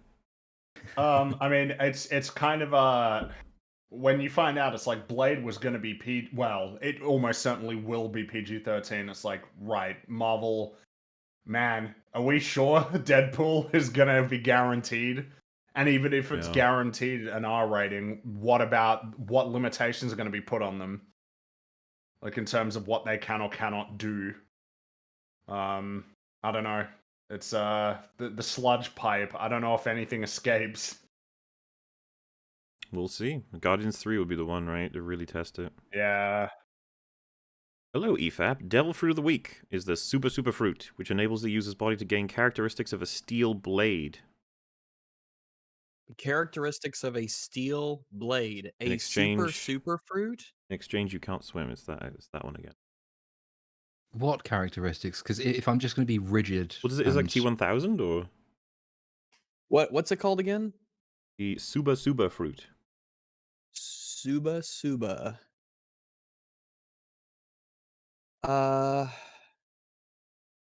Let's see. Makes the user's body smooth and slippery, which in turn makes most attacks and objects slide off their body, protecting the user from harm in most situations. If one is overweight in any way, they will become slim by having the excess fat slip off. How what? How Well- does fat slip off? Fat is inside. It slips out, Out. or it just comes out of your butt. Oh no. You 'Cause just someone said you about can your fat. basically change any part into blades. So if we go best faith assumption here and it's T1000 powers, in exchange for not being able to swim, and I guess everything else stays the same, you can just temporarily turn your fingers into a knife, your whole arm into a big knife. I guess, but I don't know when that will be really useful to do. I mean, 'cause I'd probably knives are just so keep a easy to pocket knife on access. me, and then I can still swim, I guess. Yeah, I always have a knife on me, and if I'm doing kitchen stuff, then I have kitchen knives. I never need them outside of. Yeah, I don't know when that would be useful. I I'd might have to even be able to just hang on to the more. fruit, and then if it comes up, I guess I'll eat it. But I need blade hands. Maybe I don't know. I just Seems feel like unlikely though. we have tools for all the things that I would turn my arms into. Yeah, I'm trying to think of even a scenario where I'd need it, and it's just. I think so. Disparu and Shad? Give me the meat and give it to me raw. Nice. Ah, yes. Just like Kyla's ferrets. Hail EFAP, also Hyrax. Hello. Virgin Red Letter Media, who reviewed some parts of Old Track versus Chad Lawrunner, reviewed all episodes of Old Track. Searched how many episodes there even are of Old Track? A lot, as far as I know. He has a bunch. Well, that makes sense. I mean, we haven't reviewed all of Star Wars, you know? Different channels do different things. I think, you've seen their coverage of their favorite TNG episodes of all time or something, right? RLM? Yes. I haven't. I decided to avoid those ones because I feel like I really should watch those episodes, not watch reviews of them beforehand. Yeah, it's fair. They're quite coveted, those pieces of content. Hey, it's been on my mind, but the last Super Chat catch-up has strained my curiosity. What's the beef with BoJack Horseman? P.S. If you do watch Edge Runners, it's not better than Arcane. The beef with BoJack Horseman. No beef, as far as I know. There's no beef. We just think good. it's not good. Yeah, compared to the acclaim that it tends to receive. Yeah, I think it has a lot of I used to think of- prestige that it shouldn't necessarily have. I don't think it earned the prestige that it has. No, I don't think so either. Obviously, I used to think that, but my opinion changed on a rewatch. Hey Shad, this week I mastered sword fighting. It's stab, twist, gut. It's so easy, it makes your channel look like a Oh, joke. Also, I'm it's a all great Tempest. technique. Jesus Christ, this guy's all Tempest, and he has swords apparently. That's a lot. That's a lot of Tempest. That is terrifying. Don't kill anyone, alright? Bad. Please don't kill But it's cool that you anyone. mastered swordsmanship, that's all you really need. Disparu, I knew it was only a matter of time. I mean, yeah, especially if the networks involve me. I mean, both Disparu and Little Platoon, I was able to sort of start conversations with thanks to Open Bar. It's neat when crossovers happen. You can start cross-pollinating. Little Platoon is back. Perfect fit on EFAP. Oh, I don't know if you checked the comments. You got quite a few compliments last stream. So congratulations. Thank you very much. Raw. Oh no. If you had to pick a single storytelling trope to discuss in depth, which would you pick? I have intense desire to destroy veganism. Hi, Mauler. Really? Is that a storytelling trope? I didn't. As a It trope should of be. vegans. So, this almost sounded to that's me tough. like the question of like you're stuck on a desert island, you're only allowed to talk about one, you know, like you got to choose the one that you can get the most mileage out of almost, haven't you? Storytelling trope. I almost just want to go for a really broad one so then I can talk about all the components and stuff. Yeah, I'd have to really sort of see a list, honestly, So to just go make for sure. the good guys win so that I can talk about everything basically. It's not even untrue. Like, it is fun to watch films. Me and Fringy had this like 2 years ago now. I was about to say recently. Film called well, I almost hesitate to say it now because like I'm implying what the result of it is. Let's just say a film with a very conventional story, and then it like takes a pivot on exactly what kind of way it's telling it, and then the end, every component is in place for it to be like, woohoo, we did it. But the main character just fucking breaks down and accepts the fact that their life sucks and that they were victorious way too late. Yeah, it was an interesting film. Yeah, and I really appreciated the ending, and it could almost say it's like, yeah, because it's a more raw, it's a raw meat ending, and they gave it to me. Yeah, like there was No quail sauce. an emotionally No quail easier sauce. option that they could have taken, and they chose to take the more honest one. Yeah, and I Where's appreciate the when they do that in quail stories, sauce? especially when it's like, I was gonna say almost a surprise, but I think that's drawn out from the trope. I assume if I'm allowed to call that a trope, it's just like I was expecting it to be the normal like, yay, we did it, but I was like, oh wow, they went there. Okay, yeah. So yeah, maybe that's my legitimate answer, and it allows me to talk about all kinds of things for ages. Who's next? I don't know. Maybe something regarding characters just being stupid, because it has such broad swaths of consequences and it manifests in so many ways. But I'm not really Mm. sure if I'm asked off the top of my head. But yeah, the just general stupidity of people in stories so that plots can happen. I really have a disdain for that, and I hate it. I like the idea that What a- modern writing is its own trope now. Maybe, yeah. What exactly was the question? If you had to pick a single storytelling trope to discuss in depth, which would you pick? In depth, so it could be good or bad. Like it could be positive or negative. Storytelling trope. I mean, I do find the whole active and passive character thing pretty interesting, as well as that characters must change. I find that these are perspectives that are worth evaluating more so than just accepting wholesale as like active is always better than passive, or characters must change, they can't be static. I think that these are commonly accepted, essentially, limitations on the possible stories that you can tell. So I think that it's worth examining that more thoroughly to maybe hone in on a conclusion which I think is more fair, which is active characters are generally a better choice to make, and characters in a story generally should have arcs, but these are not requirements. Your story is not made worse for not doing these things. Necessarily. Yeah, basically, not necessarily. Maybe the hero's journey though. That's like a nice big one that you could talk about. A chonka. Since it's such a yeah. All right. Well, I don't know Yes, if character yes, types are I a guess. trope, but I'd go for anti-heroes. I like I think anti-heroes that's as a an trope. idea. You could say that. Yeah. Okay. I'll pick anti-heroes just because you can do so much that's brilliant with them, and almost nobody does them well. So that's sort of broad enough to go on with.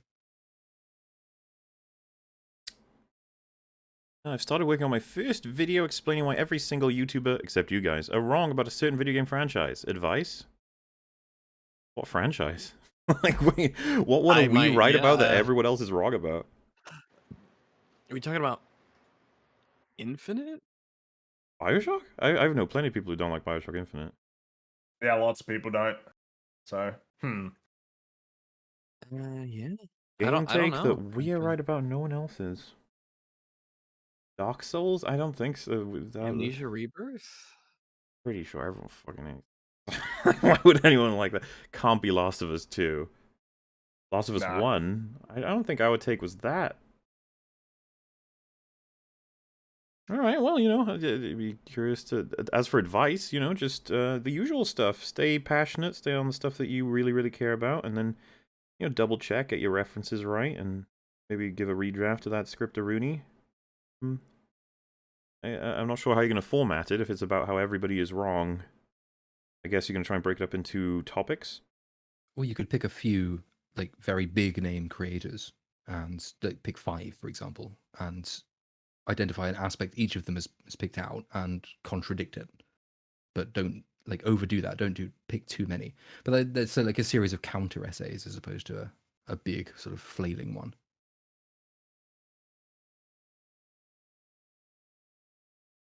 I'm so happy the writers of the show killed off Galadriel with the plastic flow of the eruption. Yeah, it was really cool of them to do that. Right? This didn't is see that how we coming. know they're listening to the fans. Anyone who put it in, who betted from the beginning that she'd die in pyroclastic flow from a volcano, you win the pool. You did it. I don't know how you knew, but that's one hell of a guess.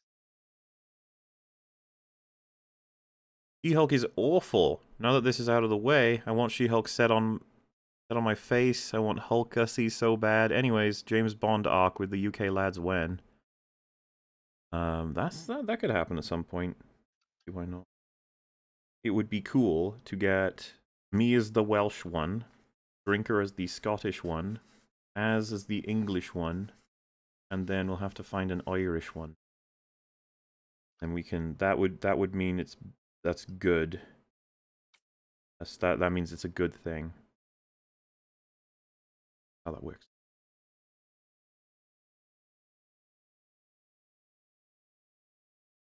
Veganism. Oh yeah. Love listening to EFAP ripping crap entertainment. Little Platoon. When can we expect part 2? Looking forward to it. I'm assuming that's Rings of Power. Yeah. Well, hopefully next weekend. Tentatively though, next weekend, because it was my birthday week this week, and so I thought I'll take a couple of days off. And then those couple of days off, I ended up doing Andor, and then Andor became longer than I thought it was going to be. But that's almost done. It might be out tomorrow. Assuming that's out tomorrow, if I can get 2.5 hours of video done in a week, hopefully next weekend. But given the last one took a week to get past Amazon, maybe 2 weeks' time. But within the next fortnight, hopefully. Sweet. The plan is to grab Helios like the little clown boy he is. That's something I'll be doing. Not too long ago now, until I get to God of War 3. You know Helios, is he the am I like, what's with my memory right now? I partially remembered him as Apollo, and then I was like, no, he's Helios. So is Apollo a Greek god, or am I just messed Yeah, up? Apollo- Apollo's Apollo and Greek. Greek. Yeah, Apollo is Yeah. a Greek god. So who's Helios? Is a sun god. Son of the- Isn't oh, god of the Helios sun. well yeah, because because like in Deus Ex you got Helios and Icarus and Daedalus and all that, yeah. Apollo is a descendant of Helios. Ah. Apollo is Roman god. Is he? No, No, Apollo is Apollo's Greek. Greek. if you've seen Helios Troy. is Roman? Okay, now I'm pretty sure Helios is Greek. Helios is also Greek. Helios is the sun. We are a heliocentric Phoebus. solar system. I don't know what the Roman sun god is. I'm bigger on the Greeks than the Romans in many Wombo. ways. Mercury would be the equivalent for Roman, is it? Apollo had no direct Roman equivalent Oh. because, the Interesting. later Roman poets often referred to him as Phoebus. Is it safe to say? Well, because I was just, when God of War 3 starts, you have Zeus, Poseidon, Hades, Hermes, and Helios, I think. I'm curious about that choice. Is it just me, or is Apollo more well known than Helios? Apollo seems to be more well known. Yeah, I I'm would pretty imagine. sure. I'm curious why they made the choice, or maybe it doesn't. Maybe there's a reason I'm missing. I might. Apollo's chariot draws Helios about the sky. Because Helios is using a chariot, I think, in that game as well. Apollo is truth, Helios is light. Well, it's all good. It's all good. We'll if you. Apollo is lots of things. He's one of those gods that covers a lot of different bases. He's hogging up all of the names of things. Music, medicine, the sun. Things, and then you just got, you're the water guy. Sorry, buddy. Well, I guess water's pretty all-encompassing. Water's pretty great. Oh, yeah, They water's all cool. have such names. Considering water's Poseidon, pretty good. Zeus. They got do. They do. awesome Their names are names. really good. Really cool Yeah. names. And then someone could be like, well, maybe the names are just cool because you associate it with Hazed. them. And then you're like, I don't know. I Nah. think they're just cool, actually. Nah. They're cool names. Like, there's no... If there were a god that was as Athena badass is a as cool name. Poseidon, Zeus, and Hades, and he was just called Flemp, it wouldn't... Like, that... Yeah. We wouldn't go, Great. oh, Flemp, man. Yeah. What a cool name Flemp is. It's like, The nah. great titan of the sky, Dookie Dookie. You're like, I don't know, man. That's cat. We just call you Double D. But yeah, just they're strong as fuck names. They're really cool. I like them a lot, and it's cool that God of War takes so much advantage of just being like, "Ain't it cool? You're killing these guys." You're like, "Yeah, pretty cool." That's why I'm building up my my expectations and excitement for finally fighting Thor and Odin. It's gonna be so cool. Please be good. A lot of people in chat, Fringy, have been saying that we could be heading for the Last of Us 2 situation. I was like, oh my god, why? Why would you even tempt fate? Wait, with what? Sorry? With what? With Ragnarok. Why is that the expectation that people would have? Terrifying. Why would we even entertain the idea, like I said? Is it because I think Corey Barlog is producer, he's not directing, he's working on something else. But he said cringe things, right? What, him or like other people who are working on I it? could have sworn people have been saying, even Corey Barlog's been saying stuff, but I don't know. I guess Well, we'll like find cringe out. stuff about the game, or just what in general? Like, Possibly that. I haven't gotten anything more specific. I was kind of hoping maybe chat will enlighten me. Did say cringe things. Yeah, because, well, like, is there an example that might be something that gets you worried? Because, I mean, you could just have cringe that's totally separate from that work, right? Kratos and toxic masculinity. Yeah, but this could be a hot D situation, guys, where they say it and then you watch the show and you're like, that's fine that you said that. You keep that to yourself, though. You said Civil War is the worst Marvel movie. Madness. Damn you, Corey! I guess it's something that's probably worth. I think it often gets lost in the discussion about the story. The Last of Us 2 was like not a good video game. And so like if God of War is at least mechanically as good as what the first game, then like it kind of can't be a Last of Us 2 situation. Yeah, which is kind of nuts because my main, and we'll see if this holds true when I play them, but my main appreciation for God of War 3 is like I would probably want to say a 70-30 split of mechanics story, while my appreciation for God of War 2018 is probably a 60-40 split of story to mechanics, if not a 70-30 split of story to mechanics. Right, so really it does hinge a lot on the story. Yeah, so if Ragnarok has a really shit story, poorly done characters, but like mechanics that are even slightly better than 2018, I wonder if that'll even be able to stem my hatred at all. I don't know. Because yeah, you're right, so The Last of Us 2, gameplay-wise, like, I wonder if it was just because of how bad the story was that it started to really not have an ability to hide how much I don't like the mechanics. in the world of The Last of Us. But I think that's totally It was hard like to a look forward to the fair next thing to cutscene. say. yeah, Like, for 'cause- instance, I mean, I guess, like, I wonder with the well, I kind of felt, because Uncharted 4 at the beginning is quite slow. It has the problem that a lot of modern games have where, like, the replay value is significantly compromised by how much the narrative dictates the sort of gameplay scenarios that are presented in the game. But I mean, as long as you're enjoying a story in a video game, I think people can put up with a lot. Whereas, yeah, if like this, if the story isn't delivering and you're just left with the mechanics, it's kind of yeah, nothing to hide behind in a sense. hot take: Kratos should have stayed dead, and they come up with a new protagonist. He wasn't dead. At the end of God of War 3, they confirm he's not dead. He's gone. The bloodstain. Also, I don't think that was ever going to happen. He's too iconic. I don't even. This is the thing. If someone said, "Well, you should have killed him at the end of God of War 3," then you shouldn't have brought him back. I'd just be like, if we knew that they were going to do what they did in 2018 with him, I would absolutely agree we shouldn't kill him. Because Right. I love where they're taking him from there, but I'm curious how we're gonna shake it out. I don't even know at this point. There's talk of prophecy, right? That he'll be. There's loads of references to sons killing their fathers in 2018, and there's there's a bit of that prophecy he sees on a wall where it looks like he dies in favor of Atreus in some way, shape, or form. Joel was iconic too. Joel was iconic. That's true. Well, no. Remember, he wasn't a beloved. Yeah, he wasn't beloved, so it's character. fine. Kratos is beloved, of course. Of course. He kind of is, which is funny because I'm pretty sure Cosmo Variety Hour's argument was he's not beloved, he kills people, he's a brutalist. It's like, that's not going to stop someone from being beloved, my dude. Anyway, you got all that stuff happening. What if, like, Kratos is killed in the end of Ragnarok, but he ends up in, like, the Egyptian underworld? You know, because he's escaped the underworld in every fucking realm at this point. You can't...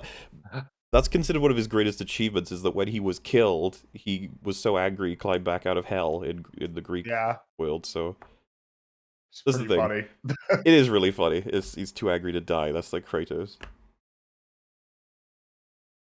So yeah, if he was to be killed, it really would probably confuse the fans. You'd be like, I'm not sure how that happened. It's just like, yeah, it just sort of did.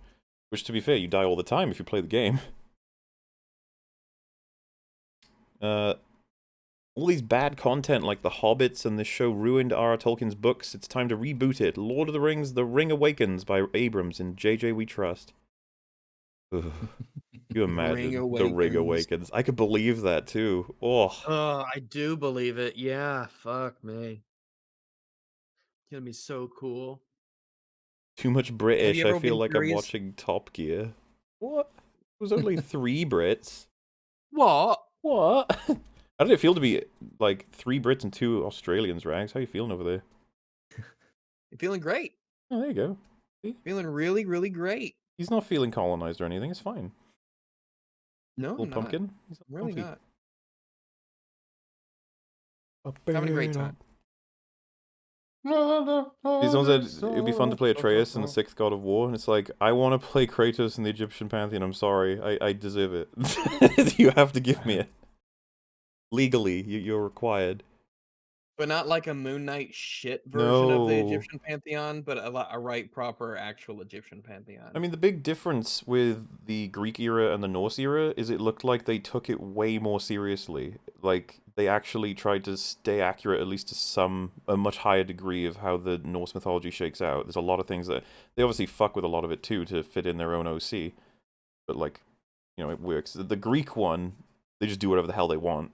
And then they randomly reference like things from Greek mythology, which is fine. Again, you can do that. The differing results, of course. Because like the 3rd God of War was like super cinematic. It was like, everybody get ready, fucking destroy Mount Olympus, buddy. Here it goes. Your son has returned. He yells so much. I It's like great. that, but like, dude, I fucking love Zeus's opening monologue in that game. Like. There's a lot of cool lines in those games. It talks And about just like Kratos the erection screaming of Zeus the. never gets old. It's really funny. Yeah, no, he Also- said when he shouts, they show the cutscene of him shouting at Ares like 4 times in the first game, and it was funny when I was streaming it. Ares! Zeus! Zeus! Zeus! Zeus! And it's so interesting to watch him younger and so aggravated and angry and fucking killing everything in his path. And then you go to the 2018 one where he's this like clearly aged guy who's just like, fuck, I've been angry for so long. Like it's just hard being angry all the time. Where are we? Glad to see Shad, Disparu, and Little Platoon. Shad and Disparu, aren't you exhausted after Friday Night Tides? Dude, this is the thing. The people who are like circuitry around all the different streams, myself included, but like Shad's one of them. Disparu has been on like a stream every day. It's like, it does get ridiculous sometimes to even keep track of all the streams you're supposed to be on. Good for them. I'm really glad that Shad agreed to be on. I was expecting he'd be like, bro, I got Friday Night Tights and then Hot D the following day. If we get him tomorrow, that would be pretty neat too. But yeah, it was really cool to have Little Platoon back and Disparu. Real cool. Fun to be back anytime. Mega pints all around.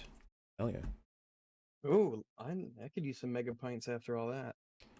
Also, isn't the whole reason these people are being watched by the elves because of the blood oaths to Morgoth? So yeah, why not try to tempt them to turncoat and join the bad guys? Oh, you mean like on the part of the orcs? Like, why not tempt them to try and turn? I mean, I guess they did, right? They gave them a chance. Yeah, I suppose they did. It took out half of them. Yeah, and they didn't even really try that hard. They were just like, hey, do really it. Didn't. I'm like, okay. It was just this elf came back. This elf came back and said, "Yeah, if you go to him and you." No, it was just a guy suggesting it. Yeah. I knew that was going to happen. I was going to call it out, and then I was like, nah, it'll be fine. As a Norse pagan myself, I hard disagree that they're faithful to the mythology in God of War 2018. Pagan detected, opinion discarded. It's funny because I said, like, I had, like, qualifications all over what I said. So it's like, to some degree, and then I was like, but they fuck with it, and you're allowed to do that. Like, do you really take from what I said that they were just faithful, like, with no context added? It's like, come on. Give me some benefit of the doubt. Even I haven't read Norse mythology, but I'm pretty sure Kratos isn't in it. Okay, I'm not mad. I'm not mad at all that the Greek universe exists side by side with Norse, and that I'm simultaneously being told it's not faithful. It's like, I know. I'm aware. It's okay. But when they have all those murals and the stories, and Jormungandr's going to have a climactic battle with Thor that is adjacent to Ragnarok, it's like, clearly they're working with events from the lore, where the Greek one, I don't think they gave a shit. They were just using the characters, and even then they were fucking with the characteristics. So, Well, Again, yeah, the- that was just a playground, basically. But the Greek pantheon kind of is that. So there is no one established Greek canon in terms of its pantheon. Like Hesiod's version is vastly different to Homer's version. I'm sure Disney will buy the rights to the Greek mythology anytime soon. I'm really, no, like- don't suggest that. I'm really Well, I mean, curious they if they're got actually gonna Hercules, right? they're gonna explain what it even, like, because that's actually arguably an issue. Like, how does Kratos get from the Greek pantheon to the Norse one? What is the nature of that? You say that because I remember Secret from tunnel? the Raising Kratos thing, where apparently, like, people, producers at Sony were like, I don't really understand. Like, he put on a backpack and, like, just walked to, like, Norse mythology, and apparently Corey, like, well, he doesn't have a backpack, but yeah, basically, That- like, yeah, he just. My theory has always been they're not overt about it because that might be answered at some point. They just need to figure it out, because that's a tough Maybe. one. Because what you need to do is Yeah, make it so that because- it's distant and secret enough that no one else has used it, but it's still accessible by Kratos.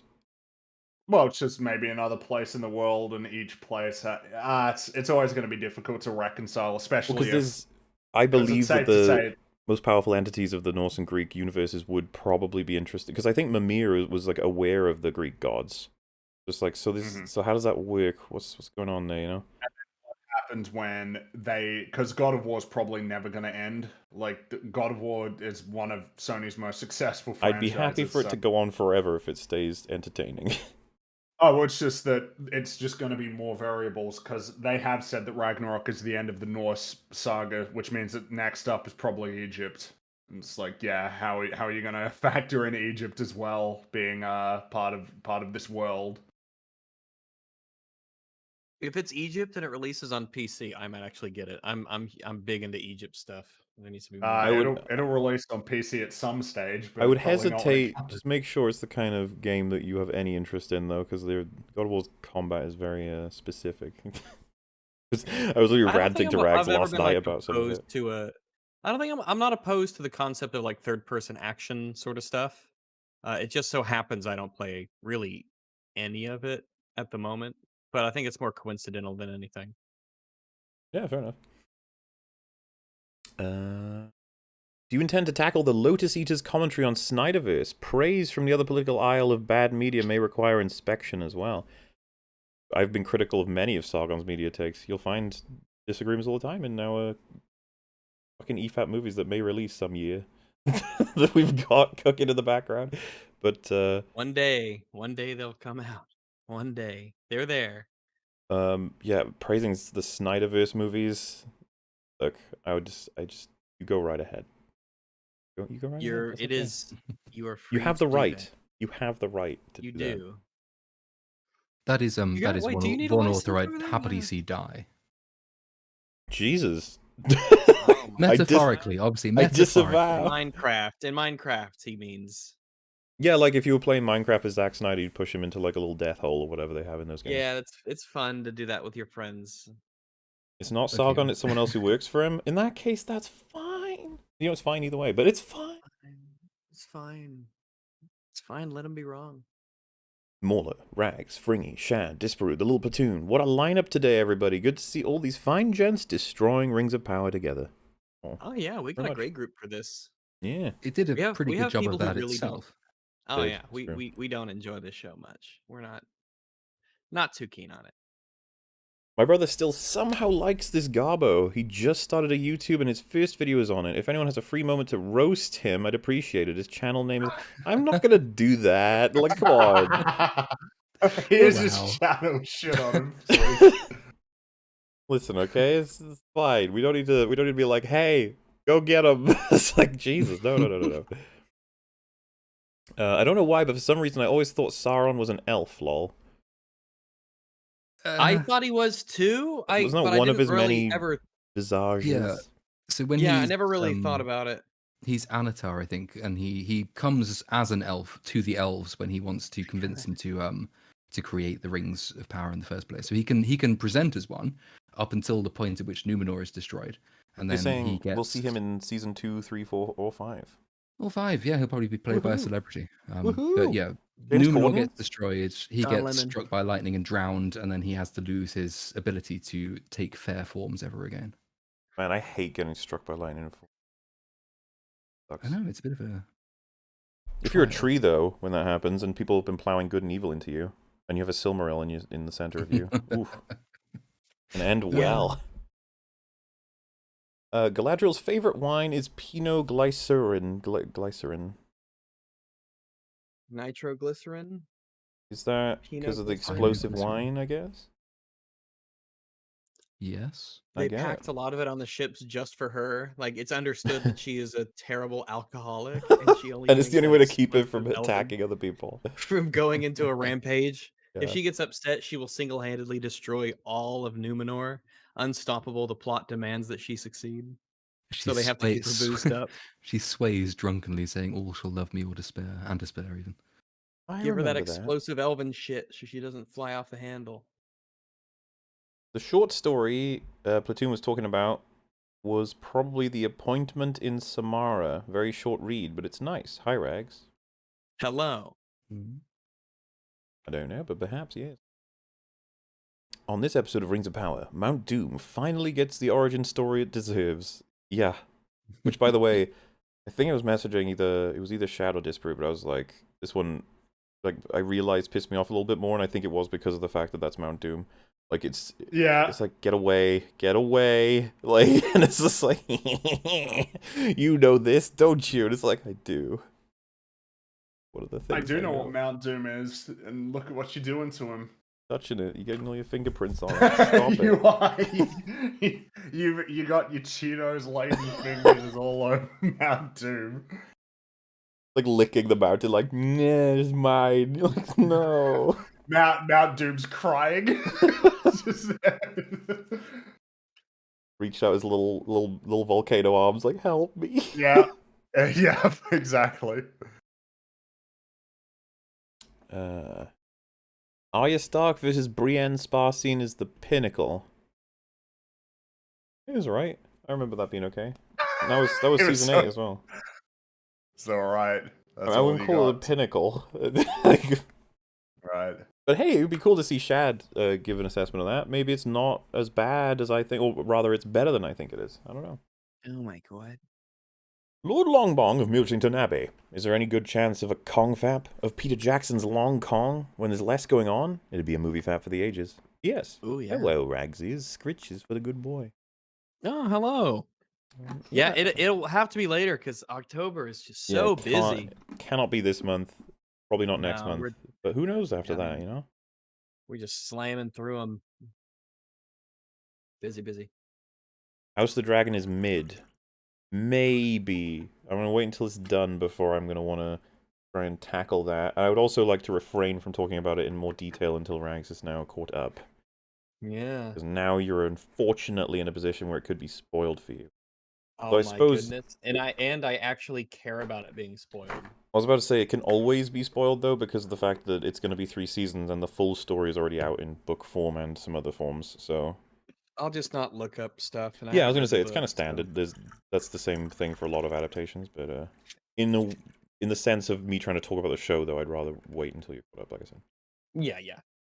Willem Blackwood skipped the second step on Old Bracken. That's how you know he's not yet a master. Still killed Old Bracken, but not an orc.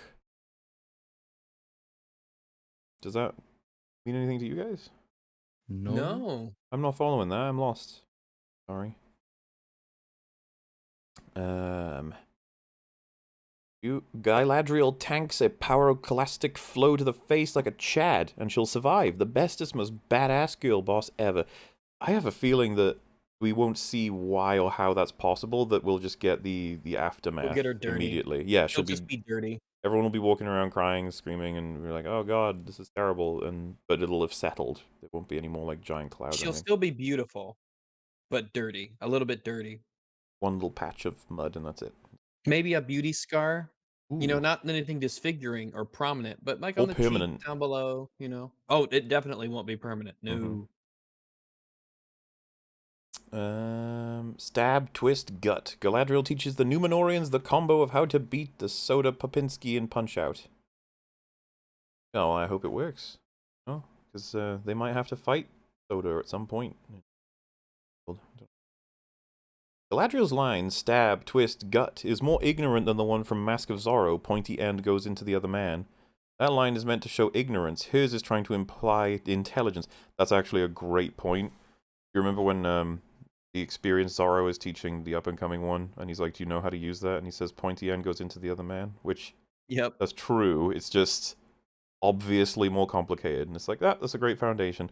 His is stab to his gut, which, as you heard today, there is some issues with it as a line. The sea is always right, and wet, and irritating, and it gets everywhere. Yeah, it's very true. I say that about the ocean all the time. Mm-hmm. I wish I was born in the desert. That's it. The Numenorians are the only people to whom the line "I grew up surrounded by water" would actually be relevant, because they were. Well, And yet I haven't heard that yet. but to be fair, Boba Fett did grow up surrounded by water. I just don't know why he told anyone that. I just don't know. There's a time and a place. Yeah, what benefit was there to saying that? I don't know that he even knew. He was just like, well, sometimes I just like to talk. You're like, okay. I heard someone mention it. Water, kind of reminisce. Yeah. Oh, water, that takes me back Oh, yes. to the good old days. Off topic, but watching 205 and thought y'all might be interested to know that an Italian artist sold his immaterial statue, Lo Sono, for several $1,000s back in 2021. His immaterial statue, so I assume, like, the Wait, you're not What, it serious. doesn't idea of a exist? statue? Please don't That tell it's me that's the thing. immaterial? That's not real? I Uh, assume that's what they mean. oh no. Looking at images. Oh. What images? That's the great question is how are you looking at images of it? And it's like exactly. Man. I mean, yeah, this is apparently it, but to be fair, Oh god. you see the statue? Oh, it's not what I thought it looked like at all. Come Mine has more of a on. I think that more one of a actually might be curve the on the right-hand number one side. example. I wish we had had it, where it's like, this is really testing the limits, isn't it? Like, you're buying the Mhm. statue, and it's like, yes, but it makes you feel, doesn't it? And it's like,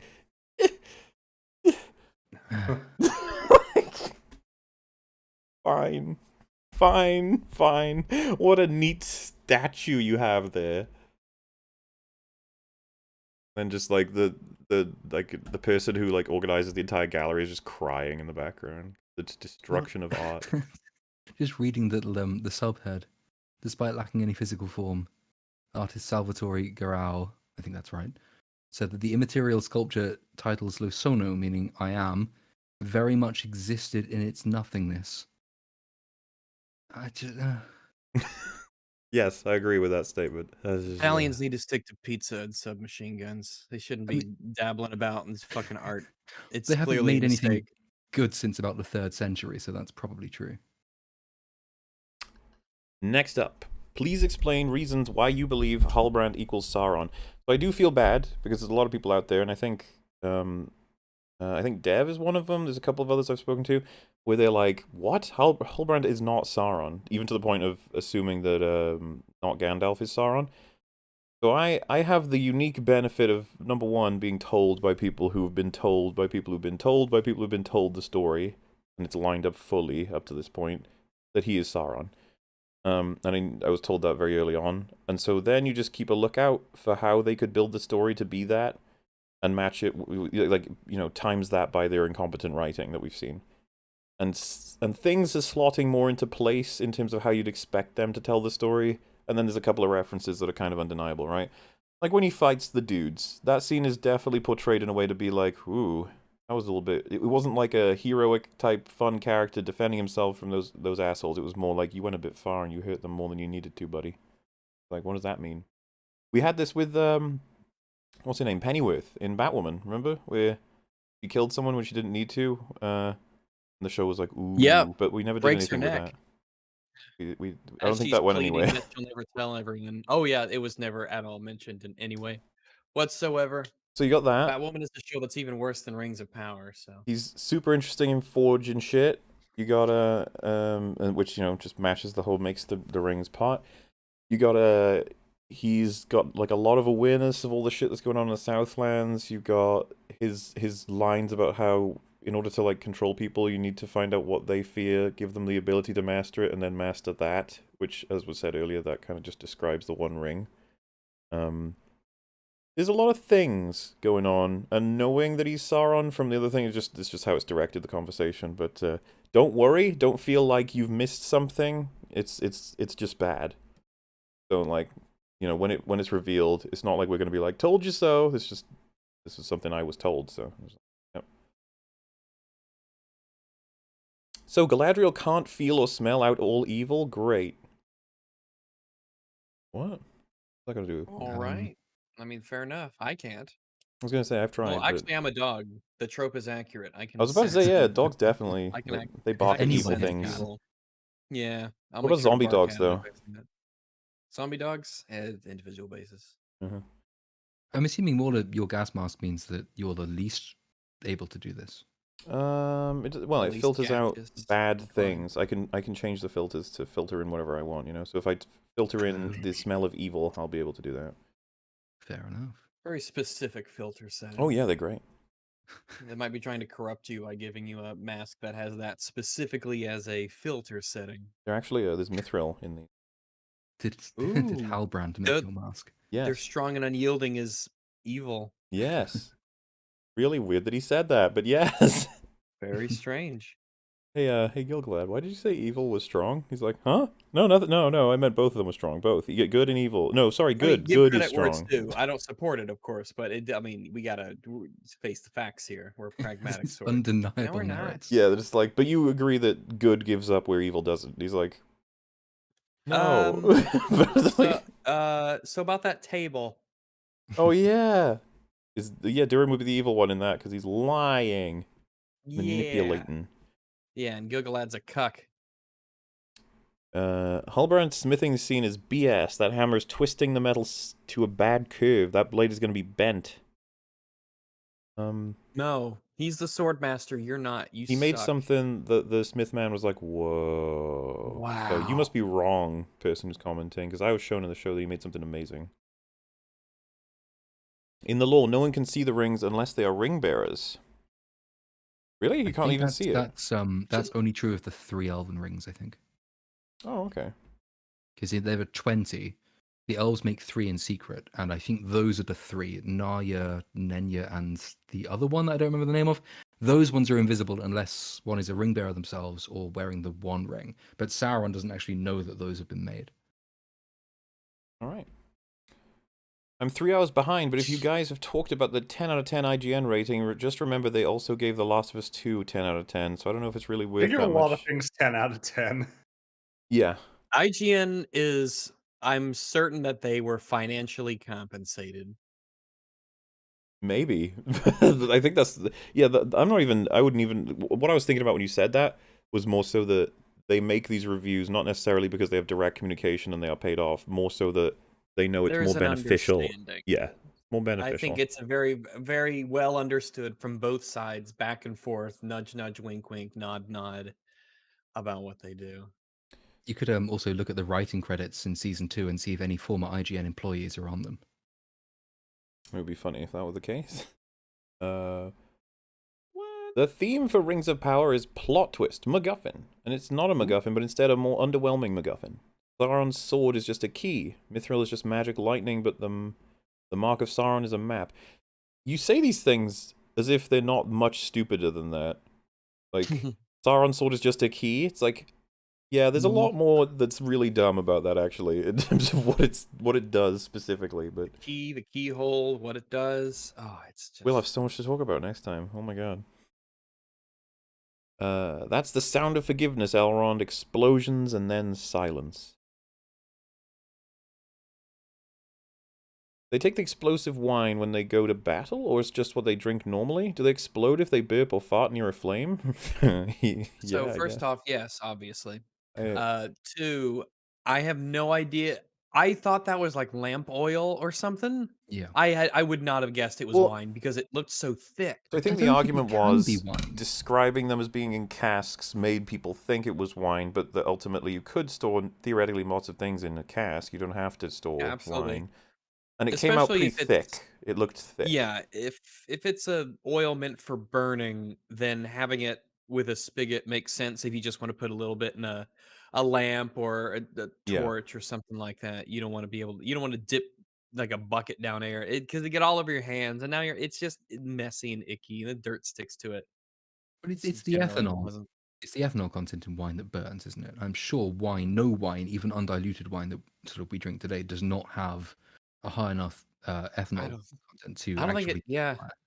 I don't think it's I've never thought Maybe of some wine do. as Some that alcohols probably flammable, do. yeah. But yeah, I don't think wine's flammable. I think there's some really hard liquors that might be. like but vodka would... Most spirits would be Mhm. flammable, right? I actually don't know.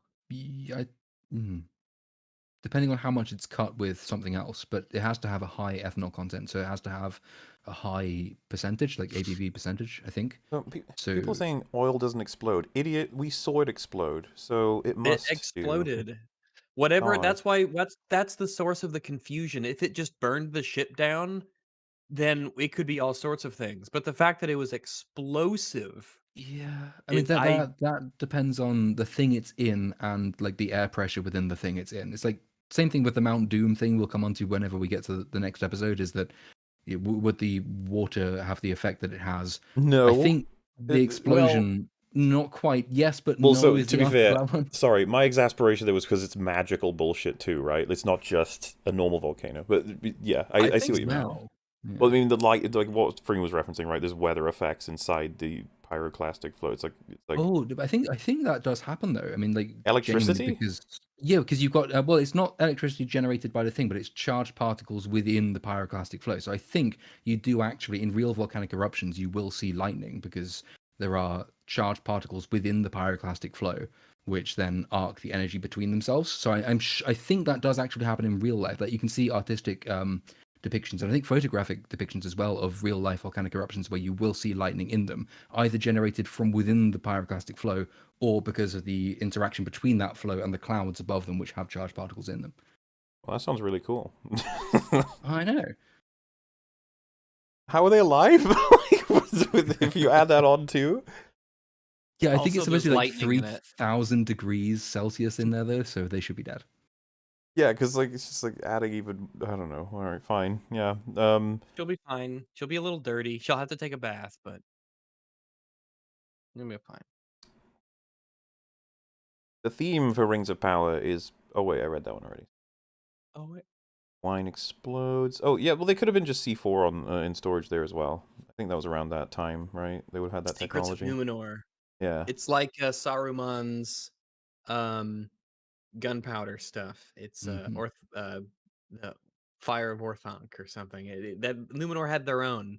They just did not follow proper safety protocol in its storage, They and that just leads to drank it. accidents, or they drank it to make them more angry and fierce in combat. Guy tries to grab Sauron or kill him by grabbing him and burping into a candle. I could get him. Could do it. Who's more unlikable, Rings of Power Galadriel or Kate Kane? Mhm. So I have a. Probably Rings of Power Galadriel I because like- there's something funny about Yeah, Kate there's Kane. something about Kate Kane I Yeah. enjoy. I wouldn't be upset seeing her again. I kind of want to see. I want to see Kate Kane again Galadriel makes I me sigh agree. every time I see her. I'm like, no. because both of them try so hard, but I don't know. I guess Kate Kane just fails in such a funny way, um, that it's just more entertaining and it makes me smile. I miss her. Since they are forcing the Galadriel Halbrand thing, is it possible they change it so that her daughter, Celebrian, is the product of her and Sauron? I feel like they would never do that, but scarier things have happened, I suppose. And, all bets are off as it goes on, I think. They're probably going to get more brazen with their breaches of lore as they go. Just Karen, and I'm seriously pissed they didn't address what happened to her kids, Kyle and Sarah. Legit, the two best characters. Sorry, dude. Nobody cares about Can't help you. I cannot help you. No one can help you. I know lots of people are asking for Long Kong, but I'd love to see you guys do Godzilla vs. Kong, a movie that manages to be horrible and stupid despite having 5 writers. I don't know if in this day and age you can say despite having 5 writers, yeah. Didn't Rings If of Power anything, have, like- 5 writers is. Well, Rings for of a Power film, has like it's- 4.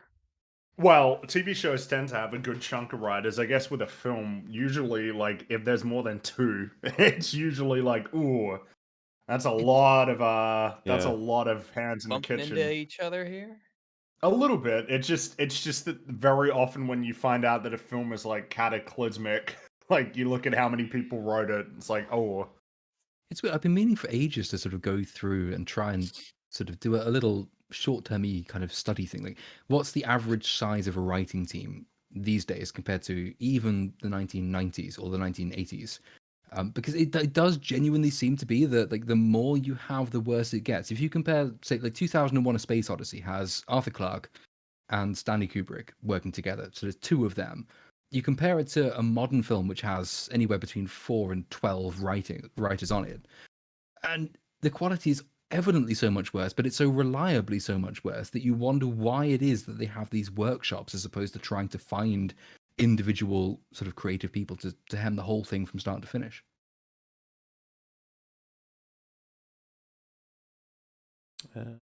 He's expressing her Mordor guilt. There's going to be a lot more the next episode. Her getting on the boat was embarrassing to watch. Mm-hmm. Oh yeah, when she was getting the armor. Yes, yes. It was horrible. It was terrible. I don't know why they made such a huge deal out of it. It makes you think bad things. It's like I when we watched it, were both thinking the same thing. Just indulgent. Yeah.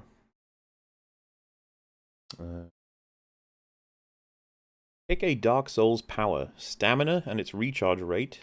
Ability to drink orange juice and recover health fast. Iframes at will. Or learnable sorcery. Learnable sorcery. So we can knock out temporary iframes because I feel like sorcery might just be able to cover those sorts of things. But if we say that it's sorcery except being able to go temporarily invincible, recovering health fast is pretty cool. But does that just mean healing fast, not Yeah. healing? It depends how that manifests, you know? Is it just recovering from cuts and wounds, or is it like your body is just constantly regenerating and replacing itself? Does Oh, and that lead to also, immortality? that was specifically you have to drink orange juice and you recover health fast. Very strange. I'm not exactly sure how that works, but I feel I guess like it's fine because orange juice is always available. it's not. Yeah, it's not that. I'm curious mechanically It's how it all odd. rolls out. But yeah, I think if I were deciding just based on what it says here, I'd go with the sorcery. Yeah. Yeah. If there's any different answers, let me know. I'll just give a chance. Okay. We did it. All right. Even though I'm more of a Christmas person, I'm definitely looking forward to your Final Destination arc. Happy early Halloween. You should. It's gonna be funny. Those movies are very funny. Especially the fourth one. I'm looking forward to that one coming out. I am very excited to see these come out. This is why you lock your layers, Fringy. Lesson learned, lol. Fringy says, you are Rookie mistake. 100% right, and I should have known that, and I'm a bad man. Just said. Fringy just typed it out. Yeah. Yeah. My master, Mulrod the Great, bids thee welcome.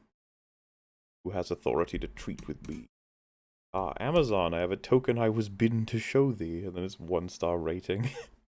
Wasn't that the Mouth of Sauron thing? I think but that wasn't in the theatrical cut, was it? It wasn't, and shit, man. The part where he shows the shirt, and Merry and Pippin start like saying like no, and they start crying, and Gandalf is like, be quiet, silence, like don't say anything. It's like so interesting because yeah, they could so accidentally give vital information in the case that this shirt was just taken and not Frodo. Mm-hmm. Like Gandalf holding out hope, and he says it in such a way that implies that he's still fighting the fact that he's like, oh shit, is Frodo actually dead? Just imagine the amount of sort of import that scene has, the cut scenes from the theatrical version of The Lord of the Rings versus the included scenes in Rings of Power. Even a short scene like that just has so much more, or Saruman's death, although to be fair, Saruman's death scene actually really does detract from the theatrical version by not being there, because I think so. it's the only one that... I think it's the incredibly only way important, that scene. Yeah, I mean, like, you can't explain otherwise how they got the Palantiri from Isengard without that. But just the idea that a couple of minutes of cutscene from Jackson's films just outmatches anything, even the most important scenes in Rings of Power, is pretty good comparative to Yeah. sort of see how far it's sunk. Wait, someone in chat said, I hate that scene so much. Mouth of Sauron scene? You hate it? Why? What? Why? Weirdo. Freak. Hey, don't call him that until he has bad reasoning. And then we can say it, okay? No, I'm hedging my bets. I'm curious. Saruman doesn't die in the theatrical? Technically not, yeah. Do they make any reference to Saruman being dead in the theatrical one? No, you don't see it. I think there's a reference to the sort of the situation being resolved, but it's not mentioned that he dies in the theatrical version, from what I remember, but it's been years since I've last seen the theatrical version. Doesn't fit his character. Mouth of Sauron's character? That's his only scene in the movie. I guess if you're saying it doesn't fit his book character, maybe? No, it does. Quite accurately. Maybe Sauron's scene, maybe? But even that fits his character reasonably well. In that case, yeah, I'm not sure. Alright then. Watching Hot D and Nerdrotic streams makes me want to watch Game of Thrones. Worth it even just for the first few seasons? Hi Rags, what's a good first pistol? Okay, right before you answer that. Like, should I watch Game of Thrones? It's like the first answer is You could go as far as season 4, but then like, do you really want to do that? Watch, because that's 4 seasons is a lot to be invested and enjoy, and then just to be And like, then well, just now stop. stop. Even though there are still good scenes in and among season 5, 6, even 7, I think. I'm not sure about 8, maybe in the first 2 episodes, but yeah. So it's really hard for me to recommend Game of Thrones at all. It's really difficult, and I'm not even sure I've decided yet. But as for Hot D, not going to recommend that until either the end of season 1 and I can figure out a way to do it because it's good enough, or I'm going to wait until all 3 seasons are out. I've Love been me very some Hot definitive about D. this. How good it is does not define whether or not I'm going to be recommending it just yet, alright?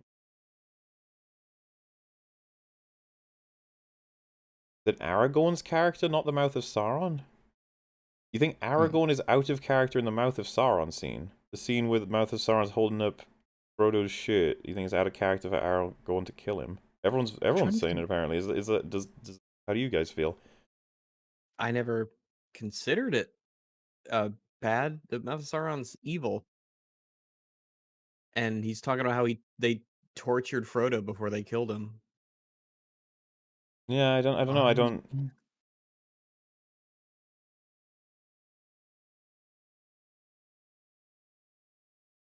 look at how he stopped Theoden from killing Grima. I mean, so I thought that was a weird choice actually in Two Towers when he stops him from killing Grima, and it has serious consequences him doing that.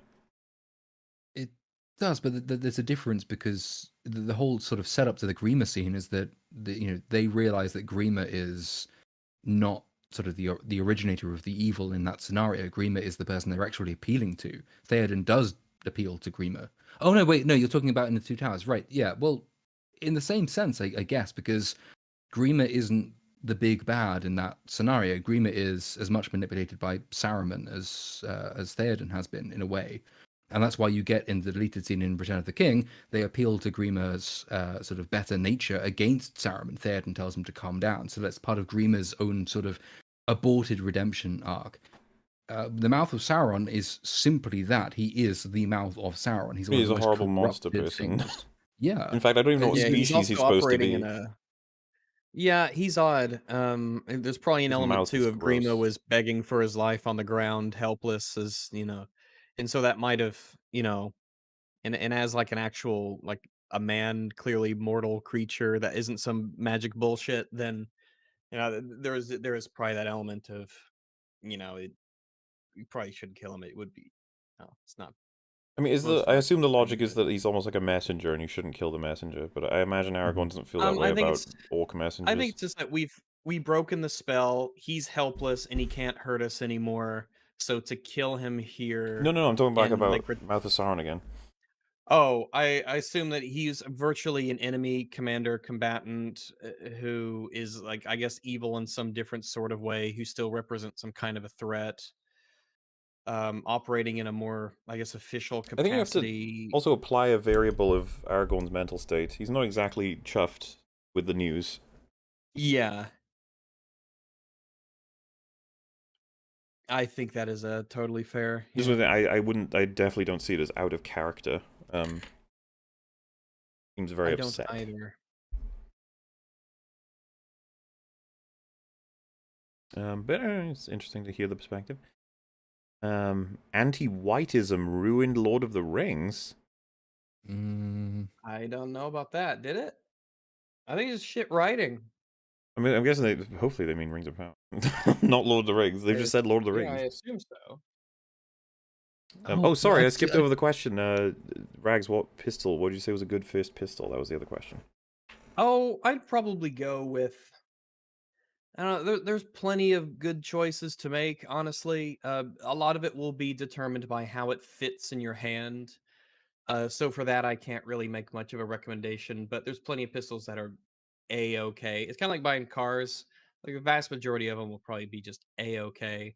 I like Glocks myself. I like their simplicity. I like the way they look. I think they're easy to shoot. Um, so that's certainly an option that you could go with. You can get plenty of police trade-ins that are pretty cheap if you need something on a budget. I hear high points are not bad at all, especially as a cheapo starter pistol to get you into just the basics of gun safety and things of that nature. Knowing, having one to own and maybe any considerations that come along with The having Desert possession of Eagle. a firearm. Oh, dude, as someone who shot a Desert Eagle, like the full thing, not the 357 version, but the 50 AE, do not get a Desert Eagle. That is excessive. It's fun to be like, wow, this is nuts, but you will no, don't don't get a Desert Eagle. Oh. Don't get a Desert Eagle. Even if they can shoot through anything, of course. Don't get a Desert Eagle. Hey Mola, have you seen Don't Hug Me I'm Scared TV show yet? Since you're from British lands, I'd like to hear your opinion on the show. I have not seen it, but I've heard a couple of people asking about it. I'm surprised it's gotten to that level even of just people discussing it at all, because it's like a parody, satire-y thing, or rather an adult version of a kid's program, like a bunch of Muppets. They're talking about maths and things, but everything's just a bit off and creepy, and then more overt things happen, I think, as the show progresses. And it's kind of a fun idea. I'm pretty sure it started as just like a casual, quick YouTube video that was like an idea. Like a full... I could be wrong about all of that, by the way. I'd have to check the wiki, but... yeah. Give Fringy $5 for defending the honor of probability and combinatorics? Combinatorics? Oh, well, yeah, I do my best. I mean, I'm not sure exactly what the conclusion of all of that even was. Because I had missed like the opening of it, and so I came in just listening to like percentages, fractions, wee, wham. I wasn't sure. I think, as is so often the case, the conclusion was it was shit writing. That we can all agree. Author is never wrong, then TLJ was flawless. Well, No. I don't think. Yeah, even, to be fair to Little Platoon, I think he's saying that if the author says the work is awesome, then it is. I don't think that that's how it works. Even though Ryan would probably say his work is awesome, he did say that none of the criticisms hold up. Yeah. Then he's wrong. Oh, man. He's very wrong. Very wrong. Has anyone asked thoughts on Andor? It was refreshing to not have any fights in an episode, but I'm disappointed to see people call it boring and bad. I'm disappointed to see people call it boring too. I want to leave people disappointed to alone on see the boring people- one. Everyone's entitled to find anything boring. It's just whatever. But Still disappointed in it. what I'm disappointed in is suggesting that like there needs to be more things that connect it to Star Wars, and that if it didn't have Star Wars Yeah. on it, I it knew what wouldn't you be were doing anywhere there. near as watched as it is. And it's like, okay, that's fine. Like if you wanted to say, for example, Cloverfield Lane, 10 Cloverfield Lane, nobody would have seen it if it wasn't connected in the Cloverfield universe or something. I'd be like, well, that doesn't change how good the film is. Up until like if you discount, because I guess that's a part of the film to a degree as well. But I guess what I'm suggesting is like, if there were more X-wings, more lightsabers, more ray guns. I said ray guns and blasters. If there were more of those, then it would be more Star Warsy, and that would be better. And it's just like, guys, I thought we just spent like the last million years talking about how much they involve random Star Wars shit to just keep you involved. Like that's what those other shows were. And I'm not never got the- suggesting an outright ban on Star Wars items in a Star Wars show. Just bring in what should be there. Yeah, I mean, we know we're going to get them even from the trailer. You see Star Destroyers and Stormtroopers and Death Yeah. Troopers, I think, as well in the trailer. Like, you're going to get that stuff. But if you're suggesting that it can't be Star Wars unless it has those things all the time, then you're sort of arguing for exactly what we've had up until this point in the Disney era. It's just member berry shit, constraining the universe. The reason I like Andor is because it expands it believably. I've never looked at Andor and thought this doesn't look like or resemble Star Wars in any way.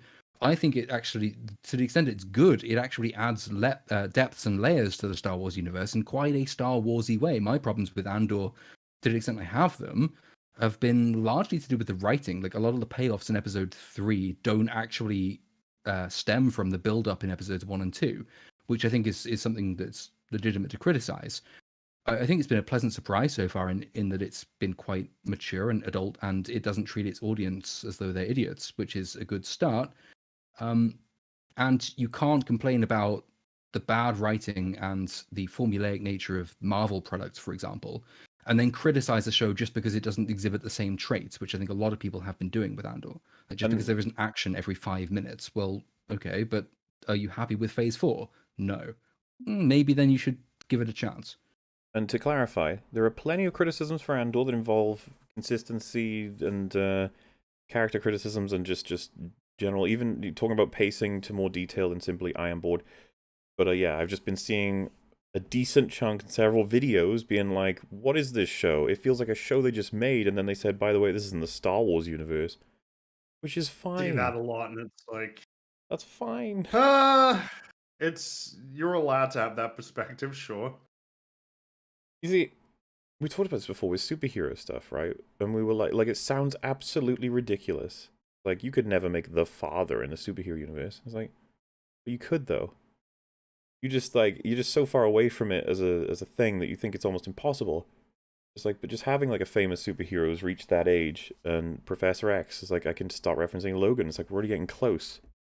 Just go down. It's like, yeah, but it has to have action. It's like, does it? And you could still have flashbacks if you really need it, and you can tie them in to how this character at this age is losing memories and losing control of their brain, and it can still be very allegorical. It's just like those are the experiments I really want to see. Even if they're bad, it would be cool to see them, as opposed to like failing the same way, which is what Phase 4 feels like to an extent. Andor, yeah, you know, I would say that the sentiment for EFAP so far is that we're impressed, because we never expected Disney to come out with this. We thought they were stuck in a particular sort of mode. And to be fair, this doesn't actually mean that they're not stuck in that mode, because this was created before that main mode was solidified, so they could still be in that mode. But for now, we get a whole season of not that yet. So It seems to have escaped that. yeah, and it seems that most, if not everybody, agrees. Okay, yeah, it's not like Kenobi or Boba Fett. Okay, well, at least we're on that. But yeah, the main criticism I'm seeing from everybody is that it's boring. It's very boring. The only way to really get an answer on that is to, I think, because like I had it on Friday Night Tights, I was like, I'm not going to be able to. I can't talk you out of finding it boring. That's impossible. The way I would have to do it is to get you to tell me which scenes have nothing happening in it, and then I would have to see if I could argue what we were learning in the scene and what was important in the scene, and then see if you agree or disagree. That's the thing. There's a couple, but I mean, that's bloat rather than boredom. So there's a few unnecessary sort of introductions of people Andor knows and has seen before in his daily life.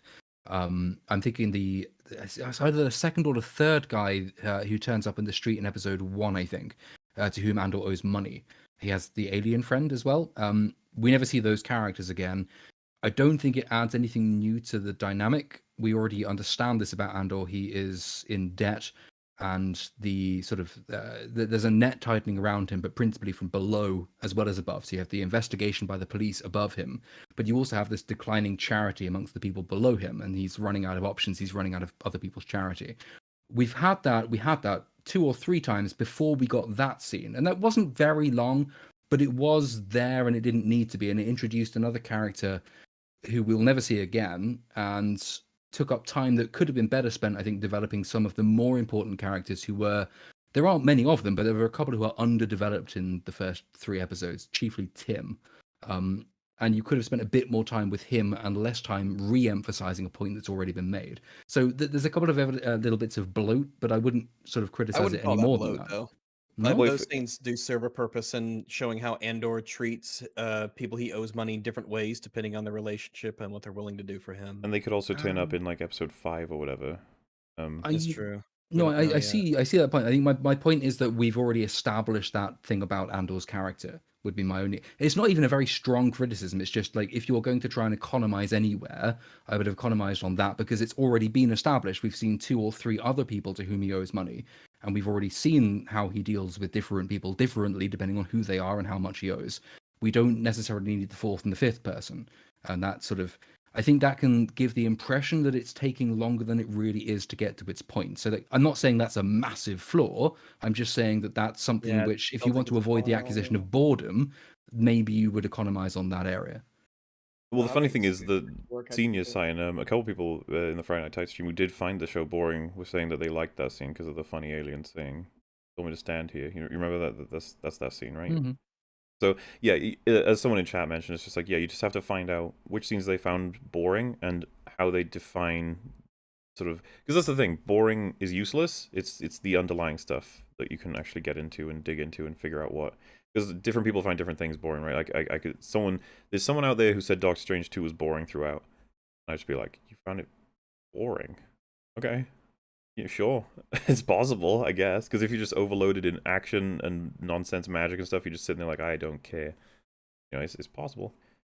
You have to dig a bit. But yeah, even from EFAP's point of view, there are plenty of criticisms for the show. I just didn't want to see that as the main criticism. It is a bit reminiscent of Bly, not quite the same thing, because I think Bly is heads and shoulders, sorry, ahead of Andor. But at the same time, there was a lot we were getting interested in scenes wise, and it's like, oh, people find this boring. It's like, I wouldn't even have minded giving it quite a few more episodes before trying to rip into it for anything in any way, just to see exactly where they were trying to go with everything.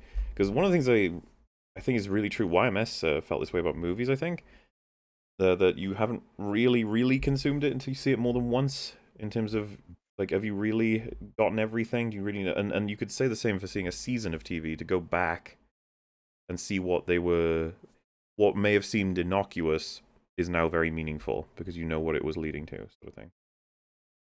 It's possible. But at the same time, hey man, if everyone finds it boring, I guess it was kind of boring, at least in that metric, and that just has to be, you have to come to a point where that has to be accepted to some degree, that a lot of people just find it boring. So, what I will say is there will be consequences to that reaction. It'll tell Disney stuff, especially if the message from Kenobi wasn't that it, you know, like, if they were like, people didn't find Kenobi boring, they just thought it wasn't very well executed in a couple of ways. And you're like, oh, so you want more Kenobi, we just need to fix up maybe the action, or maybe because they don't want more Andor, they're finding that boring. That's the worst thing, is boring. You know, it's possible this could have really bad results if everyone's like, fuck Andor. And when it could be the one chance to be like, this is a better direction, Disney. This is a better direction.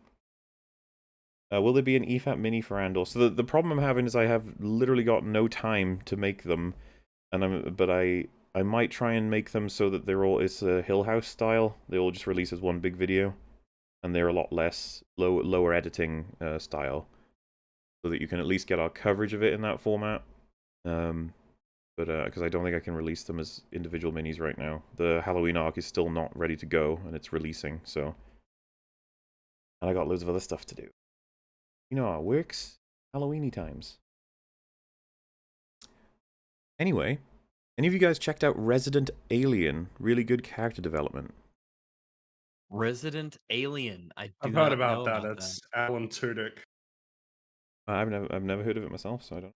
I think it's a show on Sci-Fi though, so you know, make of that what you will. You guys seen Shin Godzilla? I might have. I can't remember if that's the one I've seen. I don't think I have seen it.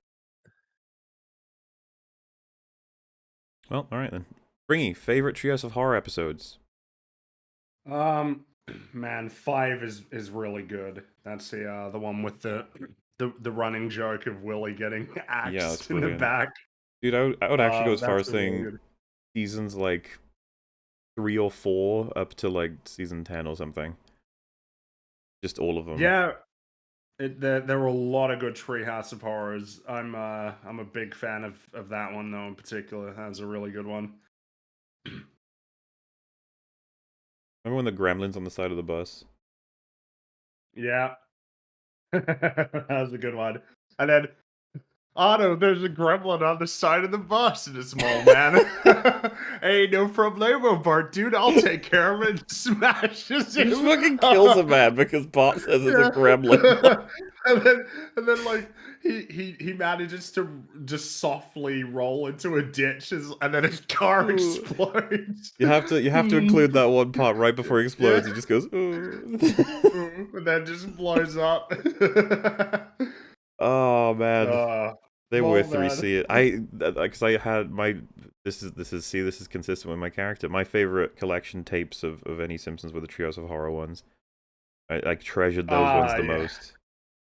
Treehouse of Horror was that was always one of the things I really enjoyed in The Simpsons. Like Treehouse of Horror was so much fun.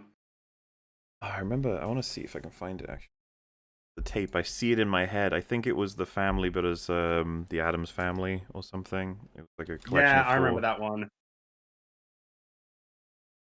I think I had the Hell one. Do you remember that one? Heaven and Where it Hell was was like it? Heaven and Hell, I think was the Yeah, that was one of my collection. favorite Yeah. tapes as well. It had a really good selection on It it. had Homer the Heretic, which is a really great episode. Yeah, so they are the Addams Family, or at least no wait, I'm not sure actually. Or the Because Munsters? Maggie's like an alien. Oh, it could be the Munsters. Yeah, actually, that might be it. Anyway, that tape had Treehouse of Horror 5, 6, 7, and 12. Interesting collection. 6 was a really good one. I think that's the one that had the when the billboards and stuff came to life, right? Which one did you say? Sorry. I think 6? 6 billboards when they came to life. Yeah, it's got, in this Halloween-themed anthology, advertising icons go berserk and attack of the 50-foot eyesores. Groundskeeper Willie invades the children's dreams. That's a fucking great one as well. And Homer enters a 3D world of computer animation. Yeah. Yep, that one's great too. Oh, dude, the one with Willie, the Smarch weather, and then Smarch, what was it? yeah. Do not touch Willie. Good advice. And then he turns up the thermostat, and then Willie catches on fire. Like, God, please help me, Willie, please. Mr. Van Houten has the floor. And then, oh shit, I can't remember what he even says, but it's really funny. The thing that Van Houten is like complaining Oh about. my god.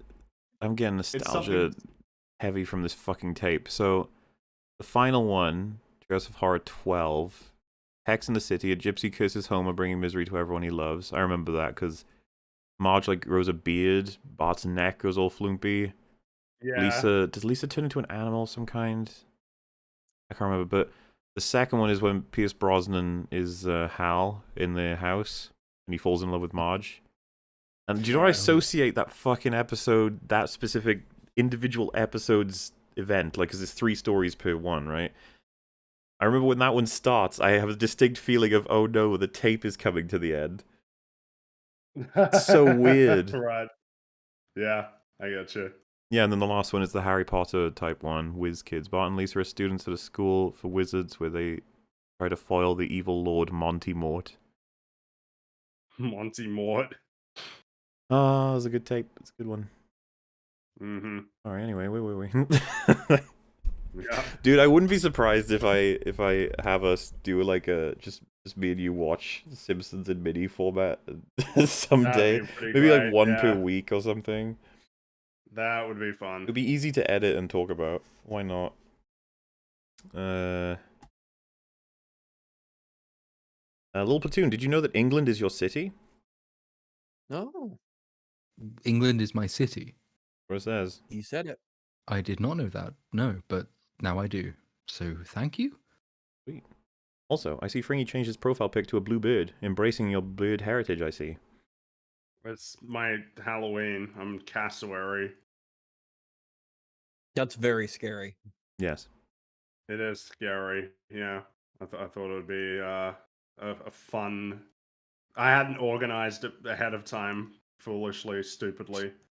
Do they all have red eyes, or just yours in particular is particularly They have kind of devilish? like brownish eyes, but I decided to push up the red a little bit. But yeah, they do kind of have brownish eyes. Muller, although I do love Rhapsody of Fire, Epica has become my favorite symphonic metal band. Also, X-Files is to me as Buffy is to you. Everyone should have an equivalent of what Buffy is to me. That's good to have, you know. Super. Fun. And I never saw X-Files other than a couple of episodes, but I'd like to. As far as I know, that show's pretty cool. As for Epica, maybe I'll try and listen to some of it. Thanks for the suggestion. You qualified it by saying the Greek games were less so. It's absolutely the other way around. Neither are exactly faithful. There's no fucking way that you could consider the Greek games more faithful than the Norse ones. You'd be insane. Hey. There's what universe where they just say like This is Pandora's temple. Pandora's box is in it. The gods want you to kill Ares because he's destroying Athens for some reason. Like, that's just happening. Meanwhile, the amount of lore, the sheer amount of lore in Norse, the Norse version, right, with all the different things you can read and pick up. Now, it's not to say that they didn't completely change the events to match what they wanted to adapt. But it would be absolutely insane to say the Greek games are more faithful when they, like, what they use from the Greek stuff, at least in the first... I'd probably say all three of them. The most they do is just reference what we're familiar with, which is, like, Zeus fires lightning bolts. He fucks a lot of people, I think. So, something that he does. Pandora's box was just given to some dude. Well, the thing is, because Kratos isn't exclusively made up, right? There's some things that he's vaguely based on, as far as I know. I didn't know that. It's like there's like an equivalent that begins with, it's like C, like instead of K. There's god. Someone in chat might know. But yeah, it sounds as though, as someone who's not partial to either Greek or Norse, it's like just by playing the games you can tell which one they delve deeper into to try and sort of match or form the game around. And again, I don't blame them for that. They can do whatever they want. They can adapt it just as much or just as little as they want. And you get varying results. Like a Waititi did it. Worked out. He did. Yeah, that's he sure just did. He didn't give a shit, did he? No, he Jesus. didn't. Doesn't seem like he did. That's a shame. Man, though I will say, in a certain sense, it was a good thing that he did that video where he's insulting the visual effects artist work, because it's like, just reminds people, like, yeah, this system of making films is really bad. Where even where the director is there criticizing work that they didn't even have enough time to do. And you got Kratos, Kratus is the...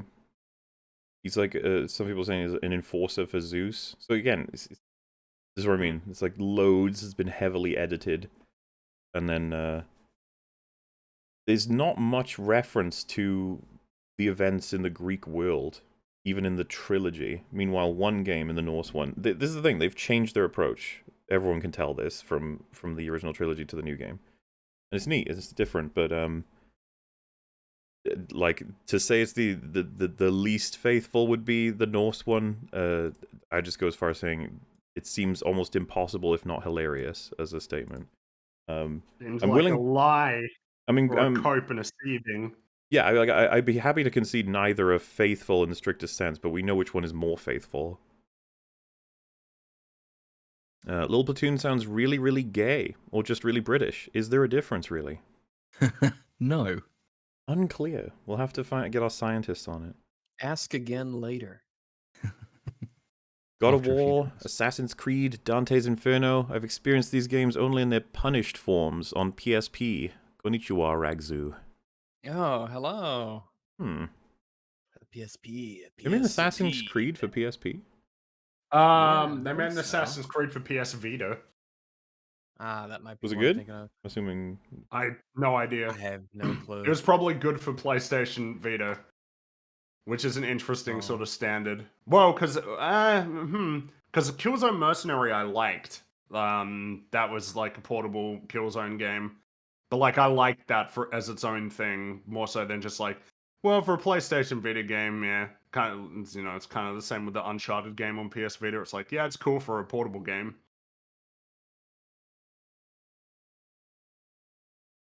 It wouldn't have been hard to say it should have been wine, but it was some fire water. Easy intrigue plot that would have better led to the next story beat. Why couldn't it just be oil? Isn't firewater whiskey? Why not just make it oil? It's like liquor, yeah. Oil used for the lanterns and for war purposes or whatever, I don't know. Didn't even need to have it at all. He could have just started. Yeah, that's setting true. Fire They're to made the, of wood. could've just made of wood. You don't need to explode them. He could have just started a fire in the lower deck. Cool in the trailer though. Maybe as an accident, the smoke wakes up Isildur, Isildur waking up distracts the saboteur, who maybe bumps his head as he's trying to escape in haste. Now he's starting to panic, something like that, and Isildur has to rescue him.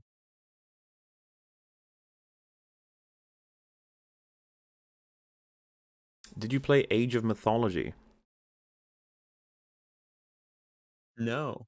Is that think the so. Age of Empires expansion? I'm not sure. It Age might of be. Mythology. It is Age of Mythology. Released in 2002. I don't know. It looks like it's its own thing. Developed by Ensemble Studios, published by Microsoft Game Studios. Well, Ensemble made Age of Empires, so It's in the Age of Empires series wiki. So I don't know if it's like a spiritual sidestep from that series or if it's technically a part of the series. I'm just not Yeah, sure. it sounds vaguely familiar, but I couldn't place it.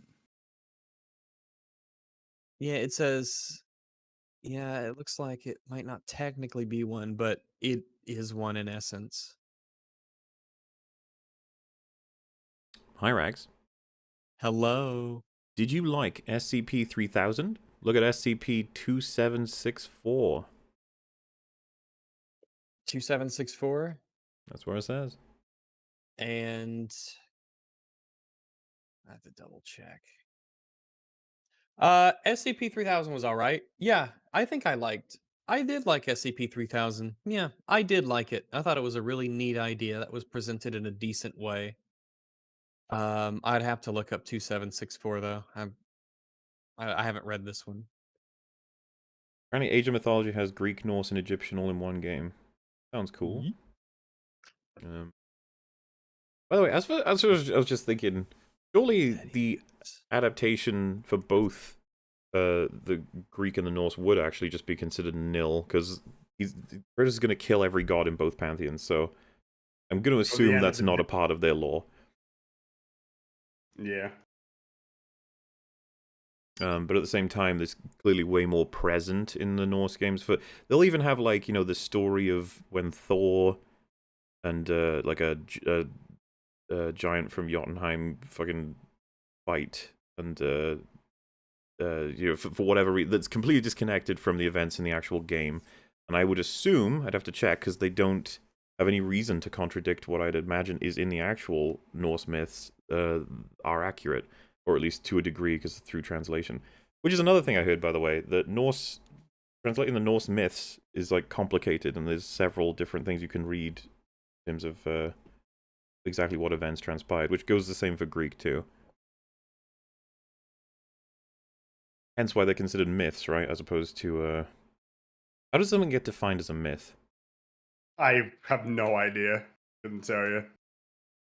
I don't know. It probably depends on, who you ask and the time periods, but this definition says a traditional story, especially one concerning the early history of a people or explaining some natural or social phenomenon, and typically involving supernatural beings or events. And the second definition is a widely held but false belief or idea. All right. Superhero vision of the father. Everything the same, but he's also now actually pretty dangerous as his mental powers and physical power can lash out. Yeah, like, that's why Sure, the we've Logan talked about reference this. is coming in, yeah.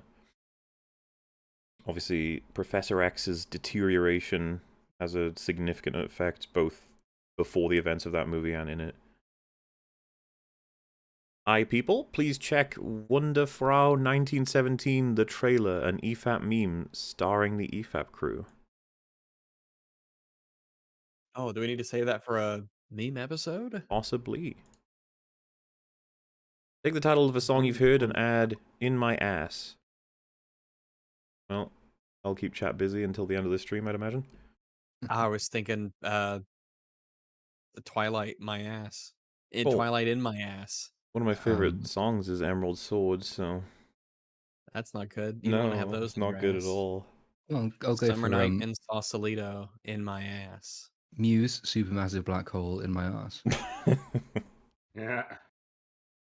The Jizz in my uprising. pants in my ass. Uprising in my ass. I'm not sure what the implication is. For example, the Crazy Disney song train in my title ass. "Someday My Prince Will Come." You put in Someday my my prince will ass. come from Snow White. Yeah. Digimon. Someday my prince will come in my ass. The Snow White's, yeah, she likes it. Yeah, you can tell. You can tell by looking at her. Assuming she's 18 and a consenting adult, of course. I don't know what the fucking So stay away from the Digimon of the dwarves. day is Oh my Palmon. god. Palmon. Look at- Oh, this is Okay. one. This is one I remember. Yeah, this is the one who turns into the cactus, and then the cactus turns into a fairy. I don't know. You do.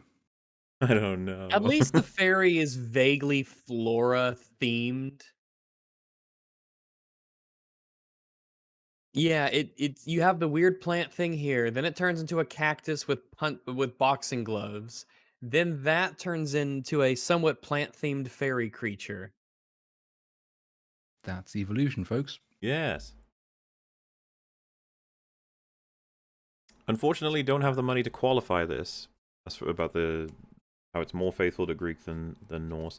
I mean, the fact that you introduce yourself as like familiar more so with Norse mythology probably explains why you think they're more caring when it comes to Greek. I'd imagine anyone who's super familiar with Greek would find the first 3 God of War games to be insulting, when really they're just having fun with Greek and Norse. But they clearly read up Just on their having fun. Norse when they made God of War 2018 compared to reading up on their Greek, because it comes across God of War 1 as more so a game that you could have made with like any group of friends coming up with, and their awareness of the gods. And, you know, because the thing is, they contradict themselves, man. Like, all the gods look completely different in the first game compared to the third one. They changed their minds as they went on. That's exactly what they were going to do. And of course, Kratos killing them all for revenge. I don't think that's in any of the myths. As well as, because this is the thing, I'd have to go read them all, but like I said, I'm just going from a cursory glance. Pretty sure there's a hell of a lot more effort related to the lore of Norse than there is of Greek, which would imply to me, naturally, intrinsically almost, that the accuracy is going to be more so present with the Norse. But I suppose if I was adapting Tolkien's work, and you compared mine with Rings of Power, and all mine was just like a forest, and Gandalf's in it, and he's just walking around, and that's it. That's my whole story. You might consider mine more accurate than Rings of Power, because there's less to get wrong. But I don't think what they did with the Greek era would be considered accurate. I don't even think it would be considered close. But maybe I'm completely wrong about that. I'll have to go look at Reddit threads to see what the experts say. Familiar with both, just don't have the money? Then don't you worry about it. Oh, no problem. Kratos will continue to butcher the gods until he reaches his ultimate form, Pontius Pilate, where he will lose against Jesus' respawn. Hi, Fringy. Fringy would have said hi. He's just a little bit busy. Yeah, he's busy. Versus matchup, Mario versus Kirby, games only. I think Kirby wins that, right? It's unfortunate that during this question, Fringy is unfortunately tending to something and he's away. Well, we can chat about something until he comes back, I'm sure. But my guess would be Kirby. Kirby is like incredibly resilient and possibly a supernatural alien creature that's potentially Lovecraftian from what I've heard from lore. Or is it that Kirby just battles Lovecraftian enemies? Not quite that Kirby is anyway Lovecraftian, but Mario's quite killable in all of his iterations. Kirby is too, but at the same time Kirby just seems like it's harder to kill Kirby, it seems. But don't worry. What was the question? Sorry, I missed it. Who wins? Mario versus Kirby, games only. Kirby wins, from what I understand. Kirby, Destroyer of Worlds. Something like that. Ooh, Kirby beat Karl Marx in the games? Is that in the first one? Look, I'm not an expert on Kirby lore. Well, that is it. We caught up with the super chats for today's, obviously, which means Oh, hey, that Woo! happened. All right. I was gonna say that just we're probably gonna wrap it up there because now we're gonna need to be able to eat food, go to sleep, and then go back to streaming and talking about Rings of Power. 'Cause, that's what it is. Oh, another one came in saying fleems. Appreciate it. Thank you very much. But yeah. What was it? What needs brain's a little bit melty. Well, lots. Like, you got any? Put your plug your channel.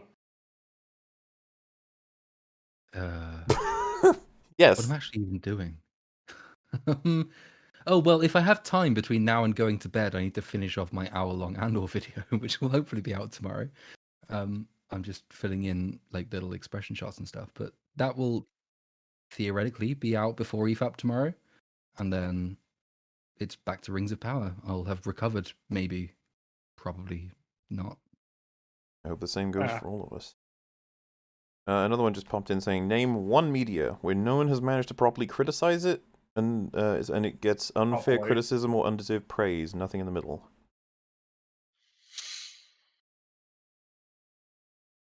Hmm.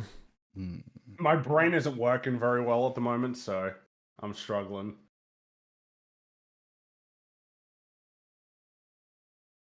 Trying to my head keeps going to overrated stuff, but then I'm like, well, that's not gonna. Same.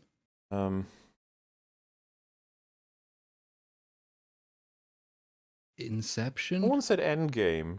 Hey, Fringy's right there. And we're right Yeah, here. We are right here. We share his opinions on that movie. That fine film. Someone said ukulele, right? And it's like, I don't think many people were saying that game was a masterpiece. Most people were saying it was shit. Sonic the Hedgehog. Under or overrated? Well, so we're looking for something that either people say is a masterpiece or terrible, when the reality is it's in the middle.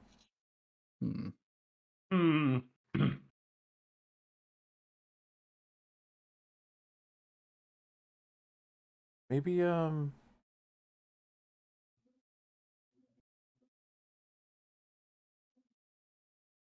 maybe The Last of Us? There are people. There's a lot That of might be masterpiece one, yeah. ratings, and then there are plenty of people who'd say it's absolutely terrible. So maybe that's the one. We will go with that for now. Perhaps there will be better answers as time goes on. Yeah, maybe. All right. Well, yeah. So the plan right now is that you'll get this EFAP will probably release on Monday, I think, and then the one that we're going to be making live tomorrow will probably come out the following Saturday, and that there won't be another EFAP then, because we've already doubled up like twice, so we'll just instead actually have a day where we can do other things in life instead. And the Wednesday that's coming up, we'll still try and spend to do some form of catching up. If you don't see it live, it's because it's offline instead. It'll just be dependent on different factors. And then, yeah, so that I think that will make sense. And then it'll be tight, but as soon as we're done on EFAP, it might have to get cut off early so that I can go on to the Hot D discussion portion.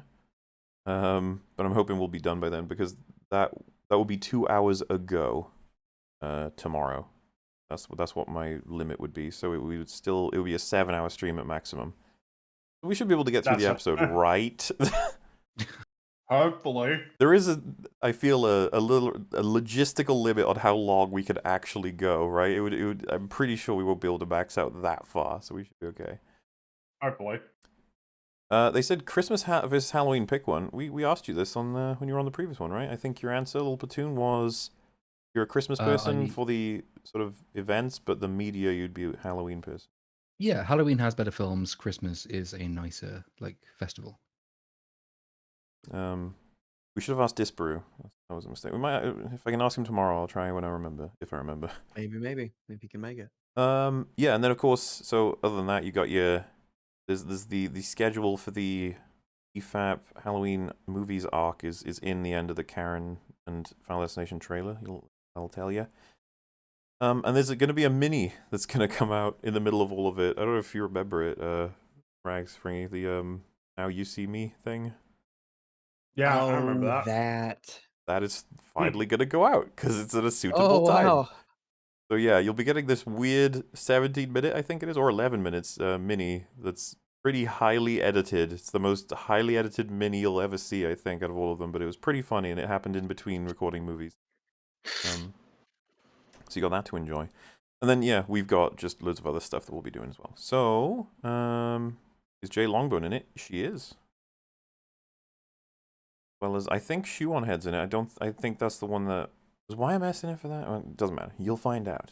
So yeah, Fringy, Rags, is there anything you guys wanted to mention? No, I don't think so. Man, new video's real close to being done, but I'm still, there's just a few things I want to finish up with it, so can't give you a date, but it's real close to being done. Is it worth mentioning for them to not set their expectations to a video like Endgame? It's pitiful polemics, right?